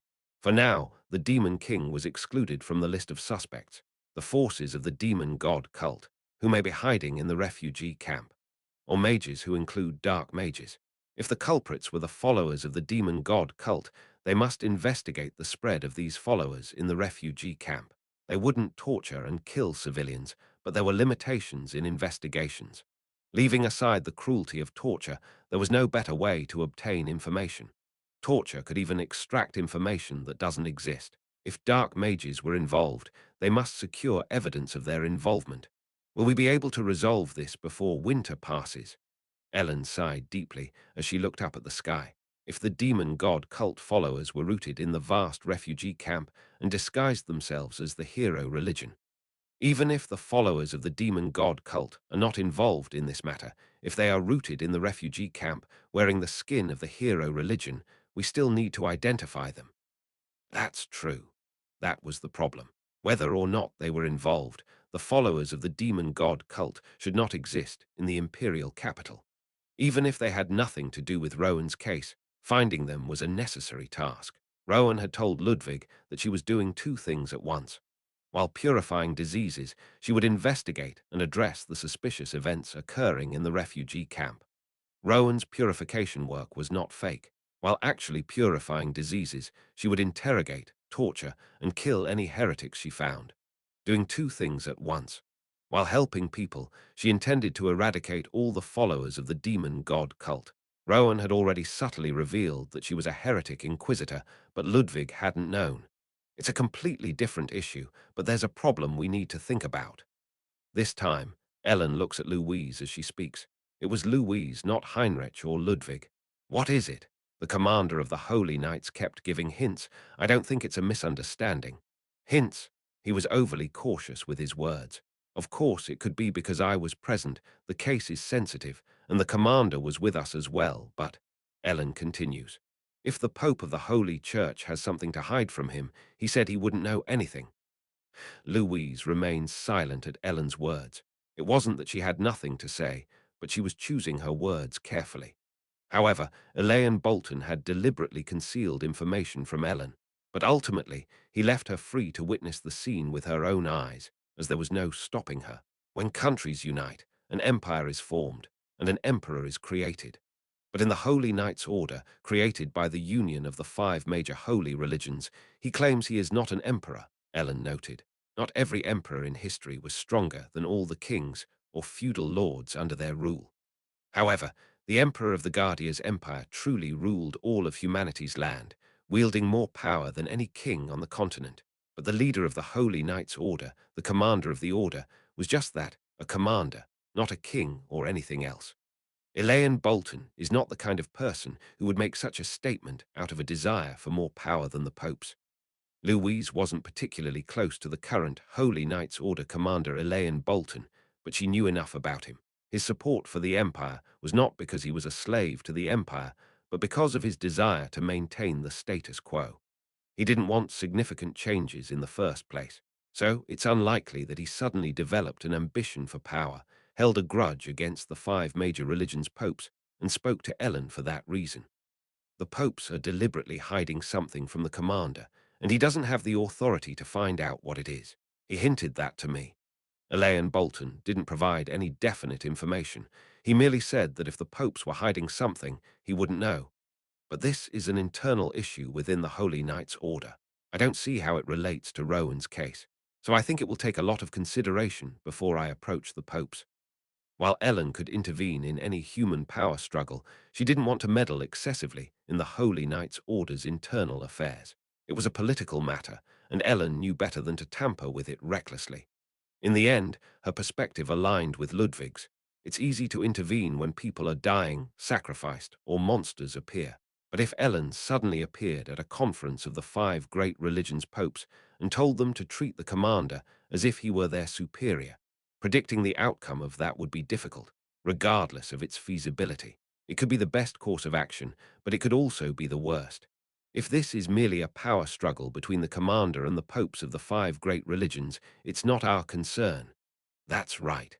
But if the popes are involved in this case, I don't know what to do. It was too dangerous a matter to touch. It may be unrelated to the case, but if it were, they couldn't afford to ignore it. What a headache. The popes of the 5 great religions might know what even the commander of the Holy Knights Order doesn't. They were already deeply involved in the internal affairs of the Order, and they didn't know if they would get entangled in even more complex matters from here on. Chapter 595. No one could predict where the 4 pursuers would end up. It was clear that an unusual group was involved. However, if political issues were also tangled up in the matter, it would be even more of a headache. If they were to investigate incidents related to the undead and end up interfering with the Holy Knights, things could become far more complicated. But you know, there's something I've been wondering. While Ellen and Louise were pondering, Heinrich spoke up as if he had a question. What is it? Are we really sure that the skeletons have turned into the undead? At Heinrich's question, Louise slowly nodded her head. We couldn't confirm it ourselves. It seemed the Holy Knights weren't certain about that part either. The possibility that the skeletons had turned into the undead. That was merely a conjecture based on the destroyed coffin, but strictly speaking, they hadn't confirmed the presence of the undead. It was merely a strong possibility. Heinrich's question drew the attention of Ellen, Ludwig, and Louise, who all looked at him. Feeling the intensity of their gazes, Heinrich began to sweat. I was just wondering if creating undead is really that easy. At his words, Louise tilted her head. Didn't you say that those buried in the cemetery were saints? Yes, they were. They must have been the remains of people who achieved great feats during their lifetimes. The tomb of the former Holy Knight's commander was there too. That was the answer from Louise and Ellen. Hearing it, Heinrich seemed to be choosing his words carefully with a serious expression. It's just that I don't quite understand how the skeletons could become undead in the first place. They had become undead. The inference itself was reasonable, but Heinrich had been considering a more fundamental aspect. These were the remains of priests and holy knights who had undoubtedly achieved great feats in their lifetimes and possessed strong divine powers. Was it even possible for them to be resurrected as undead? Well, I don't know much about wicked arts like the undead or dark magic, and for mages who walk the righteous path, it's an unknown area. So I'm not sure if the divine powers they possessed in life would continue to protect their remains after death. I'm not sure either. The possibility of undead created from the remains of saints, which were not ordinary remains. Was it even possible to create so many undead in such a short time? Ellen's thoughts kept returning to Tiamata. Tiamata had once appeared in the form of a cursed demon sword, creating a massive number of undead. No, it can't be. It's not Reinhardt. Ellen was convinced that Reinhardt couldn't be the culprit given the circumstances. Ultimately, Heinrich's question was this: was it even plausible to create undead from the remains of the saints in the first place? Let's ask. Surprisingly, the answer came from Ludwig. Anna should at least know more than we do. A mage with talent in dark magic, Anna de Journa. At his words, both Ellen and Heinrich nodded. There was no guarantee that dark magic had been used in the tomb raiding incident of the saints' tombs. It could just as well be the work of priests of the demon god cult, involving a power different from magic. The two were separate powers. However, there might be some common ground in their ability to produce similar results. The priest of the demon god cult was nowhere to be found, so Ludwig suggested they try asking Anna first. It seemed like a reasonable idea. She won't be at the dormitory. She comes back every few days, then leaves again the next day and doesn't return for several days. Where would she be? Let's go ask her. Ellen thought it would be as simple as finding Anna at the temple and asking her. I'm not quite sure. Ludwig, of course, had no idea where the three of them were conducting their magic research. Naturally, Louise and Heinrich's gazes met. The Magic University. That morning, while the two had been strolling around the temple, they had discovered that some research was being conducted at the Magic University. I'm not certain, but I think she might be there. It was Heinrich who spoke, and Louise furrowed her brow. I wonder if they'll let us in. Louise seemed unsure, having seen how strict the security was. However, they were now accompanied by Ellen Artorius, who could gain entry to practically anywhere, so there should have been no issue getting in. Of course, that was a misconception. You are not permitted to enter. No sooner had they stepped foot on the grounds of the Temple Magic University's research building than a guard blocked Ellen's path. It wasn't that the people behind her were attempting to enter. The guard had directly addressed Ellen when she tried to enter. Why? His Majesty the Emperor has ordered that no one other than those involved in the research may enter. Ellen was included in that order, since the guard was blocking her way. Ellen stared at the eyes of the guard inside the helmet. What kind of top-secret research were they conducting that even she couldn't gain entry? Ellen would have forced her way in if it had been the door of the Holy Knights. However, the fact that it was an emperor's order mattered. Emperor Bertus was a friend to Ellen. They shared secrets that others must not know, and both bore the responsibility of the gate incident. They shared an indescribable relationship, bound together by guilt and lingering sadness. If her friend had forbidden even her own entry, there must have been a reason. Ellen accepted that. I don't need to go in. I just need to know if my classmate, Anna de Journa, is participating in the research in that lab. And if possible, could you call her for me? I cannot reveal any information related to the research. Even the participants' identities were classified. Ellen couldn't fathom why the security was so ironclad. However, I can report to my superiors that the hero has come on such an errand. Ellen wasn't particularly curious about the nature of the research. She simply assumed that it was something helpful to the war effort and that its secrecy was necessary to prevent potential abuse. That was good enough. Ellen didn't feel slighted or compelled to force her way in. Whatever research was being conducted here had nothing to do with their current situation. Then that will do. Can you pass that message along? Yes, I understand. Ellen didn't know whether Anna would be here, but if she wasn't, they would just have to wait for her to return to the royal class dormitory. After a few days, Anna would return once again. With no immediate means to report their findings, the group had no choice but to return to the temple dormitory at the behest of the guard. For reasons unknown, the Emperor had issued orders preventing not only others, but also Ellen, from entering the Magic University. Royal class, second year, B-class dormitory lobby. Everyone gathered and took a break while sipping the tea Heinrich had brought. Although they hadn't suffered physically from wandering around in the snow until now, it was inevitable that they would experience mental fatigue. It seems to be a highly confidential experiment, although we don't know what it is. That's true. At Louise's words, Ellen quietly nodded. Everyone present was curious about the research being conducted at the Magic University, but they didn't harbor any further suspicions. That was due to their preconceptions. Come to think of it, it was strange that the Titan project had been conducted without maintaining confidentiality. That's why the Archduke has been greatly inconvenienced by the mages from the Mage Guild and the Mage Corps. Inconvenienced? At Ellen's question, Louise shrugged. Mages are individuals who can't help but be curious about new magic or technology, and for those who have devoted their lives to magic, the Titan must be shocking to behold, right? Indeed. Yes, that's right. Definitely. Heinrich and Ludwig also shuddered at the thought of the Titan's overwhelming power, even though it wasn't in front of them. The Titan's appearance in the Sarandia battle had been gigantic and overwhelming, visible from anywhere on the battlefield. Although the higher-ups and mages generally knew that such a thing was being made, seeing it with their own eyes was a different matter. Even I felt that it was unfair that such a thing was possible with magic.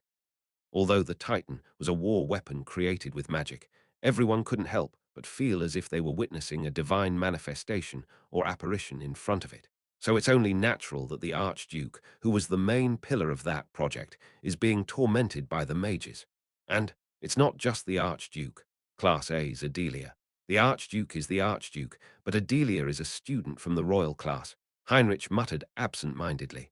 Adelia must be going through a great ordeal as well. Of course.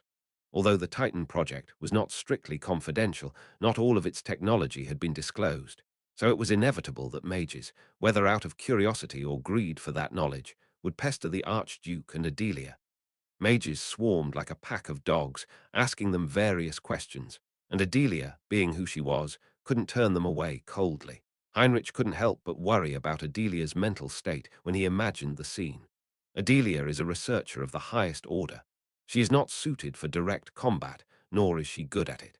Of course, Adelia didn't fight directly, but by completing the Titan, she would be remembered as the mage who killed the most monsters in the world. Magic research is generally confidential. This time was no different, and because of this preconception, no one harbored any significant doubts. Of course, everyone found it strange that even Ellen couldn't enter the research facility. I wonder when Anna will return. In response to Ludwig's question, none of them could be certain. In the end, the guards wouldn't tell them whether Anna was at the Magic University or not. They only agreed to relay the message that Ellen had come looking for her. Asking Anna about the dark magic related to the undead wouldn't provide a clever solution to their current situation. They simply wanted to know if it was easy to create undead from the remains of the saints. Ultimately, they were all feeling anxious, but there was no immediate solution or new idea to be found. They could request an audience with the high priests of the 5 great religions, but that was a sensitive issue that required further consideration. If they were to join the search for the heretics in the refugee camp, there would be no guarantees. Rowan didn't work alone. She had dispersed numerous inquisitors throughout the camp to gather and consolidate information. They couldn't tell if Rowan had discovered the true identity of the culprits. It was a case Rowan had been pursuing, and they had even fewer resources available to them. They couldn't know whether they would reach the end of this matter before winter's end. So there was no point in rushing today. Let's call it a day. Ellen suggested that they organize the information they had gathered today and rest. Ludwig, when Anna returns, ask her the questions we wanted to ask and let us know. No, just call me. Ellen corrected herself, realizing it would be better for her to ask Anna directly. All right, I got it. Ludwig nodded with a determined expression. I don't think we need to rush too much. Even if we don't know who killed Rowan, if they find out we're chasing them. Louise looked at everyone with a serious expression and continued. We must always keep in mind that they might try to harm us. They were dealing with the people who had killed Rowan. They couldn't be sure if the culprits would go after the heroes as well, but they couldn't rule out the possibility that the same fate awaited them once they knew they were being pursued. Heinrich, Ludwig, and Ellen, they all understood that pursuing this matter came with considerable risk. I feel like I dragged you into this mess. Ludwig hadn't thought it was a simple matter, but when he had asked for Ellen's help, He couldn't have known it would turn into such a huge incident. The thought that Ellen might be in danger because of him sent shivers down Ludwig's spine. Moreover, it felt like causing an irreversible inconvenience. No, Ellen shook her head at Ludwig's self-blame. At this point, we can't just let it go. She added that it would be better for everyone if they could take action before the situation escalated, regardless of what might happen. It wasn't a statement meant to console. She genuinely believed it and said it for that reason alone. Chapter 596. There was no need to act hastily. Their opponents were a mysterious force capable of attacking a church where the leader of the heretic inquisitors resided and carrying out a massacre. At this point, it was impossible to be certain if they were a group of mages, followers of the demon god cult, or an entirely separate third power. The important thing was that they were the kind of people who wouldn't leave a pursuer alone, and there was a high possibility that they would target not only the hero, but also the princess of the Schwarz royal family.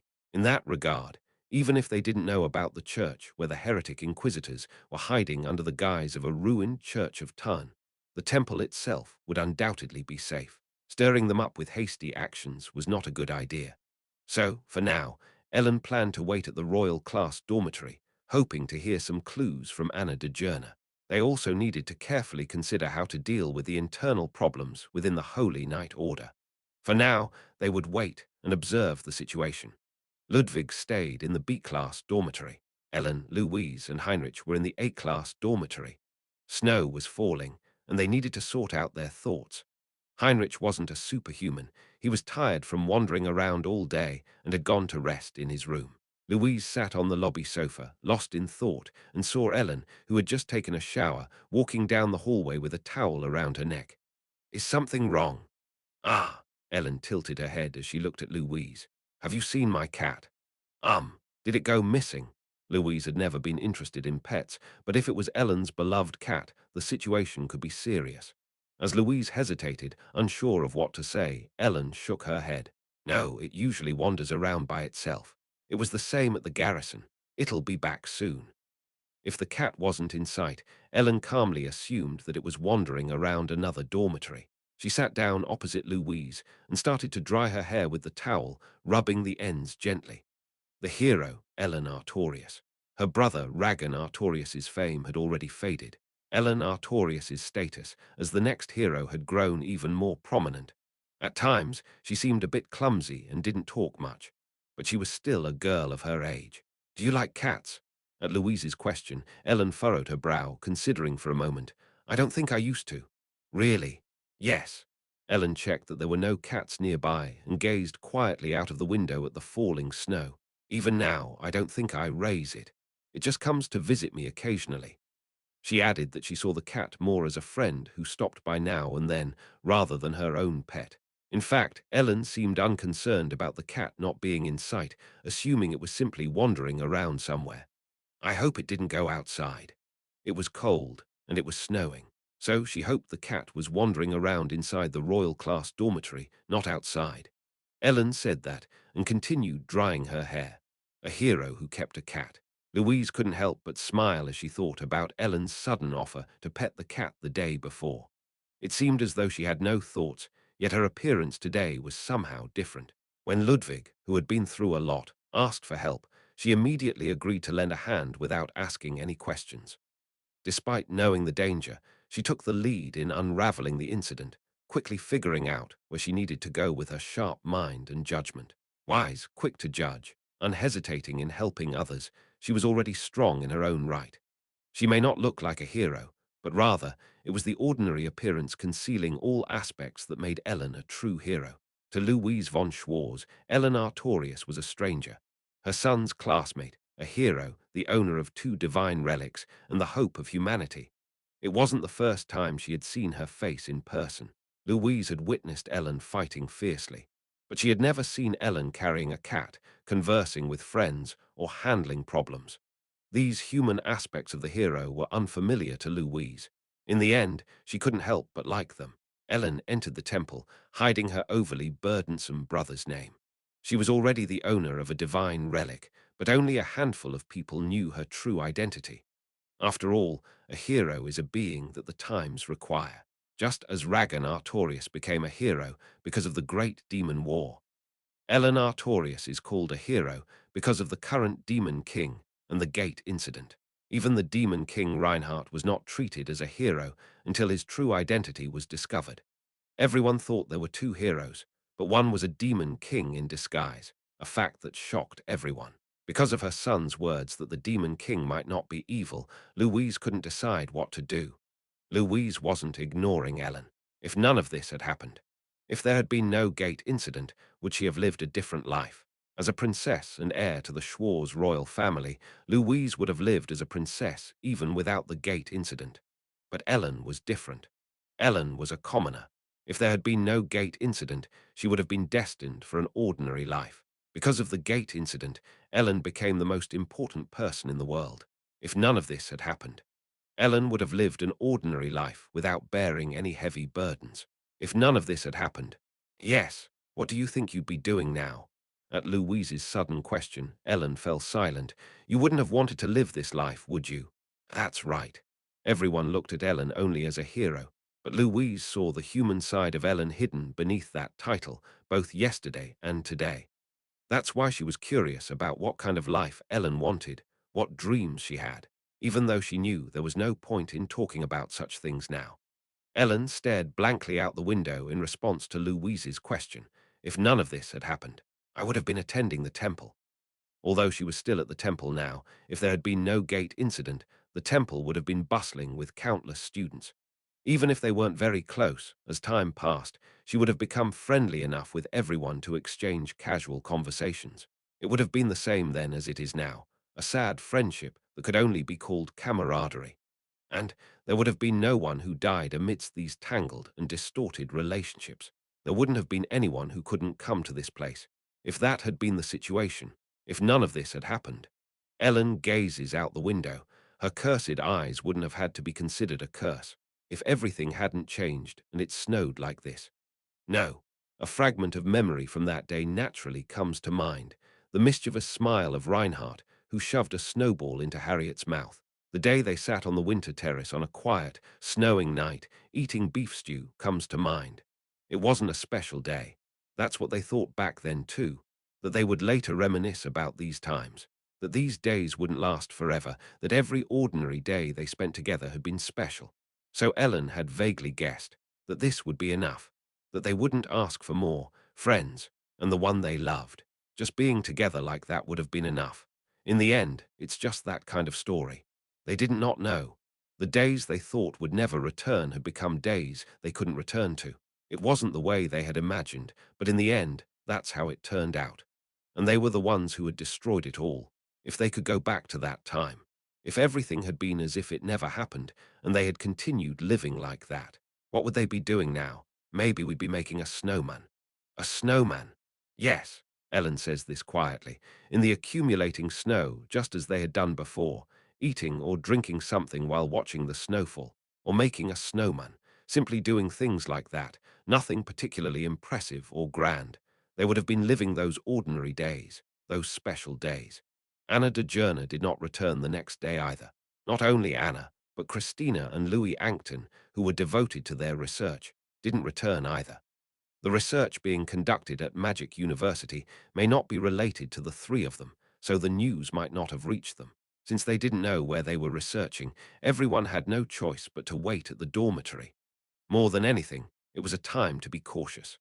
The day before, they had stirred up people they didn't need to provoke while running around here and there. In a situation where they didn't know who their enemy was, acting hastily for even a day was enough. After waiting at the temple for 2 days like that, Anna de Journa still didn't return. Does she usually leave her post for this long? At Louise's question, Ludwig nods. Yes, she doesn't usually come back soon. The four gathered in the Class B dormitory were waiting for Anna to return. Even if we meet her, there might not be an ingenious solution. How about searching for the dark mage within the temple? If it were the time when the temple was still in operation, maybe, but I don't think we can find them right now. In the current situation, the majority of the mages had been dispatched, and it made no difference whether they were dark mages or not. Most of them were undoubtedly at the Allied forces garrison. Although they had no intention of making hasty moves, They couldn't help but feel restless as they aimlessly spent their time waiting for Anna, whose return was uncertain. As a result, everyone had gathered in the B-class dormitory and spent the entire day sitting there. Ellen gently stroked the back of a cat that had fallen asleep on her lap. Just when they wondered where it had gone, the cat was found nonchalantly sleeping next to Ellen's bed this morning. Ellen had left her door slightly ajar, so the cat could come and go as it pleased, and it roamed around her room as if it owned the place. The snow still hasn't stopped, huh? Heinrich looked outside with a worried expression. Although the snowfall had weakened, it showed no signs of stopping. It seems the Royal Mage Corps have been deployed for snow removal. I heard a large number of mages have returned to the Allied forces garrison as well. That's a relief. At Ludwig's words, Heinrich quietly nodded his head. Through the window, they could see the guards inside the temple clearing the snow. With a considerable number of students dispatched for snow removal support, they all waited for Anna, whose return was uncertain. They only wanted to ask her a simple question, and although they knew that it wouldn't be a significant hint, it was the only option they had for now.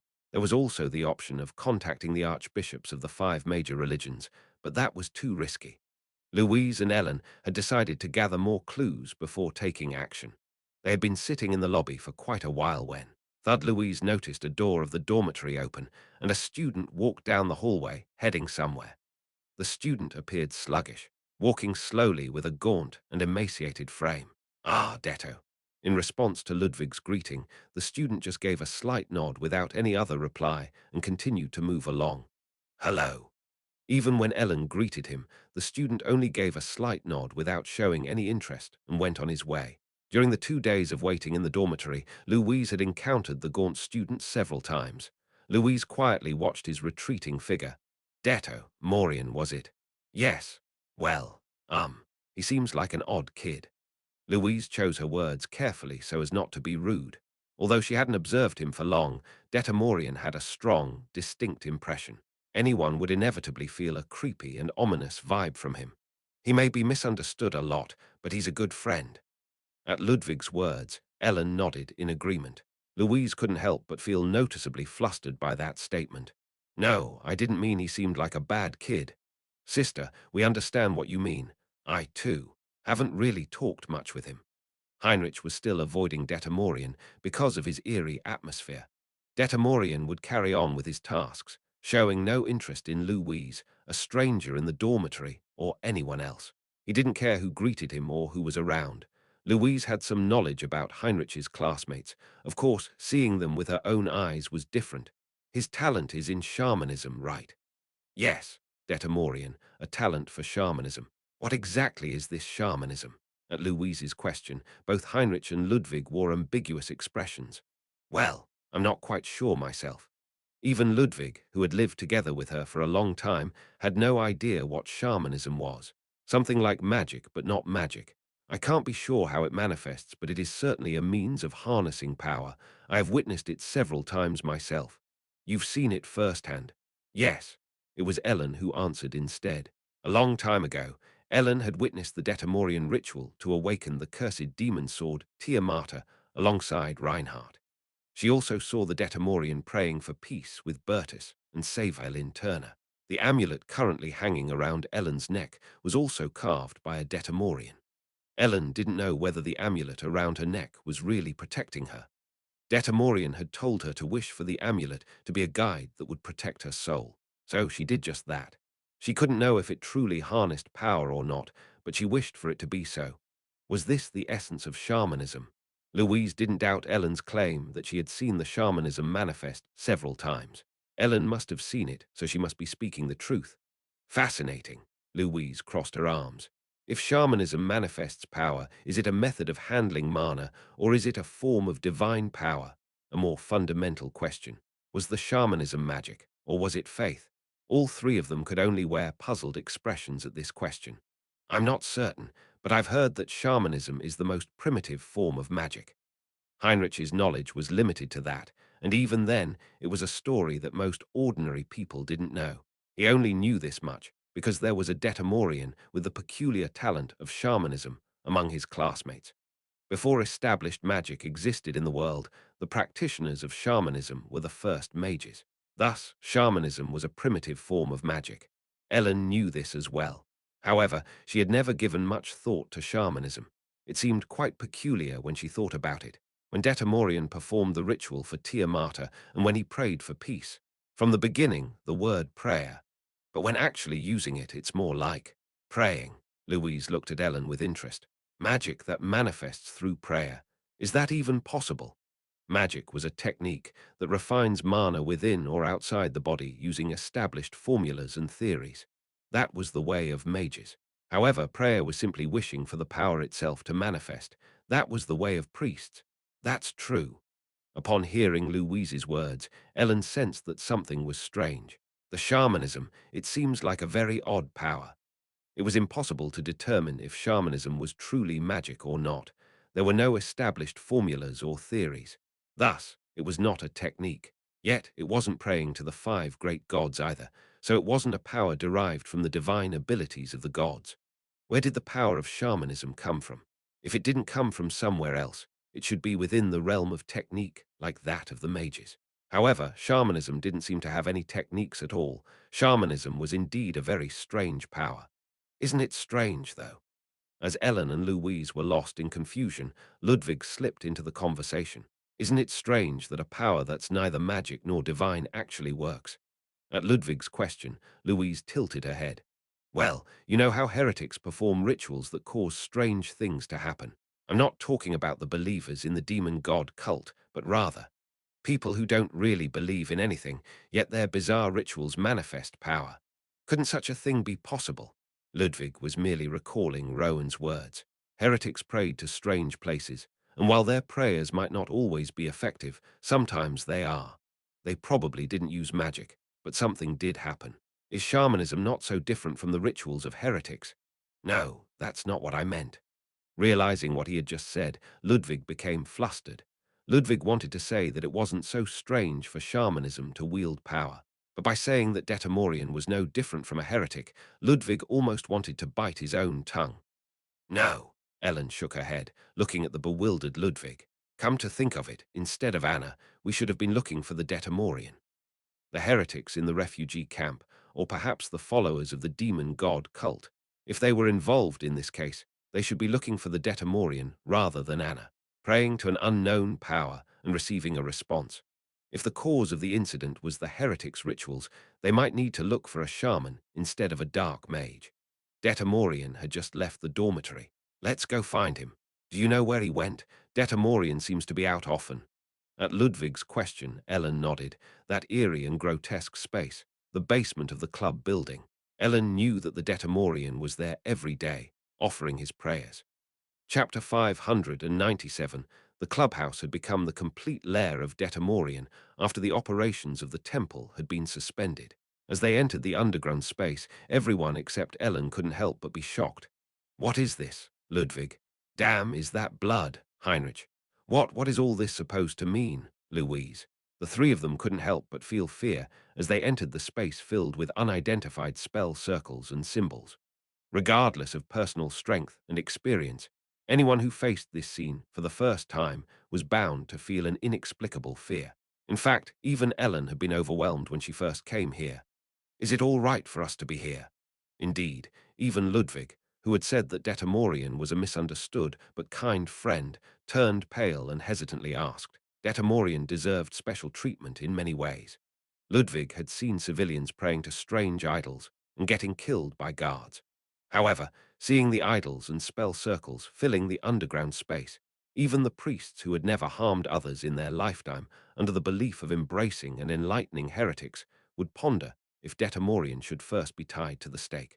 Detamorian had managed to get away with being called the heretic among heretics due to being a royal class student at the temple. Certainly, even civilians who knew nothing about heresy would think that these were the results of evil deeds committed by heretics when they saw this scene. Despite the ominous and strange sights that they passed, everyone felt uneasy. It's okay. As an experienced person, Ellen fearlessly strode down into the underground, at the core and center of the spell circles. Upon arriving at the space equivalent to an underground storage room, Ellen could see Detamorian still sitting in the center of the spell circles. Independent of the strange and ominous energy felt, the place was originally chaotic. That's why Ellen couldn't tell if Detamorian was still praying for the same thing. It was impossible to recognize if the arrangement of the idols had changed or if new spell circles had been drawn. It had always been cluttered. However, "You're here." "Yes," Detamorian spoke as she saw the four of them suddenly appear. The meaning of her words was unclear, whether he knew they would come or was just acknowledging their arrival. Detamorian spoke in a way that not only was hard for others to understand, but also made it impossible to discern his intentions. Ellen wasn't particularly close to Detamorian, and Ludwig had tried to become friends, but had failed. Heinrich and Louise were frozen stiff. Louise's abilities weren't weak either, and there was no need to mention Heinrich. However, there was something about this scene that overwhelmed people. "Did you think we would come?" In response to Ellen's question, Detamorian gazed at the faintly flickering candle before him as it continuously emitted light. "Well," another ambiguous answer.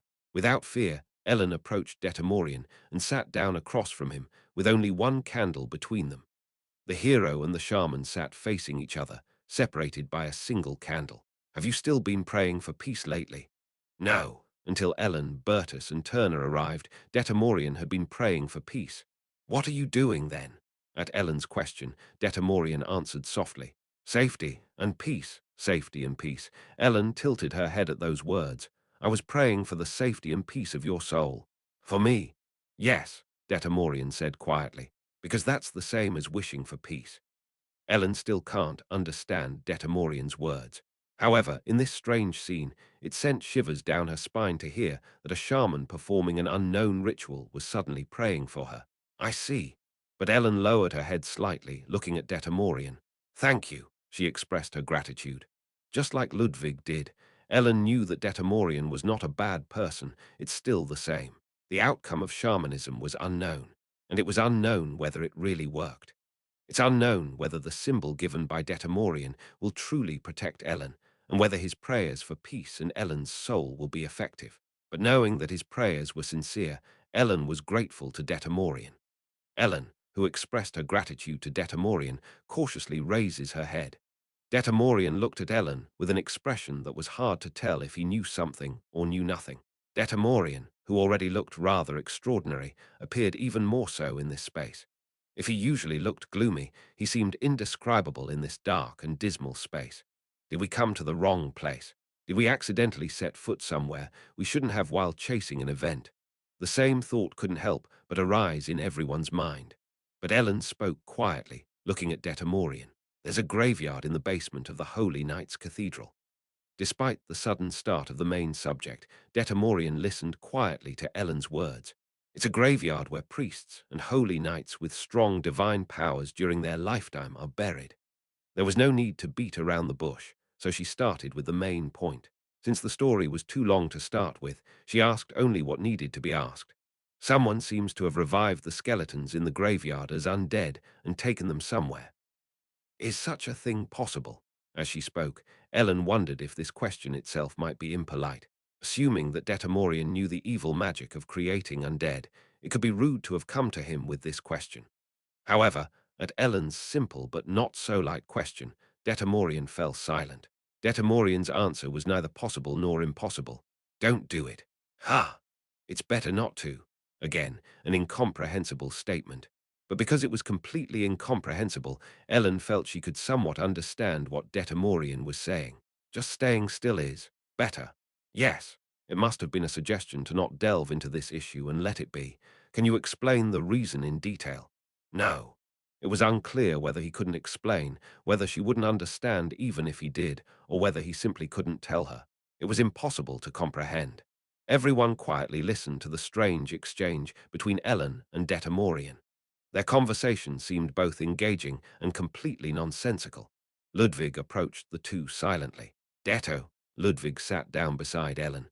"Do you know something? If you do, please tell us." "I'm not sure.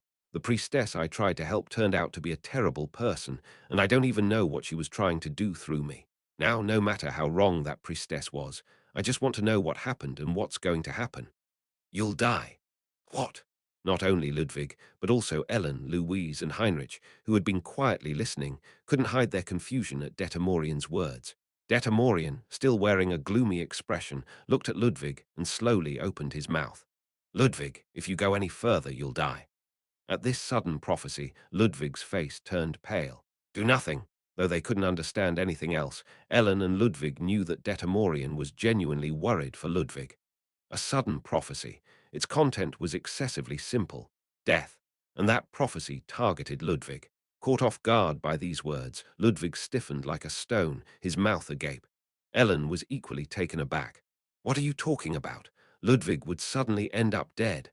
Ludwig had no intention of arguing or getting angry. Ludwig wasn't the type to do that to a friend in the first place. Can't you say something? Please, Ellen asked on behalf of the speechless Ludwig, the reason for saying such a thing and what he saw, if anything. I can't persuade you, and I can't explain. That was all Detamorian had to say.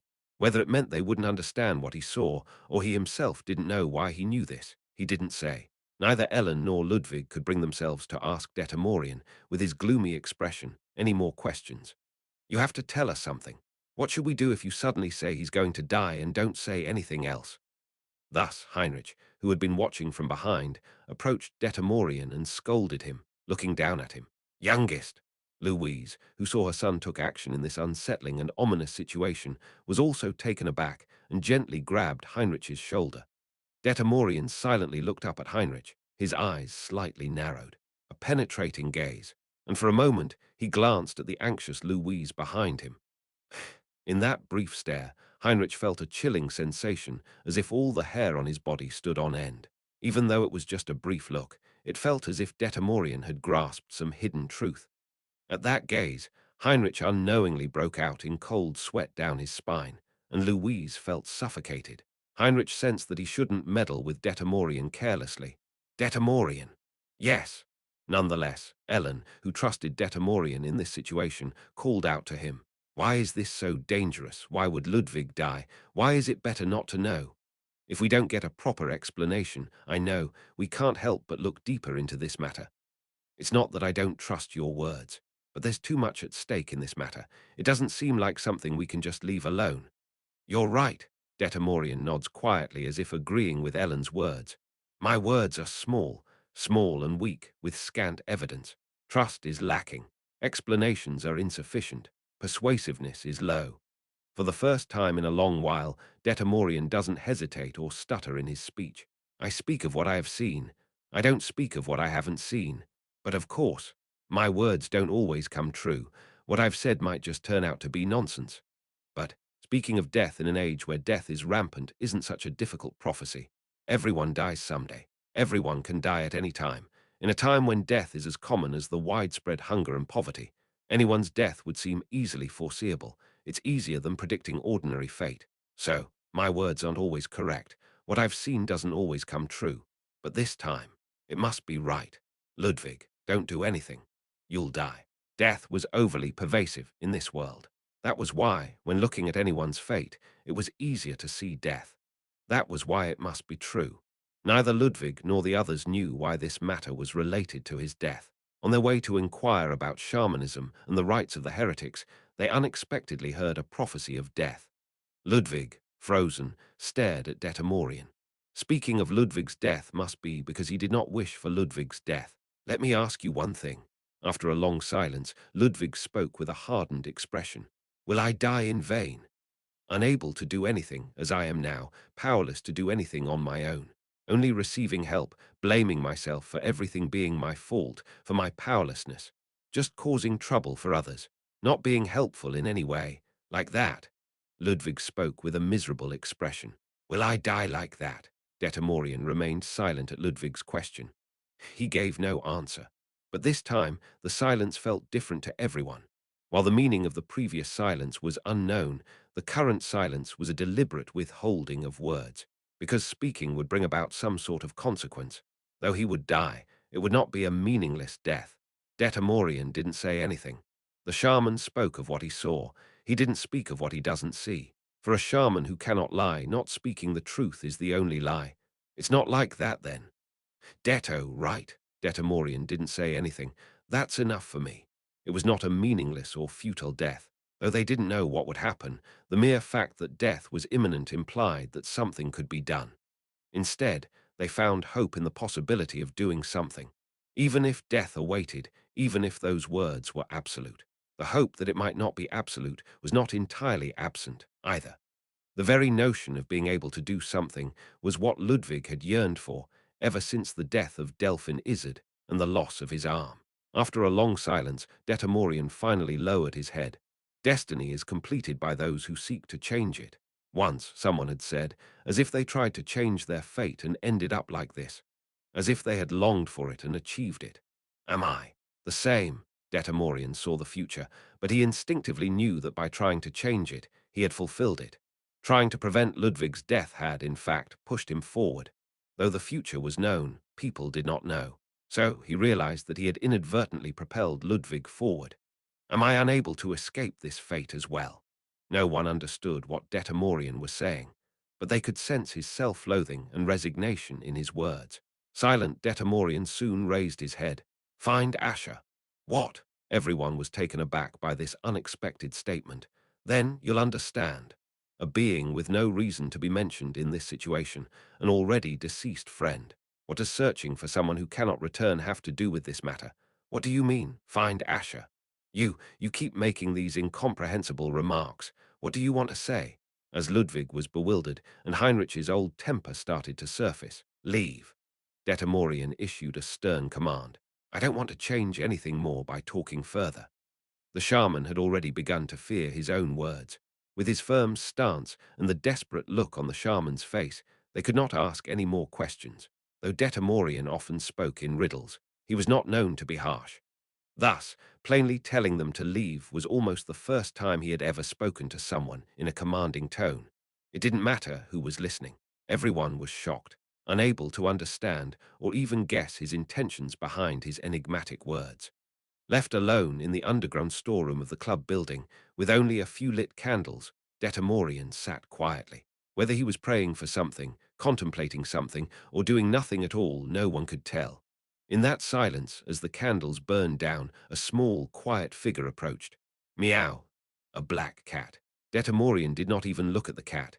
The cat quietly approached and sat across from Detamorian.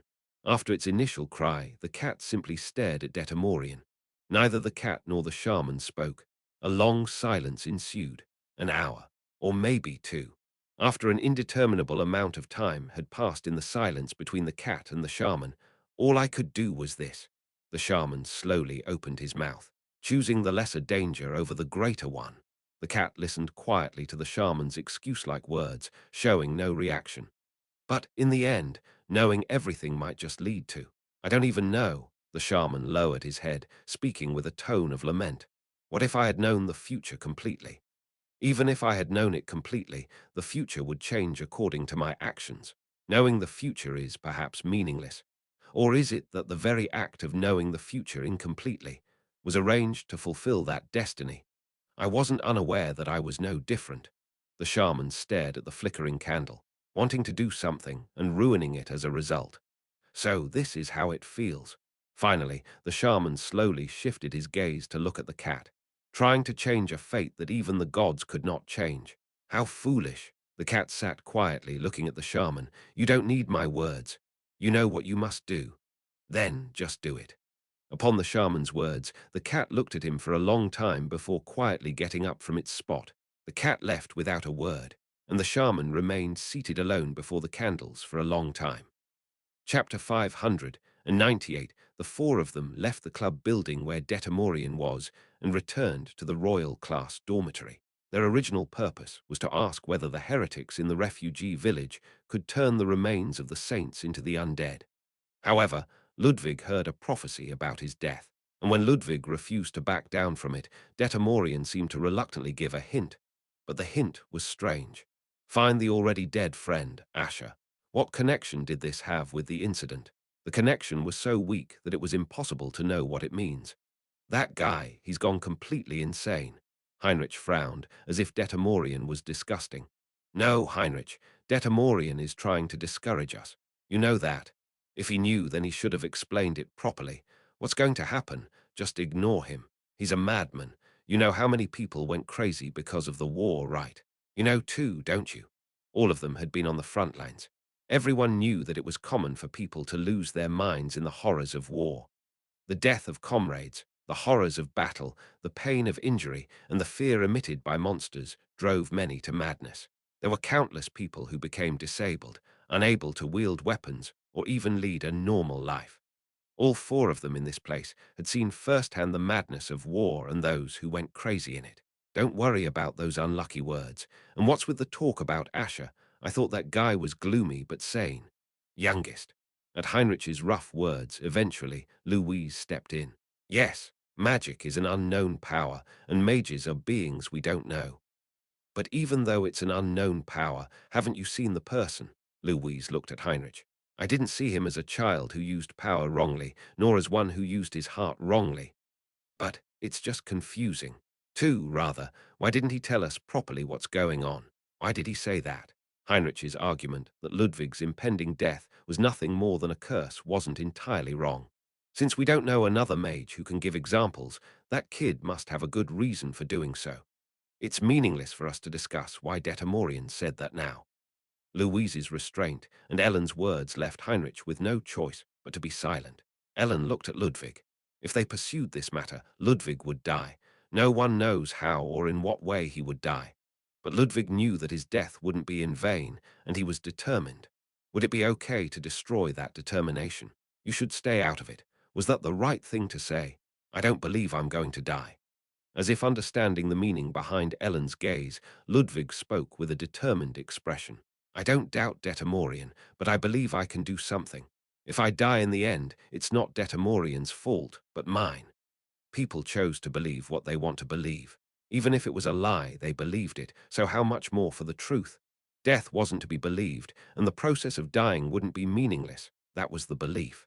Yes. Ellen silently nodded her head, looking at Ludwig's resolve. Ludwig's stubbornness could not be broken. If Ludwig, who had already been bent too many times, were to bend again, he would wither away while still alive. That expression seemed like living through something worse than death, surviving in a misery greater than death. The shaman said you would die, but not when. The shaman had said that he would die, but not when it would happen. Anyone could predict that a person would eventually die, so the prophecy of his death was something even a non-shaman could make. Ludwig decided to deceive the shaman's prophecy instead. Ellen also decided not to think about Ludwig's death. It might not be true. Death had become so prevalent that it was easy to predict, but not everyone would die. There was plenty of possibility that the prophecy was wrong. Excluding Ludwig now, he was the type to seek another death. So rather, it was better to keep him in sight. What on earth does it mean to find Asher? The next problem, to find Asher. What on earth did it mean that he would find out then? It could be dismissed as nonsense. If Detamorian was just a crazy person, then it would just be malicious nonsense. However, it was too random. It would have made sense if they were told to find the 5 great religions' popes or to visit the scene again. It was so unexpected and unimaginable that it was grotesque. Where was he supposed to find Asher, who was already dead? From the story of finding a dead friend, there could be only one conclusion. Is it a suggestion to find Asher's tomb? At Ludwig's words, everyone couldn't help but think they knew even less. The shaman's words were leading them further into a labyrinth. Ellen slowly nodded her head. Even if going to see it might be meaningless, it can't be a bad thing. The person they had sent away. Although finding his tomb might make everyone feel miserable, it couldn't make the situation worse. All 4 of them left the temple. Their steps were cautious, as the holy knights or some other forces who had detected their pursuit might be watching or chasing after them. Asher, who had talent in divine power. Asher had taken on the role of a priest healing soldiers from the rear, and he was torn to death by a rear attack of flying monsters. It was difficult to even properly look at the gruesome state of his body, which they had barely recovered. The bodies of those who had achieved enough merit in the war were laid to rest in the National Cemetery in the northern part of the imperial capital. Most of the royal class students were those who had gained merit in the war, and although Asher had not fought directly, he had saved many lives. Since Asher was not affiliated with the Holy Knights, his tomb was in the National Cemetery. I should have at least tried to find it. Ludwig sighed with self-reproach, drowning in his despair and not even considering the thought of visiting his friend's tomb. Heinrich and Ellen felt the same. With the magic train not running, they had to cross the large river, past the north, and even the imperial palace, so the journey was long. On the street, there were soldiers clearing the snow, as well as familiar faces to the royal class members Ellen, Heinrich, and Ludwig. Whoosh! A supernatural who manipulated the wind swept away the piled-up snow in an instant. From a distance, they could see their senior at work. Wow, it's supernatural power. As the children found the snow-clearing supernatural powers fascinating, they playfully ran around and followed the senior. Despite looking troubled, the senior continued to herd the children, creating a bittersweet scene. This supernatural had once used wind blades to pulverize monsters. Now, the wind supernatural, who had displayed abilities almost matching Heinrich, was nothing more than an unknown person showing off fascinating powers to the children. Ah, kids, it's dangerous. Don't come any closer. Seeing a war hero struggling with the encroaching children, Ludwig and Heinrich exchanged wry smiles. Once all this was over, everyone wished for a day when supernatural powers, like controlling fire and wind, were merely fascinating abilities. In a world where their powers were not crucial, it would be a peaceful one. Hoping for peace, the four of them walked. They walked to uncover the truth about the death that had already occurred, facing the death that would soon come, heading towards the grave of their deceased friend. They walked through the streets where snowflakes scattered. All four of them were first-time visitors to the Imperial National Cemetery. Ludwig and Heinrich had only heard later that Asher's body had been transporting to the Imperial Cemetery after a brief funeral at the Allied Forces base. They didn't know that the bodies of the meritorious were buried at the National Cemetery. Ellen, one of the busiest people in the Allied forces, hadn't even been able to attend Asher's brief funeral. As for Louise, there was nothing to say, so they hadn't known for long where Asher's grave was. Is that the National Cemetery? The guards standing in front of the massive gate, despite being hit by snow, were diligently protecting the entrance to the cemetery. And in front of the cemetery gate, visitors braved the weather, waiting for their turn to enter. The line wasn't long due to the weather. Although Ellen could have easily ignored the queue, she naturally stood in line with her companions. Worried about exposing their identities, they remained silent. However, they couldn't help but think about the various reasons for visiting the cemetery in this weather. Those who came to the cemetery in this weather must have had a compelling reason. What could be the reason for visiting the National Cemetery in this weather, even enduring the snow? They must have been relatives. Visitors related to the deceased must have come to pay their respects. They couldn't help but watch the diverse group of visitors waiting in line with a heavy heart. After some waiting, Ellen's turn arrived. Ah, hero. Since Ellen's face was well known, the appearance of the hero amongst the visitors caused a stir among the guards. I'd like to keep it quiet. Yes, yes, understood. With her request to avoid drawing attention, the guards were surprised but warned their colleagues to avoid causing a commotion. Ellen's face was practically an ID in itself, so the verification of the other three's identities proceeded rather casually. Ellen and her companions quickly made their way after learning the location of Asher's tomb from the desk beyond the guards. They all shared the same thoughts. It was natural to feel somber at the thought of going to a friend's tomb. At the same time, they wondered, what clues could possibly be found in this cemetery blanketed in pure white snow? Probably none. Perhaps Detamorian only mentioned it to remind them of something they had forgotten. But then, what was the meaning behind the statement that they would learn something once they found Asher? The interior of the National Cemetery wasn't cleared of snow like the other streets, so their feet sank deep into the snow. It's vast, Ludwig muttered as he stared blankly at the National Cemetery. The National Cemetery was located at the northernmost edge of the imperial capital. Now, a refugee camp had formed beyond the edge, but in the past, it would have been completely outside the imperial capital. It must not have been this big originally. Ah! Heinrich let out a small exclamation at Ellen's words. Even without knowing the exact details, they could predict. The National Cemetery in the northern part of the imperial capital had inevitably undergone two expansions. The first during the Great Demon War, the second after the Gate incident. War took away countless lives, and inevitably more tombs were needed for the meritorious dead. That was why Ellen could tell just from the map of the National Cemetery which areas contained the tombs of the Great Demon War veterans and which areas had been expanded after the Gate incident. Now, The four of them were heading to Asher's tomb. To the cemetery area expanded after the gate incident. So all these tombs are from after the gate incident. As Ludwig murmured, Heinrich nodded. By now, they weren't thinking about finding clues at Asher's tomb. They were simply overwhelmed by the pervasive presence of death. So many had died and been buried here. This cemetery, too, had only a small fraction of the total number of tombs, yet its scale was still overwhelming. Countless deaths. But compared to all the deaths that had occurred since the gate incident, it was but a speck. Even that speck of a cemetery was enough to overwhelm those who saw it. Ludwig muttered blankly. Just how many people died? About 95% of all cities were destroyed, Louise spoke. You can assume that about the same percentage of people died.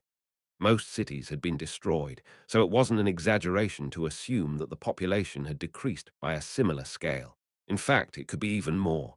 If 5% of all humanity had died, it would still be an enormous number of deaths. But the opposite, around 95% had died.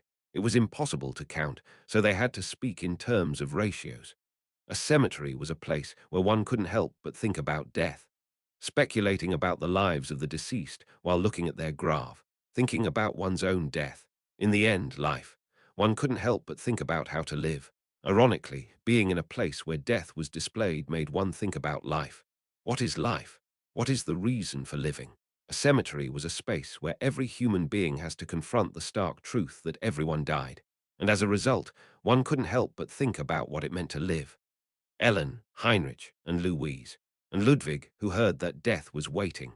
Each walked silently, lost in their thoughts. Crossing the snow-covered, vast graveyard, Ellen and her companions soon arrived at Asher's tomb. Blessed with a talent for divine power, Asher had healed countless wounded soldiers. He had joined the army not to kill, but to save lives, and met his death in the process. Asher, Ludwig stared quietly at the tombstone. No one wept. Not that they had tried to forget, but they had become unable to think about their friend's death, swept away by the war. When winter passed and spring arrived, and the army resumed its march, the three, excluding Ludwig, would return to the battlefield. Worry was for those with nothing to do. Ludwig was the one who would stay here, contemplating life and death. Ironically, those who lived closest to death on the battlefield were too busy to even find the time to worry. Ludwig continued to gaze at the tombstone. He wished the prophecy of Detamorian were true. Rather than feeling guilt for surviving in front of a friend's grave, he wanted to do something, anything, even if death lay at the end of it. He wished for a role. It didn't have to be as significant as Ellen's. He didn't need supernatural powers like Heinrich. He didn't have to be a commander like Louise. Even a pebble on the battlefield would do. For those who had been sacrificed, and for those who would be, he wanted to fight. Ludwig sat in front of the tombstone for a while before standing up. Everyone looked frostbitten, but no one was shivering. So, Louise opened her mouth quietly. It wasn't something to say in front of someone's grave, but in the end, there was an uncomfortable conversation that had to be had, no matter the risk. I don't understand the meaning of this place. Louise, of course, didn't know the temple students well.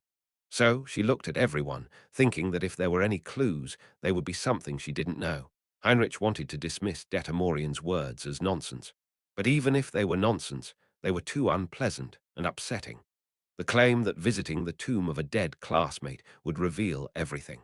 No matter how much I think about it, it's strange. Even if he's insane, there's no reason to play such a prank. That's why Heinrich, finding himself in front of Asher's tomb, was more suspicious than ever of Detamorian's words being too unpleasantly false.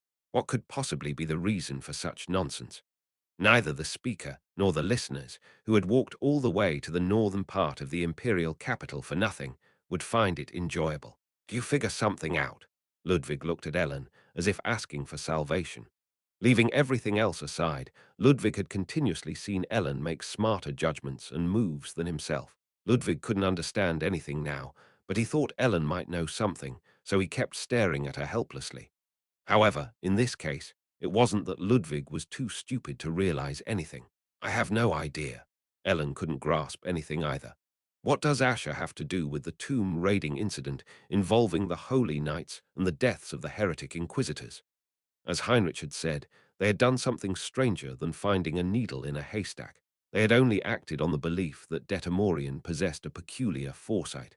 We'll have to go back and ask. If we grab him by the collar and ask why he said such nonsense, he'll have to say something. Heinrich couldn't help but get increasingly agitated. Detamorian should have either spoken clearly or not said anything at all, instead of making vague statements without directly mentioning anything. Seeing Heinrich begin to get worked up, Ellen spoke. Calm down, Detamorian. I don't think he said those things to us with bad intentions. If he didn't speak clearly, there must be a reason. It's not like we're in trouble if we can't find any clues here. Even if Detamorian's clues turned out to be meaningless, they were not in a difficult situation, nor had they fallen into a trap. Heinrich sighed at Ellen's words. Ellen, I get what you're saying. I might be getting angry for no reason, but there was no basis for what he said. There's no connection between us coming here and the case we're pursuing. The only commonality is that the tomb of the saint was a graveyard, and this place is a graveyard, but that's it. There is one commonality, though, isn't there? Although they couldn't figure out the connection, there was indeed a commonality. No matter how it happened, both places were graveyards. Chapter 599, it all began with the death of Rowan, but the root of the matter was the excavation of the Holy Knight's underground tomb. Detamorian had said that they would understand once they found Asher. The meaning of those words was still unclear. However, their destination this time was also a national cemetery. There was that commonality. The tombs of the saints had been plundered, and there was the possibility that the remains had been resurrected as undead. Detamorian had said to find Asher. Then they would understand everything. If the message to find Asher meant to go to the national cemetery of the imperial capital, then it was eventually about finding another tomb. That thought was frightening. Louise murmured quietly. Could it be that the ones who created the undead have done the same thing here? Louise's words made Ludwig's expression tense. But there aren't many people who can access the Holy Knight's Cathedral. This place is so open, would it be possible for that to happen here? The National Cemetery was an open space. If such an event occurred, someone would inevitably see it. It might have been possible if it was a night with no people, and a mage was involved. If they could use noise cancelling and teleportation, then it would have been possible for them to do such a thing here. The underground tomb of the Holy Knights, and the National Cemetery. If the clue Detamorian provided was a hint that the incident didn't just occur in the Holy Knight's underground tomb. But if that happened, wouldn't this place be in the same situation as when the Holy Knight's tomb was disturbed? It's not an ordinary incident. Heinrich raised the question. It was a natural point. A large-scale tomb raid or an undead transformation site. Such an event could not be easily overlooked. If something like that happened at the National Cemetery, measures would have been taken at the royal level, just like when the Tomb of the Saints was in emergency. However, the snow-covered National Cemetery was calm and peaceful. It did not look like a place where something suspicious and ominous, like the undead transformation, had occurred. You're right, it seems like nothing happened. As Ludwig said, it was unlikely that such a quiet place had experienced an incident. The commonality of the tombs, whether there was any meaning to it, or whether they were all just being misled by Detamorian's nonsense, they couldn't tell. Wait a moment. But in the midst of it all, Ellen bit her lips slightly. Did you figure something out? Didn't we wait in line? In line? Yes. Ellen looked at Louise. Do you remember waiting in line when we entered here? Yes, we did. Why did we wait in line? Why did we wait in line, you ask? At Louise's question, Ellen furrowed her brow.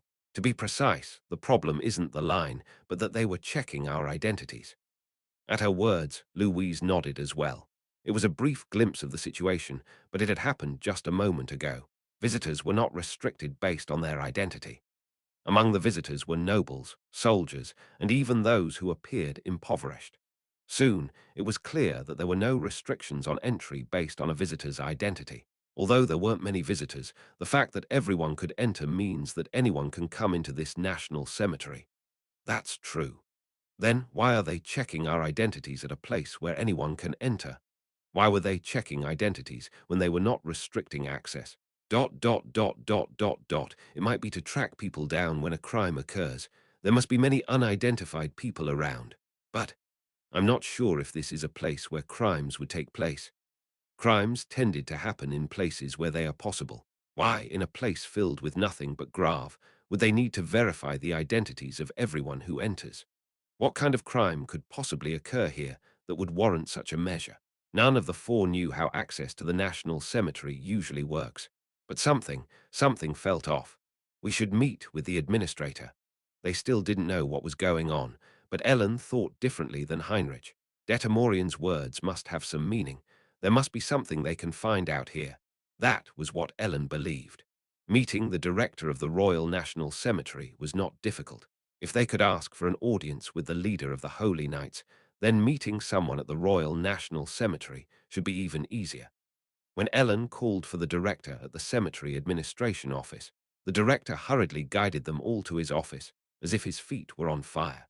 Phew! It wasn't until Heinrich entered the room that Louise muttered in a daze, seeing his cold hands and frostbitten nose. "Oh, you must have been cold." "No, sister. I'm fine." Louise couldn't help but blame herself for having overlooked a problem that obviously needed attention, simply because it didn't affect her greatly. Of course, Heinrich had just started to warm up, and his days of whining were behind him, so he tried to act as if he was perfectly fine. "It's an honor to meet you. Hello." When the director of the National Cemetery saw Ellen, he couldn't hide his embarrassment. This was a common and typical reaction, as the guards at the entrance had shown. Sometimes the hair on Ellen's body would stand on end when faced with such treatment, but she had no choice but to get used to it. While the director busily prepared tea for them, the four sat idly. What should they say their purpose was for coming here? Was it simply because they were surprised to see Ellen, or was there something fishy going on? They couldn't tell just by looking. But if this place was related to the incident, the director should know something. Watching the director nervously preparing tea for himself and the four of them, Ellen took a polite sip of the tea. Ellen didn't know much about tea, but she could feel the warmth and sincerity from the director's demeanor. His expression was as if he had encountered a once-in-a-lifetime stroke of luck. "What am I? I'm not someone who deserves this kind of treatment." Struggling to hold back such thoughts that gnawed at her mind, Ellen opened her mouth. "It's not that, but we had to wait in line when we came in." "Ah, I'm sorry. A busy hero like you should not have had to wait. If you had told the guards, you could have come in right away." "No, that's not what I meant." Ellen felt that if she misspoke, the middle-aged man before her might have a heart attack. It would be ridiculous to think that way. A hero who came to complain because they couldn't cut the line. Ellen didn't think that way, not even a little bit. They were verifying our identities. "Yes, that's right. Is there anyone who cannot enter the National Cemetery?" "Ha! Ah." The administrator scratches the back of his head at Ellen's question, as if feeling apologetic. "Those with unclear residences or unregistered identities are restricted from entering." Such individuals were not common. However, the reality in the empire was that there were now many of these people. "You must be talking about refugees." "Well, to be precise, yes. But of course, not all refugees are banned, if their identity is clear and their residence is certain. But for the refugees living in makeshift shelters, proper identification would be nearly impossible. This meant that they would all be unable to enter the National Cemetery. The important thing was not their status or property. Does that mean only those who can be traced are allowed? Yes. If a person could be traced, they could enter. If not, their entry would be denied. The reason was simple: crime. Refugees might commit crimes in the National Cemetery, hiding and sleeping in a building to avoid the cold or attempting grave robbery. Thus, controlling their access was not unusual. Ellen narrowed her eyes, pondering her next question. "Of course, refugees have the right to mourn as well. I know they are pitiful and needy people." Upon mentioning the control of refugees' entry, the administrator misunderstood Ellen's concerned expression as thinking that the control was unfair. "Yes, that's true." Of course, Ellen had not come to inquire or challenge about that, so she replied half-heartedly. "Indeed, until recently, the National Cemetery was open to everyone. Anyone, including refugees, could enter." "Yes, definitely." "Yes." Ellen, as well as the other three, had no choice but to react to the administrator's excuse. "Are you saying that access control has changed?" In response to Louise's question, the administrator nodded vigorously, even though he didn't know who she was. "Yes, that's right. Visitors are very inconvenienced, but there must be a reason for it, right? There haven't been any problems until now. Everyone could enter before, but recently that's not the case. Was there some kind of incident? A crime worse than theft occurred. We had no choice. What happened?" The administrator spoke with an apologetic expression, sweating nervously. Someone desecrated a grave. At those words, all four expressions hardened simultaneously. Among the visitors, someone had desecrated a grave. If they had heard the story without knowing anything else, they might simply think that someone had committed such an act. However, they all couldn't help but feel that the situation was too much of a coincidence. Grave robbery, grave desecration. Weren't they strikingly similar? How did they desecrate it? As Ellen's expression became even more serious, the administrator had no choice but to sweat profusely. It seemed like someone tried to rob a grave. That was the situation. Although they seemed to have failed in digging it up, the mere attempt was a big deal. Did you catch the culprit? Well, at the time, there were no restrictions on entering the cemetery. They discovered signs of an attempted grave robbery. However, since the National Cemetery was open at the time, they couldn't catch the perpetrator. After that incident, the National Cemetery Administration started to deny entry to those with unclear identities. Is it true that the grave robbery attempt failed? Yes, although the grass was damaged, that was all. We suspect that the attempt failed because the ground was frozen due to the cold weather and the shovel couldn't penetrate the soil. Although it was an eerily coincidental situation, it wasn't impossible that completely different individuals committed the crime. What could the grave robbers have taken if they had managed to dig up the grave? Louise focused on a more intuitive aspect. I don't know why they would do such a thing. We don't know that either. Don't you? It was essential to know if there were any valuable treasures buried in the tomb. If there were, it could be a simple grave robber's act. If not, it might require further suspicion. Momentarily excited by the sudden appearance of a hero, he felt drained as he was interrogated at every turn. Recently, we have been burying the deceased sent from the Allied forces garrison according to a fixed procedure. Since the funerals are conducted by the Allied forces, we cannot know if there are any valuable burial items. Ah, I see. At the cemetery director's words, Louise slowly nodded in agreement. Burial items, Ludwig, who didn't understand the term, asked, and Louise answered. It refers to items buried with the deceased, things the deceased cherished during their lifetime or items they want to be buried with. Naturally, when a high-ranking noble dies, there are many valuable burial items, and grave robbers aim for those. Ah, I see. If the cemetery director's words were accurate, grave robbers had recently entered the National Cemetery. Whether their intention was to steal burial items or something else, the attempt had failed. After confirming that, the cemetery administration only allowed entry to individuals with confirmed identities. There was a high possibility of treasure within the cemetery, so it wasn't strange for there to be grave robbers. It was a plausible but failed attempt. Yet, it was an eerily coincidental situation. Ellen stared at the cemetery director. It felt like something was about to be revealed, yet it remained elusive. The date. That's why Ellen asked her final question. When did the grave robbery incident occur? Ah, I'll check right away. The cemetery director went to his desk and began rummaging through some documents. His attitude was different from that of the Holy Knight commander, who had been ambiguous. He seemed to fear and respect Ellen and wanted to help her in any way possible. It was clear that he had nothing to do with the incident and wasn't trying to hide anything. Of course, that could also be a disguise. The cemetery director soon provided an answer. Ah, we cannot be sure if this happened on the day of the incident. The area is so vast, and our workforce is limited, so it could have happened a few days prior. Fine, when was it? It was discovered on the evening of the 3rd of the 12th month. Upon hearing this, Ellen looked at Louise. That day, huh? Yes. The 3rd of the 12th month, the day the grave robbery incident occurred at the Tomb of the Saints. The coincidence surpassed mere chance. The suspicion had now reached a level where it could no longer be considered accidental. Chapter 600 Dawn, the 3rd of the 12th month. The scene of the theft at the Holy Knight's Tomb of the Saints was discovered. On the same day, December 3rd, in the evening, suspicious activities, seemingly an attempted grave robbery, were discovered at the National Cemetery. Since then, access control at the National Cemetery had been strengthened to guard against grave robbers. It couldn't be said that the two incidents were completely unrelated, but the coinciding dates seemed too suspicious. If it were the work of the same culprit, was their attempt at the National Cemetery a failure? So that's where we just went.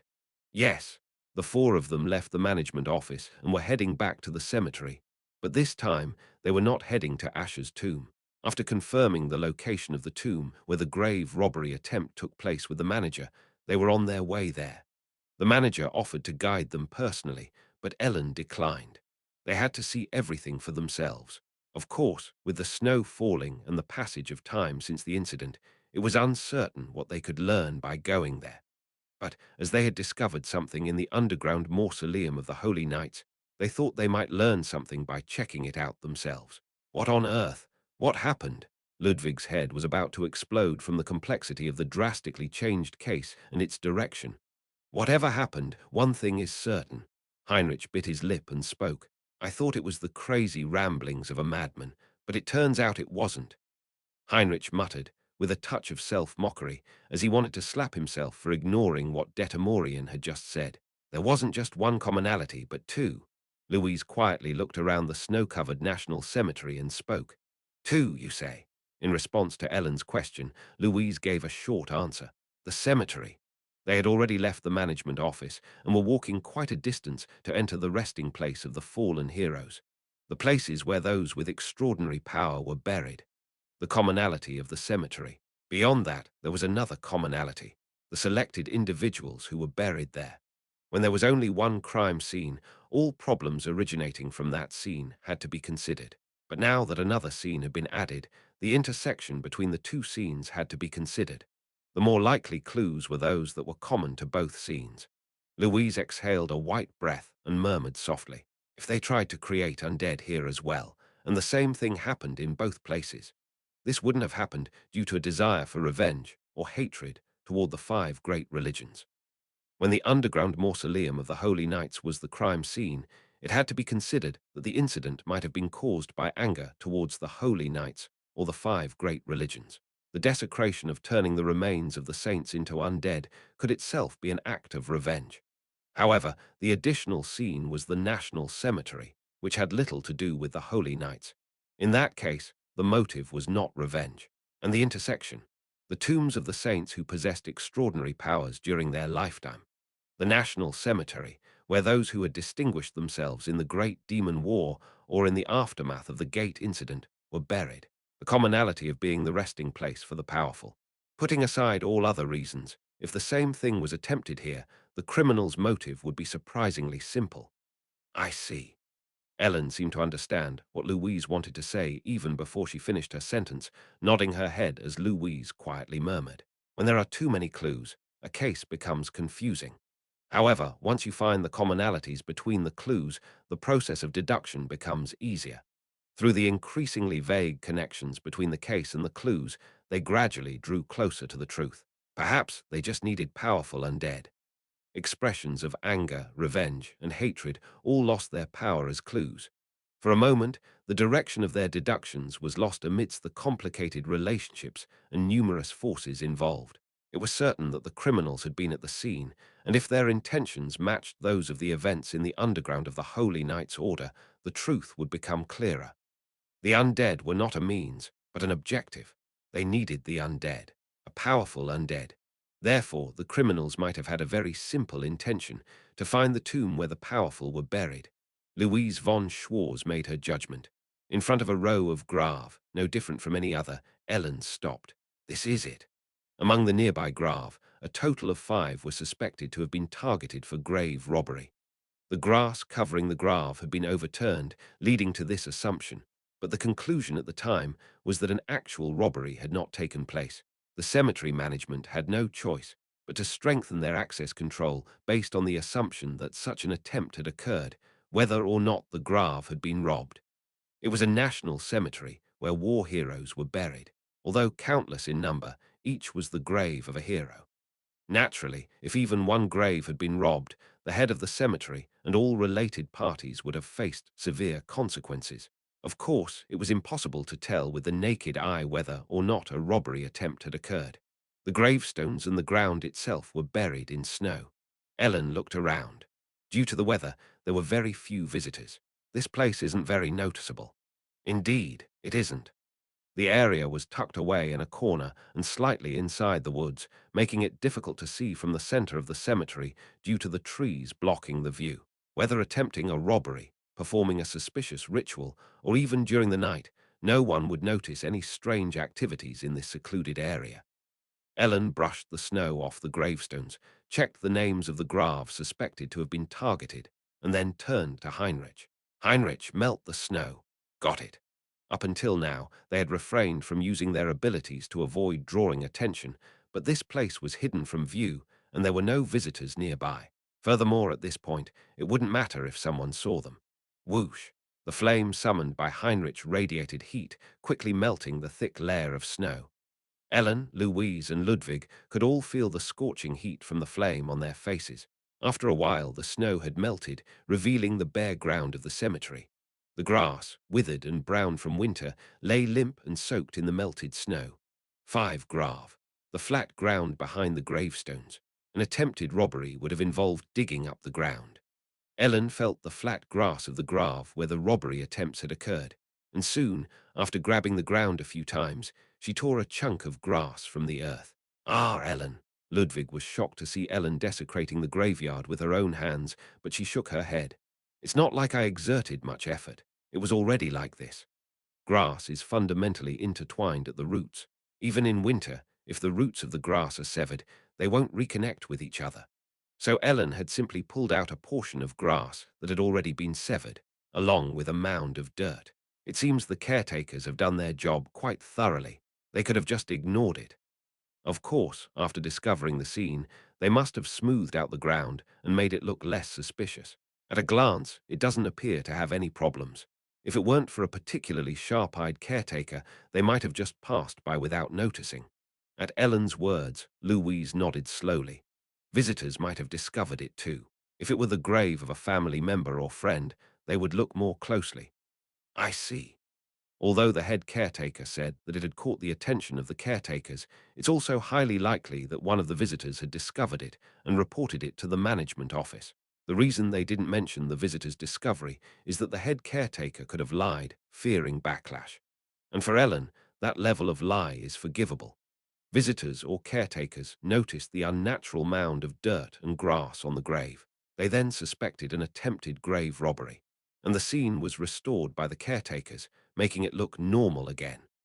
Ellen carefully examined the ground and could see the shape of the unnatural mounds of dirt on the grave. She saw it with her own eyes. She came to see it, and Ellen wasn't here just to look at the grass. Ellen, Ludwig muttered blankly. Is it okay to do this? Heinrich also muttered blankly. By now, they can guess what Ellen is going to do without her having to say it. It can't be helped. Blue magic energy enveloped Ellen's hands. There was only one thing to do if she wanted to know what happened here, to verify with her own eyes. Thunk! Ellen dug into the ground with her bare hands to check the grave. Ellen began to exhume the grave. The reason Ellen had firmly refused the offer of the management office head to accompany them was because there was a valid reason. And while they didn't explicitly say what they had to do, everyone knew that they had to do this. Even though they knew there had been an attempted grave robbery, the management office couldn't dig up the grave themselves to check. That would be madness. However, Ellen had another possibility in mind, which is why she had to do it herself. There was no need for anyone to help with what Ellen was doing. Ludwig couldn't just stand idly by and try to lend a hand, but Ellen told him to stay out of the way, saying it would hinder her. The task, done without a shovel and using only bare hands, didn't take long. She was a superhuman whose entire body was like a deadly weapon, having reached the master class. So when Ellen began digging with her entire body, she soon broke through the frozen earth and dug a deep pit. There's a body. From below the pit, Ellen, covered in dirt, spoke. Sure enough, there was a body. Ellen's eyes widened as she finally discovered the remains of a corpse at the bottom of the pit. And above that pit, Ludwig, Heinrich, and Louise stared down at the scene with hardened expressions. All of them had experienced death in all its gruesome forms and had seen their fair share of corpses. They felt guilt, but they were no longer terrified or repulsed by the mere sight of a corpse. If this were the underground cemetery of the Holy Knights, there should be no corpses. Yet the corpse remained. Wait, so, does that mean this has nothing to do with the undead?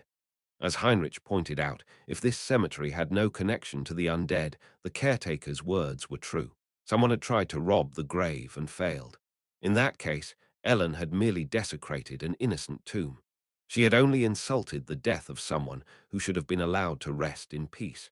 No, that's not it. However, Ellen shook her head. From the disturbed earth, she picked up a fragment. A piece of the coffin, Louise murmured, looking at what Ellen had picked up. Yes, it seems so. The buried coffin had been broken. That was not something that could be done from the outside. If it were undead, they would have crawled out of the ground while breaking the coffin, and if it were grave robbers, they would have dug at least this far. It would make sense for the undead to have broken the coffin while crawling out of the ground. However, the grave robbers would have primarily aimed for the burial items inside the tomb. Having dug the ground to expose the coffin, they wouldn't have bothered to noisily break it when they could have quietly taken the burial items. Since the grave robbers wouldn't have intentionally caused a ruckus by breaking the coffin, it must have been the undead that broke the coffin while crawling out. What is this corpse, then? But if the undead had broken the coffin themselves, it didn't make sense for the corpse that should have become an undead to remain as is. In the Holy Knight's underground cemetery, the culprits left the scene undisturbed. But in this case, they concealed the scene and even buried the undead back into the ground without retrieving it. It was clear that they had done something the grave robbers shouldn't have done, so it wasn't their work. But if it were the work of someone with undead in mind, they didn't take the undead with them. Could it be someone else's corpse, or something like that? At Ludwig's question, Ellen furrowed her brow. I don't know, but even if that were the case, I can't think of any reason why they would do that. If they created an undead and placed another corpse in there, they should have done the same in the Holy Knight's underground cemetery. But why would they do that here and not there? It was strange to consider the possibility that they had turned the buried corpse into an undead, took it away, and then placed another corpse back into the tomb. It was an incredibly laborious and meaningless act. There wouldn't be many people like Ellen who would actually dig up the ground to confirm the corpse. And the moment they tried to confirm it, they would have to consider the possibility that the buried remains had been switched. Therefore, resurrecting an undead and placing another corpse in the tomb would be a worthless and meaningless disguise. It was strange if it was the work of the same perpetrator. In the Holy Knight's underground cemetery, they showed no interest in concealing their actions, but they did so in this location. They either didn't take the undead or switched the corpse. But something's odd. Heinrich expressed his doubts. What is it? The person was buried this year, but the decay is so rapid. Only then did Ellen take a closer look. At Heinrich's question, Louise finally glanced at the tombstone. Gordon Schick, a high-ranking knight of Alskian. In the 10th month of this year. How? It was now the 12th. So it's been only 2 months. Yes. At Louise's sigh, Ellen furrowed her brows while standing in the pit. The corpse in front of her had hollowed out eye sockets. The 10th month was when the weather began to get colder. Ellen didn't have detailed knowledge about the rate of decomposition, but to her eyes, the buried corpse had already undergone significant decay. There was still some flesh and muscle, but it seemed too far-fetched for a corpse that had been buried after the cold set in. It seems like it really is a different corpse. I see. At Louise's words, Ellen nodded, disheartened. She thought there was no reason to go through the meaningless act of switching corpses, but the corpse had indeed been swapped. So it was clear that it wasn't the work of grave robbers. Ludwig murmured, dumbfounded. Why on earth would someone do this? They took the undead. But this time, after taking the undead, they left another corpse in its place. What could be the reason for doing such a thing? Unable to reach any other possibilities yet, Ellen and the others could only assume that the culprits had engaged in a disgusting act devoid of any meaning. We'll have to dig up all the other grave as well. In the end, Ellen had no choice but to carry out the grave excavation work several more times.